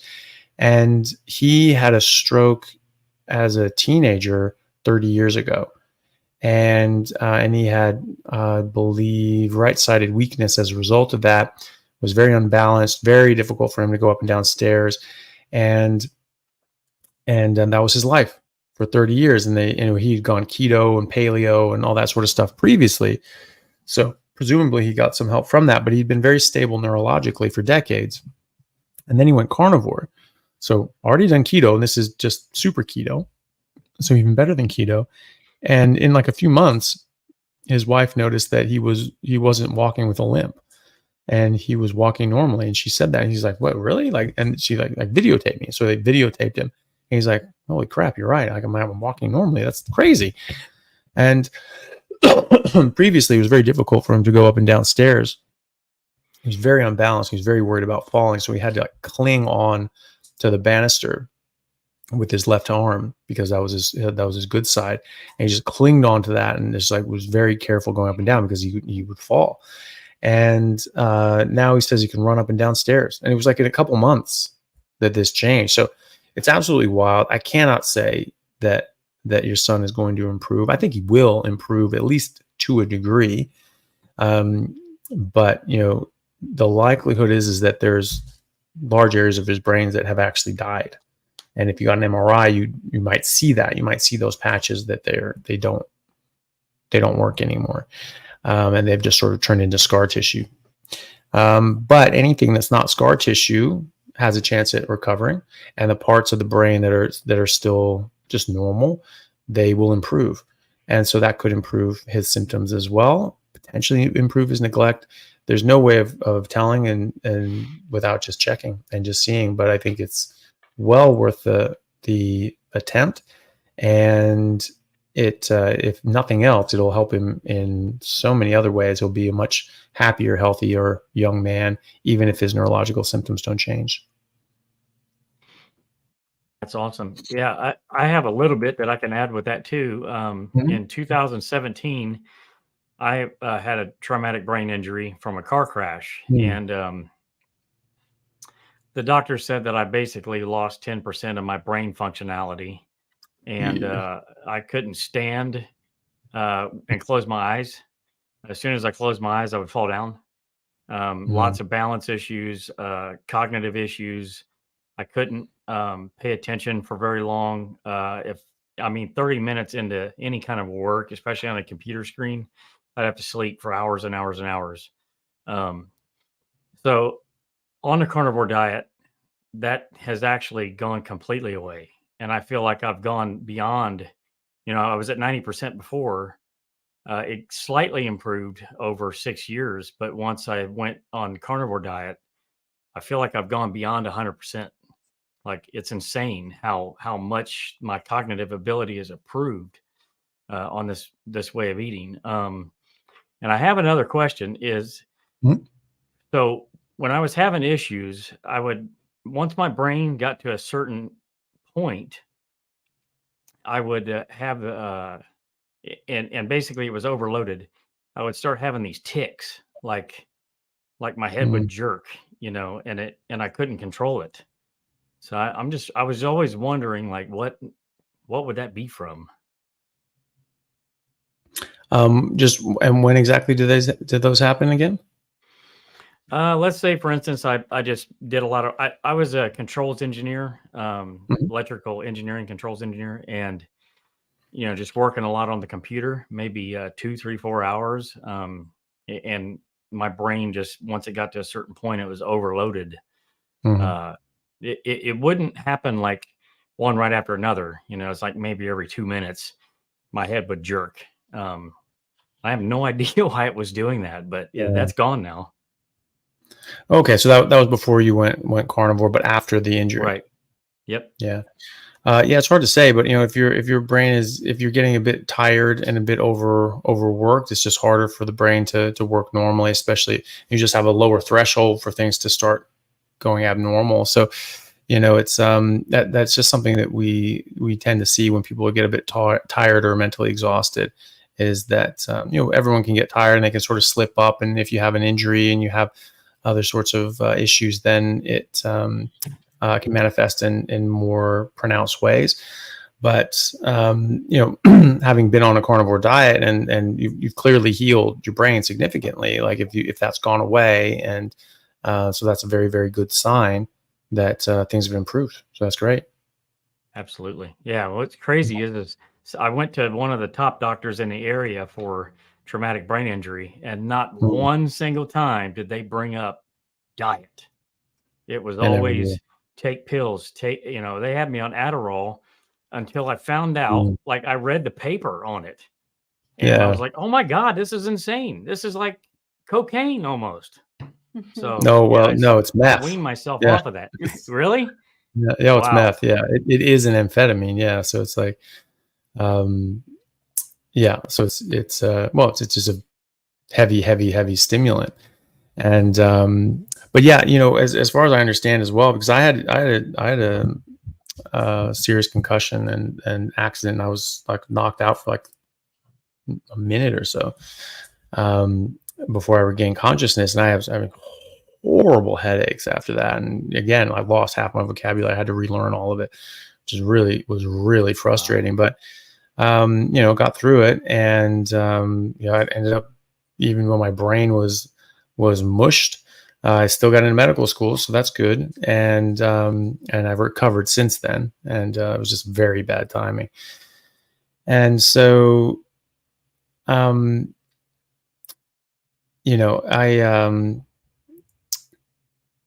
Christ Almighty, I forgot. That's a good sign for a fucking brain injury. I can't even keep track of my own thoughts. We were on Adderall. Adderall, yeah. So when I was looking at that, I was having serious problems with like attention deficit sort of symptoms in my first couple of years of medical school, and I sort of was talking to a neurologist about that, and they're like, "Well, look, we could try some of this medication, but if this is from like a TBI, they don't really work that well." And so that's what I was told at the time anyway. And so I didn't, I tried it for a bit. I ended up, trying it for, a week or two, and I didn't really see any difference. And so I just dropped them at that point. But, from what I was told then by my neurologist was that, ADHD or ADD from a head injury doesn't really benefit from medications anyway. And it's bloody crack, so there's no point. Right. Yeah. Wow. Modern medicine. I'm so glad for guys like you. And I honestly, I think that I think it may be your size that keeps you in business as a doctor, because going against the grain seems counterintuitive to your profession. It seems almost detrimental. Yeah, but you know what? It's the right thing to do. And like, once as Gary Fettke said, Dr. Gary Fettke, orthopedic surgeon, came under real fire for, putting his patients on a ketogenic diet so that they didn't need foot amputations and leg amputations and things like that for diabetes. They tried to take his license away for how dare he actually help people, And what he said was just like, once you see the benefits that these dietary interventions can do, you can't unsee them. And so you have to do that. If you have a conscience at all, as a doctor, you have to use that. And even if it means that you come under fire and potentially lose your livelihood and lose your savings and lose your ability to practice, it's the right thing to do. And I couldn't look back on my life and be happy with myself if I just took the easy way out and just practiced medicine in a way that I knew was not the right way or not the best way. And unless you stick your head up, nothing's going to change. And so, but when more people do stick their head up and they start saying these things and be like, that makes sense. That's actually the right thing to do. More people stand up. And so all it takes is just the first few people to stand up and more people to stand up. Then more and more people stand up, and it usually goes okay. You get some martyrs in the beginning, like Dr. Fettke and Dr. Baker and others. But you know what? It's worth it, and they pave the way for other people, and it's worth it. It's worth it to them. It's worth it to us. And it's definitely benefits everyone. So you just have to do it, and as I said, I was on Dr. Baker's podcast. I was one of his first guests on his original podcast. It was like the Human Performance Outliers podcast, and with Zach Bitter. And I was episode 34, we're talking about plant toxins and how these things are not good for you. And, and it was, he asked me at the time, like, so what do you think? You're going to keep rolling with this? You're going to keep your head down? What are you doing? I was just like, well, I plan on getting in a lot of trouble, because I can't not say this, and I can't not talk about it. And if I see a patient that is having an issue that I know for a fact this can help, it's not ethical for me not to tell them. You know, it's not my duty as my duty of care as a doctor. It's not ethical for me as a doctor. It's not ethical for me as a human being. You can't withhold that information from people if they're sitting there staring you right in the face and say, is there anything else I can do that can help me? Yes, of course there is. And I'm not going to lie to them and say, no, just do what you're told and take your pills. That's bullshit.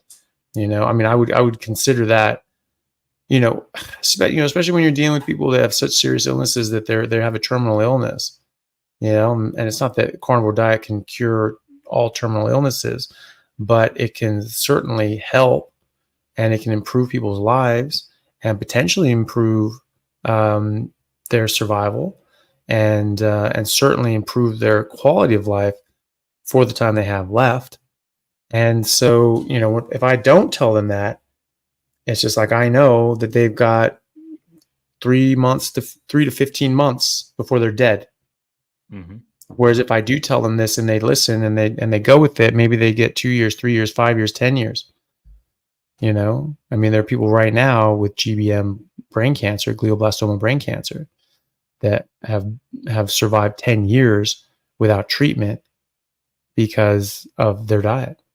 You know, wow. How can you not tell that to people when the average survival without treatment is 3 months? You know, they get another 10 years with their family, with their kids, with their parents, and they all get another decade with them. You know, I mean, anybody would kill to get another 10 years with their parent if they died in childhood, you know, or in adulthood. Everyone wants more time with their family members, especially when they don't have it, especially when they've already lost it, especially when it's too late. And so, you know, this gives them that chance. And, you know, so people like Andrew Scarborough and Pablo Kelly and Logan Sneed, these guys have all gotten nearly a decade more life than what they, you know, would have had on average had they just gone with the traditional treatments. And they're all happy, healthy people with full blossoming lives, you know, and they're productive members of society. Like, why would you, how could you not say that to people? How could you not tell them about that? Mm-hmm. You know? So, you know, if that gets me in trouble, it gets me in trouble. But the fact of the matter is I feel that I'm protected because this is evidence-based medicine. You know, this is in the literature. This helps. This is scientifically sound. And it has been shown in clinical trials and preclinical trials to be beneficial. So, you know, what am I doing that's out of untoward? You know, it helps people, and that's been proven time and time again. That's awesome. Well, we definitely love you for that, for sure. We got another super chat from your buddy, Mr. Russ, Homesick Buckeye. I bet if you gave a lion my Costco card, he would end up in the bakery. No, maybe. You know, if you got addicted to sugar and carbs and things like that, maybe. But you know, at first he wouldn't go near them. There was a guy actually, he had a video. He like worked with lions out in something. And he had this big male lion that came up, and he cut this apple in half, and he said, "Here, have that." And the thing went up and sniffed it. He's like, "Oh, I don't want that crap." I said, "Why? But it's sweet. It tastes nice." He says, "No, I don't want it." It's like, they don't want this stuff. It doesn't taste good to them, you know. And so, you know, you can addict anything to anybody to anything, but you know, there was a they really wanted this thing to go viral. It was like this zoo or a sanctuary or something like that you could tell they paid someone a lot of money to make this really heartwarming, nice story, you know, almost like, you know, some of those different different viral videos. And it was about these three animals. It was like a wolf cub, a bear cub, and a lion cub or a tiger cub. I think maybe tiger. And they were at a menagerie, and they were sort of, you know, being neglected, and they were able to get them and resuscitate them and help them. And they didn't want to be anywhere else. They weren't happy. They were depressed if they were separated out from the other two. And so they kept them together. So this wolf and a bear and a lion or a tiger, I mean, and they all just lived together, and they just all just love each other and cuddled up and all that sort of stuff. And they wanted this to be this heartwarming, nice thing to go viral. You could just tell they put a lot of effort into making this a viral video, and it went viral, but not for the reasons they wanted to.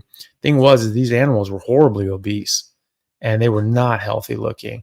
And they showed a video of them giving them like this like jumbo sized Costco Snickers bar, and just closing his eyes and like eating this thing. Like, what the hell are you giving that animal? And so all the comments were like, what the F? You know, you're killing those animals. You're making them very sick. You're feeding them crap. What the hell's wrong with you? And they're like, no, these animals are very healthy. We give them sometimes as a treat. Clearly, you know, because I mean, they're just horribly obese and clearly sick. And so you can get them to eat any sort of garbage, you know, but that's not going to be their first instinct, you know, unless they were, you know, unless it's like those poor bastards that were given all that crap. But if they were, you know, if they're just a lion eating just meat, you know, they go for them. Well, really, they just start ripping people apart. You know, they wouldn't go to one aisle or another. They'd be eating people in the doorway of Costco and just doing that, and then rip off a couple bodies and go, you know, climb up into the rafters and just eat them, and they eat their corpses and then, you know, hide somewhere as people trying to shoot them, you know. So that's probably what would happen if a lion got the Costco card. Right. For sure. Yeah. For sure. Let's see. Yep. I gotta go, everybody. I gotta go. It's been a wonderful day. Dr. Chaffee, two things. Adam and I, we have a show on Tuesday night. It's called the Keto Cookout, and you are formally invited. Okay. And it's nothing like you've ever experienced. It's 8 o'clock Central, 9 o'clock Eastern. 8 o'clock Central, 9 o'clock 9 Eastern. o'clock Eastern. So that's 9 a.m. Wednesday for me. Let me see. I'm working on Wednesday. Any Tuesday, any Wednesday. Yeah, we have it every week, same time. It's our weekly show, and So it's really goofy and it's kind of fun. But when doctors come on, people ask a lot of questions. Otherwise, one time I sang a song and poured a box of cereal on my head. Like, it's awesome. If that didn't sell you, Russ is also there. Homesick Buckeye. Oh yeah, Russ is there also. The Homesick Buckeye. Nice. It's the three of us. It's our show. I can, you know, well, I mean, the thing is, I'll be sort of driving into work because I've got patients at 10 a.m. on Wednesday, but I mean, I might be able to like click in like from my car or something like that, but we'll take it. Okay, all right, I can do that. I'll ask. I'll talk to Carrie later how to get a hold of you and send you the link. Sounds and good. Whatnot. And otherwise, I hope that I can arrive onto your podcast sometime. Thanks. Yeah, sounds good. Bye, Alia. Yeah. Happy birthday. Okay, I promised my husband I would be done at midnight because he was with the kids all day today. I've basically been here since 7 a.m. So I gotta go. We're at 27,000. Adam will do updates, and JT is replacing me. So talk to y'all later. Thank you so much, Alia. Yeah, you're so welcome. This has been a blast. Bye. Bye, Alia. Yeah. And JT is here. The strip of bacon. Welcome. Let's go. Nice to meet you, Chaffee. Hey, man. Good to meet you too. How you doing? I'm doing great, man. I'm still alive and I'm still awake. So Good. So is that a hat or a scarf? It's a full suit. Oh, awesome. It's very long. It's just a long strip of bacon, and I got I just stick my head in there and call it a day. Trying to have some fun. Yeah, good stuff. JT, we're gonna have you take over reading the super chats. Absolutely. Where'd you leave off, bud? I'm gonna pop it up for you, and then I want to work on adding up the totals. Okay, I just got to find that in the list here because we've got a lot of them here. Should be the blue one. Yeah, we've got a lot of. I'll read it though. My sister needs motivation from the people in this movie. She started keto 2 months ago and has lost 26 pounds. Wow, which is Great. awesome. However, she has been stuck at over 460 pounds for over a year because she's afraid to give up certain food. Yeah. Well, I mean, look, I mean, she's already, well, she's given up food and she's lost 26 pounds in 2 months, right? So she's been stuck at 460, but presumably that's now moved, right? From the, from the 2 months on keto, if that's, if I get the sort of the timeline here, right? So that's great. So just keep doing that, and so she's, just encourage her and encourage her, with the improvements that she's already done, say, hey, look, you've already lost 26 pounds. This is great. You're doing great. Keep going. Right. And the more stuff you remove,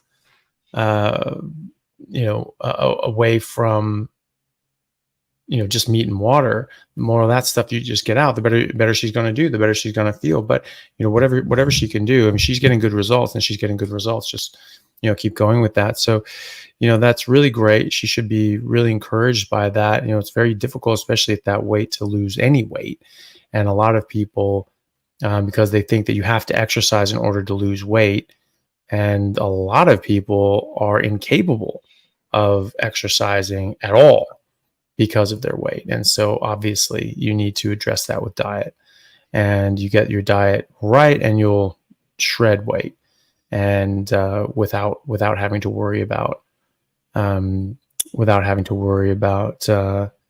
exercise. And they get down to a point that you're able to exercise, and then you add that in, and it's just rocket fuel at that point. So she's doing great. And just keep watching these sorts of videos, watching the videos that explain why a carnivore diet and changing your diet is a good thing, as opposed to just how to do it and that you should do it, because that helps a lot too, when you understand like the biology and the physiology behind it, and you just go like, okay, well, this is actually how my body works, and this is just the biochemistry and chemistry and biology, and it's just like, okay, this is just how we're designed, and here's all the evidence for that. And great, okay, I'm sold. So I mean, that's why I did this, is just because I was sold on the science behind it. And it's just like, no, this is what humans are. We are carnivores, and just like all other carnivores on earth, we should really only just be eating meat, because we don't have the defense capabilities to break down and detoxify plant toxins. Great, sold. I don't want to eat that crap anymore. And now, I'm just seeing, more and more evidence of this, being a positive, both in the literature and in my clinical practice. So, understanding, what's going on is a really powerful tool as well. And so just encourage her to keep watching videos and get involved in a community and, or like a Facebook group. Doesn't have to pay, doesn't have to do any of that stuff. Just join a Facebook group like Zeroing In on Health or Zero Carb Health. Those are two excellent ones. And they're very supportive. They're very strict. You need to be strict if you want to go in there. But that's what gets people results, is just eating fatty meat and water, and they'll be very supportive and helpful. Another great answer. How do I pull this up here, Adam? I'm clicking the next one, Adam. All right. I'll pull it up. Oh, okay, cool. There we go. Coach Constance, question: any words of advice other than "suck it up, Buttercup," regarding many starts not getting past 3 days, sugar addiction, and eating disorder? The struggle's real. PSS. Thanks for all you do. Yeah, suck it up, Buttercup. So, no, look, it is difficult, right? So any sort of addiction is difficult to deal with. There are things that you can do. One of them is just eating enough. So eating enough meat, eating enough fat, is really good for getting cravings down. And so if you find yourself having those cravings, having that sugar, oh my God, I need that, try eating meat. Think about that as just a hunger signal, because your hunger signals are going to be very, very different. And so if you are not listening or not hearing your hunger signals, you're going to get more hungry than you think. You're going to start getting cravings, and your body's going to start asking for energy in the only way it knows how, which is just sugar, carbs now. And so that can be difficult. So just eat enough is the main one. So eat enough fat, eat enough meat in general. And if you get those cravings, try eating fatty meat and keep eating that till it stops tasting good. And that usually does help with the cravings. And drink a lot of water and everything like that. It does get easier. So after sort of a week or two, it'll get a lot easier after the first few days or a week. After 2 weeks, you probably won't even care. You won't even miss it. I mean, for me, the first time I did it, first 2 weeks, I was just looking at everything I couldn't eat. Oh my God, I can't eat this, I can't eat that. And no one actually explained all this stuff to me. I I'm not going to eat plants, and I'm not going to, that shit's bad for me. I'm not going to do it. And so the first 2 weeks, I'm like, well, that's a plant. That's a plant. Oh God, what the hell? And I just felt really, really flustered with it. After 2 weeks, I just didn't give a rat's ass. I was just like, all I wanted to eat was meat and eggs. And it was just like, I couldn't even care what else was around. I lived with my brother at the time, and there was, and I was just cooking up some meat and eggs is what I do. And he's like, hey, can you get me the bread on the, pass me that loaf of bread on the counter. And I was just shocked. I had no idea we had bread. And I was like, bread? And he's like, there's bread here? And he's just like, yeah, it's just on the counter there. And I'm like looking around, I can't see it. And I was just like, where? I'm just like, where is it? I'm not seeing it. And he's just like, dude, it's right there. It's in front of you. I'm like, dude, I am not seeing it. And he said, it's by the back burner on the right by the stove. And I'm like, looking. It was like one of those magic eye pictures where just like a schooner just like pops out. And you're like, oh, it's just like all of a sudden it's just like a loaf of bread there. I had no idea. It just did not register in my brain. And I was like, oh, I guess here's some bread. Like, shit. Okay. So that was, that was not that long after I started, like literally 2 weeks. I just didn't care. So just eat enough meat, eat enough fat. And, it does take a bit of strength to get through the first few days or a week, but it's easier if you eat enough. And because if you're just full and stuffed with that fat, stuff like that, even if it was just like, pizza, bread, okay, I'm sure, but no. And so that could help you get through that. And also a big one is just get it out of the house.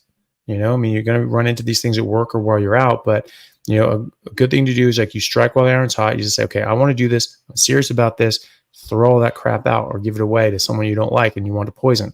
Right. And so, if you want to succeed at something, you need to set yourself up for success. If you think that you're going to fail and you think that this is just going to be a temporary thing, I'm going to go back to it, then you plan for failure and you keep all that stuff in your house because, well, I'm not going to be doing this forever. I'm probably going to quit this pretty soon. And so obviously I don't want to get rid of this stuff. Do you want to quit or do you not want to quit? Do you want to get rid of this stuff or do you not want to get rid of this stuff? So if you want to only eat meat and you want to improve your health, throw the shit out. Get it out. I mean, it's hard to do if you live in a household with other people, but maybe they'll be supportive and just say, look, this is something I need to do. I need to get this stuff out of the house. Maybe it can come back in after I'm stronger, but right now I need it out of the house. And hopefully they can be supportive of you. But if you're in a situation where you can get rid of stuff, just get rid of it. And, because it's like you have you want to quit smoking, but you're like, well, I'll keep the cigarettes just in case. What are you keeping them for? Like you're planning for failure, so plan for success, get rid of the shit and just buy meat, fill your fridge up with meat, fill your pantry up with only meat adjacent things and really only meat things, not even meat adjacent, whatever the hell that would be. And, just eat meat. And so that's what I would do. And good luck with it. Know your triggers, right? Yeah. Yeah. And just try to avoid it. The first 2 weeks are going to be the worst. First 2 days are going to be the worst. And, and so just keep those things the hell away from you for a couple weeks, eat a lot of fatty meat and water and drink a lot of water. And you'll be a lot better off. It's out of sight, out of mind. If you have rehab doesn't stock, cocaine and liquor, we want to make sure that they can deal with temptation. No, you don't. We know they can't deal with temptation yet. You need to keep them the hell away from it. That's why you go to rehab, to get the hell away from access to drugs. even though you're introducing them to a whole bunch of people that do a lot of drugs, and then they make new drug friends, and that's not always helpful. But the principle is sound. Get the hell away from drugs. Great advice, guys. Hope you're taking notes and listening.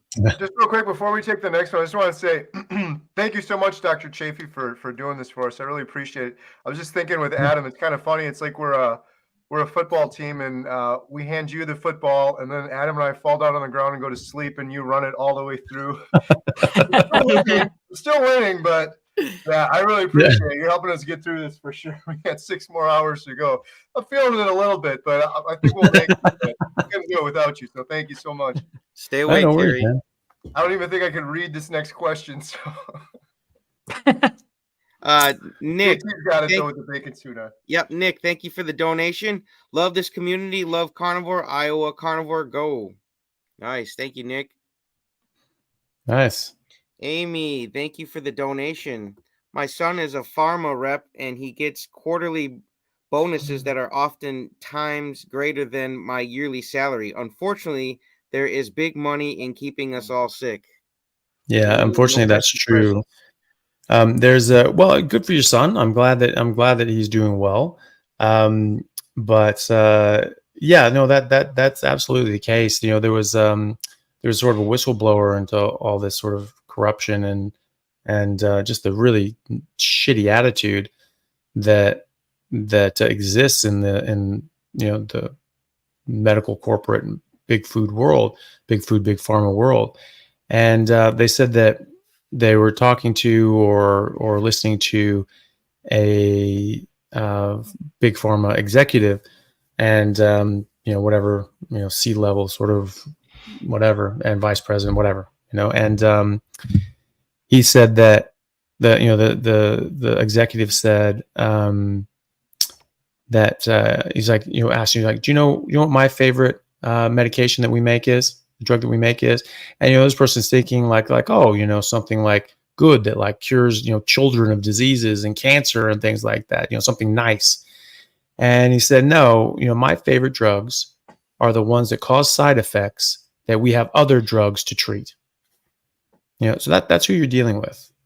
You're dealing with rank assholes who don't give a shit about you, and they're not making medications to better the world. They're not trying to help people. They're trying to help themselves.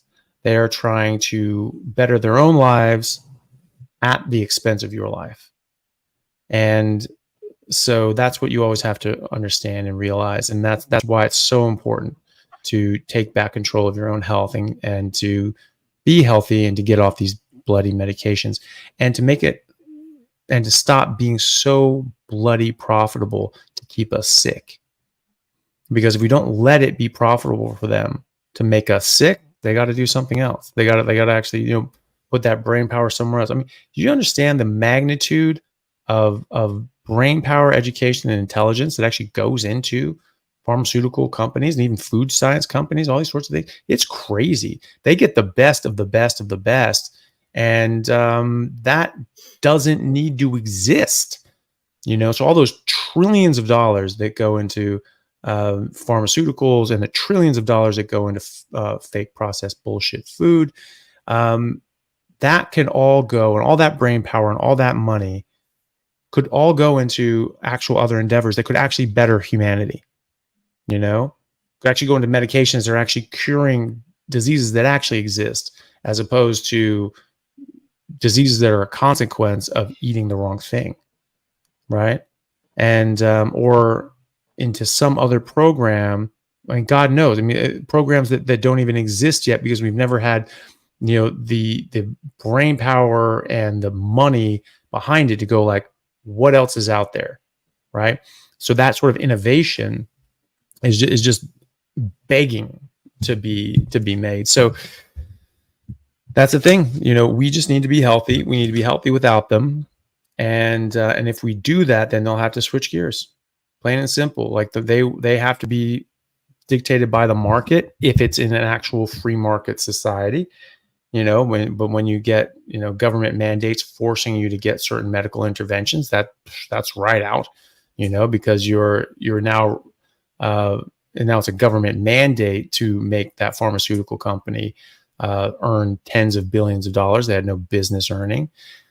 So that's a problem. Or mandating that people stop eating meat, and mandating that they eat a bunch of processed bullshit, and mandating that schools do no meat Mondays and vegetarian Fridays and bullshit Wednesdays and all these sorts of things. So it's but if people stand up and they'd be like, no, we're not doing that shit anymore. I'm sorry I'm swearing so much, but I just get really pissed off, and You're passionate. and and so just don't let them dictate what you get to eat. Don't let them dictate that you have to be sick. Don't let them dictate that your kids don't get to develop properly and their brains don't get to grow to their full genetic size. Do not let them do that to you. Do not let them do that to your kids. Push back, fight back, and tell them to F off. And it doesn't matter what that costs you. Your health is worth more than any of that. Your children's health is worth more than any of that. So just never lose sight of that. Fired up. I love it. Awesome. Detroit Engine Works, new member. Yeah. Nice. Casey Smith, thank you for the donation. Some of my family is interested in going meat-based after seeing my results, but they refuse to give up all veg. Are there a few vegetables that are less toxic than others? Well, yeah, of course there are. You want to get rid of the nightshades, the tomatoes, potatoes, eggplants, peppers, those sorts of things. Get rid of all seeds and beans and nuts and legumes and all that sort of stuff, because those are all all seeds are plants' babies, and everything protects its baby more than anything. So the seed is often where you find the highest concentration of toxins. So getting rid of all those sorts of things. And then you want to try to get things that are lower in oxalate, right? And so if you you can go online and see like different sort of oxalate, the amount of oxalates that are in certain plants, and just try to aim for less than 100 milligrams of oxalates a day in your diet. And main thing is just focus on meat, focus on animal fat, cut out the carbs and sugar and alcohol, cut out the nightshades, and then and eat the meat first. That's actually important. I was talking to Dr. Casey Means, who's a Stanford trained doctor. She does a lot of metabolic health, has a company called Levels. We had a very interesting conversation yesterday. But what she was saying, there were studies showing that if just the order of how you eat things can actually affect your blood sugar spikes and your insulin secretion. So if you're eating a steak and a salad and a potato, if you eat the potato first and the salad and then the meat, you'll actually get a much greater spike and drop in your blood sugar and your insulin. And if you eat the steak first and then the salad as a buffer and then eat the carbs, it's a much more mellow hill and spike and all that sort of stuff. So it's not as big dramatic spikes and troughs and things like that. You're eating the exact same stuff, you're just doing it in a different way. And then going for a walk for 20, 30 minutes afterwards, and walking multiple times a day for just a minute or two. It makes a big difference. And so, you can do these little things. They all add up. And so eat a lot of meat, fatty meat, eat it first, and then cut out the carbs, sugar, seed oils, 100%. And then the nightshades, seeds, beans, nuts, legumes, all that sort of stuff if you can. Then of the vegetables that are sort of left, just mix them up and change them around.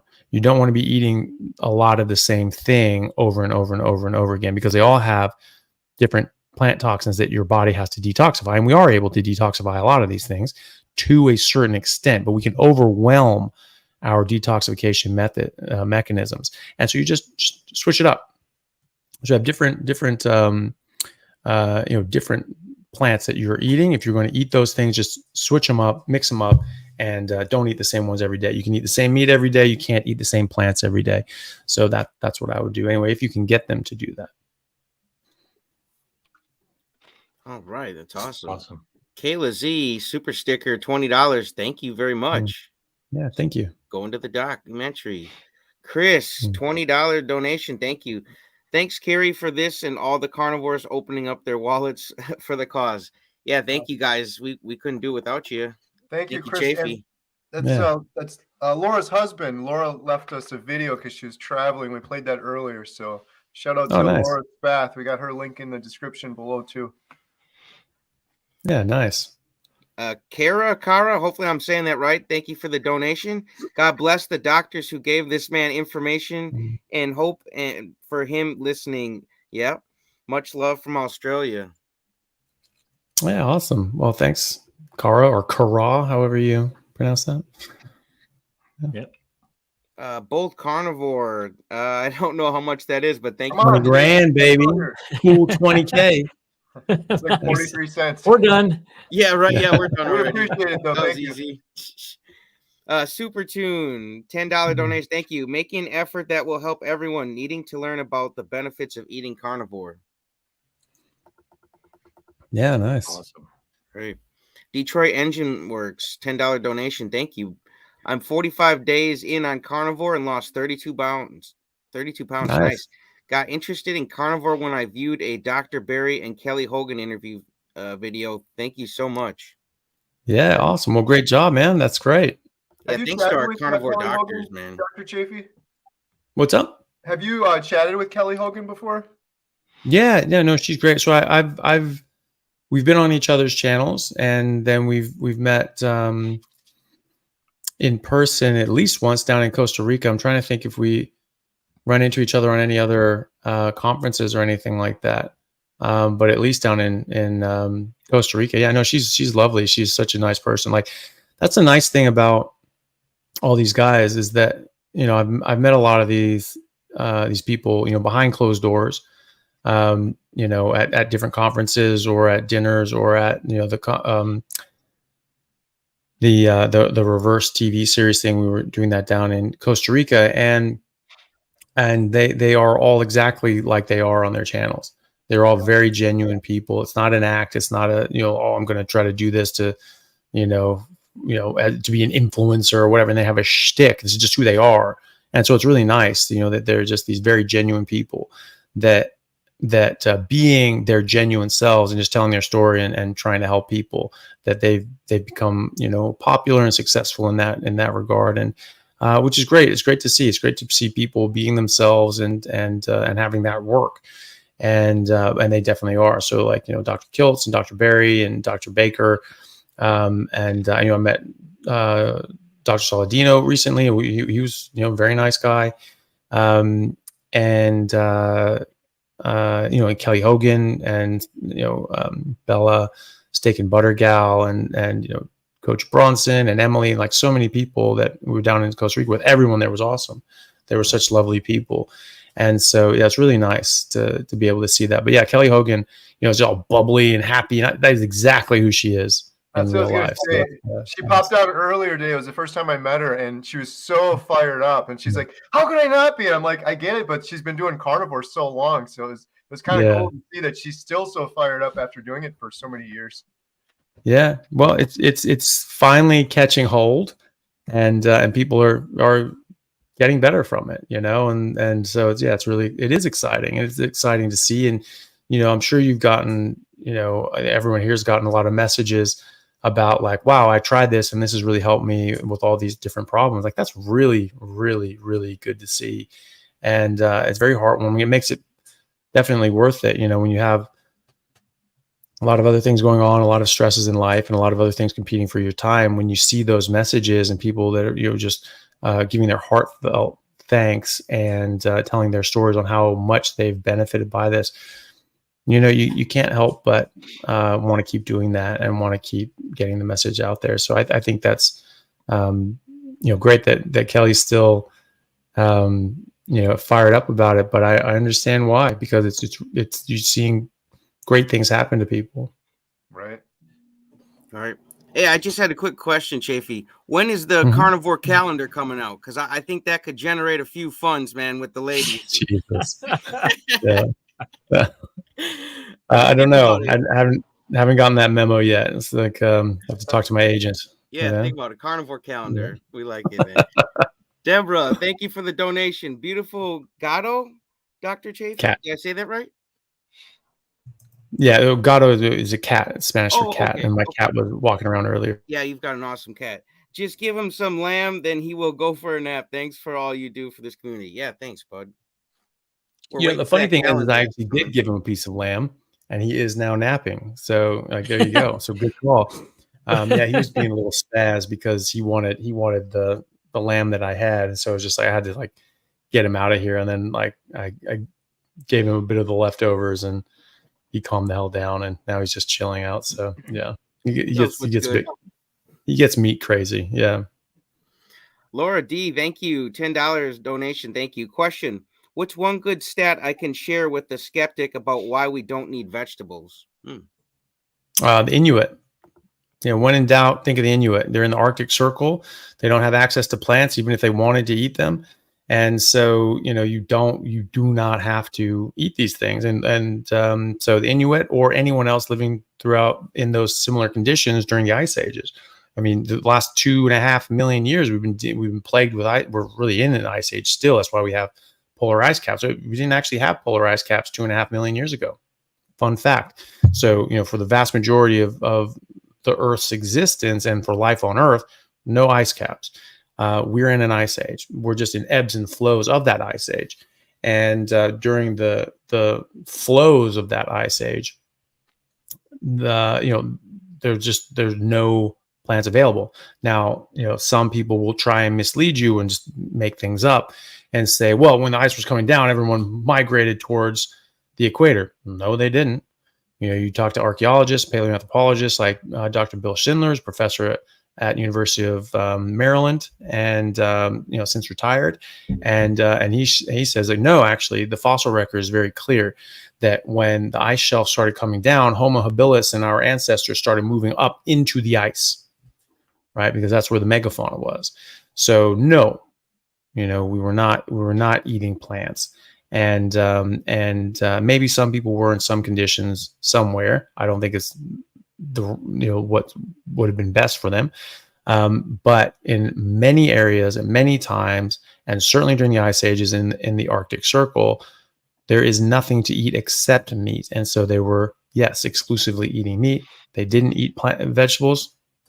Therefore, you don't need vegetables, because you can't live generationally like that if you're missing out on nutrients. You especially can't grow and have your brain grow at an exponential rate and your body grow dramatically if it's not ideal for you. And then the agricultural revolution comes around, we start eating more plants, bang, immediately, 10,000 years ago, the fossil record shows that we went from being much taller to shrinking 5 inches, brains shrinking 11%, our teeth getting mangled and mushed together and smaller jaw sizes, much of dental caries and cavities and rotting teeth, and shorter femurs, which is a sign of malnutrition, and signs of tuberculosis in the spine. Those are all signs of malnutrition. And so that has been written about and shown evidence for since we started discovering these sorts of things. So, and that's coming directly from a textbook from Oxford, so like, this is just a fact. When we started eating plants, our health suffered, our development suffered, our brains got smaller, our bodies got smaller, our teeth got crowded and crooked. That's purely nutritional and developmental. And so, no, you don't need vegetables. You definitely don't need vegetables. I haven't eaten a vegetable in 6 years. Maggie, the rancher, hasn't eaten in over 65 years. And the Inuit, when eating a traditional diet, don't eat it at all. Say, well, they eat the stomach contents of the animals they eat. Yeah, they eat seals. Seals are carnivores. What's in their stomach is fish. Well, they eat polar bear too. In the stomach of polar bear are seals, right? So it's double meated in goodness. So no, you don't need vegetables. That was awesome. Bella, $50 donation. Woo, thank you. Injecting separate super chat to keep Carrie, Adam, Aliyah, and Dr. Chaffee extra life to keep going. Separate GoFundMe for the movie. Keep going. All you are in the home stretch. Yeah, we are. Awesome. Thank you, Bella. We're doing Hmm. it. Let's see. Big Ed, thank you for the donation. Dr. C, Paul recently showed you a study that Inuit consumed 15 to 20% calories from glycogen. Did I say that right? They're not Glycogen, yeah. they're not in ketosis. Free raw meat has what's that again? Glycogen? Glycogen, yeah. Glycogen. Okay, glycogen. Wouldn't our ancestors eat this way, fresh, not frozen?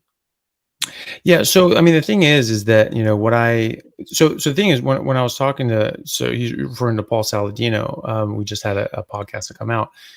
We had a very poor internet connection.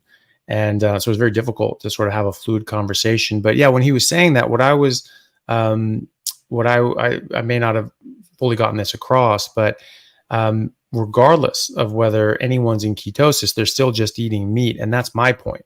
My point is not that we need to be in ketosis all the time, but we need to be eating meat. And I don't think we need to eat anything else. And so, you know, if Dr. Saladino is saying, well, we need some carbs, and he's showing that the Inuit can get those carbs from meat, why do we need to eat anything else except meat, right? So my point is that we need to eat meat, and we should eat meat, and we do optimally just on meat, and we get some glycogen from that. Fantastic. You know, it is the case that you likely are not in ketosis all the time.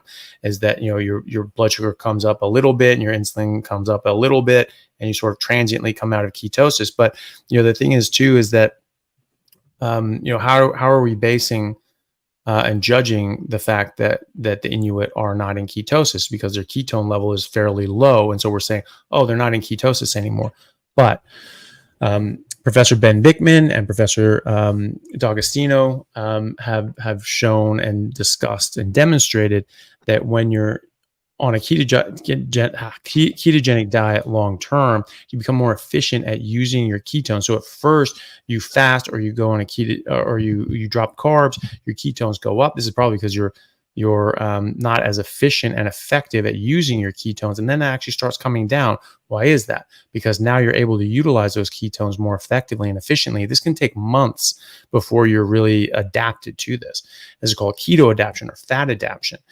And so when you are keto adapted, fat adapted, your ketone levels are much, much lower, and they maintain at a low level as well. So are you not in ketosis anymore? I would contend that you are, because what ketosis is a metabolic state where you can mobilize your fat stores and make ketones and make blood sugar and make glycogen, and you're not beholden to the carbohydrates that you eat. So if the Inuit were only getting their blood sugar and glycogen from the glycogen that they eat, and all that fat and protein was just going into their fat cells, you know, I don't think that really follows, because they're not getting fat. They're not having, you know, insulin resistance and all these other sorts of things. And they're able to maintain their blood sugar and glycogen. They're not getting these ups and downs and ups and downs and ups and downs.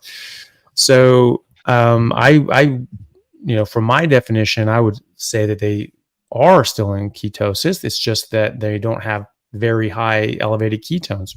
Either way, it's academic. They survive and thrive only eating meat, right? And so that's my argument, is that we can survive and thrive and do the best only eating meat. And if that means that we get a bit of glycogen from it, and that's good for us, great. I'm happy with that. I don't care. All I care about is that people do what's biologically appropriate for them, and they're as healthy as they possibly can be. And I think that comes from just eating meat. I don't think we need to take on excess carbohydrates outside of the glycogen that we get from meat. Another great one. Stay awake, Carrie. Debbie Roth, $5 super sticker. Thank you, Debbie.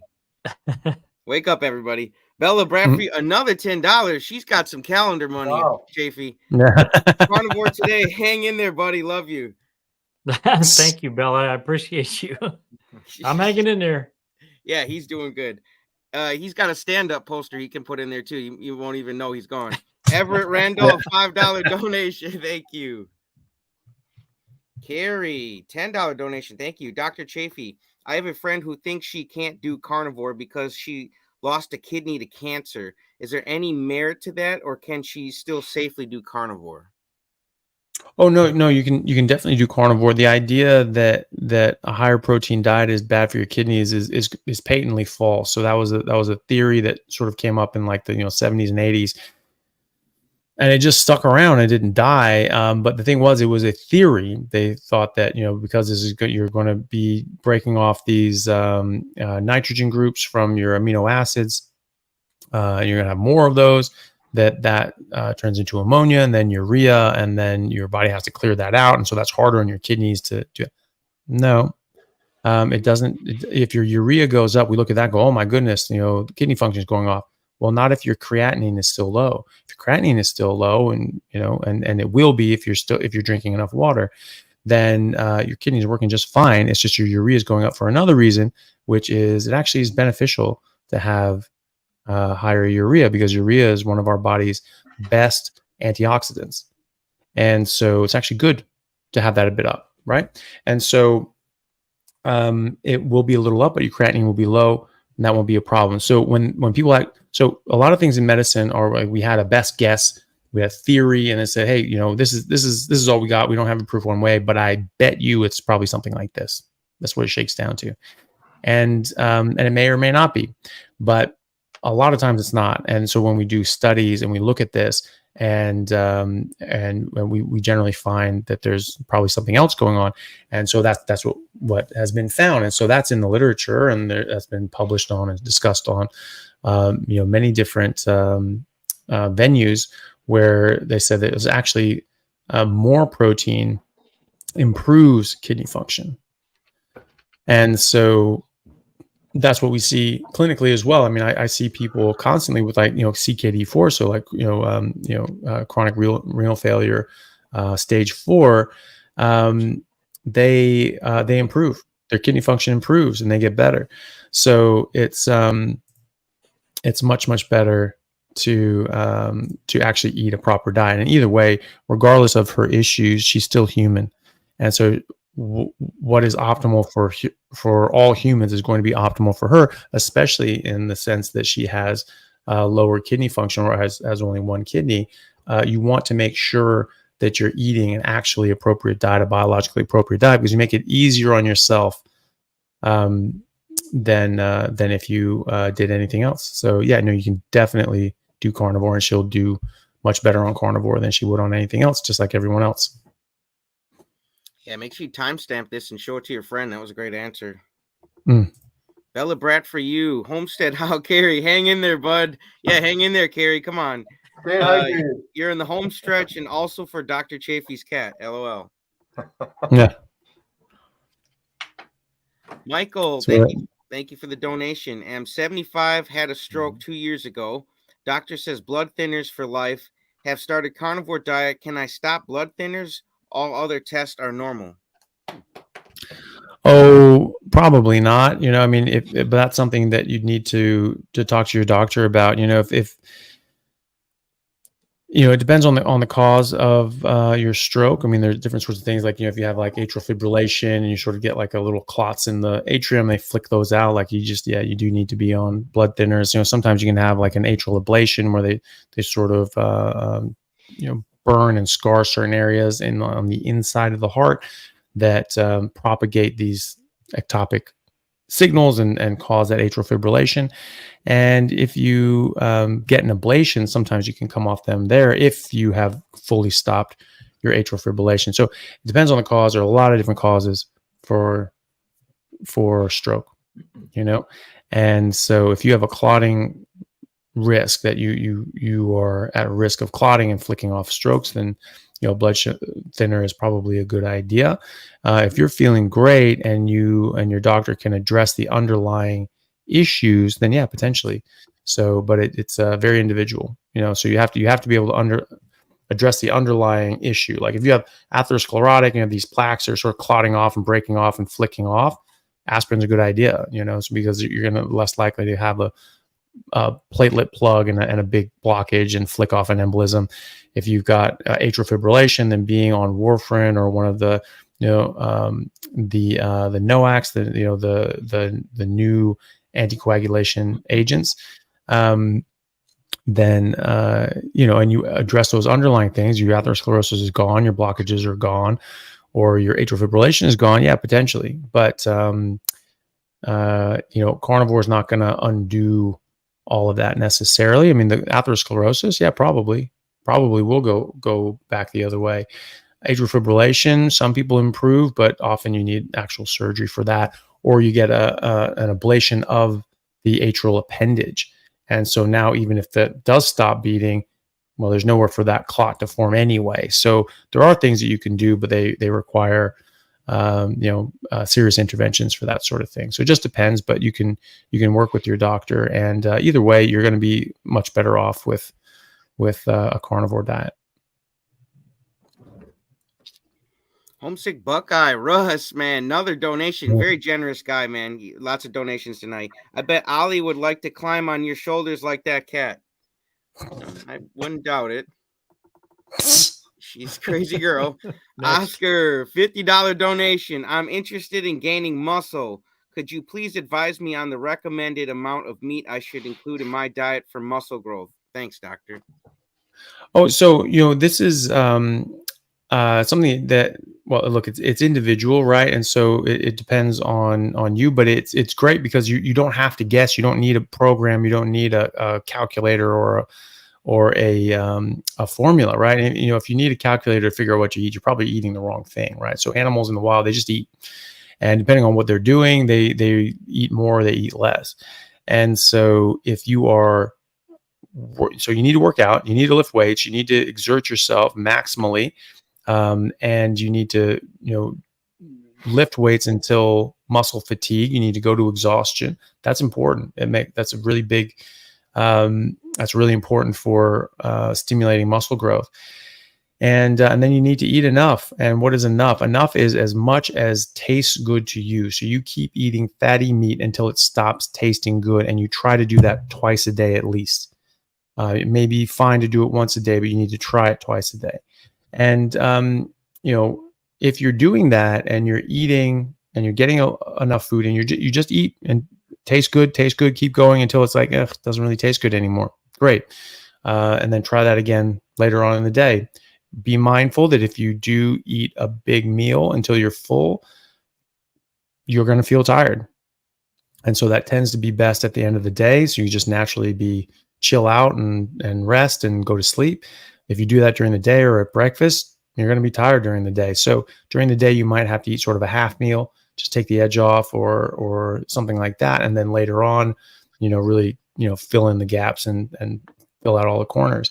But that's it. It's totally individual. Like for me, if I'm just sedentary and having a normal day, I eat probably around 2.5 pounds of like ribeye and with butter in it.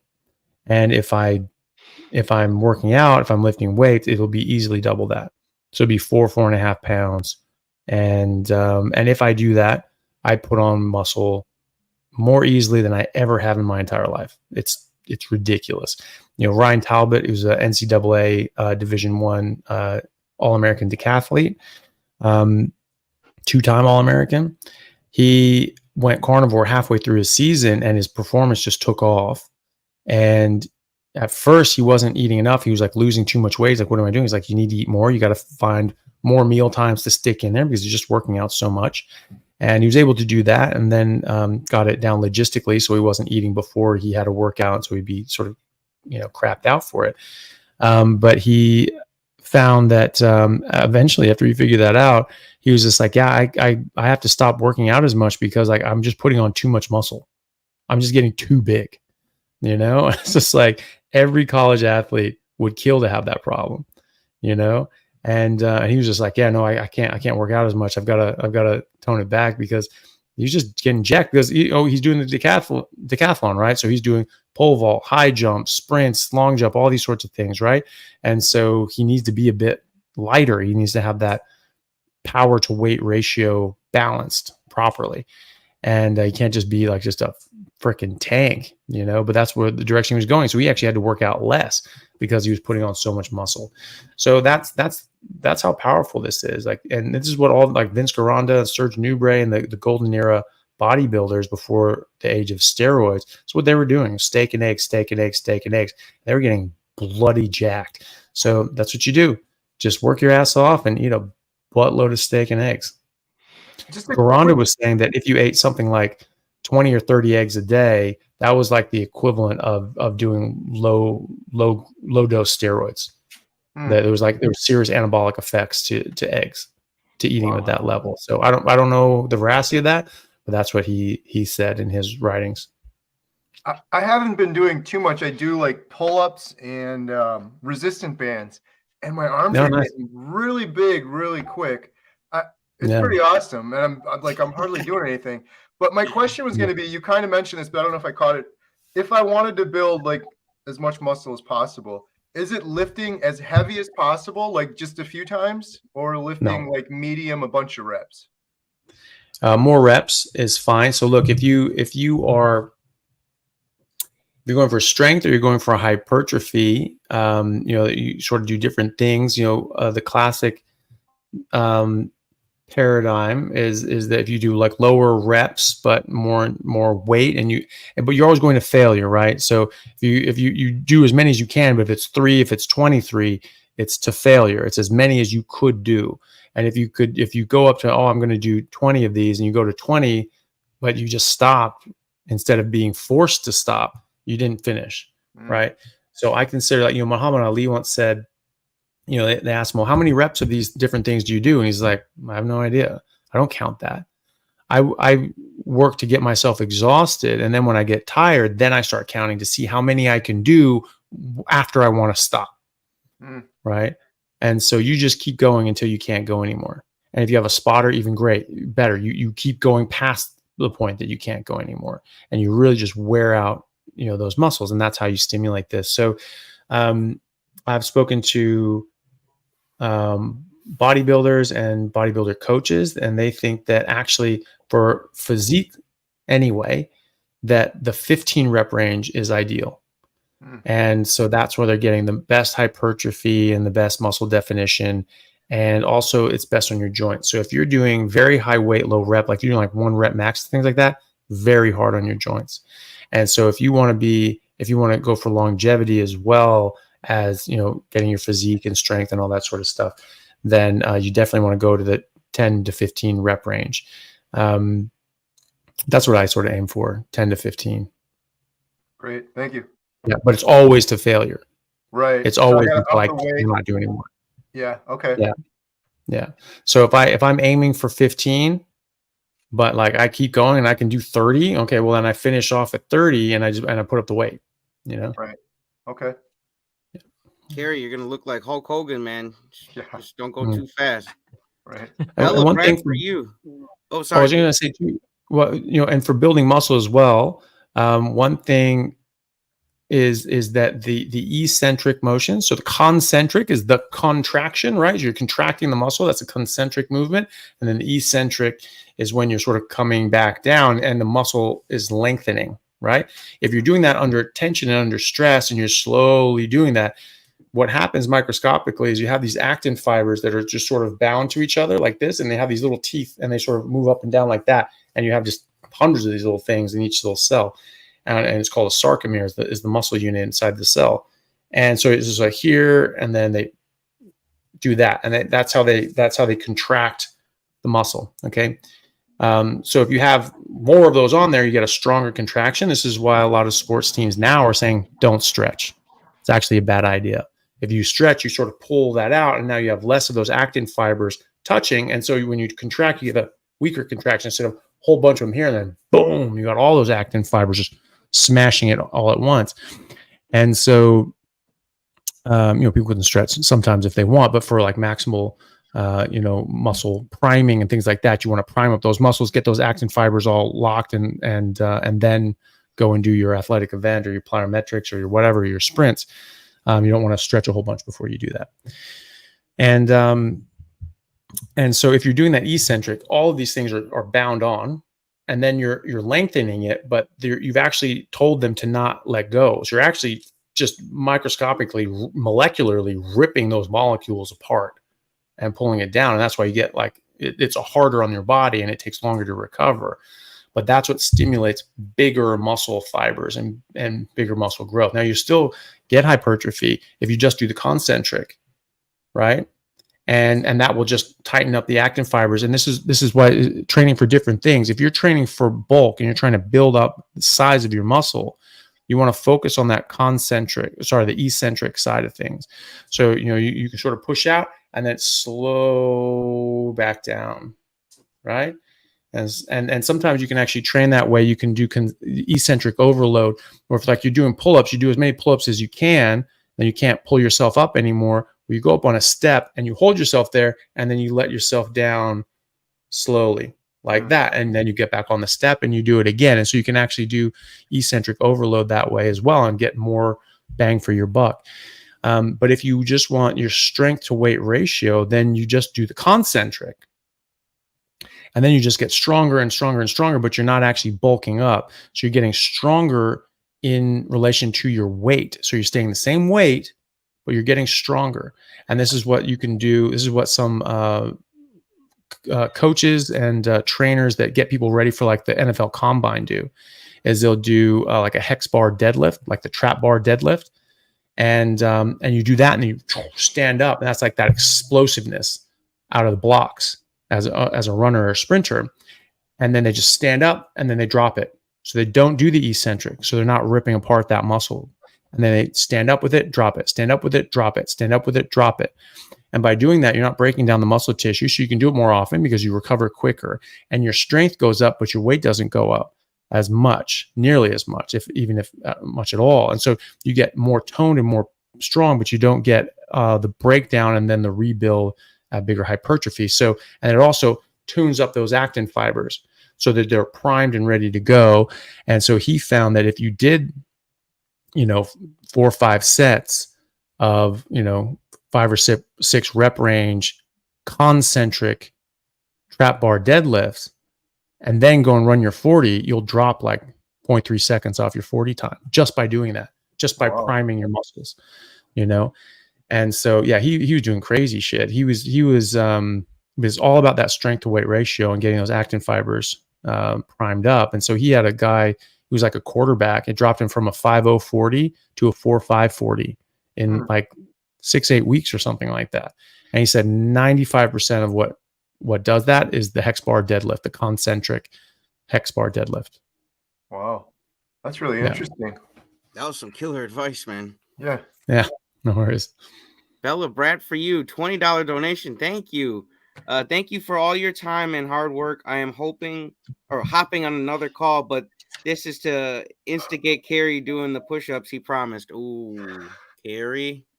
We gotta work out these details better. Hey, now you gotta. He just told you you can go up quick and then go down real slow if you want to get those muscles, Jack. I was listening.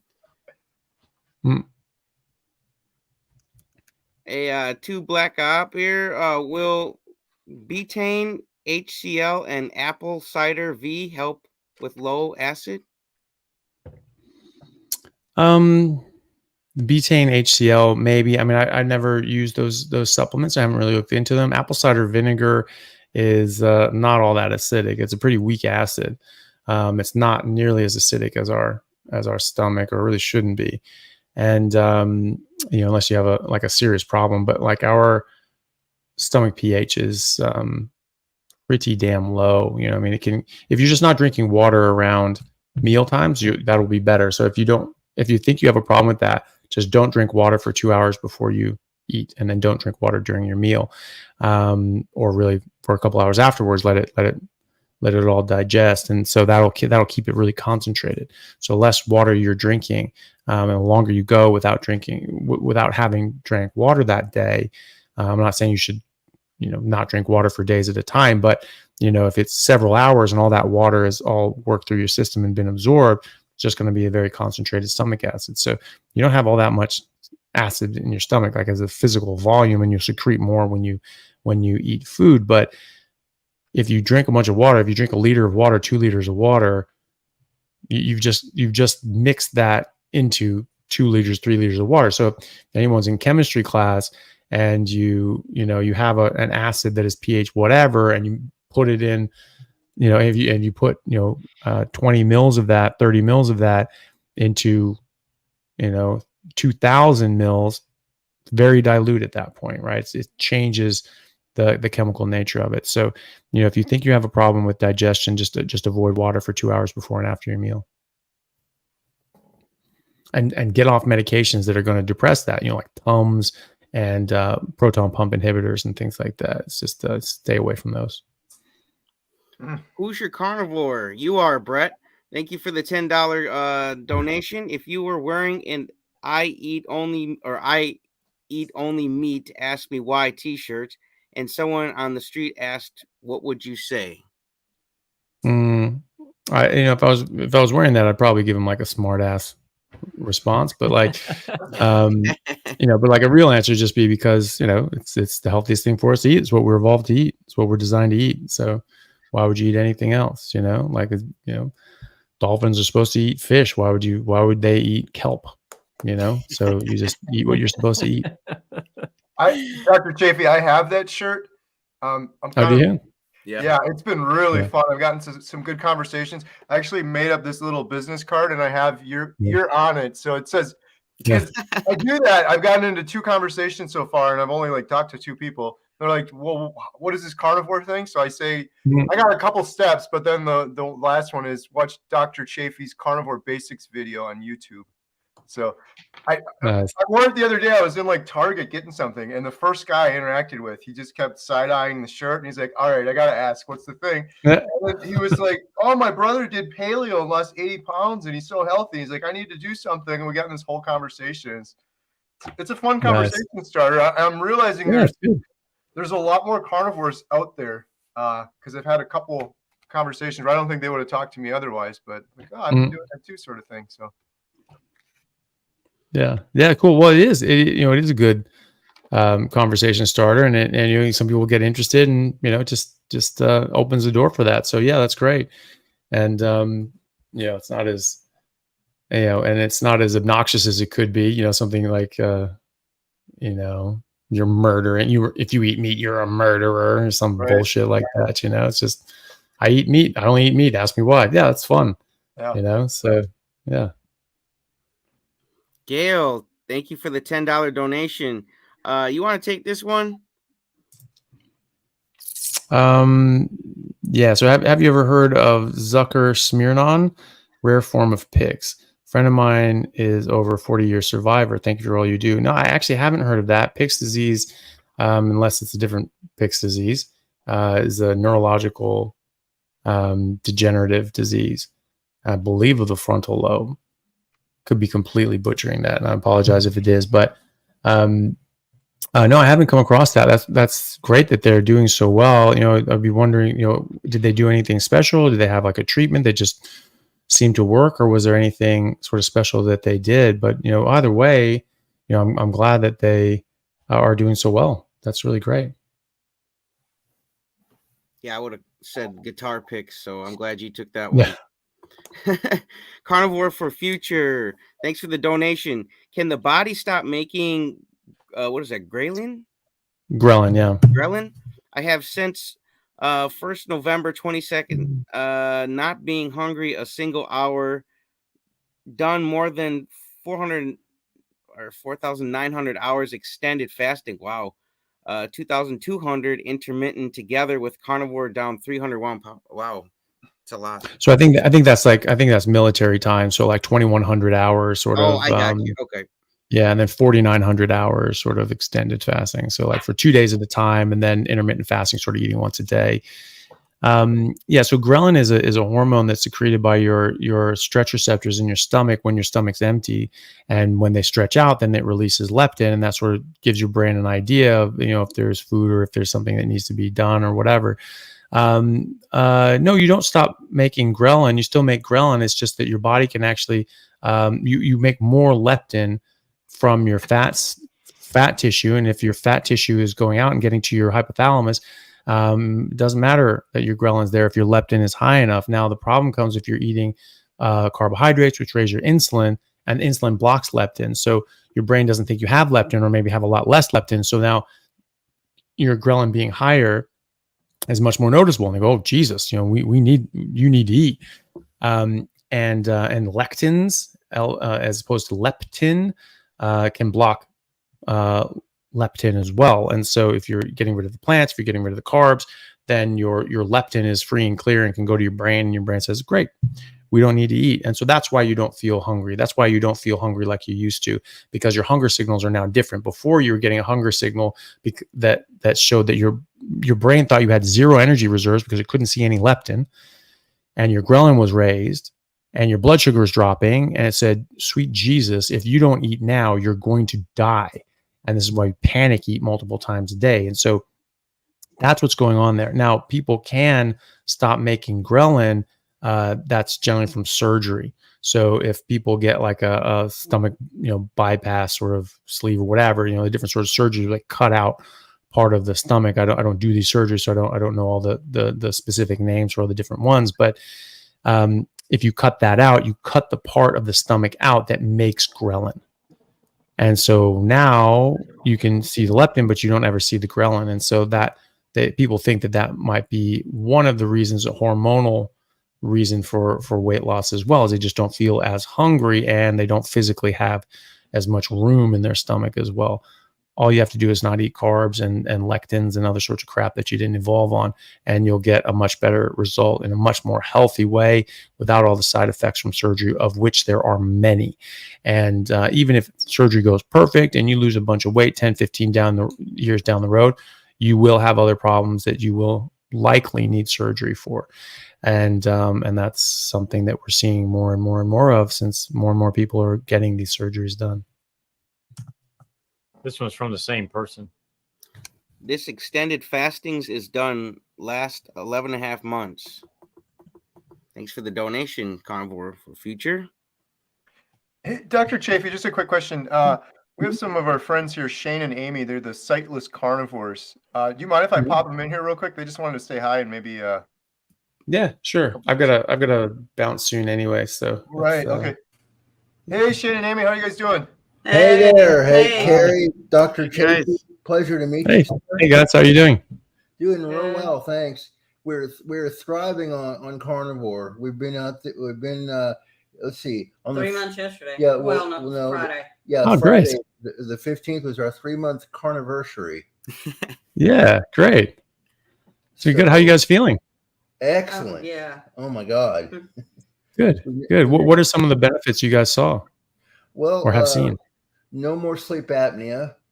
At least for me. Heartburn, acid reflux. Yeah, we got rid of all our heartburn and acid reflux and severe IBS for me. Yeah, she had severe IBS, and that's mostly gone. Yeah, great. Let's see what else. It's just overall feeling well. Oh, my blood sugar is getting a lot better. Yeah, great. We've still got to work on that, but she's getting there. I mean, no medications or anything like that, thank God. And this is just an amazing way to eat. I mean, it tastes good. We've all been, brainwashed, okay, because your parents always taught you, eat your vegetables, clean your plate, all this, that, and the other. I don't like vegetables. Yeah. I'm just going to come out with it. I don't like them. I've eaten them because I kind of felt like I had to, that kind of thing. And of course, if you cook the hell out of them, then, they might taste good, but plants don't like us. And that's kind of obvious because of all the fiber and everything else. I mean, it makes you fart and all sorts of unsightly stuff. That's the interesting thing about carnivore is that you're not. I mean, well, for one thing, you poop less, and you sure don't fart near as much, and so I can't say enough about it. I mean, sometimes it's such a wonderful feeling. Sometimes it just renders me speechless. Well, that's really good. That's hard because I as you might be able to tell, if given the chance, I'll talk your ears off. So Yeah, well, that's good. Well, that's really great. It's really great to hear that. We were just talking earlier about the different sorts of great stories that we've heard and seen, and people's recoveries. But that's my favorite one, and people just being healthier and feeling better, and getting a new lease on life, and being able to just experience life more and better and more healthy way, and having more energy and more. Just when you're healthier and you feel better, you want to do more things and just live your life more, and you just enjoy your life more, and I think that's the best part.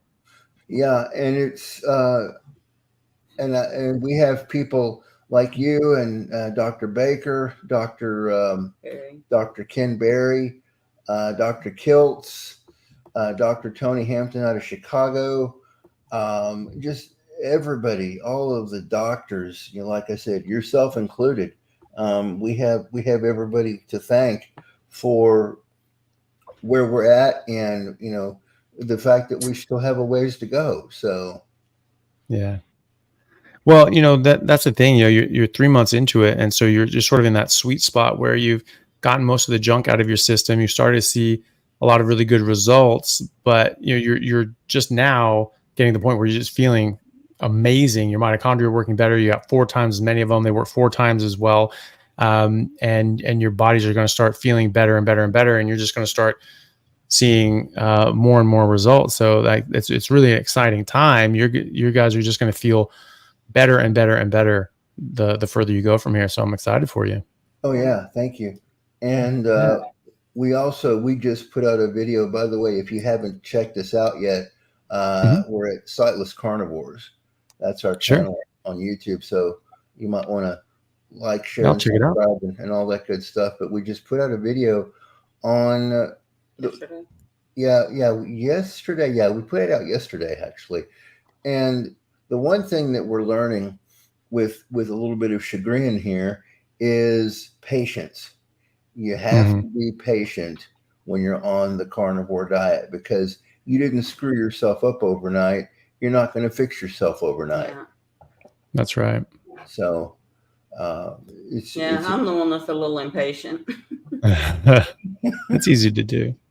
Well, but the thing is, focus on the things that you've already benefited by, right? I mean, you've already just described to me a dozen different improvements in your life. So, that's probably more improvement than you've had in this length of time than ever before, right? And certainly most people would not have gotten those sorts of benefits in that short amount of time. So, just focus on that and realize just how well this is going. And, just because you didn't get exactly where you want to go into the end of your journey in 3 months, that's okay, because you will get there. You're well on your way, and you just enjoy the ride, enjoy feeling better every single day, enjoy all the different, improvements in your health. And, eventually you'll get there. You'll get to a steady state where your bodies are just happy where they are and where they want to be.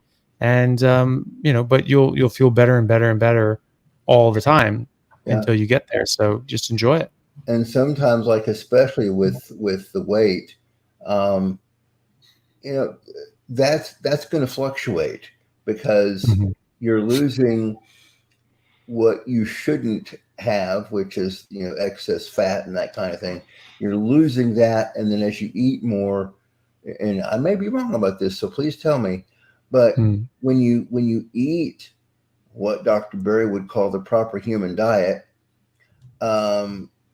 you gain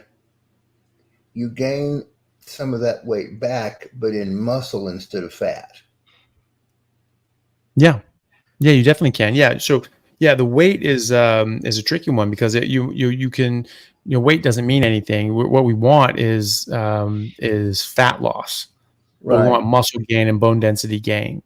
And so bone and muscle are more dense than fat. And so a smaller volume of bone and muscle weigh more than an equal volume of fat, right?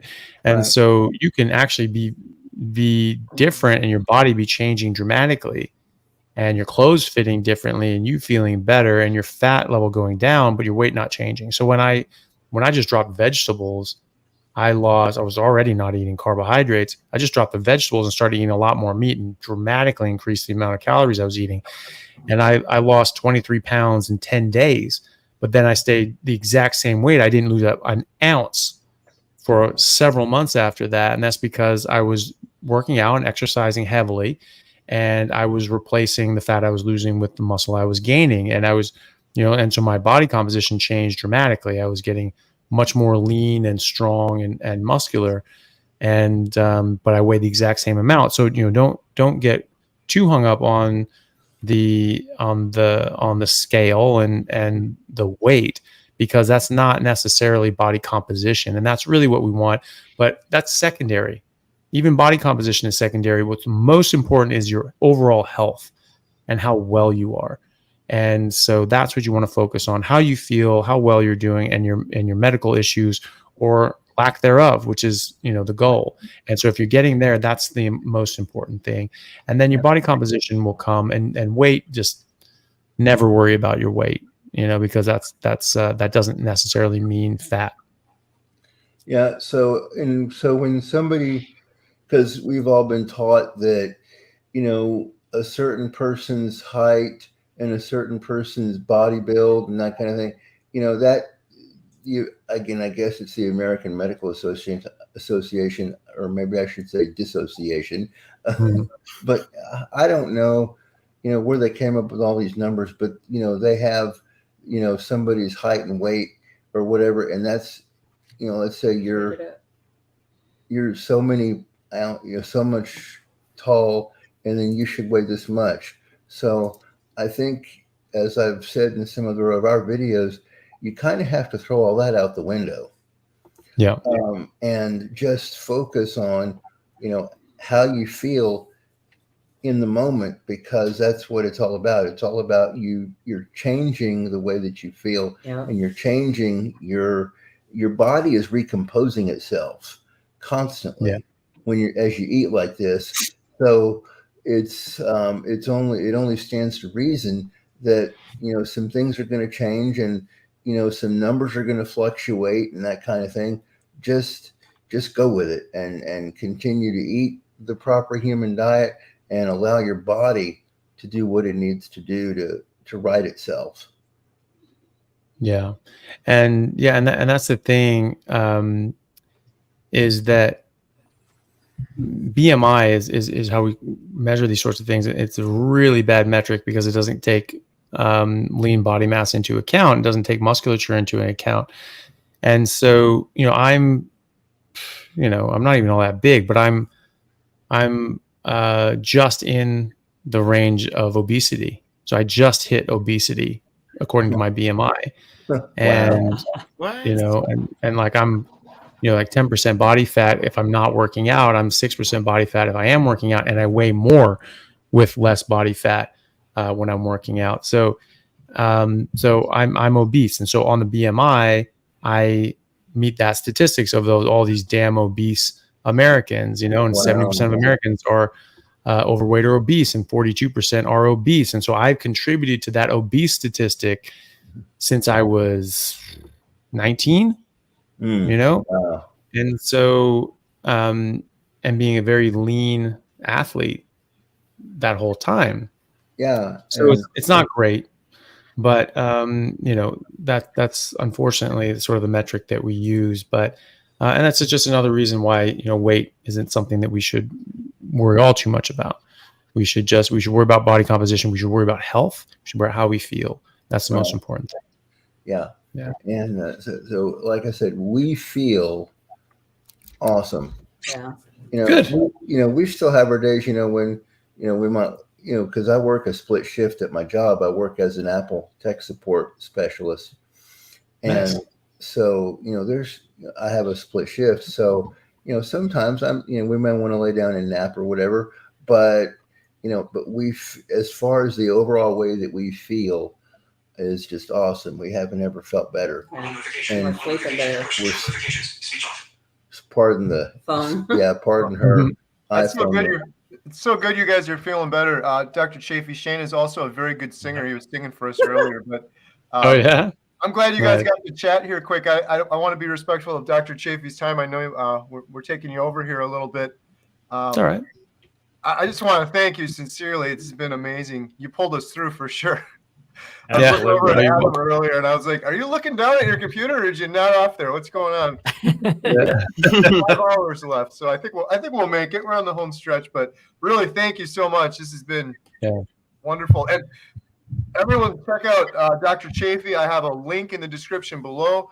He's on YouTube, Anthony Yes. Chaffee, MD, Plant Free MD. What else? Is there anywhere else they can find you, or we can shout up for you? Yeah, well, and so Instagram is just Anthony Chaffee MD as well. Plant Free MD podcast on podcast channels, like you said. The YouTube is just Anthony Chaffee MD. Twitter, I'm being more active on, just Anthony_Chaffee. Maybe I should change that to Anthony Chaffee MD, but right now it's Anthony_Chaffee. And other little things, but I have like other links and like link trees and things like that in my Instagram. If people use other platforms as well, I'm on other things as well, but those are my main ones. Great. Well, Awesome. And Rumble and things like that. Not everybody is on Rumble, but I do have a Rumble channel. All my YouTube videos go directly to Rumble as well. Nice. Well, Yeah. thank you so much. This is wonderful. Yeah. Yes. Appreciate No it. problem. Thank you, Doc. Yeah, Yeah, no, you're thanks, very man. welcome. It's good to see you. Yeah, good to see you guys, and fun. very good to meet you, Shane and Amy. It's Thank a pleasure, you. and Thank you, yeah, Diane. and good luck with it. Thank And you I'll so see you much. guys another time. Yep. Thank Have a you. good day. See you, Yep. bud. Take care. Thanks, guys. See ya. All Well, right. I tried to get a Lord. calendar for the ladies. Ladies, I was trying for you. We'll see if the carnivore calendar comes out or not. I was pulling. Right. So, Adam, Ollie is gone now. Are you got some new totals? I do have a total. I don't know if I'm going to do this anywhere close as to what Ollie was doing. Hey, we'll take whatever. I'm kind we of get at this fumbling point. through. We're up to $27,830. Wow. Hey, we still got hours to go. Wow. Yes. You know what's crazy too is the original GoFundMe goal we've met. So that's Yes. pretty cool. But the Absolutely. goal for today, we're still going. So yeah, that's amazing. Let's see what else. Man, did he give some good answers? I'm telling you, if you guys weren't writing notes, man, holy schmo! I learned so much just from, Right? just I swear, each time he answered a question was like a class. Like that was amazing. Yeah, he's the best.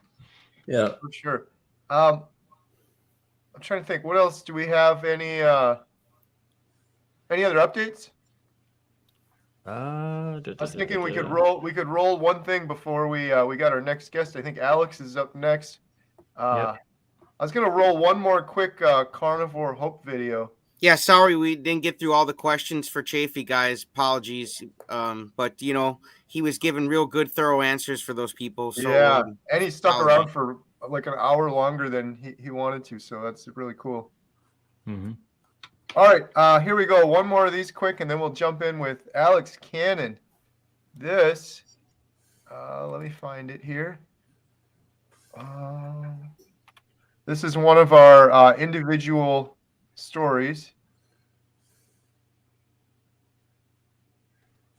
Here we go.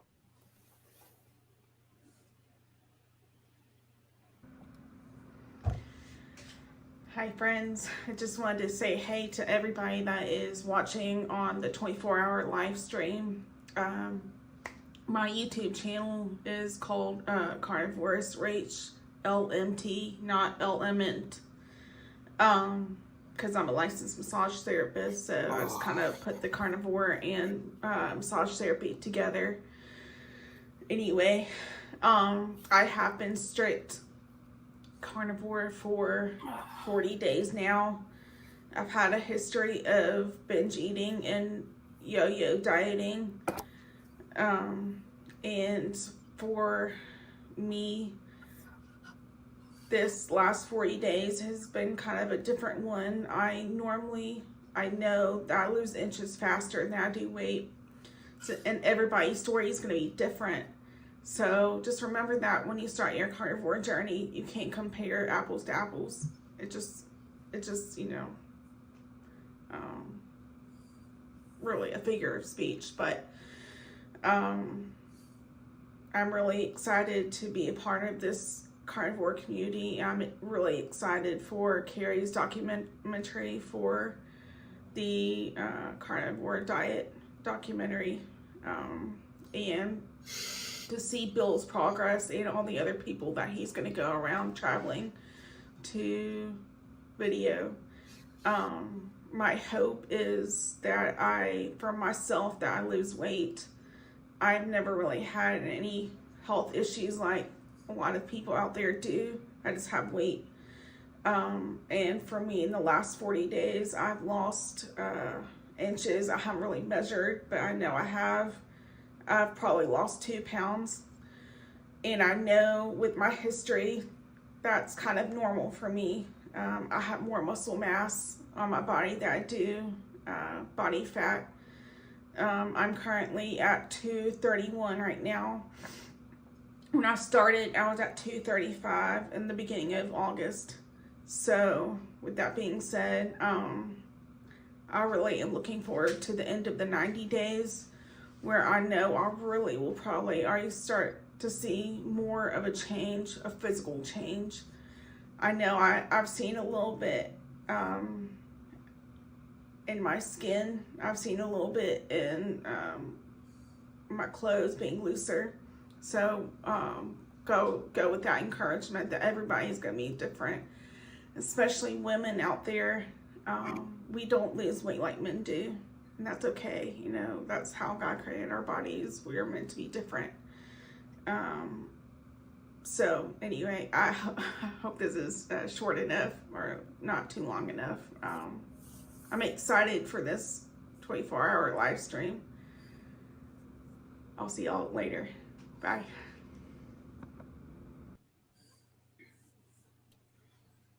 Awesome. Awesome.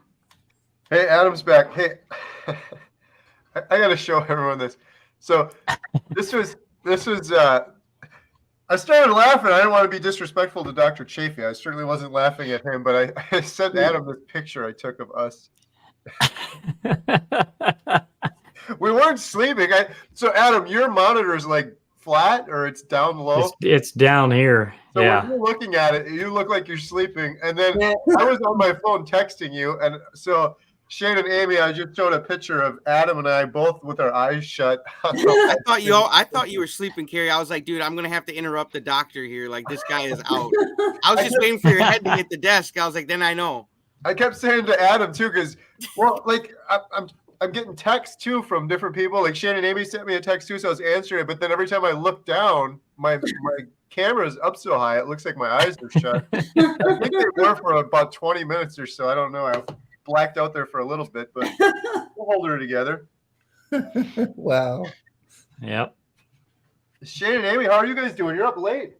Hey, yeah, we're early. We sort of took a nap. We took a nap earlier, and now we're up and ready to rub go it again. Power nap. Oh, Alex is here. Oh, we got Alex on. All right, should we bring Alex in? Yep. Alex Cannon, welcome. Hey guys, how's it going? Good. Good morning. What is it over there? 8 o'clock in the morning? 9 o'clock? Yeah, 8:10 a.m. Yeah. How are you doing? Fantastic, mate. I stayed up as much as I could last night, and then I watched that Dr. Chaffee this morning. Can I just say, guys, you're doing an amazing job. I don't know how you're doing it. I don't know whether you've got intravenous coffee, which you probably haven't, but outstanding job. Just heard the latest total, and guys, I'm just so proud of you. So proud to be on it today. And any new carnivores, anybody watching, get yourself a t-shirt. Yes. Yeah. Alex, I don't know if you saw this a minute ago. This is how Adam and I are doing it. I thought they were done, Alex. I really did. I said, holy crap, I'm going to hold it down here for another 5 hours here, dear Lord. Yeah. I texted that to Adam, and we just started laughing simultaneously while Dr. Chaffee was giving a serious answer. He's like, what's going on here? We're getting a little loopy here. Absolutely. Yeah. What am I going on now? 22 hours, I think. I've been up for 22 hours. Yeah. Anyhow, Alex, there's a lot of new people on here maybe that aren't familiar with your story. Would you mind giving a little bit of background and telling us your carnivore story? Yeah, sure. Well, greetings from the UK. Have you had anybody else on from this side of the pond? Not quite yet, but I think we do later. We have Kent Carnivore on. Yeah, he's great. I've been promoting him to a lot of my friends who are, well, obviously much younger, but looking at the fitness side, he's got some great delivery. Yeah, so back to me. Bit nervous as usual, but the butterflies are flying in formation today. And you've got me up early on a Sunday morning. That's Right. incredible. So yeah, for anybody who's new or anybody who wants to hear the story again, my name's Alex. I'm 65 years old. Kerry keeps saying, you're 65, and that's why I like talking to you so much. Yeah, 65 on the 25th of August. Been a carnivore since the 1st of May 2022. My story starts in April of that year. I'd been miserable for a couple of years, struggling with my weight, lots of health issues, which I've obviously gone into in our first video. And I was just watching Fat Fiction on YouTube. I saw an alternative way to eat, and I just realized I've been doing it all wrong for so many years. Made a decision on the 1st of May, get rid of all the sugars, eliminate all the junk. I wasn't eating that much anyway, but I knew I had to make a change because, as I say, inside here, I was miserable. We'd come out of lockdowns. I wasn't happy. I wasn't fit. Didn't have any direction. And 1st of May, after about a week, my life changed forever. I started getting rid of all the sugars, carbs. Found Dr. Baker. That was the first one I saw. I was watching Dr. Baker walking through the grounds of his house, and this guy is like, better than Arnold Schwarzenegger. And I was thinking, is this a doctor? And he's going on. He's got a baseball cap on. He hasn't got the gowns on, and it really got my interest. And so, obviously, started subscribing to him. I was already a subscriber of yours, by the way, but that's another story. And then that led me on to Dr. Ken Berry. Different personality. I got loads of information from that. That led me on to Dr. Chaffee and then Dr. Kiltz. So my confidence started to go up and up and up. But then the biggest revelation for me was Dante Ferrigno, Amanda from Carnivore, Carnivorous Me, and Dave Mack. So we had 3 different people from all different walks of life. And this just intrigued me so much. And in the first month, I got great results. The problem for me was I wanted to get on my soapbox and tell the world, this is it. I've got the magic key. But I got a shock. I went to my Facebook, on Twitter, and I got tumbleweed. It was horrendous. It was like, this guy is an alien, and it's everything that came out of my mouth. People just were like, I don't know what he's talking about. And it was so frustrating. So obviously I stuck to my YouTube. I had a YouTube channel anyway, but obviously I called it Carnivore for Life. And that's when things started to happen. I think it was July 2022. Was it? Yeah, 2022. So when I reached out to you, I was looking at your 30-day video and I was like, oh my God, this guy is definitely a brother from another mother. I could see all your issues, except for the gout. They was just so much like mine. So I've stuck with it for 16 months. I'm on day 504 on my carnivore journey. All my health issues have gone, hopefully forever. I'm 3 stone lighter, which is about 42 pounds, and I feel decades younger. So this is where we are today. It's amazing, man. And you look like a total different guy, man. I love the photo that carries around all the time. Yeah, did you get them? Yeah, great. It's as I say, I have a tendency to dump it on people. Some people are great. The family and friends have been so supportive. Got a couple of people who've been around the house asking, what I'm doing, and they've started Carnivore on the 1st of September. A couple we know, was it Yvonne and Paula? They've lost 10 pounds between them in a week. So they're definitely onto YouTube, following all the channels, including JT.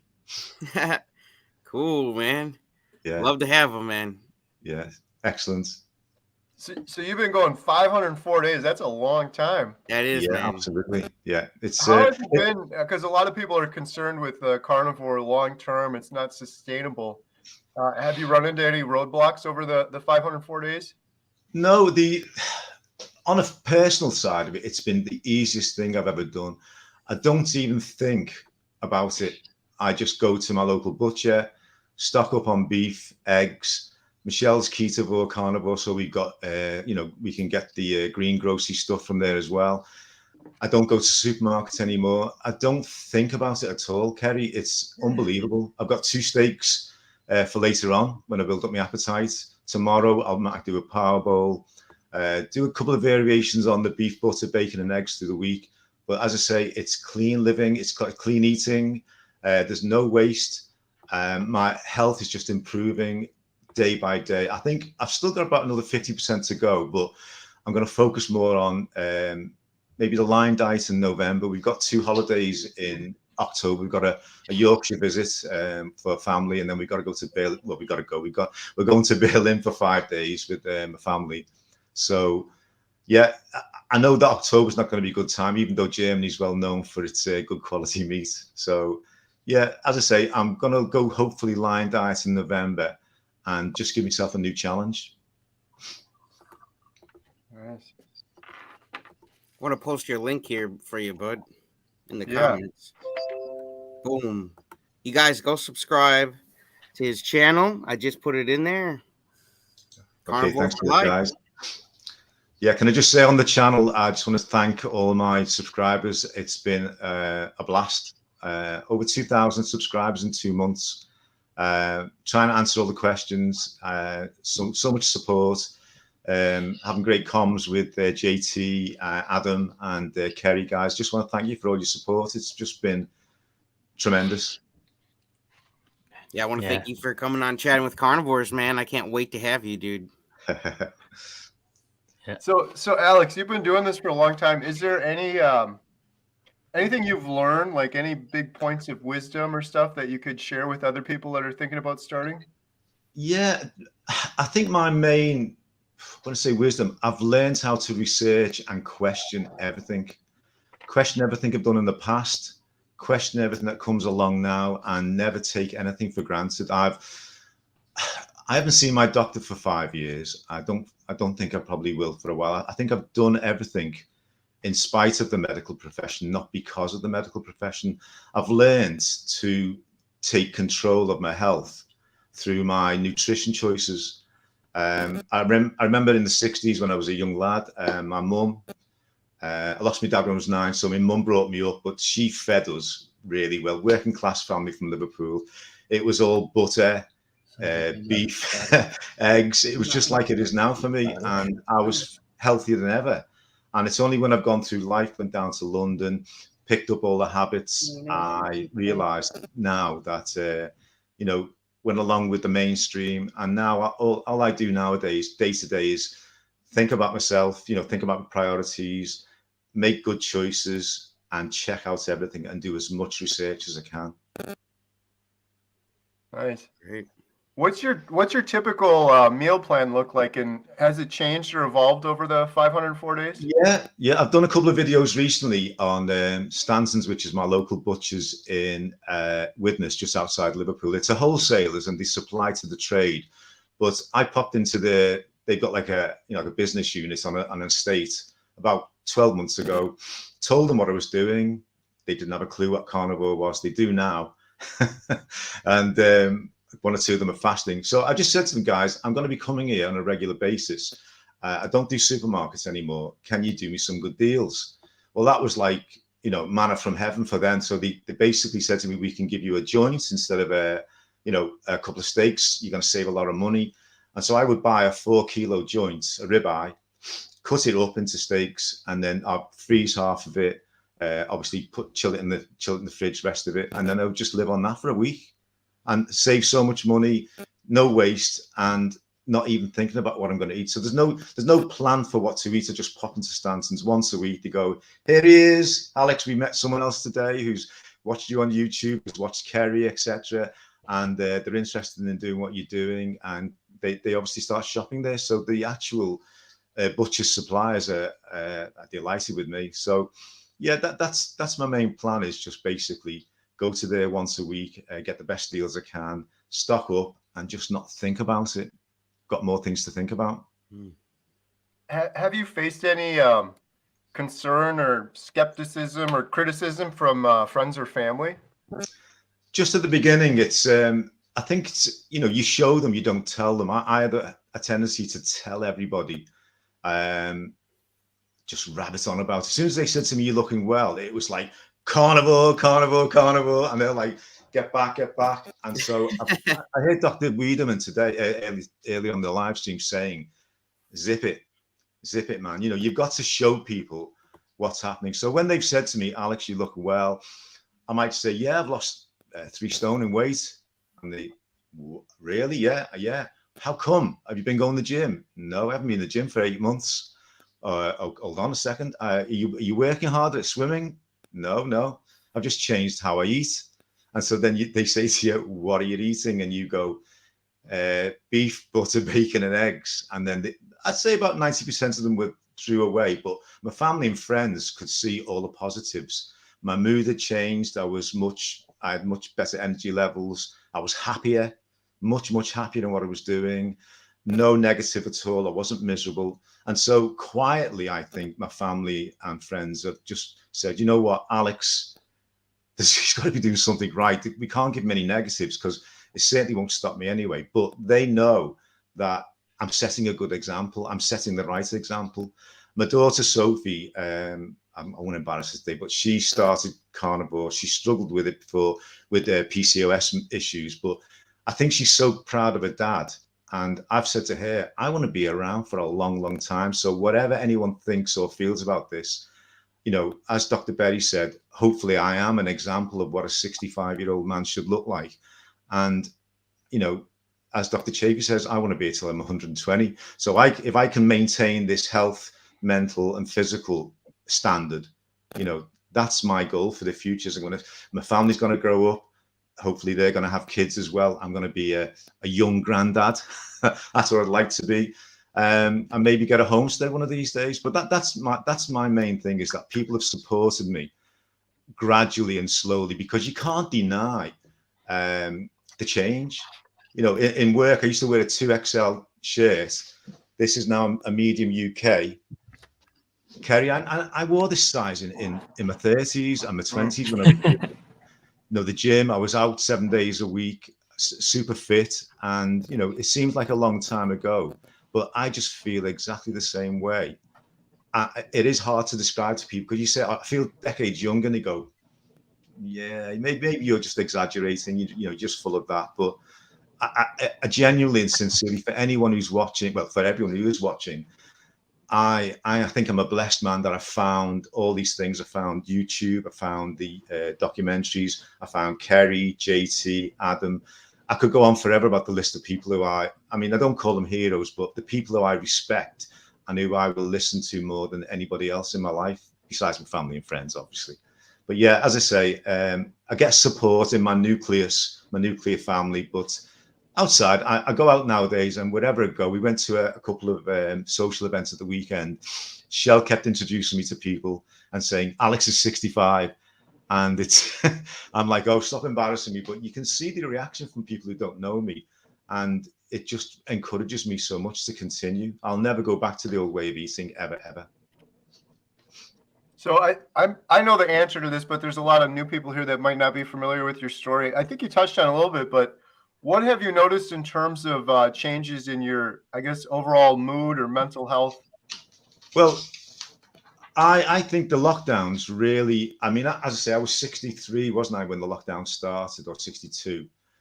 I don't know how it affects people, but I always thought depression I was a bit flippant about it when I was a younger man. I knew people who did have depression. I was like, oh, this is just an excuse to get away from the pressures of life. But when you get depression, no matter what level it is, you can't really describe it until you've maybe come out of the dark smoke or whatever.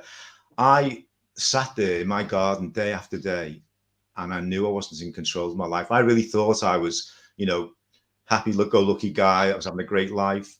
Suddenly, I'd lost all control, and I went deep down inside, and I carried that for about 2 or 3 years, probably right up to April of last year, when I was sitting down watching YouTube.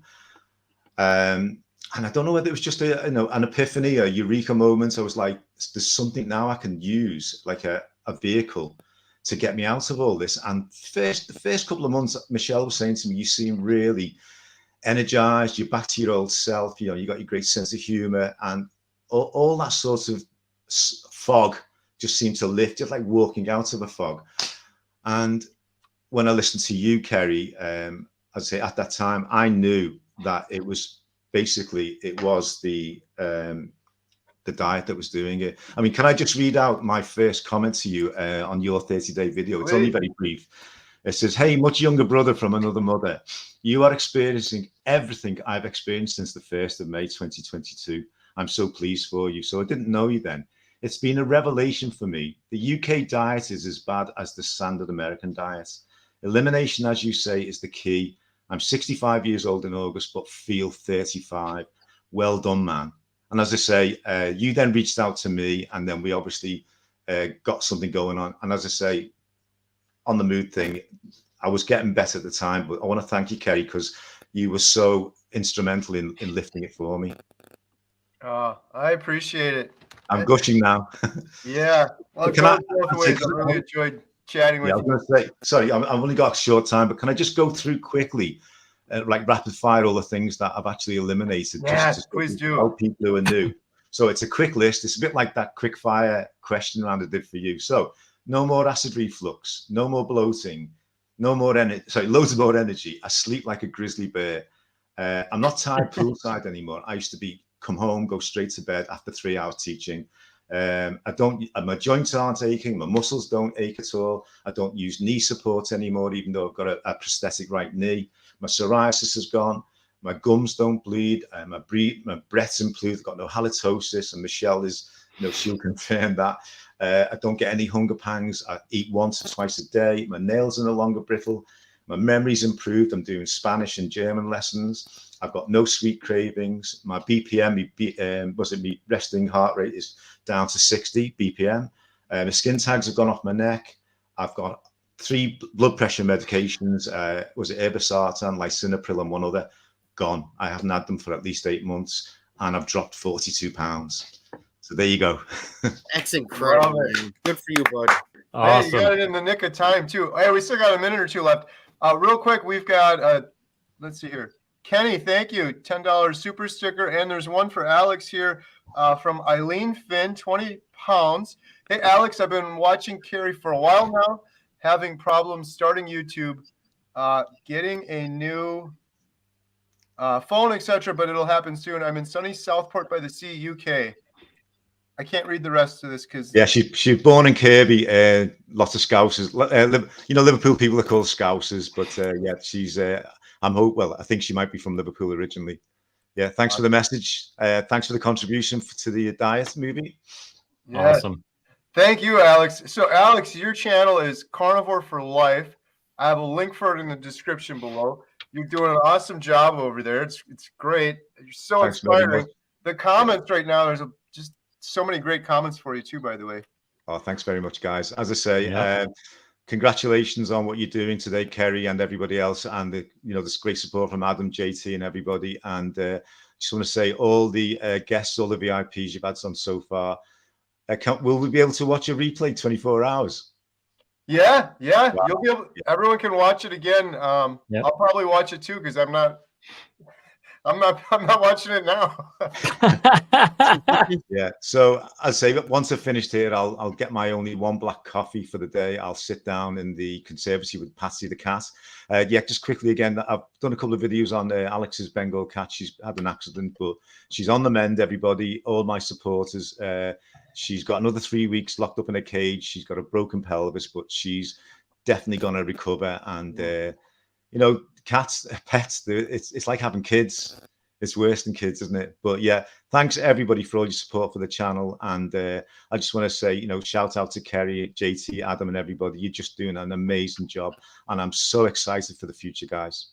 Thanks for blessing us and coming on here, helping us out. Appreciate you. Yeah, appreciate you. Thank you so much. Everyone go check out Alex's channel, Carnivore for Life. Link in the description. Thank you, Alex. Have a good day. Thanks, okay, Alex. guys. Talk Love to you soon, guys. bud. See you. Bye-bye. All right. Adam, how's it looking? Let me see. Let me see. $27,877. Let's go. Yeah, buddy. We'll be at 30 grand before you know it. Let's go, guys. Yep. And $500 gets you a phone call with Carrie, and you get in the credits of the documentary. So light it up. Let's go. Sure. Awesome. Thank you guys so much for all the donations. And again, huge shout out Adam, Carnivore Today. Check him out. Link in the description. JT, Poco, Moonshine family. I really appreciate you guys. We got Hanging Against the around. Grain here. Yeah. Let's go. Ryan. Next up. Oh, sorry. Hey guys, what's going on? How's it going, my Ryan, dude? how's it going? Hey, What's up, good, Ryan? good. Hey, so, there's lots of new people here that might not know you. So welcome to our 24-hour carnivore live stream. Looking forward to talking to you again. Would you mind maybe giving a little background, telling us your carnivore story? Yeah, I first learned about this diet a couple years ago, and I saw it. I think it was on Joe Rogan with Jordan Peterson or something like that, and I thought it was insane. I thought that that they were, the way I see things is anything on the extremes is a little bit too extreme. So I went, there's no way that I'd do that. Well, come December of last year, December 2022, December 2nd specifically, I jumped on the scale and I saw a number that I never thought I'd see ever in my life. It said 286.6. And I went, oh, hell no, this is not happening. I'm not gonna, this is not where I want to be. So I knew that I needed to do something extreme or something that I thought would be extreme in order to change that and to change that quickly. I said, you know what? I like beef. I like meat. I like that kinds of stuff. I don't know how to cook. I don't like to cook. I don't want to clean up. I just want to be able to, do something simple and be able to eat healthy. So I said, you know what? I'm going to go for it. And the first, I did it wrong because I just went and I went from eating all the junk to eating strictly beef. I didn't eat anything else especially the first 2 months. I ate beef, salt, and water. That's literally it. I don't like eggs. I didn't eat eggs. That was it. The first 2 weeks were really tough on me because I didn't do any research. I said, you know what? Hey, eat meat. That's what I'm going to do. They were really tough. Total brain fog. I was really, really lethargic. I was going, I don't know if I can do this, especially the first couple days in. Day number 5, I decided to jump on the scale. Day number 5, 6, or 7, one of the 2 days. It's been a long time. I was 7 or 8 pounds down. And I went, right now, this sucks, but it's working. So, you know what? I go from 286.6 to 279. That was a big, mental thing for me to say, you know what? I'm going to keep going. I'm going to keep doing this. And I said, okay, keep pushing forward. 2 weeks go by. It was like a light switch hit to where everything was clear. Everything was nice. The brain fog went away. And I went, I feel great. And 2 months in, lost 40 something pounds. 6.5 months in, I dropped over 100. And today now I'm I jumped on the scale yesterday. I was 180.1, which might be a little bit too small for me. I want to start putting on some muscle. So I'm trying to eat some more. I'm trying to actually double my meat consumption. So that's the gist of my story. That's how, I got involved with this. That's how I said, you know what, made me a believer because seeing is believing, and it's not too extreme. You can do this, and this is the way forward. It's awesome. Love it. It's awesome. But it's really, anybody that's thinking about doing this, anybody that is hesitant, you know what, go for it. Go for it. And the people that have done this, you know what you're doing, Carrie, what you guys are doing is really incredible. The documentary, that is something that, there's something about YouTube. There's something about, little clips here and there, but to do a documentary that's going to be in front of, hopefully millions of people, it has a certain type of authority. that I think people will listen to and people will take real seriously. And it's something that, hey, you know what? If this has helped you, you know what? Donate to this thing. Donate to this thing, because you owe it. You owe it to, you owe it to the rest of the world to tell people, hey, this is a tool that you can use to start feeling better, to start eating better, and to do what it did for me. That's give my life back. Right. Oh, I appreciate you saying that. Yeah. Absolutely. How's that happen for you, Ryan? Because that's something I noticed too. Like I did this for myself to get my life back, but now it's like so life changing. It's hard not to want to shout it out and tell other people. It seems like there's so many people out there just struggling or suffering or hopeless. Well, I mean, I get it because, with me, I know I run a farm here. I'm busy. I do a lot of stuff. I have multiple different online businesses to where I'm just going. And it's really easy. For me, it was, hey, there's a Dollar General 2 minutes away from my house. I can go down there.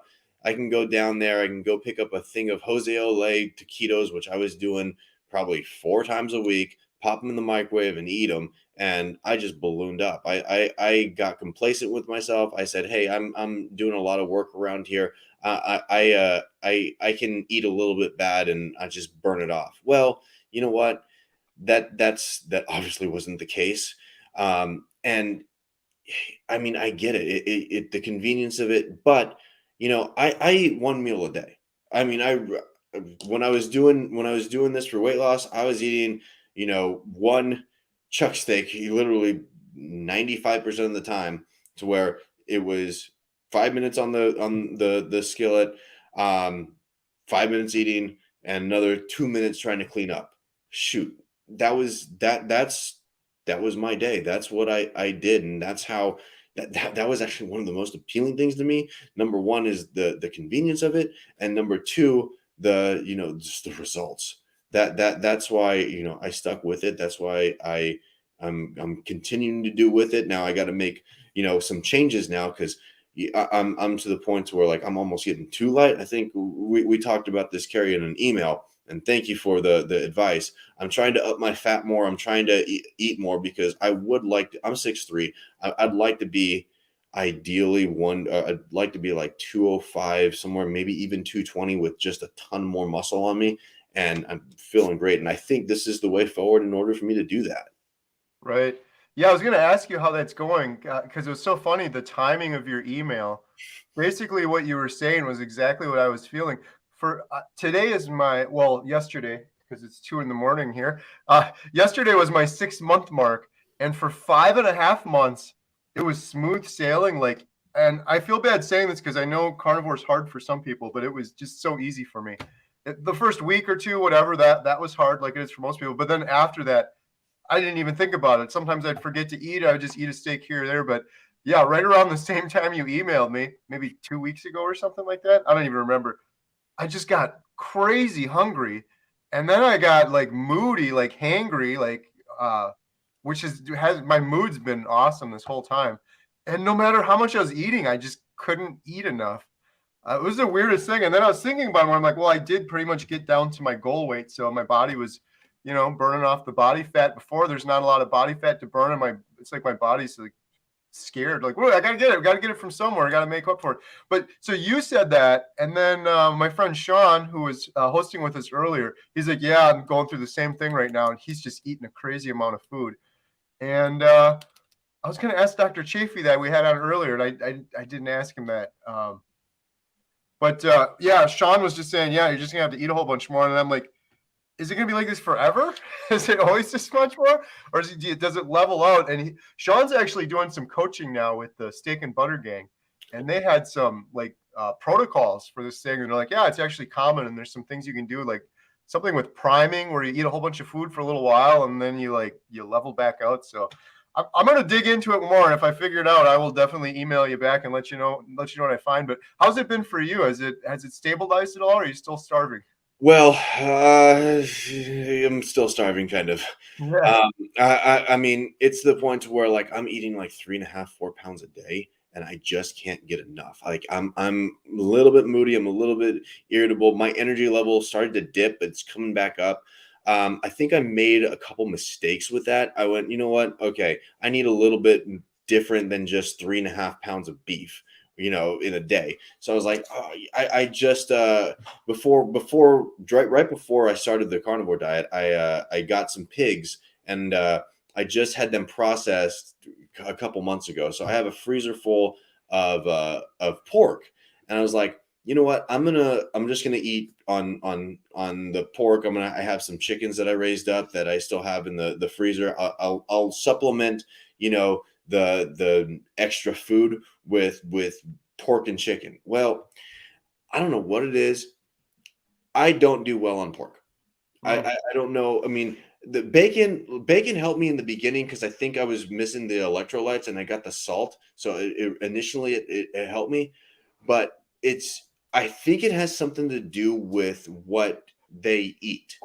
I'm not sure. I don't know anything. It's just a hunch of mine. If you think about it, cows eat grass. I try and primarily do grass-fed, grass-finished. Pork, not so much. They eat corn, soybeans, even the pork that I raise. What's their base? It's corn and soybeans. Does that have something to do with it? You are what you ate, maybe. I just wasn't feeling great off of it. I upped, I'm eating like a steak and like 3.5 pounds of ground beef right now, and I'm starting to feel better. Like my energy level through the roof. I mean, okay, I'll tell you what I did today, and you can see it's 2:42 in the morning for me right now, and my energy's still through the roof. Okay, I went to a CrossFit class. No, I did all my stuff around the farm, which is about an hour and a half of work. Went to a CrossFit class, about an hour and a half of just really high intense training.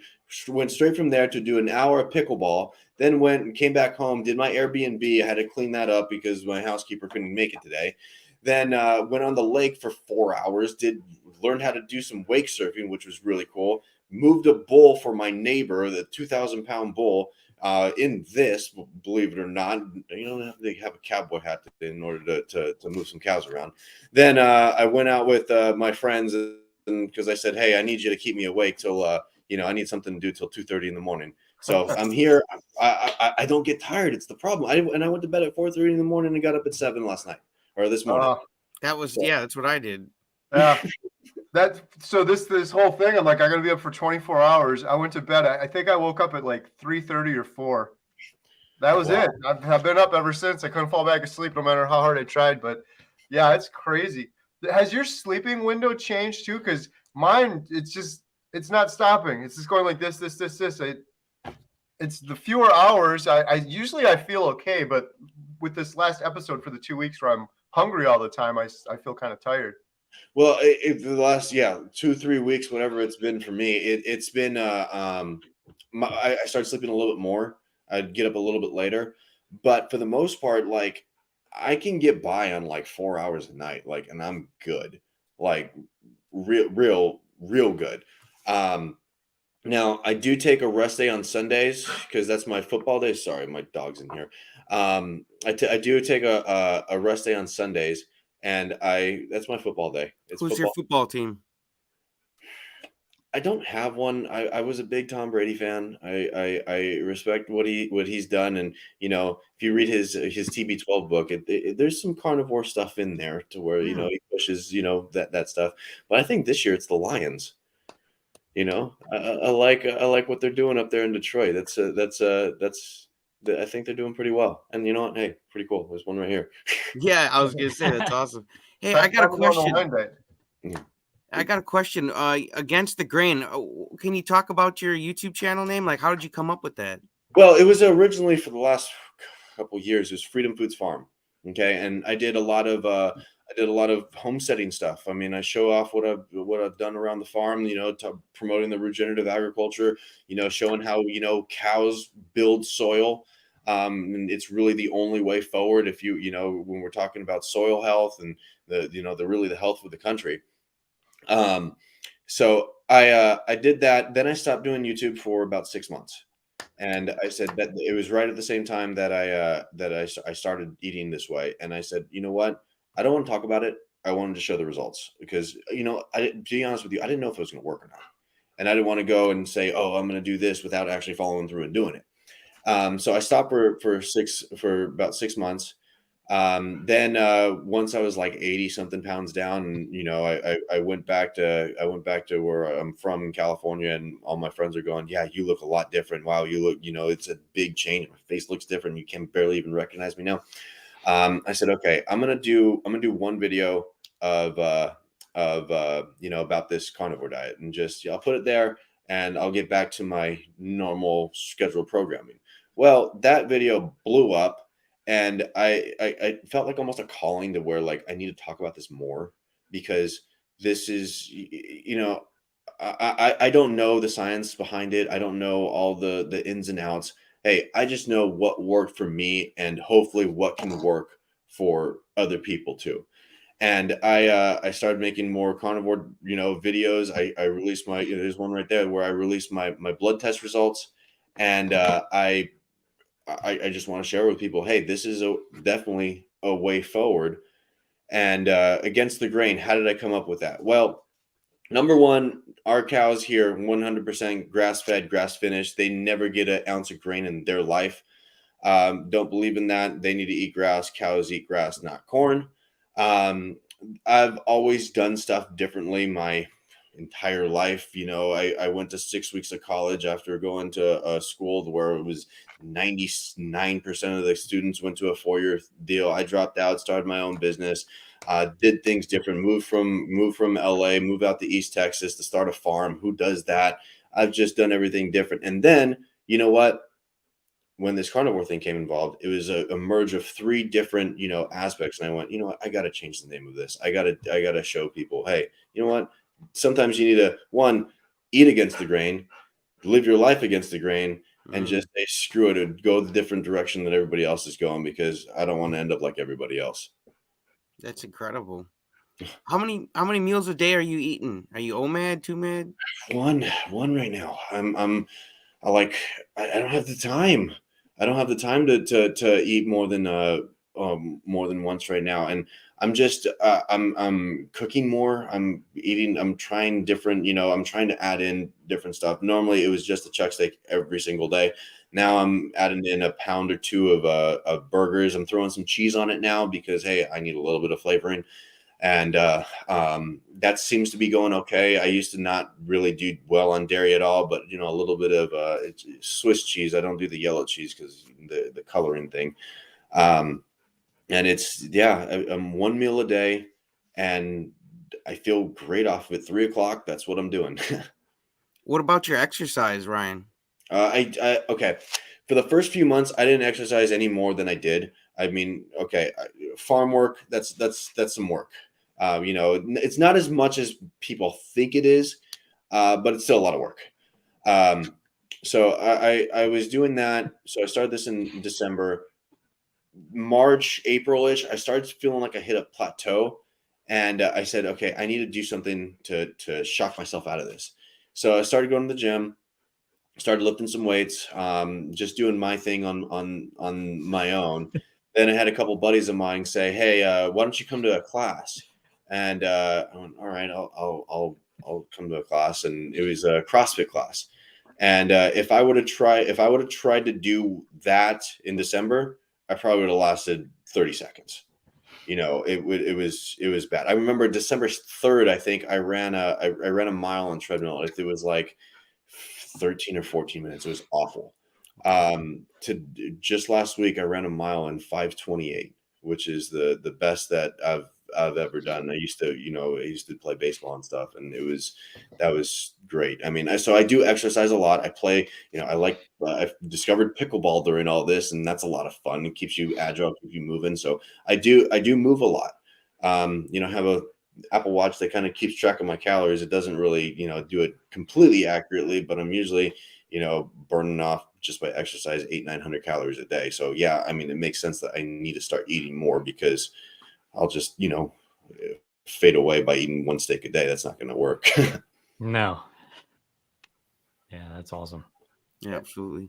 Ryan, just a quick follow-up. So last time we spoke, you were talking about starting up like kind of a clean, carnivore-friendly sort of beef jerky idea.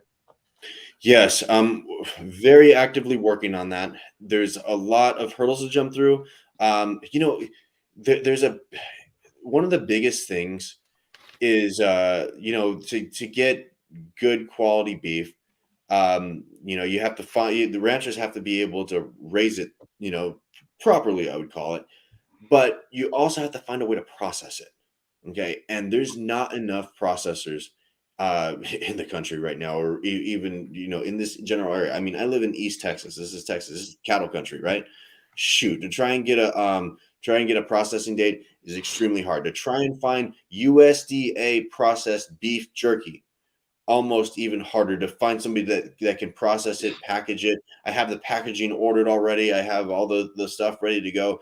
Trying to find the correct processor that won't put sugar in it, because they say, oh, you know, it's not going to taste good if you don't put sugar in it. A little bit hard. I'm looking for one that's I mean, I'm willing to go 4 or 5 hours and take some of my steers that far away to be able to try and find it. So if anybody has any suggestions, please let me know. That's where the sticking point is right now. Thought I found one, doesn't work. But we need more processors in the country, because there's a backlog. You know, most of the beef is owned by 4 different corporations. They have first rights in, and you know, if somebody wants to start a business and wants to get to work, they can make some money processing some beef. What are some of your non-scale victories, Ryan? You know, just non-scale victories. I mean, I feel like just my confidence level has gone back up to where I'm used to where it's be. You know, I can walk into a room and just be like, okay, I'm not worried about this, that, or the other thing. And you know, my clothes are fitting me better. Well, my clothes are fitting me terribly now. I used to have 52 suits. I used to be in a suit almost every day. Now 0 of them fit me. That's a problem. You know, I have to go get I have to go get a whole new wardrobe. Some people I had to do that too, my guy. You know the struggle. That's I went from an XL to a medium. I bought larges, and then I didn't suggesting you guys, if you do buy new size clothes, try them quicker than you think, because you just might skip an extra size. And I literally went from an XL to a medium. Like the large just didn't exist. That's exactly what happened to me. And you know what's hard is to find a medium that's long enough for someone that's 6'3". That doesn't really work too well.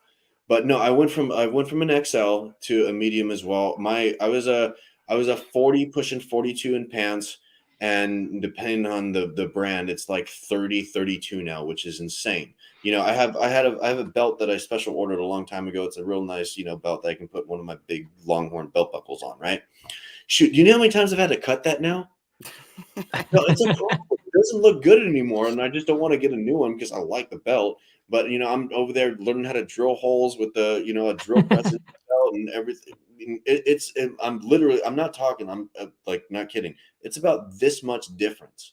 Wow. So sleep better, energy way up, the whole 9 yards, and you know, I feel back to when I was playing baseball, even better than that.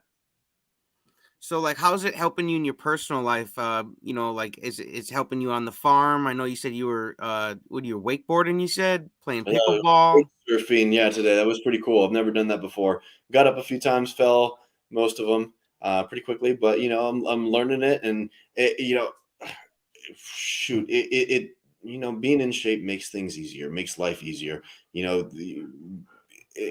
I don't make the rules, but they are. If you're in shape, people are going to take you more serious. They're gonna respect you more. They're gonna and this is the path to it. I mean, like I said, I don't make the rules. Who knows if it's fair or not? But hey, play the game, and good things happen. Absolutely. What do your friends and family think, Ryan? Okay, my mom thought I was nuts. Yeah, my mom still thinks I'm nuts. Well, look at you, JT. You got a baking suit on. Yeah, I told you, We're man. baking. She went to clown school with me in the womb, man. So you know, Right. I soaked it in. What can I say? My mom was really concerned about my cholesterol numbers. That's why when I got my blood work done, I was like, "Ha! Look at this. It's perfect." My best friend actually went to school for nutrition, and he was one of the first people that I told that I was doing this, because I kept it really, really quiet, because I didn't want, what I didn't want is, oh, Ryan, that's not going to work. Oh, Ryan, you shouldn't do that. One, I'm not going to listen to you anyways, so I don't want to hear it. Two, I'll just show you rather than tell you. And he was saying, okay, this might work for like a week or two, and you might drop a bunch of weight, but this is not sustainable. I went, well, you know what? Here I am. This is September. What is that? This 9-10 months in or whatever. I ain't stopping. What does your doctor say? I don't go to the doctor. Oh, I haven't been to the doctor in 15 years. See, well, then you must be, your body, man. If you were feeling something wild in there, you would take yourself to the ER, but if you're feeling good. Yeah. I mean, if the way I see it is, if you don't feel something wrong, why go? I'm not a big fan of doctors. They're wrong most of the time anyways. So, I do my thing. If I feel bad, I'll try and do something myself and go from there. What's a quick tip you could give someone who's considering trying the carnivore diet? Electrolytes, especially in the beginning. Fat, more fat. You can't get enough fat. Right. More than you think. Well, it's weird because, most people, I would say 70% get into this because they want to lose weight. And, you want to lose fat, so you're going to put more fat into your body. That doesn't make sense. No, it makes perfect sense, because it gets the way I see it is, get your body into a state where it's learning, okay, fat is fuel. And then it goes, oh, there's some fat on you. And guess what? We're going to burn that off real fast. And it's amazing how fast it can drop off. So, and then the number one thing, the number one piece of advice, don't quit.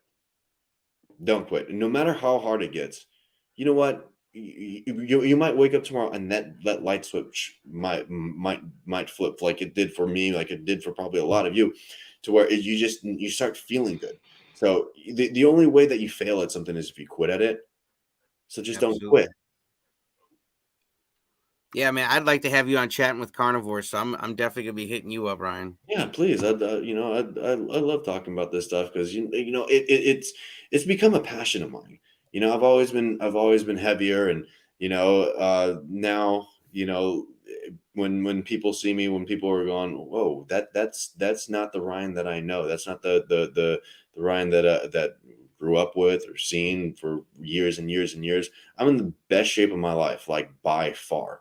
528 mile, like I would never dreamed of that. Like even my best time was like 6:48 or something like that, which is to shave over a minute off. That's unheard of, especially at 30 now. I feel so old. Oh, you're not old. Do you got any long-term carnivore goals now that you're feeling better and turn everything around? Well, I need to make sure that this is, I'm gonna be real with you guys. I need to make sure that a strict carnivore diet is suitable for me. I might have to go almost ketovore, add in a couple things. Like I was watching a lot of Paul Saladino's videos about adding in some fruit, because I feel like I'm having a hard time getting enough calories in me. And I still feel a little bit groggy, a little bit hangry. And, I did eat a couple bananas the other day before I worked out. And was I able to lift more? Yes. I'd like to put on some more muscle. I'd like to, just lose the last tiny little bit of fat that I have left on me. And that's about it, just to be as healthy as I can be for as long as I can be. Yeah, that's my goal, man. Yeah. Awesome. It's always fun talking to you, Ryan. I love your channel too. You got some great videos. I got to check out your the blood work one, because my results are almost all in, but I just did my blood work too. So I was going to do a video like that as well. Oh, congrats. Yeah. Well, Everybody's thank you doing so much blood for work. coming on. So people can find you Against the Grain YouTube. I got a link in the description. You got anything else going on you want to shout out? Look out for the beef jerky that's coming. It's going to be soon. I might do a pre-order, get prices down and everything, to where I'm doing beef jerky so I can ship it to everybody, and I want to get to a point to where I'm being able to help use this platform to, one, promote the carnivore diet, promote this way of eating, and also be able to promote farms that raise their beef regeneratively, where they're doing the right things, the stuff that's going to really improve everybody, improve the planet, improve our health. So, that's what's coming up for me. Work in progress, 1% better every day kind of thing. But we're moving full steam ahead. I definitely want some carnivore jerky when you get it. Yeah, some clean stuff. It's salt and beef only, no sugar, no other BS in it. Gonna get something else to stock in the theater there, Carrie. I know. Yeah, please, Ryan, let me know when it happens. And it'll have no carbs too. Yeah, exactly. Awesome. Thank you so much, Ryan. Really appreciate you coming on, and appreciate your words and what you're doing over on your YouTube channel. Everyone check out Ryan Against the Grain. Got a link in the description below. Check him out and be hitting you up, bud. Yeah. Thanks, Ryan. Thank you, guys. Yep. Thanks. Have a good one. Bye. Have a great night. Get some rest. All right. How we doing, Adam? You holding it together up there? You guys getting delirious? What- You guys are what getting time- kind of giggly. What time is it? What time is it? Hey, 12 seconds. There's so only we'll be 4 under- hours we'll be left. You under guys should be 3. doing just fine. Can you sit 6 on your seconds. ass for another 4 hours, Adam? Well, yeah, I can sit here, but whether I'm awake or not, I don't know. Yeah, can't feel my I'll be legs. There we go. We're in the Guys. 3s. All right. We got an update, Adam? No, not yet. Okay. Not yet. Hey, I got something I can roll real quick. I want to show this one more time. I showed it about 20 hours ago, precisely 20 hours ago. We've got this coming up at the end. All of these wonderful folks submitted their individual stories, and this is just a little teaser. If you were here 20 hours ago, you might have seen it, but I have a feeling some of you weren't here 20 hours ago. Plus, it's pretty cool. It's just it's a really short video here, so I'm going to share this now.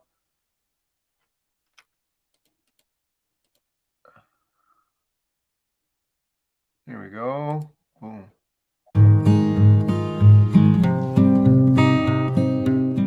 We're not supposed to die sick. I was just sick of being sick. The main thing has been my diet and fasting that has helped with my chemo. I've been a carnivore now for over a year.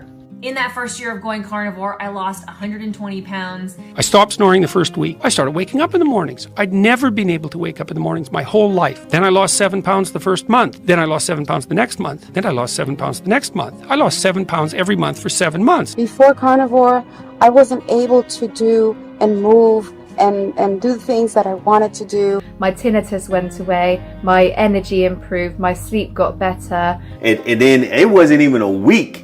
And all the inflammation had left my body. And carnivore has freed me from all of that. And this is him now. He got into his old Boy Scout shirt he hadn't put it on since he was 25 years old. It's like I had to throw away all my clothes, and my psoriasis disappeared, and I had floaters in my right eye, and they cleared up. The lump in my throat has gone. I get no acid reflux. I get no food reactions. I have no styes in my eyes, no ulcers in my mouth, no sore mouth, no Raynaud's. It's changed my entire life, without a doubt. And so many other lives. I'm down 100 pounds since my heaviest. I've overcome depression, anxiety. I'm getting stronger, much stronger than ever before. There is a 5K that I have my sights on. It's amazing what's happening to me. It eliminated every inflammation in my body. Back pain, lower back pain, which I hadn't even said anything about.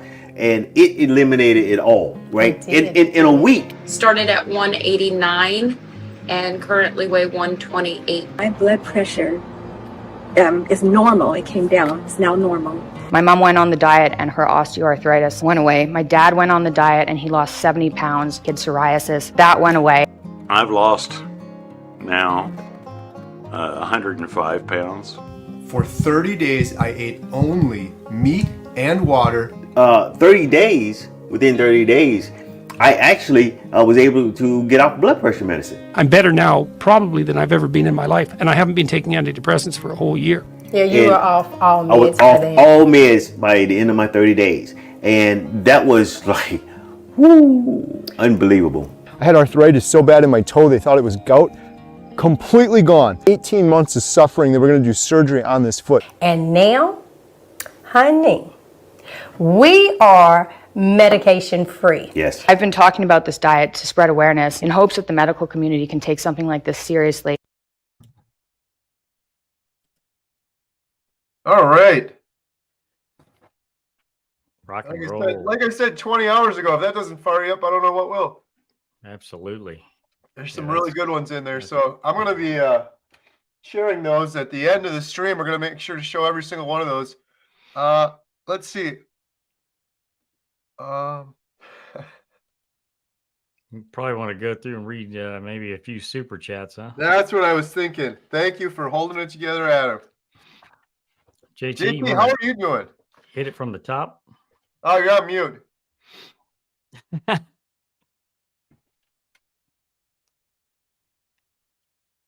Yeah, that might help if I unmuted. I'm doing great, guys. I came to party. You holding it together? Man, I'm sizzling over here. I'm ready, man. Yes, you are. All right. Well, we're going to read some super chats. Yeah, let's get super. Go all the way to the top. To the top. All right. Oh man. Whoa. We read all these? We got a half an hour. You've got four. Oh, okay. I was going to say you got 4 hours on the clock. No, we actually well, at 3 I don't know if he's coming or not, but at 3 we had Nathan scheduled. The guitar guy? Yeah. We'll see. I can't wait for that. You guys, we're going to get a live performance soon, so hopefully you guys don't think this is dying down, man. We haven't even got to the bands yet. Here we go. Sharon Newman, $10. Okay, y'all get your spirits back up. We got a long way to go. Smiley face, smiley face, smiley face, steak, steak, chicken, chicken, ham. All right, I'm done. Nice. Annette Mannion, much love and many blessings. Keep talking. You're changing lives. Let's go. Ricky Lee, will the Kilby Life or Terry Least be on the stream? Oh, no, we should have. The Kilby Life was on the last stream we had. Mm-hmm. We'll have to do another one at 40 hours so we can fit everyone in because I don't think there was any space. Cool guy. Yes, he's awesome. Pula, did any of you four know each other before Carnivore YouTube? Well, maybe a little bit. JT kind of knew me because he was watching my homesteading channels before I was carnivore. Yep. I knew. I guess. Definitely. I knew about him, but I didn't know him. I guess you could say. It's not like me and Carrie ever ran across each other until I went to the homestead. Mm-hmm. Awesome live stream. Hello from New Orleans. Have you talked to the Texas boys? Them Texas boys. I ain't talked to them yet. No. These are from a long time ago. Oh yeah, am I the wrong ones here? Or should I just do the super chats? No, you're good. Oh, they're kind of mixed in. This is my sister. Does anyone not like the taste of true grass-fed beef? That's actually a pretty good question. Anyone? Preference? It has a little bit of a different taste to it. I like them both. I just like beef, man. Yeah. Donate $5. I love it all, Holly. Donate $5 every time Sean eats or drinks something. Wow, these are old. Wow. Carnivore for future. 10 something. Thank you. Appreciate it. Georgios. Adam, help me out here. The best thank you. No, I was just with the name. Oh, so Georgios. Yargos. Yeah. Yorgos. That sounds better. Yorgos. We'll get it, guys. We'll get it. Was that some people came with tears about the dramatic change? Yeah, emotional. Aldous, did you eat bacon with or without sodium nitrate? I've done both. Yes. False. Teresa Dalton, $10.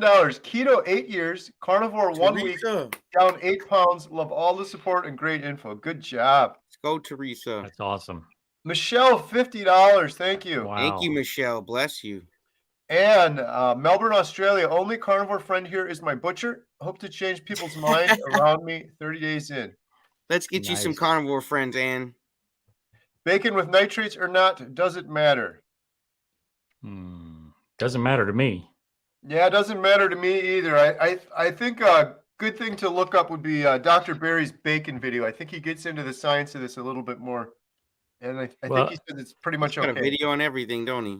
He sure does. Yeah. Rhett Rogers, $50. I believe he's one of the brothers that we had in that video I just showed. Love all you guys are doing. I want to help in a larger capacity. What are the biggest needs and where can you utilize those of us that are on fire for carnivore? Wow, that's a great question. Keep lifting each other up. A rising tide lifts all ships, my guys. Like, support each other, like each other's videos, share each other's videos. Get that YouTube channel. That's Carnivore Brothers. You got your YouTube channel going. Keep up with that. Get the word out for sure. Start networking, do live streams with other people.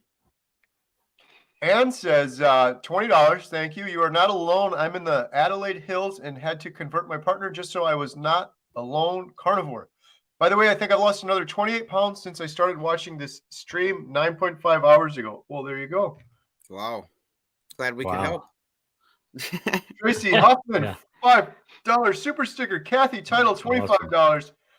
Julie Hebe, just wanted to thank you, Carrie. You've been my inspiration. Oh, love it. Thank you. That's awesome.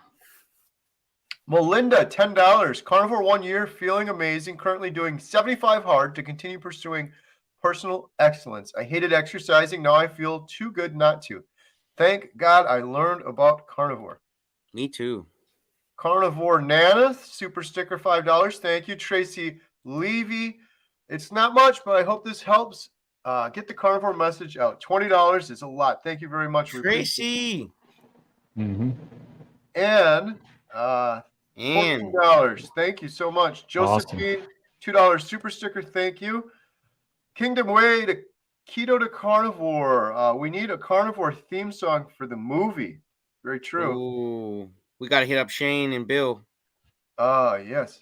Mm-hmm. Montana Crosses became a new YouTube member. Thank you. Awesome. We're doing a member-only video pretty soon. Yep. You have access to all the members-only posts now. Jammers. Travels. The Three Wise Men. Doctors. Baker, Barry, and Chaffee. $2. Yep. Yeah, we had them all on today, didn't we? Well, the 4, we had Hampton on 2. 5, we had Dr. Lisa Wiedemann on. 6, Ovadia. 6, Ovadia, yeah. Wow. Three wise men, not guys.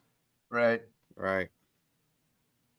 Carnivorous Dude, $10. You're the dude, man. And Randy Travis will hear Shane and donate to the movie. Yeah, either that or he'll send us a strike. Right. Underweight Carnivore on the Lion Diet became a YouTube member. Thank you. Welcome. Did Rachel Shane Carter, fall asleep? Thank you, Carrie and crew, for all the hard work you're doing today. Thank you, Rachel, and thank you for submitting your video that we just showed about an hour or two ago. Mm-hmm. Yeah, I'm still there. Deb, I'm carnivore 30 days now. I feel so much better. Thank you for spreading the message of healing. Get this movie made. Let's go. Trying. We're working on it here. Come on. Woodster, so generous, Woodster. You got a couple of these today. Thank you so much. Wow. $25. Awesome. Thank you to Carrie and the crew for all your hard work in getting this stream put together. May God use this stream and all the funds raised to change the world. Thank you, Woodster. And huge shout out to the crew for sure. Adam, Alia, JT, Graham. And I should name every single one of them. All the volunteers. There's so many people behind the scenes that are just working so hard, man. Amazing. The amount of effort and work put into this today. Yeah, I think Graham just popped in here. Speaking of the devil there.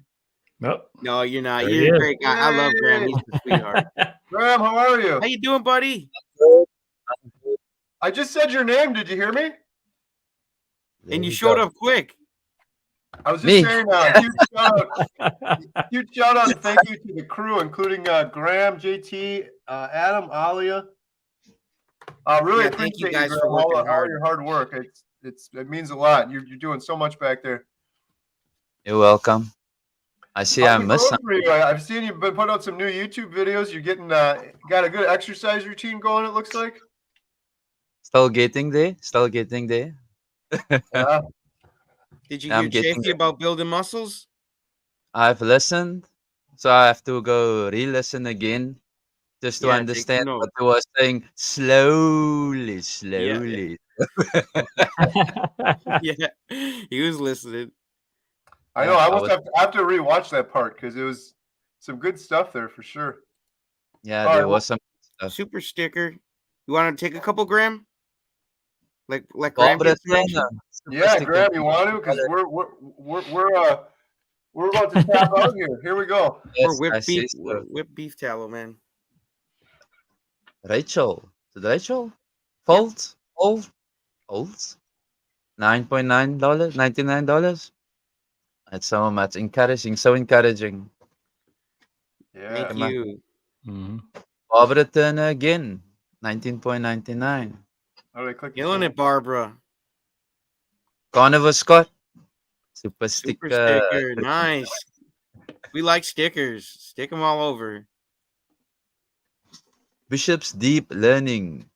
Canadian $100. Fresh Wow, meat. thank you. Fresh meat. Fresh Killing it, meat. Graham. Candice Klein Anderson. This is amazing. Thank you for all that you do. Thank you for donating. It's people like you. It's going to help us get this made. Wanna take this one, JT? Monkey. $5, man. We appreciate it. D Wolf. Super sticker 19.99. Ooh, nice. Maggie Maggie Malone. You got it? Thank $10. Nick. Welcome to the club. To Homestead Owl. Yes, everyone like and share. Please share this video. Eat meat, feel good. No food for the rest of the day. Well, if I don't eat meat, how do I feel good then? You said I can't have no more. Mom and Pops, $10. Yep. My wife and I are 6 months carnivore. Too many benefits to list. Thank you, everyone, for information you are teaching. Go Seahawks. Oh, boy, I just said that. I'm a Packer fan. B-Dog. Super sticker. Oh, B-Dog. Harley-Vor Mike. Nice. $5. Thanks, bud. Keep riding that Harley. Let me just get that. Mom's 3 Missions. Thank you for the $2 donation. Carnivore Kip, you can do it. Yeah, Kip, you can do it. Hey, look at this one. Professor Bart. The latest GoFundMe donation. Susan Baker, $500. Wow. Let's go. She's going to get a phone call from Carrie, and she's going to get her name in the credits. Yep. Thank you so much. Awesome. Carrie's going to have to call so many people. He's going to be like, yo, what's up? Thanks for supporting the doc. Right. It's going to be good, man. All you guys are going to get a call from Carrie whenever he comes out of his coma. But when he wakes up. About a week from now. Coming out of the sleep. Yeah, look at that. We got a comment too from Professor Bart K. Yep. Eddie hi. Wow. Eddie hi, campus. Heidi hi, campers. Oh, it's Heidi hi. Heidi hi. Laney Top, $20. Super sticker. Thank you. Thank you, Laney. Oh, I know who this guy is.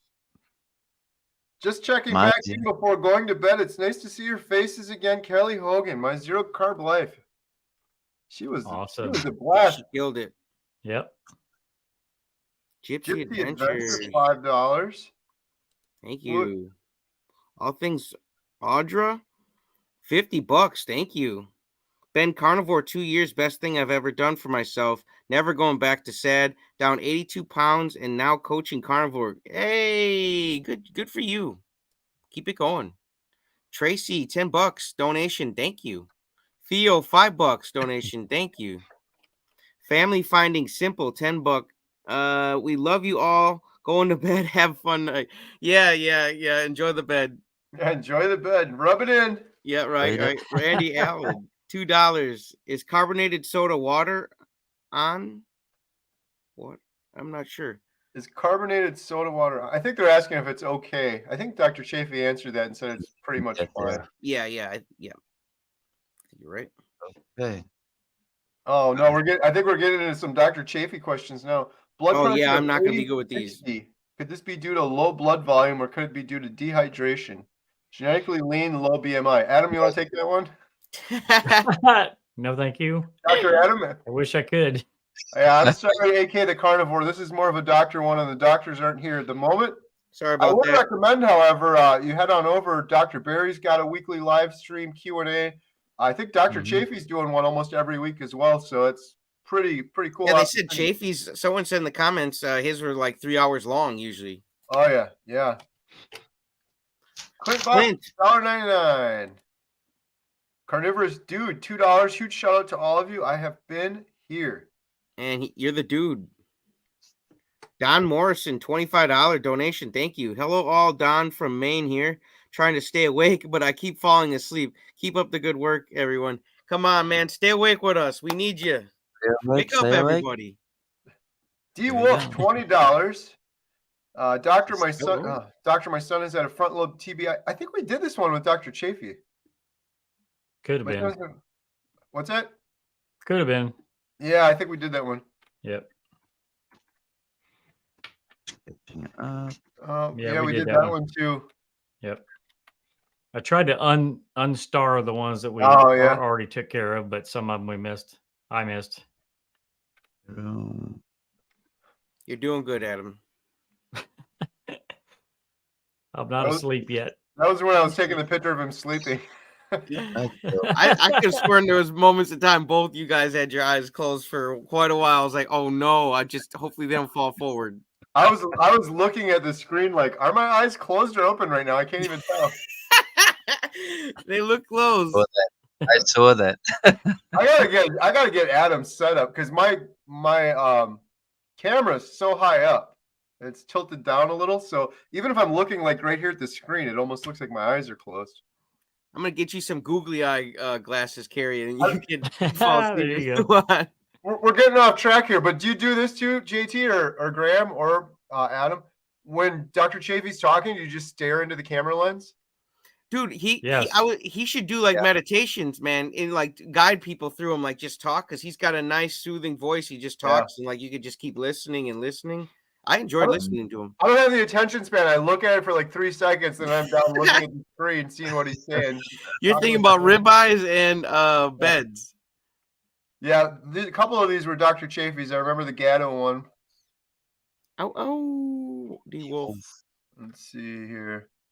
My son. Bella, we did Bella. We did the muscle one. I think we're about getting caught up now. Can't miss nobody's, they're paying good money. We want to make sure we provide a service. JL, $10. Julie, $5 super sticker. DC, Learning to Live, $20. Thank you. David. Wow, awesome. Great story. David. $5 super sticker. Thank you, Susan. Awesome. This is for Dr. Chaffee. You've inspired me to start a Carney channel as well after selling health insurance for a decade. I realize all these medical claims that are filed in America can be prevented. Good job. I love that. Carney channel. Get your Carney channels out, guys. It's a Carney Dr. Chaffee, you have a Zen quality to your voice. Do you happen to have any carnivore, breast cancer, or other cancer remissions? That's what I was thinking. His voice is real soothing. Christine feels me. Limitless Lindy, $100. Wow, killing it. Awesome. That's the legend. Lindy, the legend, the limitless legend that Kelly Hogan was talking about earlier. Down 500 pounds, I think.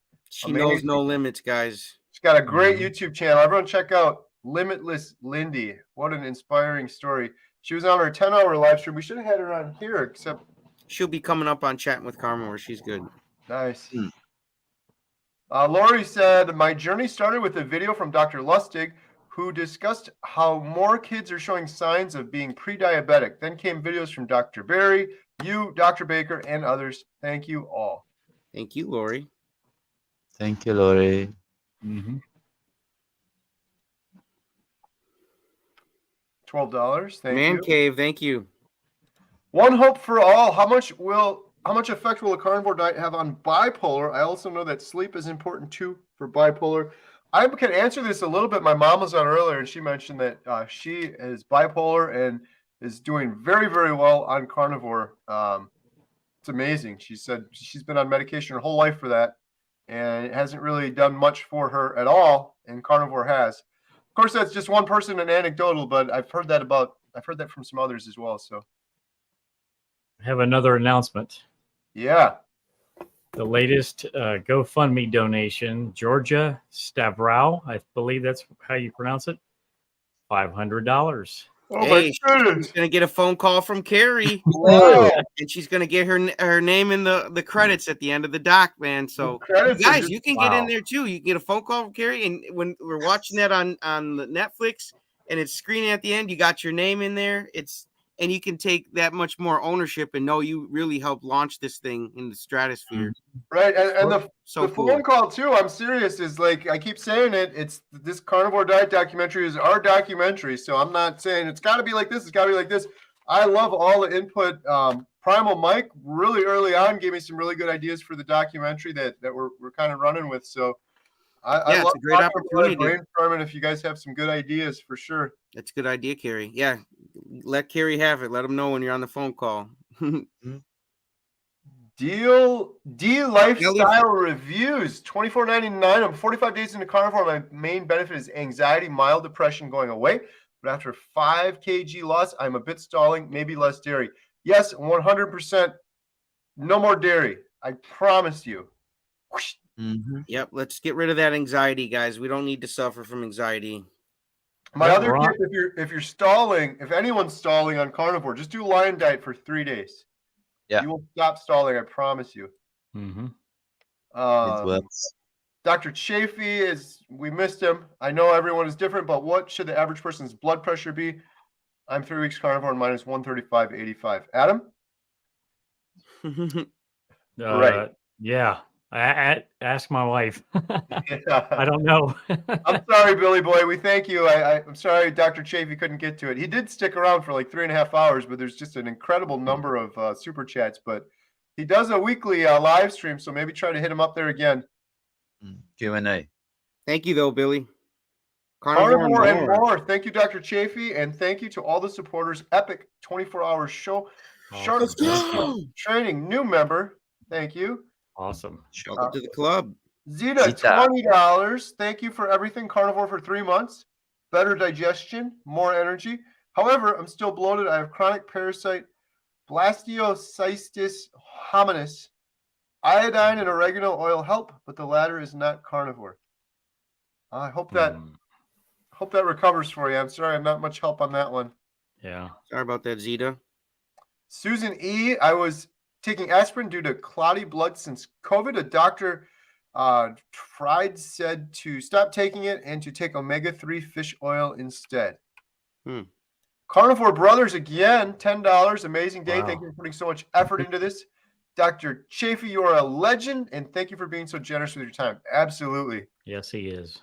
Very generous. Couple hours, and it's like an incredible amount of super chats and stuff that came through. Pretty much There was so many. I mean, there's no Yeah. way we could keep Make up sure you with it. ladies email them about that calendar. Stay on them. You'll get it. That'll fully fund the carnivore diet. That's why I said I was like thinking fundraising. I said if we get a Dr. Chaffee carnivore calendar, man, we're gonna have our funds in no time. We'll use Graham instead. Yay, Graham! He's got a 6-pack, man.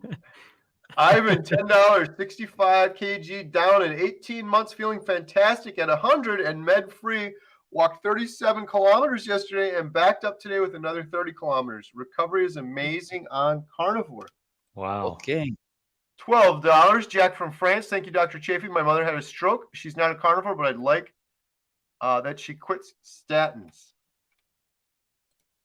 My son wants to use MSG on his steak. He says it's safe, so is it really? I wouldn't do it. Is it really? I would just stick to salt. Yeah, you don't need water.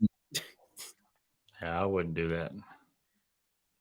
Nurse Mosmer, $10. Trying to understand where Bible references to eat bread, fruit, wine, seeds, veggies, and olive oil become toxic to us. Is this due to new commercial farming practices and pesticides on Lion Day 12? Yes.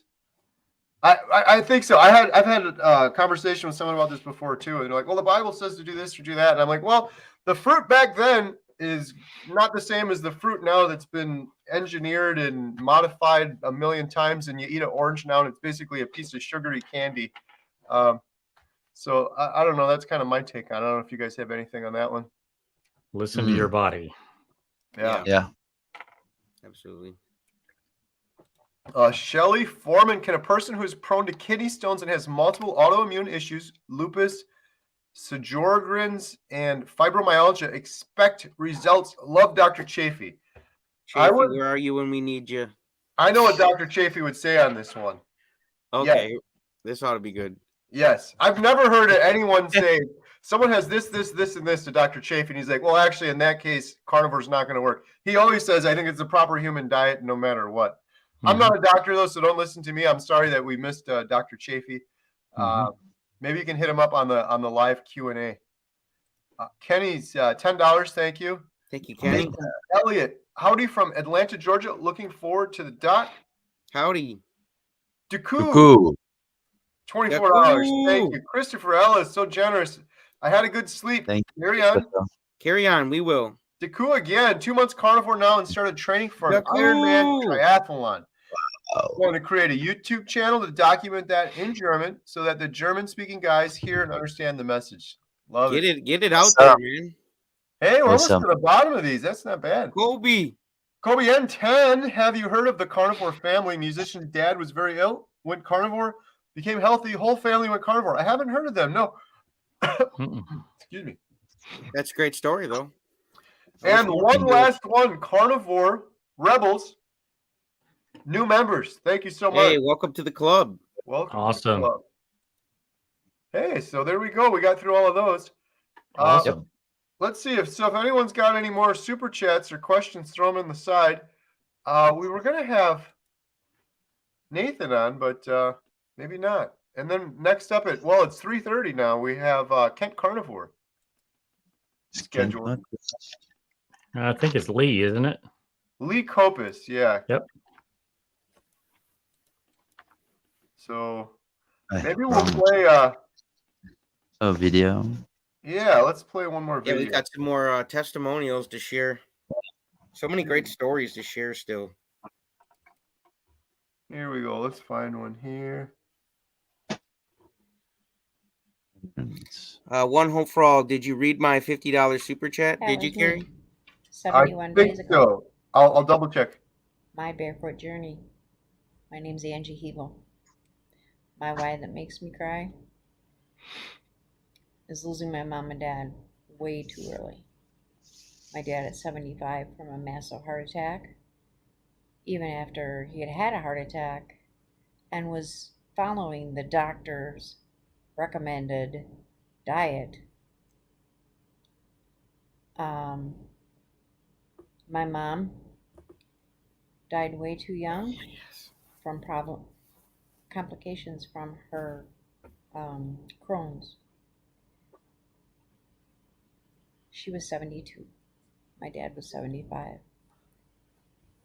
I want to be here for my kids, my daughters, and my grandchildren. I want to see my great-grandchildren. I suffer from fibromyalgia, brain fog, back problems, arthritis so bad my doctor tested me for rheumatoid arthritis.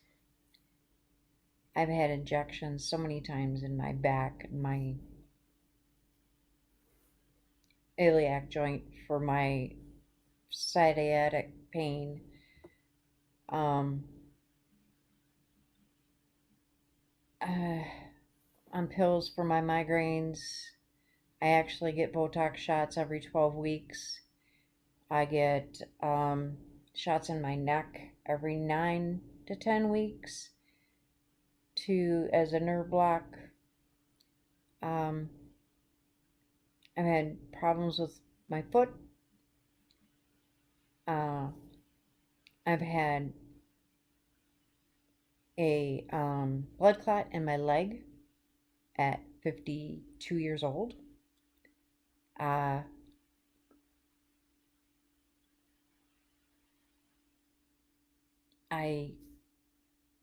was in pain every day. If I was at a 5 pain scale, which probably would be most people's 8 or 10, I was doing good. I don't do the normal pain meds. My mom was on pain meds, and I have friends that are on pain meds. No. I'm a little more naturalist, but can't do that when you're out driving around and stuff, so I just suffer in pain. Anyway, I started my journey July 1st, encouraged by my daughters. Watched a lot of videos from Carrie, Homestead How. I'm on Lisa Wiedemann's little group So I get to talk to her every Sunday night. It helps. I love Carnivore Me. Amanda, you're an awesome inspiration. And of course, Bill. I've not met personally, but I have met Carrie personally, and he's just such an inspiration. To get to watch these people every day and be inspired is awesome. I myself am down 49 pounds. I was 252 in that picture. I'm now 202. I am 2 pounds away from Wonderland, and I can't wait. I'm feeling so much more comfortable in my body. So much more confidence. My pain is way down. My foot pain, gone. I am off 2 medications. I'm working on getting some other ones down, taking it slow. But I have so much energy. It is just awesome. I'm getting so much done instead of having days where I'm curled up in my chair all day or in my bed all day because I can't move. No bad migraines, usually with barometric pressure. I'd still get a migraine even though I'm on several migraine medications and the shots. Not small headaches, but not anything bad. I don't know. This journey has just taken me so far, and it's going to take me a lot further. I want to go hiking again. I haven't been hiking for I don't know how many years. Many, many years, because I couldn't do it. I want to go and run and play with my grandchildren instead of sit and watch them. I can't wait to get this out to many more people. It has to spread. I want to change my daughter's thinking to get my grandchildren off of all this poison. That would help with their hyperness, but she hasn't realized that yet.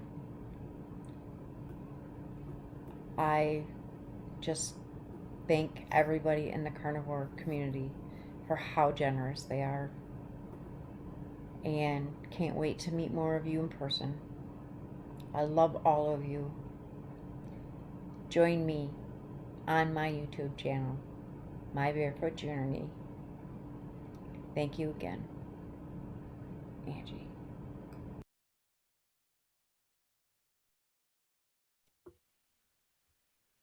All right. Thank you, man. Awesome.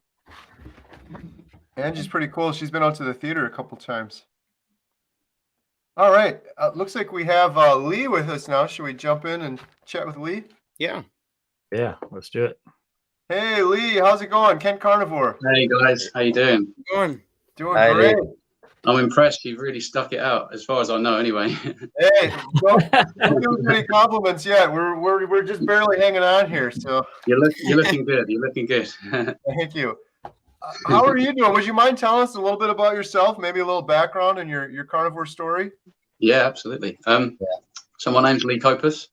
People call me Kent because of the name, but I'm not offended, so you can call me what you like. My journey really started back in 2012 when I was diagnosed with UC, so ulcerative colitis. It's an inflammatory bowel disease, quite similar to Crohn's, but only exclusively affects the colon.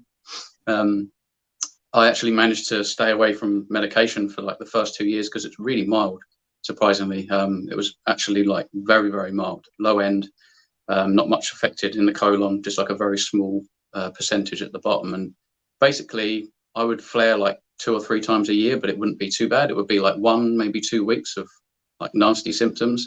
And then I would just feel like a normal human being in between time when I went into remission.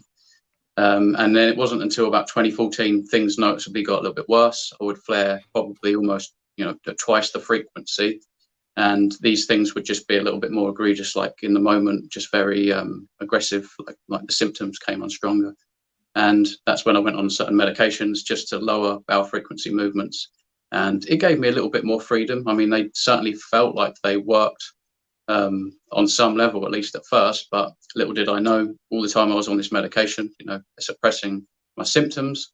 The problem wasn't being dealt with. And it wasn't until like 3 years later of being on this medication that my whole colon had just been like riddled with this disease. I had all this ulcers, and the flare-ups when they came were like crippling. And right towards the end in like 2017, the very beginning, I was going to the toilet like 30 times a day. And at the time we only had a toilet upstairs. And so not only was I just losing so much like electrolytes and fluid and stuff like this, but I was having to go up and down the stairs like 30 times. I just felt like I was poisoned and I couldn't get rid of this threat in the body. It's like, what is going on with me? But I knew I was in serious trouble, and I stuck it out for like a couple of days going to the toilet at that frequency. And I ended up, getting onto my nan, because at the time I didn't drive. My parents were away in the States, so they had no clue what I was going through. And so I got on the phone to my nan. I said, I don't think I can last another day. Like, I really mean that, I'm in trouble here. And so she was like, right, we'll take you to the hospital in the morning. So I went straight there, and I didn't come out of hospital with my colon, basically. So I'd heard about like the surgeries, and basically how I'd seen other people's stories on YouTube. And I was thinking at the time, like 2015, 2016, like, oh, wow, they're so much worse than me, and they'd have like parts of their colon taken out. Well, I mean, I left the surgery, left the hospital without any part of my colon. They've left like a very small amount at the back, and which is really there.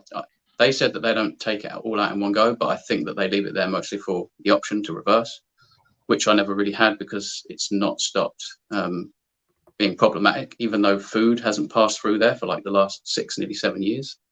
It's still problematic. So that's something that I'm having to deal with imminently. But yeah, it wasn't until I got home with this new, bag set up, my stoma, and I'd become independent enough that they were happy for me to go and be on my own with it. But that's when my mental capacity just deteriorated. I was like, wow, this is so strange. I don't like the way it looks and feels. I couldn't sleep as well, because I felt, at least at first, like very restricted to just laying on my back. And going back to work was like a hard concept, but my mental health just plummeted, and I couldn't help but look at myself and start to hate me, like this new me and this new adaptation. And yeah, just trying to adapt mentally, getting back to work, getting back to my life, and trying to kind of move forward with a positive attitude. That it was just so hard. So I kind of, went up and down mentally with different moves, different phases of anxiety, depression. I probably avoided a lot of situations. I poured myself into work. But actually I met my partner. So I clean windows. So I speak to a lot of people during the day. It's all like residential. So I see a lot of them at the door and stuff like that. And I actually, when you're not looking, this is when you find it. I found Lucy, my partner, and we have this house together. And so, things certainly improved for me, certainly in that moment. But it wasn't until perhaps a couple of years later that, no matter the, she accepted me for who she was and for who I was, And at first it was like, wow, I felt like I achieved something. Like, wow, I never thought I was going to have this opportunity to actually be in a relationship. Like, who wants to deal with this? I don't want to deal with this. But like depression, things like that you're never safe from it. It came back to haunt me. I don't know if I suppressed it or something, but it came back hard, like, and that in itself was debilitating. That crippled me. And towards the very end, when I say the end, I mean before obviously going carnivore, I was reaching out for help. I really didn't want to go down the medicine route. I know that a lot of people struggle with antidepressants and these drugs. Like, when you go on them, not only are they really egregious on your systems, but it's like anything, you're going to require more over time. They don't ever treat the problem. If you come off it, like steroids, they might work great while you're on them. The moment you come off, it flags, though. Those red flags are still there. And So anyway, I got on the phone. I was hoping perhaps to go down the therapy route, and these people took me through a 45-minute conversation, which I was actually quite positive about. Made me feel really good at the time, you know, talking to a stranger about all these intimate details of my life. And you know, I don't know what words I can't say, but I mean, I was thinking pretty dark, and you know, at the end, it got pretty scary, pretty real. If I had the house to myself, I'd come home from work and no one was in here. It was like, that's when I would just freeze and paralyze, because it's like I could just be myself. I felt like no one was watching, and so I just froze at the door, and I couldn't even enter my room and sit on the chairs. I just didn't know how to cope. Like, it was so crippling. And anyway, these people that I called, they never got back to me. And so like days passed, weeks passed, and it was actually 2 months. I'd realized before then, like, I'm on my own unless I want to get the ball rolling again. And I actually looked at some things on the drugs, and I was kind of like, do you know, I think I want to find another way. Like, I need to go down some kind of natural route. I've got to figure this out. I just got to try and, you know, get things together, you know. And it wasn't until 2 months later, after this phone call, I was sitting on the couch and I see Michaela Peterson's anecdote, you know, and that just blew my mind. I was like, that's incredible that she solved all of those issues, but depression was one of them. And that's the only thing that I just wanted to cure my depression. Like, I've been cured of my disease. Technically, that's like the only real cure, you know, to just take your body part out. But that had caused so much, you know, mental deterioration and how I felt about life. I was just like desperate. So I wouldn't recommend everybody does this, but I was just like, right, Lucy, I'm going to do this. I'm going to try this diet. I couldn't even wait. Like, once I got that idea in my head, I was like, I'm doing it tomorrow. So there was a few things in the fridge and in the cupboard. I was like, I'm just going to throw them out. I'm not waiting to like eat these foods. I'm worried about the few pounds that I might save. You know, we just went straight to the store and we bought everything that pertains to the BBBE challenge. So I stocked up with butter and minced meat, a couple of steaks, lots of eggs and some bacon. And so that's what we did. And she actually jumped in with me like the next day, not suffering much with anything too much, but she was a bit overweight, you know. She's always suffered with being on the fringe of like high blood glucose ever since she had her daughter, Sky, who lives with us. And so, yeah, we both jumped in. And the very next day, my acid reflux just went. So I wasn't even obviously trying to address other problems. I'm like, I just want to solve my mental health. I just want to get out of trouble here. But the very next day, acid reflux went. About a week later, I was like, wow, my skin's starting to look like a bit smoother. I had acne on my back, and that was like 50% gone in a week. And then, of course, I'm just like slowly waiting. Like, I wonder if this is actually going to work, though. Is this going to work for my mental health? And 3 weeks went by. I'd struggled a little bit with energy because of the adaptation phase and things. Wasn't used to eating so much fat and protein and just no carbs, which seemed still kind of crazy at the time, even though I'd, you know, brushed up on my knowledge, watched all these other carnivores, and I'm like, okay. But when you're doing it, it's like, is this normal? There's not enough colors on my plate, you know? But 3 weeks went by. All of a sudden, I was at work. It was a beautiful day. I worked the morning, and actually that day, I don't even think I had breakfast. And maybe that was something to do with it. But I just had to pull over and just record my testimony on my phone in my van, because I was just like, holy crap, I feel incredible. Like, I have so much energy. It's like it just happened all at once, you know, like that next day, it was just like my energy came, my mood just was like great. I was smiling. I was like, wow, I feel really, really good. And I just couldn't help myself. Pulled over, recorded my testimony, and the rest is history, you know. I was going to try this for 30 days. I managed to address every single problem that I could think of in 3 weeks, which is crazy. I wonder whether not having a gut may have made for a very quick turnaround and improvement. I don't know. Maybe that's why I didn't affect, you know, because I don't have probably a biome like other people do, right, in the colon. So maybe I got away with going cold turkey. Like, it was a little rough at first, but the contrast between day 1 and day 21 was like, you know, black and white, like crazy difference. I felt like I'd been reborn or something, you know, and I was just hoping like the next day would feel the same and the next day would feel the same. And I surpassed the 30 days, and all of a sudden I'm like, I don't think I'm going to stop doing this. You know, I'm going to keep doing this.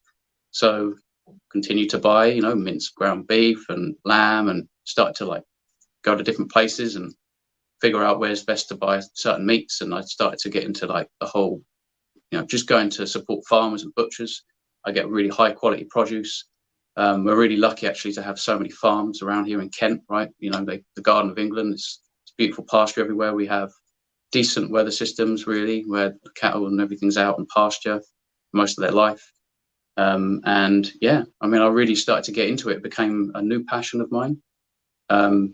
Previously, I was like playing the piano and things like that and painting portraits. I haven't really done much on the piano. I haven't painted a single portrait. It's like, this is my life now. I'm more passionate about how I feel, cooking up a nice steak, making a video, or like talking to people about it, spreading the word. That makes me far happier, and I feel far more fulfilled and content with my life than I did ever playing the piano. And I still play and I still muck around and have fun, but it's like I just feel like I've got a new life. I've been reborn. I have purpose. I wake up and feel good, and I'm never going to stop doing this because it's amazing. So, how's the depression now? Depression is non-existent, man. It's gone. Like so awesome. After 3 weeks, it's gone. It doesn't visit me anymore. Like it used to pay me visits, sometimes mildly, sometimes I would fall, you know, like a week at a time bad, and that would really affect everything. You know, my partner, like bless her, she can see when something's wrong. My mum can see something. Of course, my whole family, but it affected me at work. My boss Mark was telling me, like, you know, I have noticed a change in you. You know, like you don't seem like your old self. And sometimes during those long stints of like deep depression, it's really difficult to even live life. It's hard to move forward. It's like it almost seems impossible just to achieve like the most basic things in a day. And it's so selfish because you're just always in your head, life in your own head about your own problems and how, I don't know, seem to mirror everything in a negative way. You know what I mean? And the energy you have. And what I've realized, what it's taught me is that for the longest time, I think I tried to resist life's terms. Like we can't live life on our terms. Like we need to adapt and live life on life's terms. That's the only way. When you learn to do that, you learn how to compose yourself in every situation. You learn like I'm a nobody, so it's fine. Like don't take things personally. That messed up. That sucks that happened. I got some bad news today. I had a bad day. I lost a job. I don't know.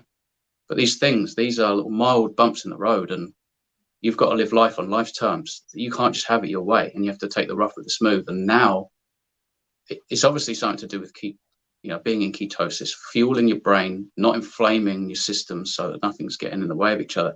Everything works in harmony. I think it comes together and you find that.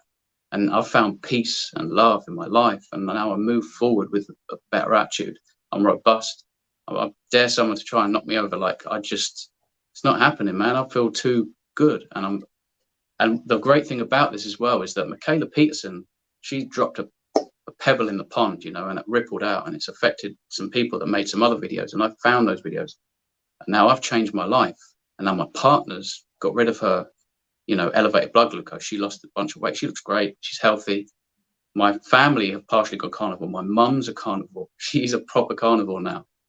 She's beaten like anxiety. She's not long retired, but she was struggling a little bit here and there, you know, with work and things and relationships, dealing with people perhaps. She's kind of like solved that. And people at work, friends and people around me, like it's continuing to ripple. Like it's amazing the way this spreads. But it's a force for good in the world, you know. So it's just an amazing thing. And I just want to say, like this whole event has been amazing. Like the positive vibes, like our community is amazing. Like everyone that's been on is just so lovely and nice, you know. The energy they have, their intentions and the way they come across. So I just want to say, like everybody and everyone watching as well, you guys, we're nothing without you because you are the channel. You know, you watch, you like, you subscribe. We're all one big family, you know. So, right. I love hearing your story, Lee. I'm so sorry you had to go through such a horrible thing with the depression, the anxiety, and then the colon. You sound just like me. What you were saying though, it's pretty cool. I had depression for many, many years, so I can relate to you. I feel that, and I went down the road of taking the antidepressants for years and years and years, and it's so hopeless. And unless you've been there, it's almost impossible to describe that to other people. Yeah, but yeah. It's a funny illness. I don't know what you want to call it. Maybe it's something to do with, it's an energy deficiency problem. It's a, right. I don't know. I can't pinpoint it, but I don't want to find out. I'm not going to start experimenting. I love steak. I love the way it tastes. I love the way I feel. It's so simple. That's the only thing that's helped me with it. I was on every different antidepressant, fixing sleep, trying this, trying that. Carnivore is the only thing that's fixed my depression. Right. Yeah, yeah. I think that's true of so many things as well. Like, there's so many things that it's not like we have a drug deficiency, right? It's not like, oh, we didn't have enough metformin or lisinopril or whatever it is you take for whatever deficiency or whatever problem you have. Is you have a toxicity problem or an insufficiency problem, and it all comes from food. Like, the moment you stop inflaming yourself and you just have that non-inflammatory, nutrient-dense food, which is just meat mostly, your body just transforms. The body's incredible. Like, the amount of physical trauma and torment that it deals with and puts up with. You know, I see people doing just the worst things 3 or 5 times a day habitually, and the body seems to put up with it with some people for decades. You know. Yeah. But the moment you give it the chance to heal, it's just like, oh, yes, please. And it just goes to work. You start healing, fixing, mending yourself, and everything improves. It's such good hope for other people out there that are watching this, that are hopeless and they're scared about trying it too, because within 3 weeks, you had all of these results. I don't know if you've heard this. I got to keep shouting out my friend, but Bill Knott, 700 pounds in Alaska. He's in his past day 50 now. But the same thing you said, within like 3 weeks, inflammation just gone. Like, these aches and pains and just horrible agonizing pain he was in for years, within weeks is gone. And sometimes even quicker than that. I mean, I've heard some people say like within a week, some of that inflammation starts going down. Lee, and you can finally get some sleep as well. And in a better position, you can sleep. Oh, that was heartbreaking when I went to visit him. He had a paper towel roll like this. He's like, this is how I sleep.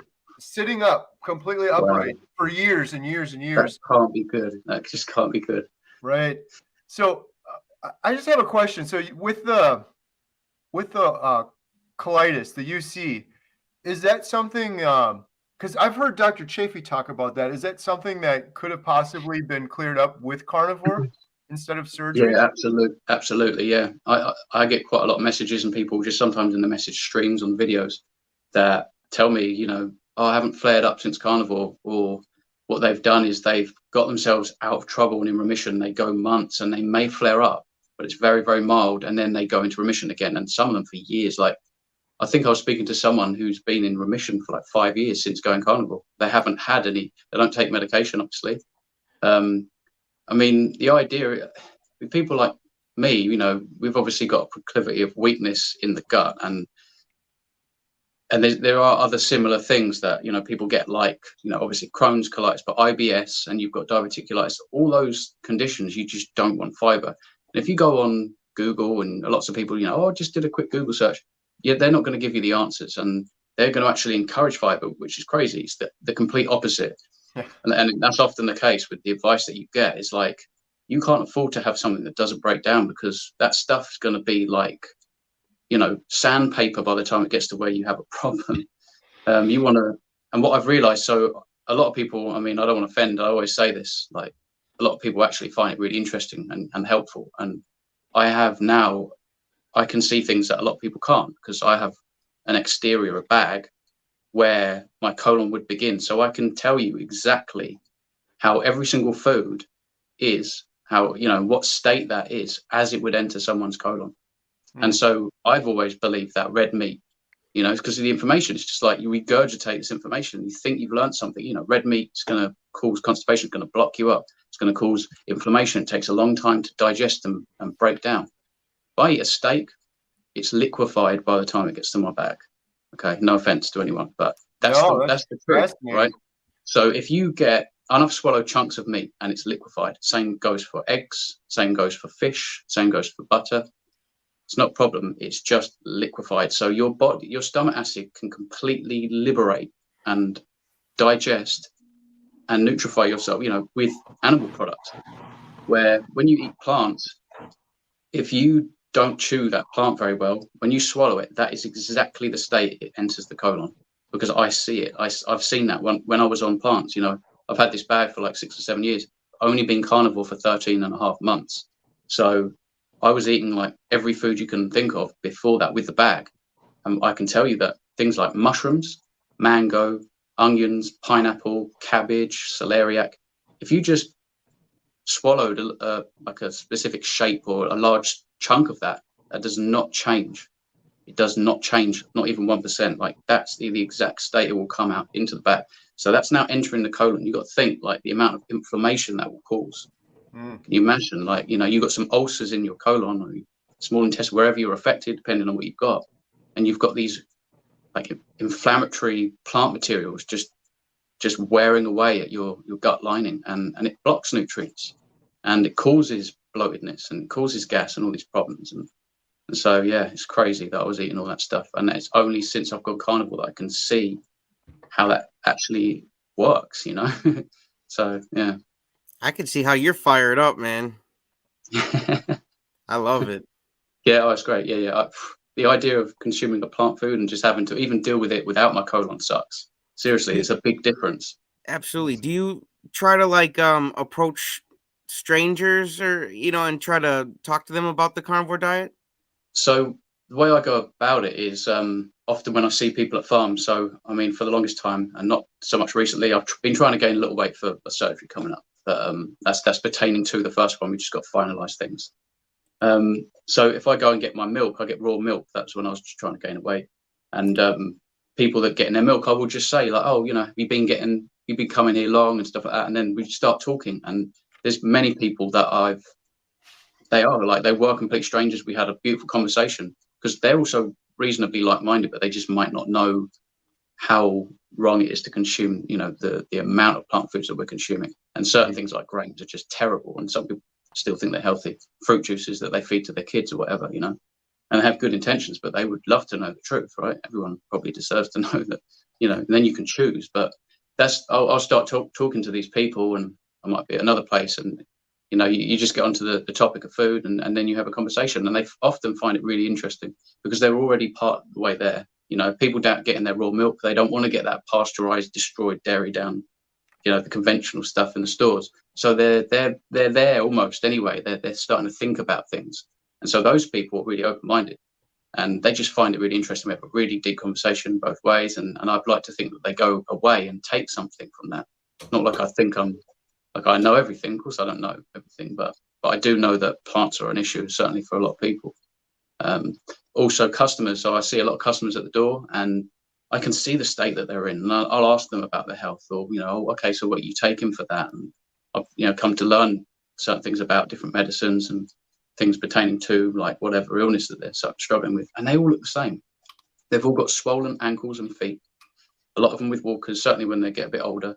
They're all obese. They tell me they've got fat on their liver. They're taking medication for their high cholesterol, and they're metformin for type 2 diabetes. All these things, and so that sparks conversation. And it's just nice because a lot of these people, they're suffering and they're desperate. They would love to hear the answer to all their problems. And some of them, I think that they become somewhat of a believer. They incorporate a bit more meat, or they decrease certain things. But I have had reactions from people where they're just like, what do you mean? That's stupid. What do you mean vegetables are bad for you? Like I've had seed oils, olive oil. No, olive oil's healthy. Mediterranean, all of this stuff. Like, so I get a mixture, but yeah, I wouldn't approach any complete strangers. I just wouldn't want to come across like pushy or anything like that. But I certainly enjoy talking about it because it's my passion. It's like you're somewhat indulging me, and if I can like continue to ripple, and affect you positively, then that's a great thing, And I have actually spoken to people that have gone carnivore, and they've told me, my diabetes is gone. My doctor told me, whatever you're doing, just keep doing it. But they told their doctor, like, I've been eating like 10 eggs and a steak every day. They're like, what? Hope you're not putting salt on that. Like, no, add salt. Eat everything they tell you not to eat. Right. It's awesome. Yeah, this is great. I love what you're saying too about the ripple effect. We were talking about that earlier. And like for you, Lee, every YouTube video you do, that's throwing a rock out there, making a ripple. This right here, being on here, this could turn into a big ripple. Well, exactly what you said is so funny because I said the same thing before. I learned about carnivore through Dante from Frig No Freedom. Then I watched Dr. Berry videos. Now my sister's doing it. My other sister's doing it. My mom's doing it. My stepdad's doing it. And now, like, how many people are going to ripple out from those? It's Exactly. Like 10 more, That's it. 10 more, That's 10 it. more. It's going to There you reach go. Yeah. critical mass Yeah. pretty soon. It's spreading like wildfire. Exactly. It's a great network, isn't it, that we're creating here? Yeah, it's the craziest thing too, because I've had people say to me, "Oh, you would have done the same thing if you just got rid of all the junk food and ate plants," which is a whole ridiculous conversation. But I'm like, where are the YouTube videos of people reversing type 2 diabetes on plants, or IBS or colitis or depression or anxiety on plants? I'm not Yeah, there's seeing many. those.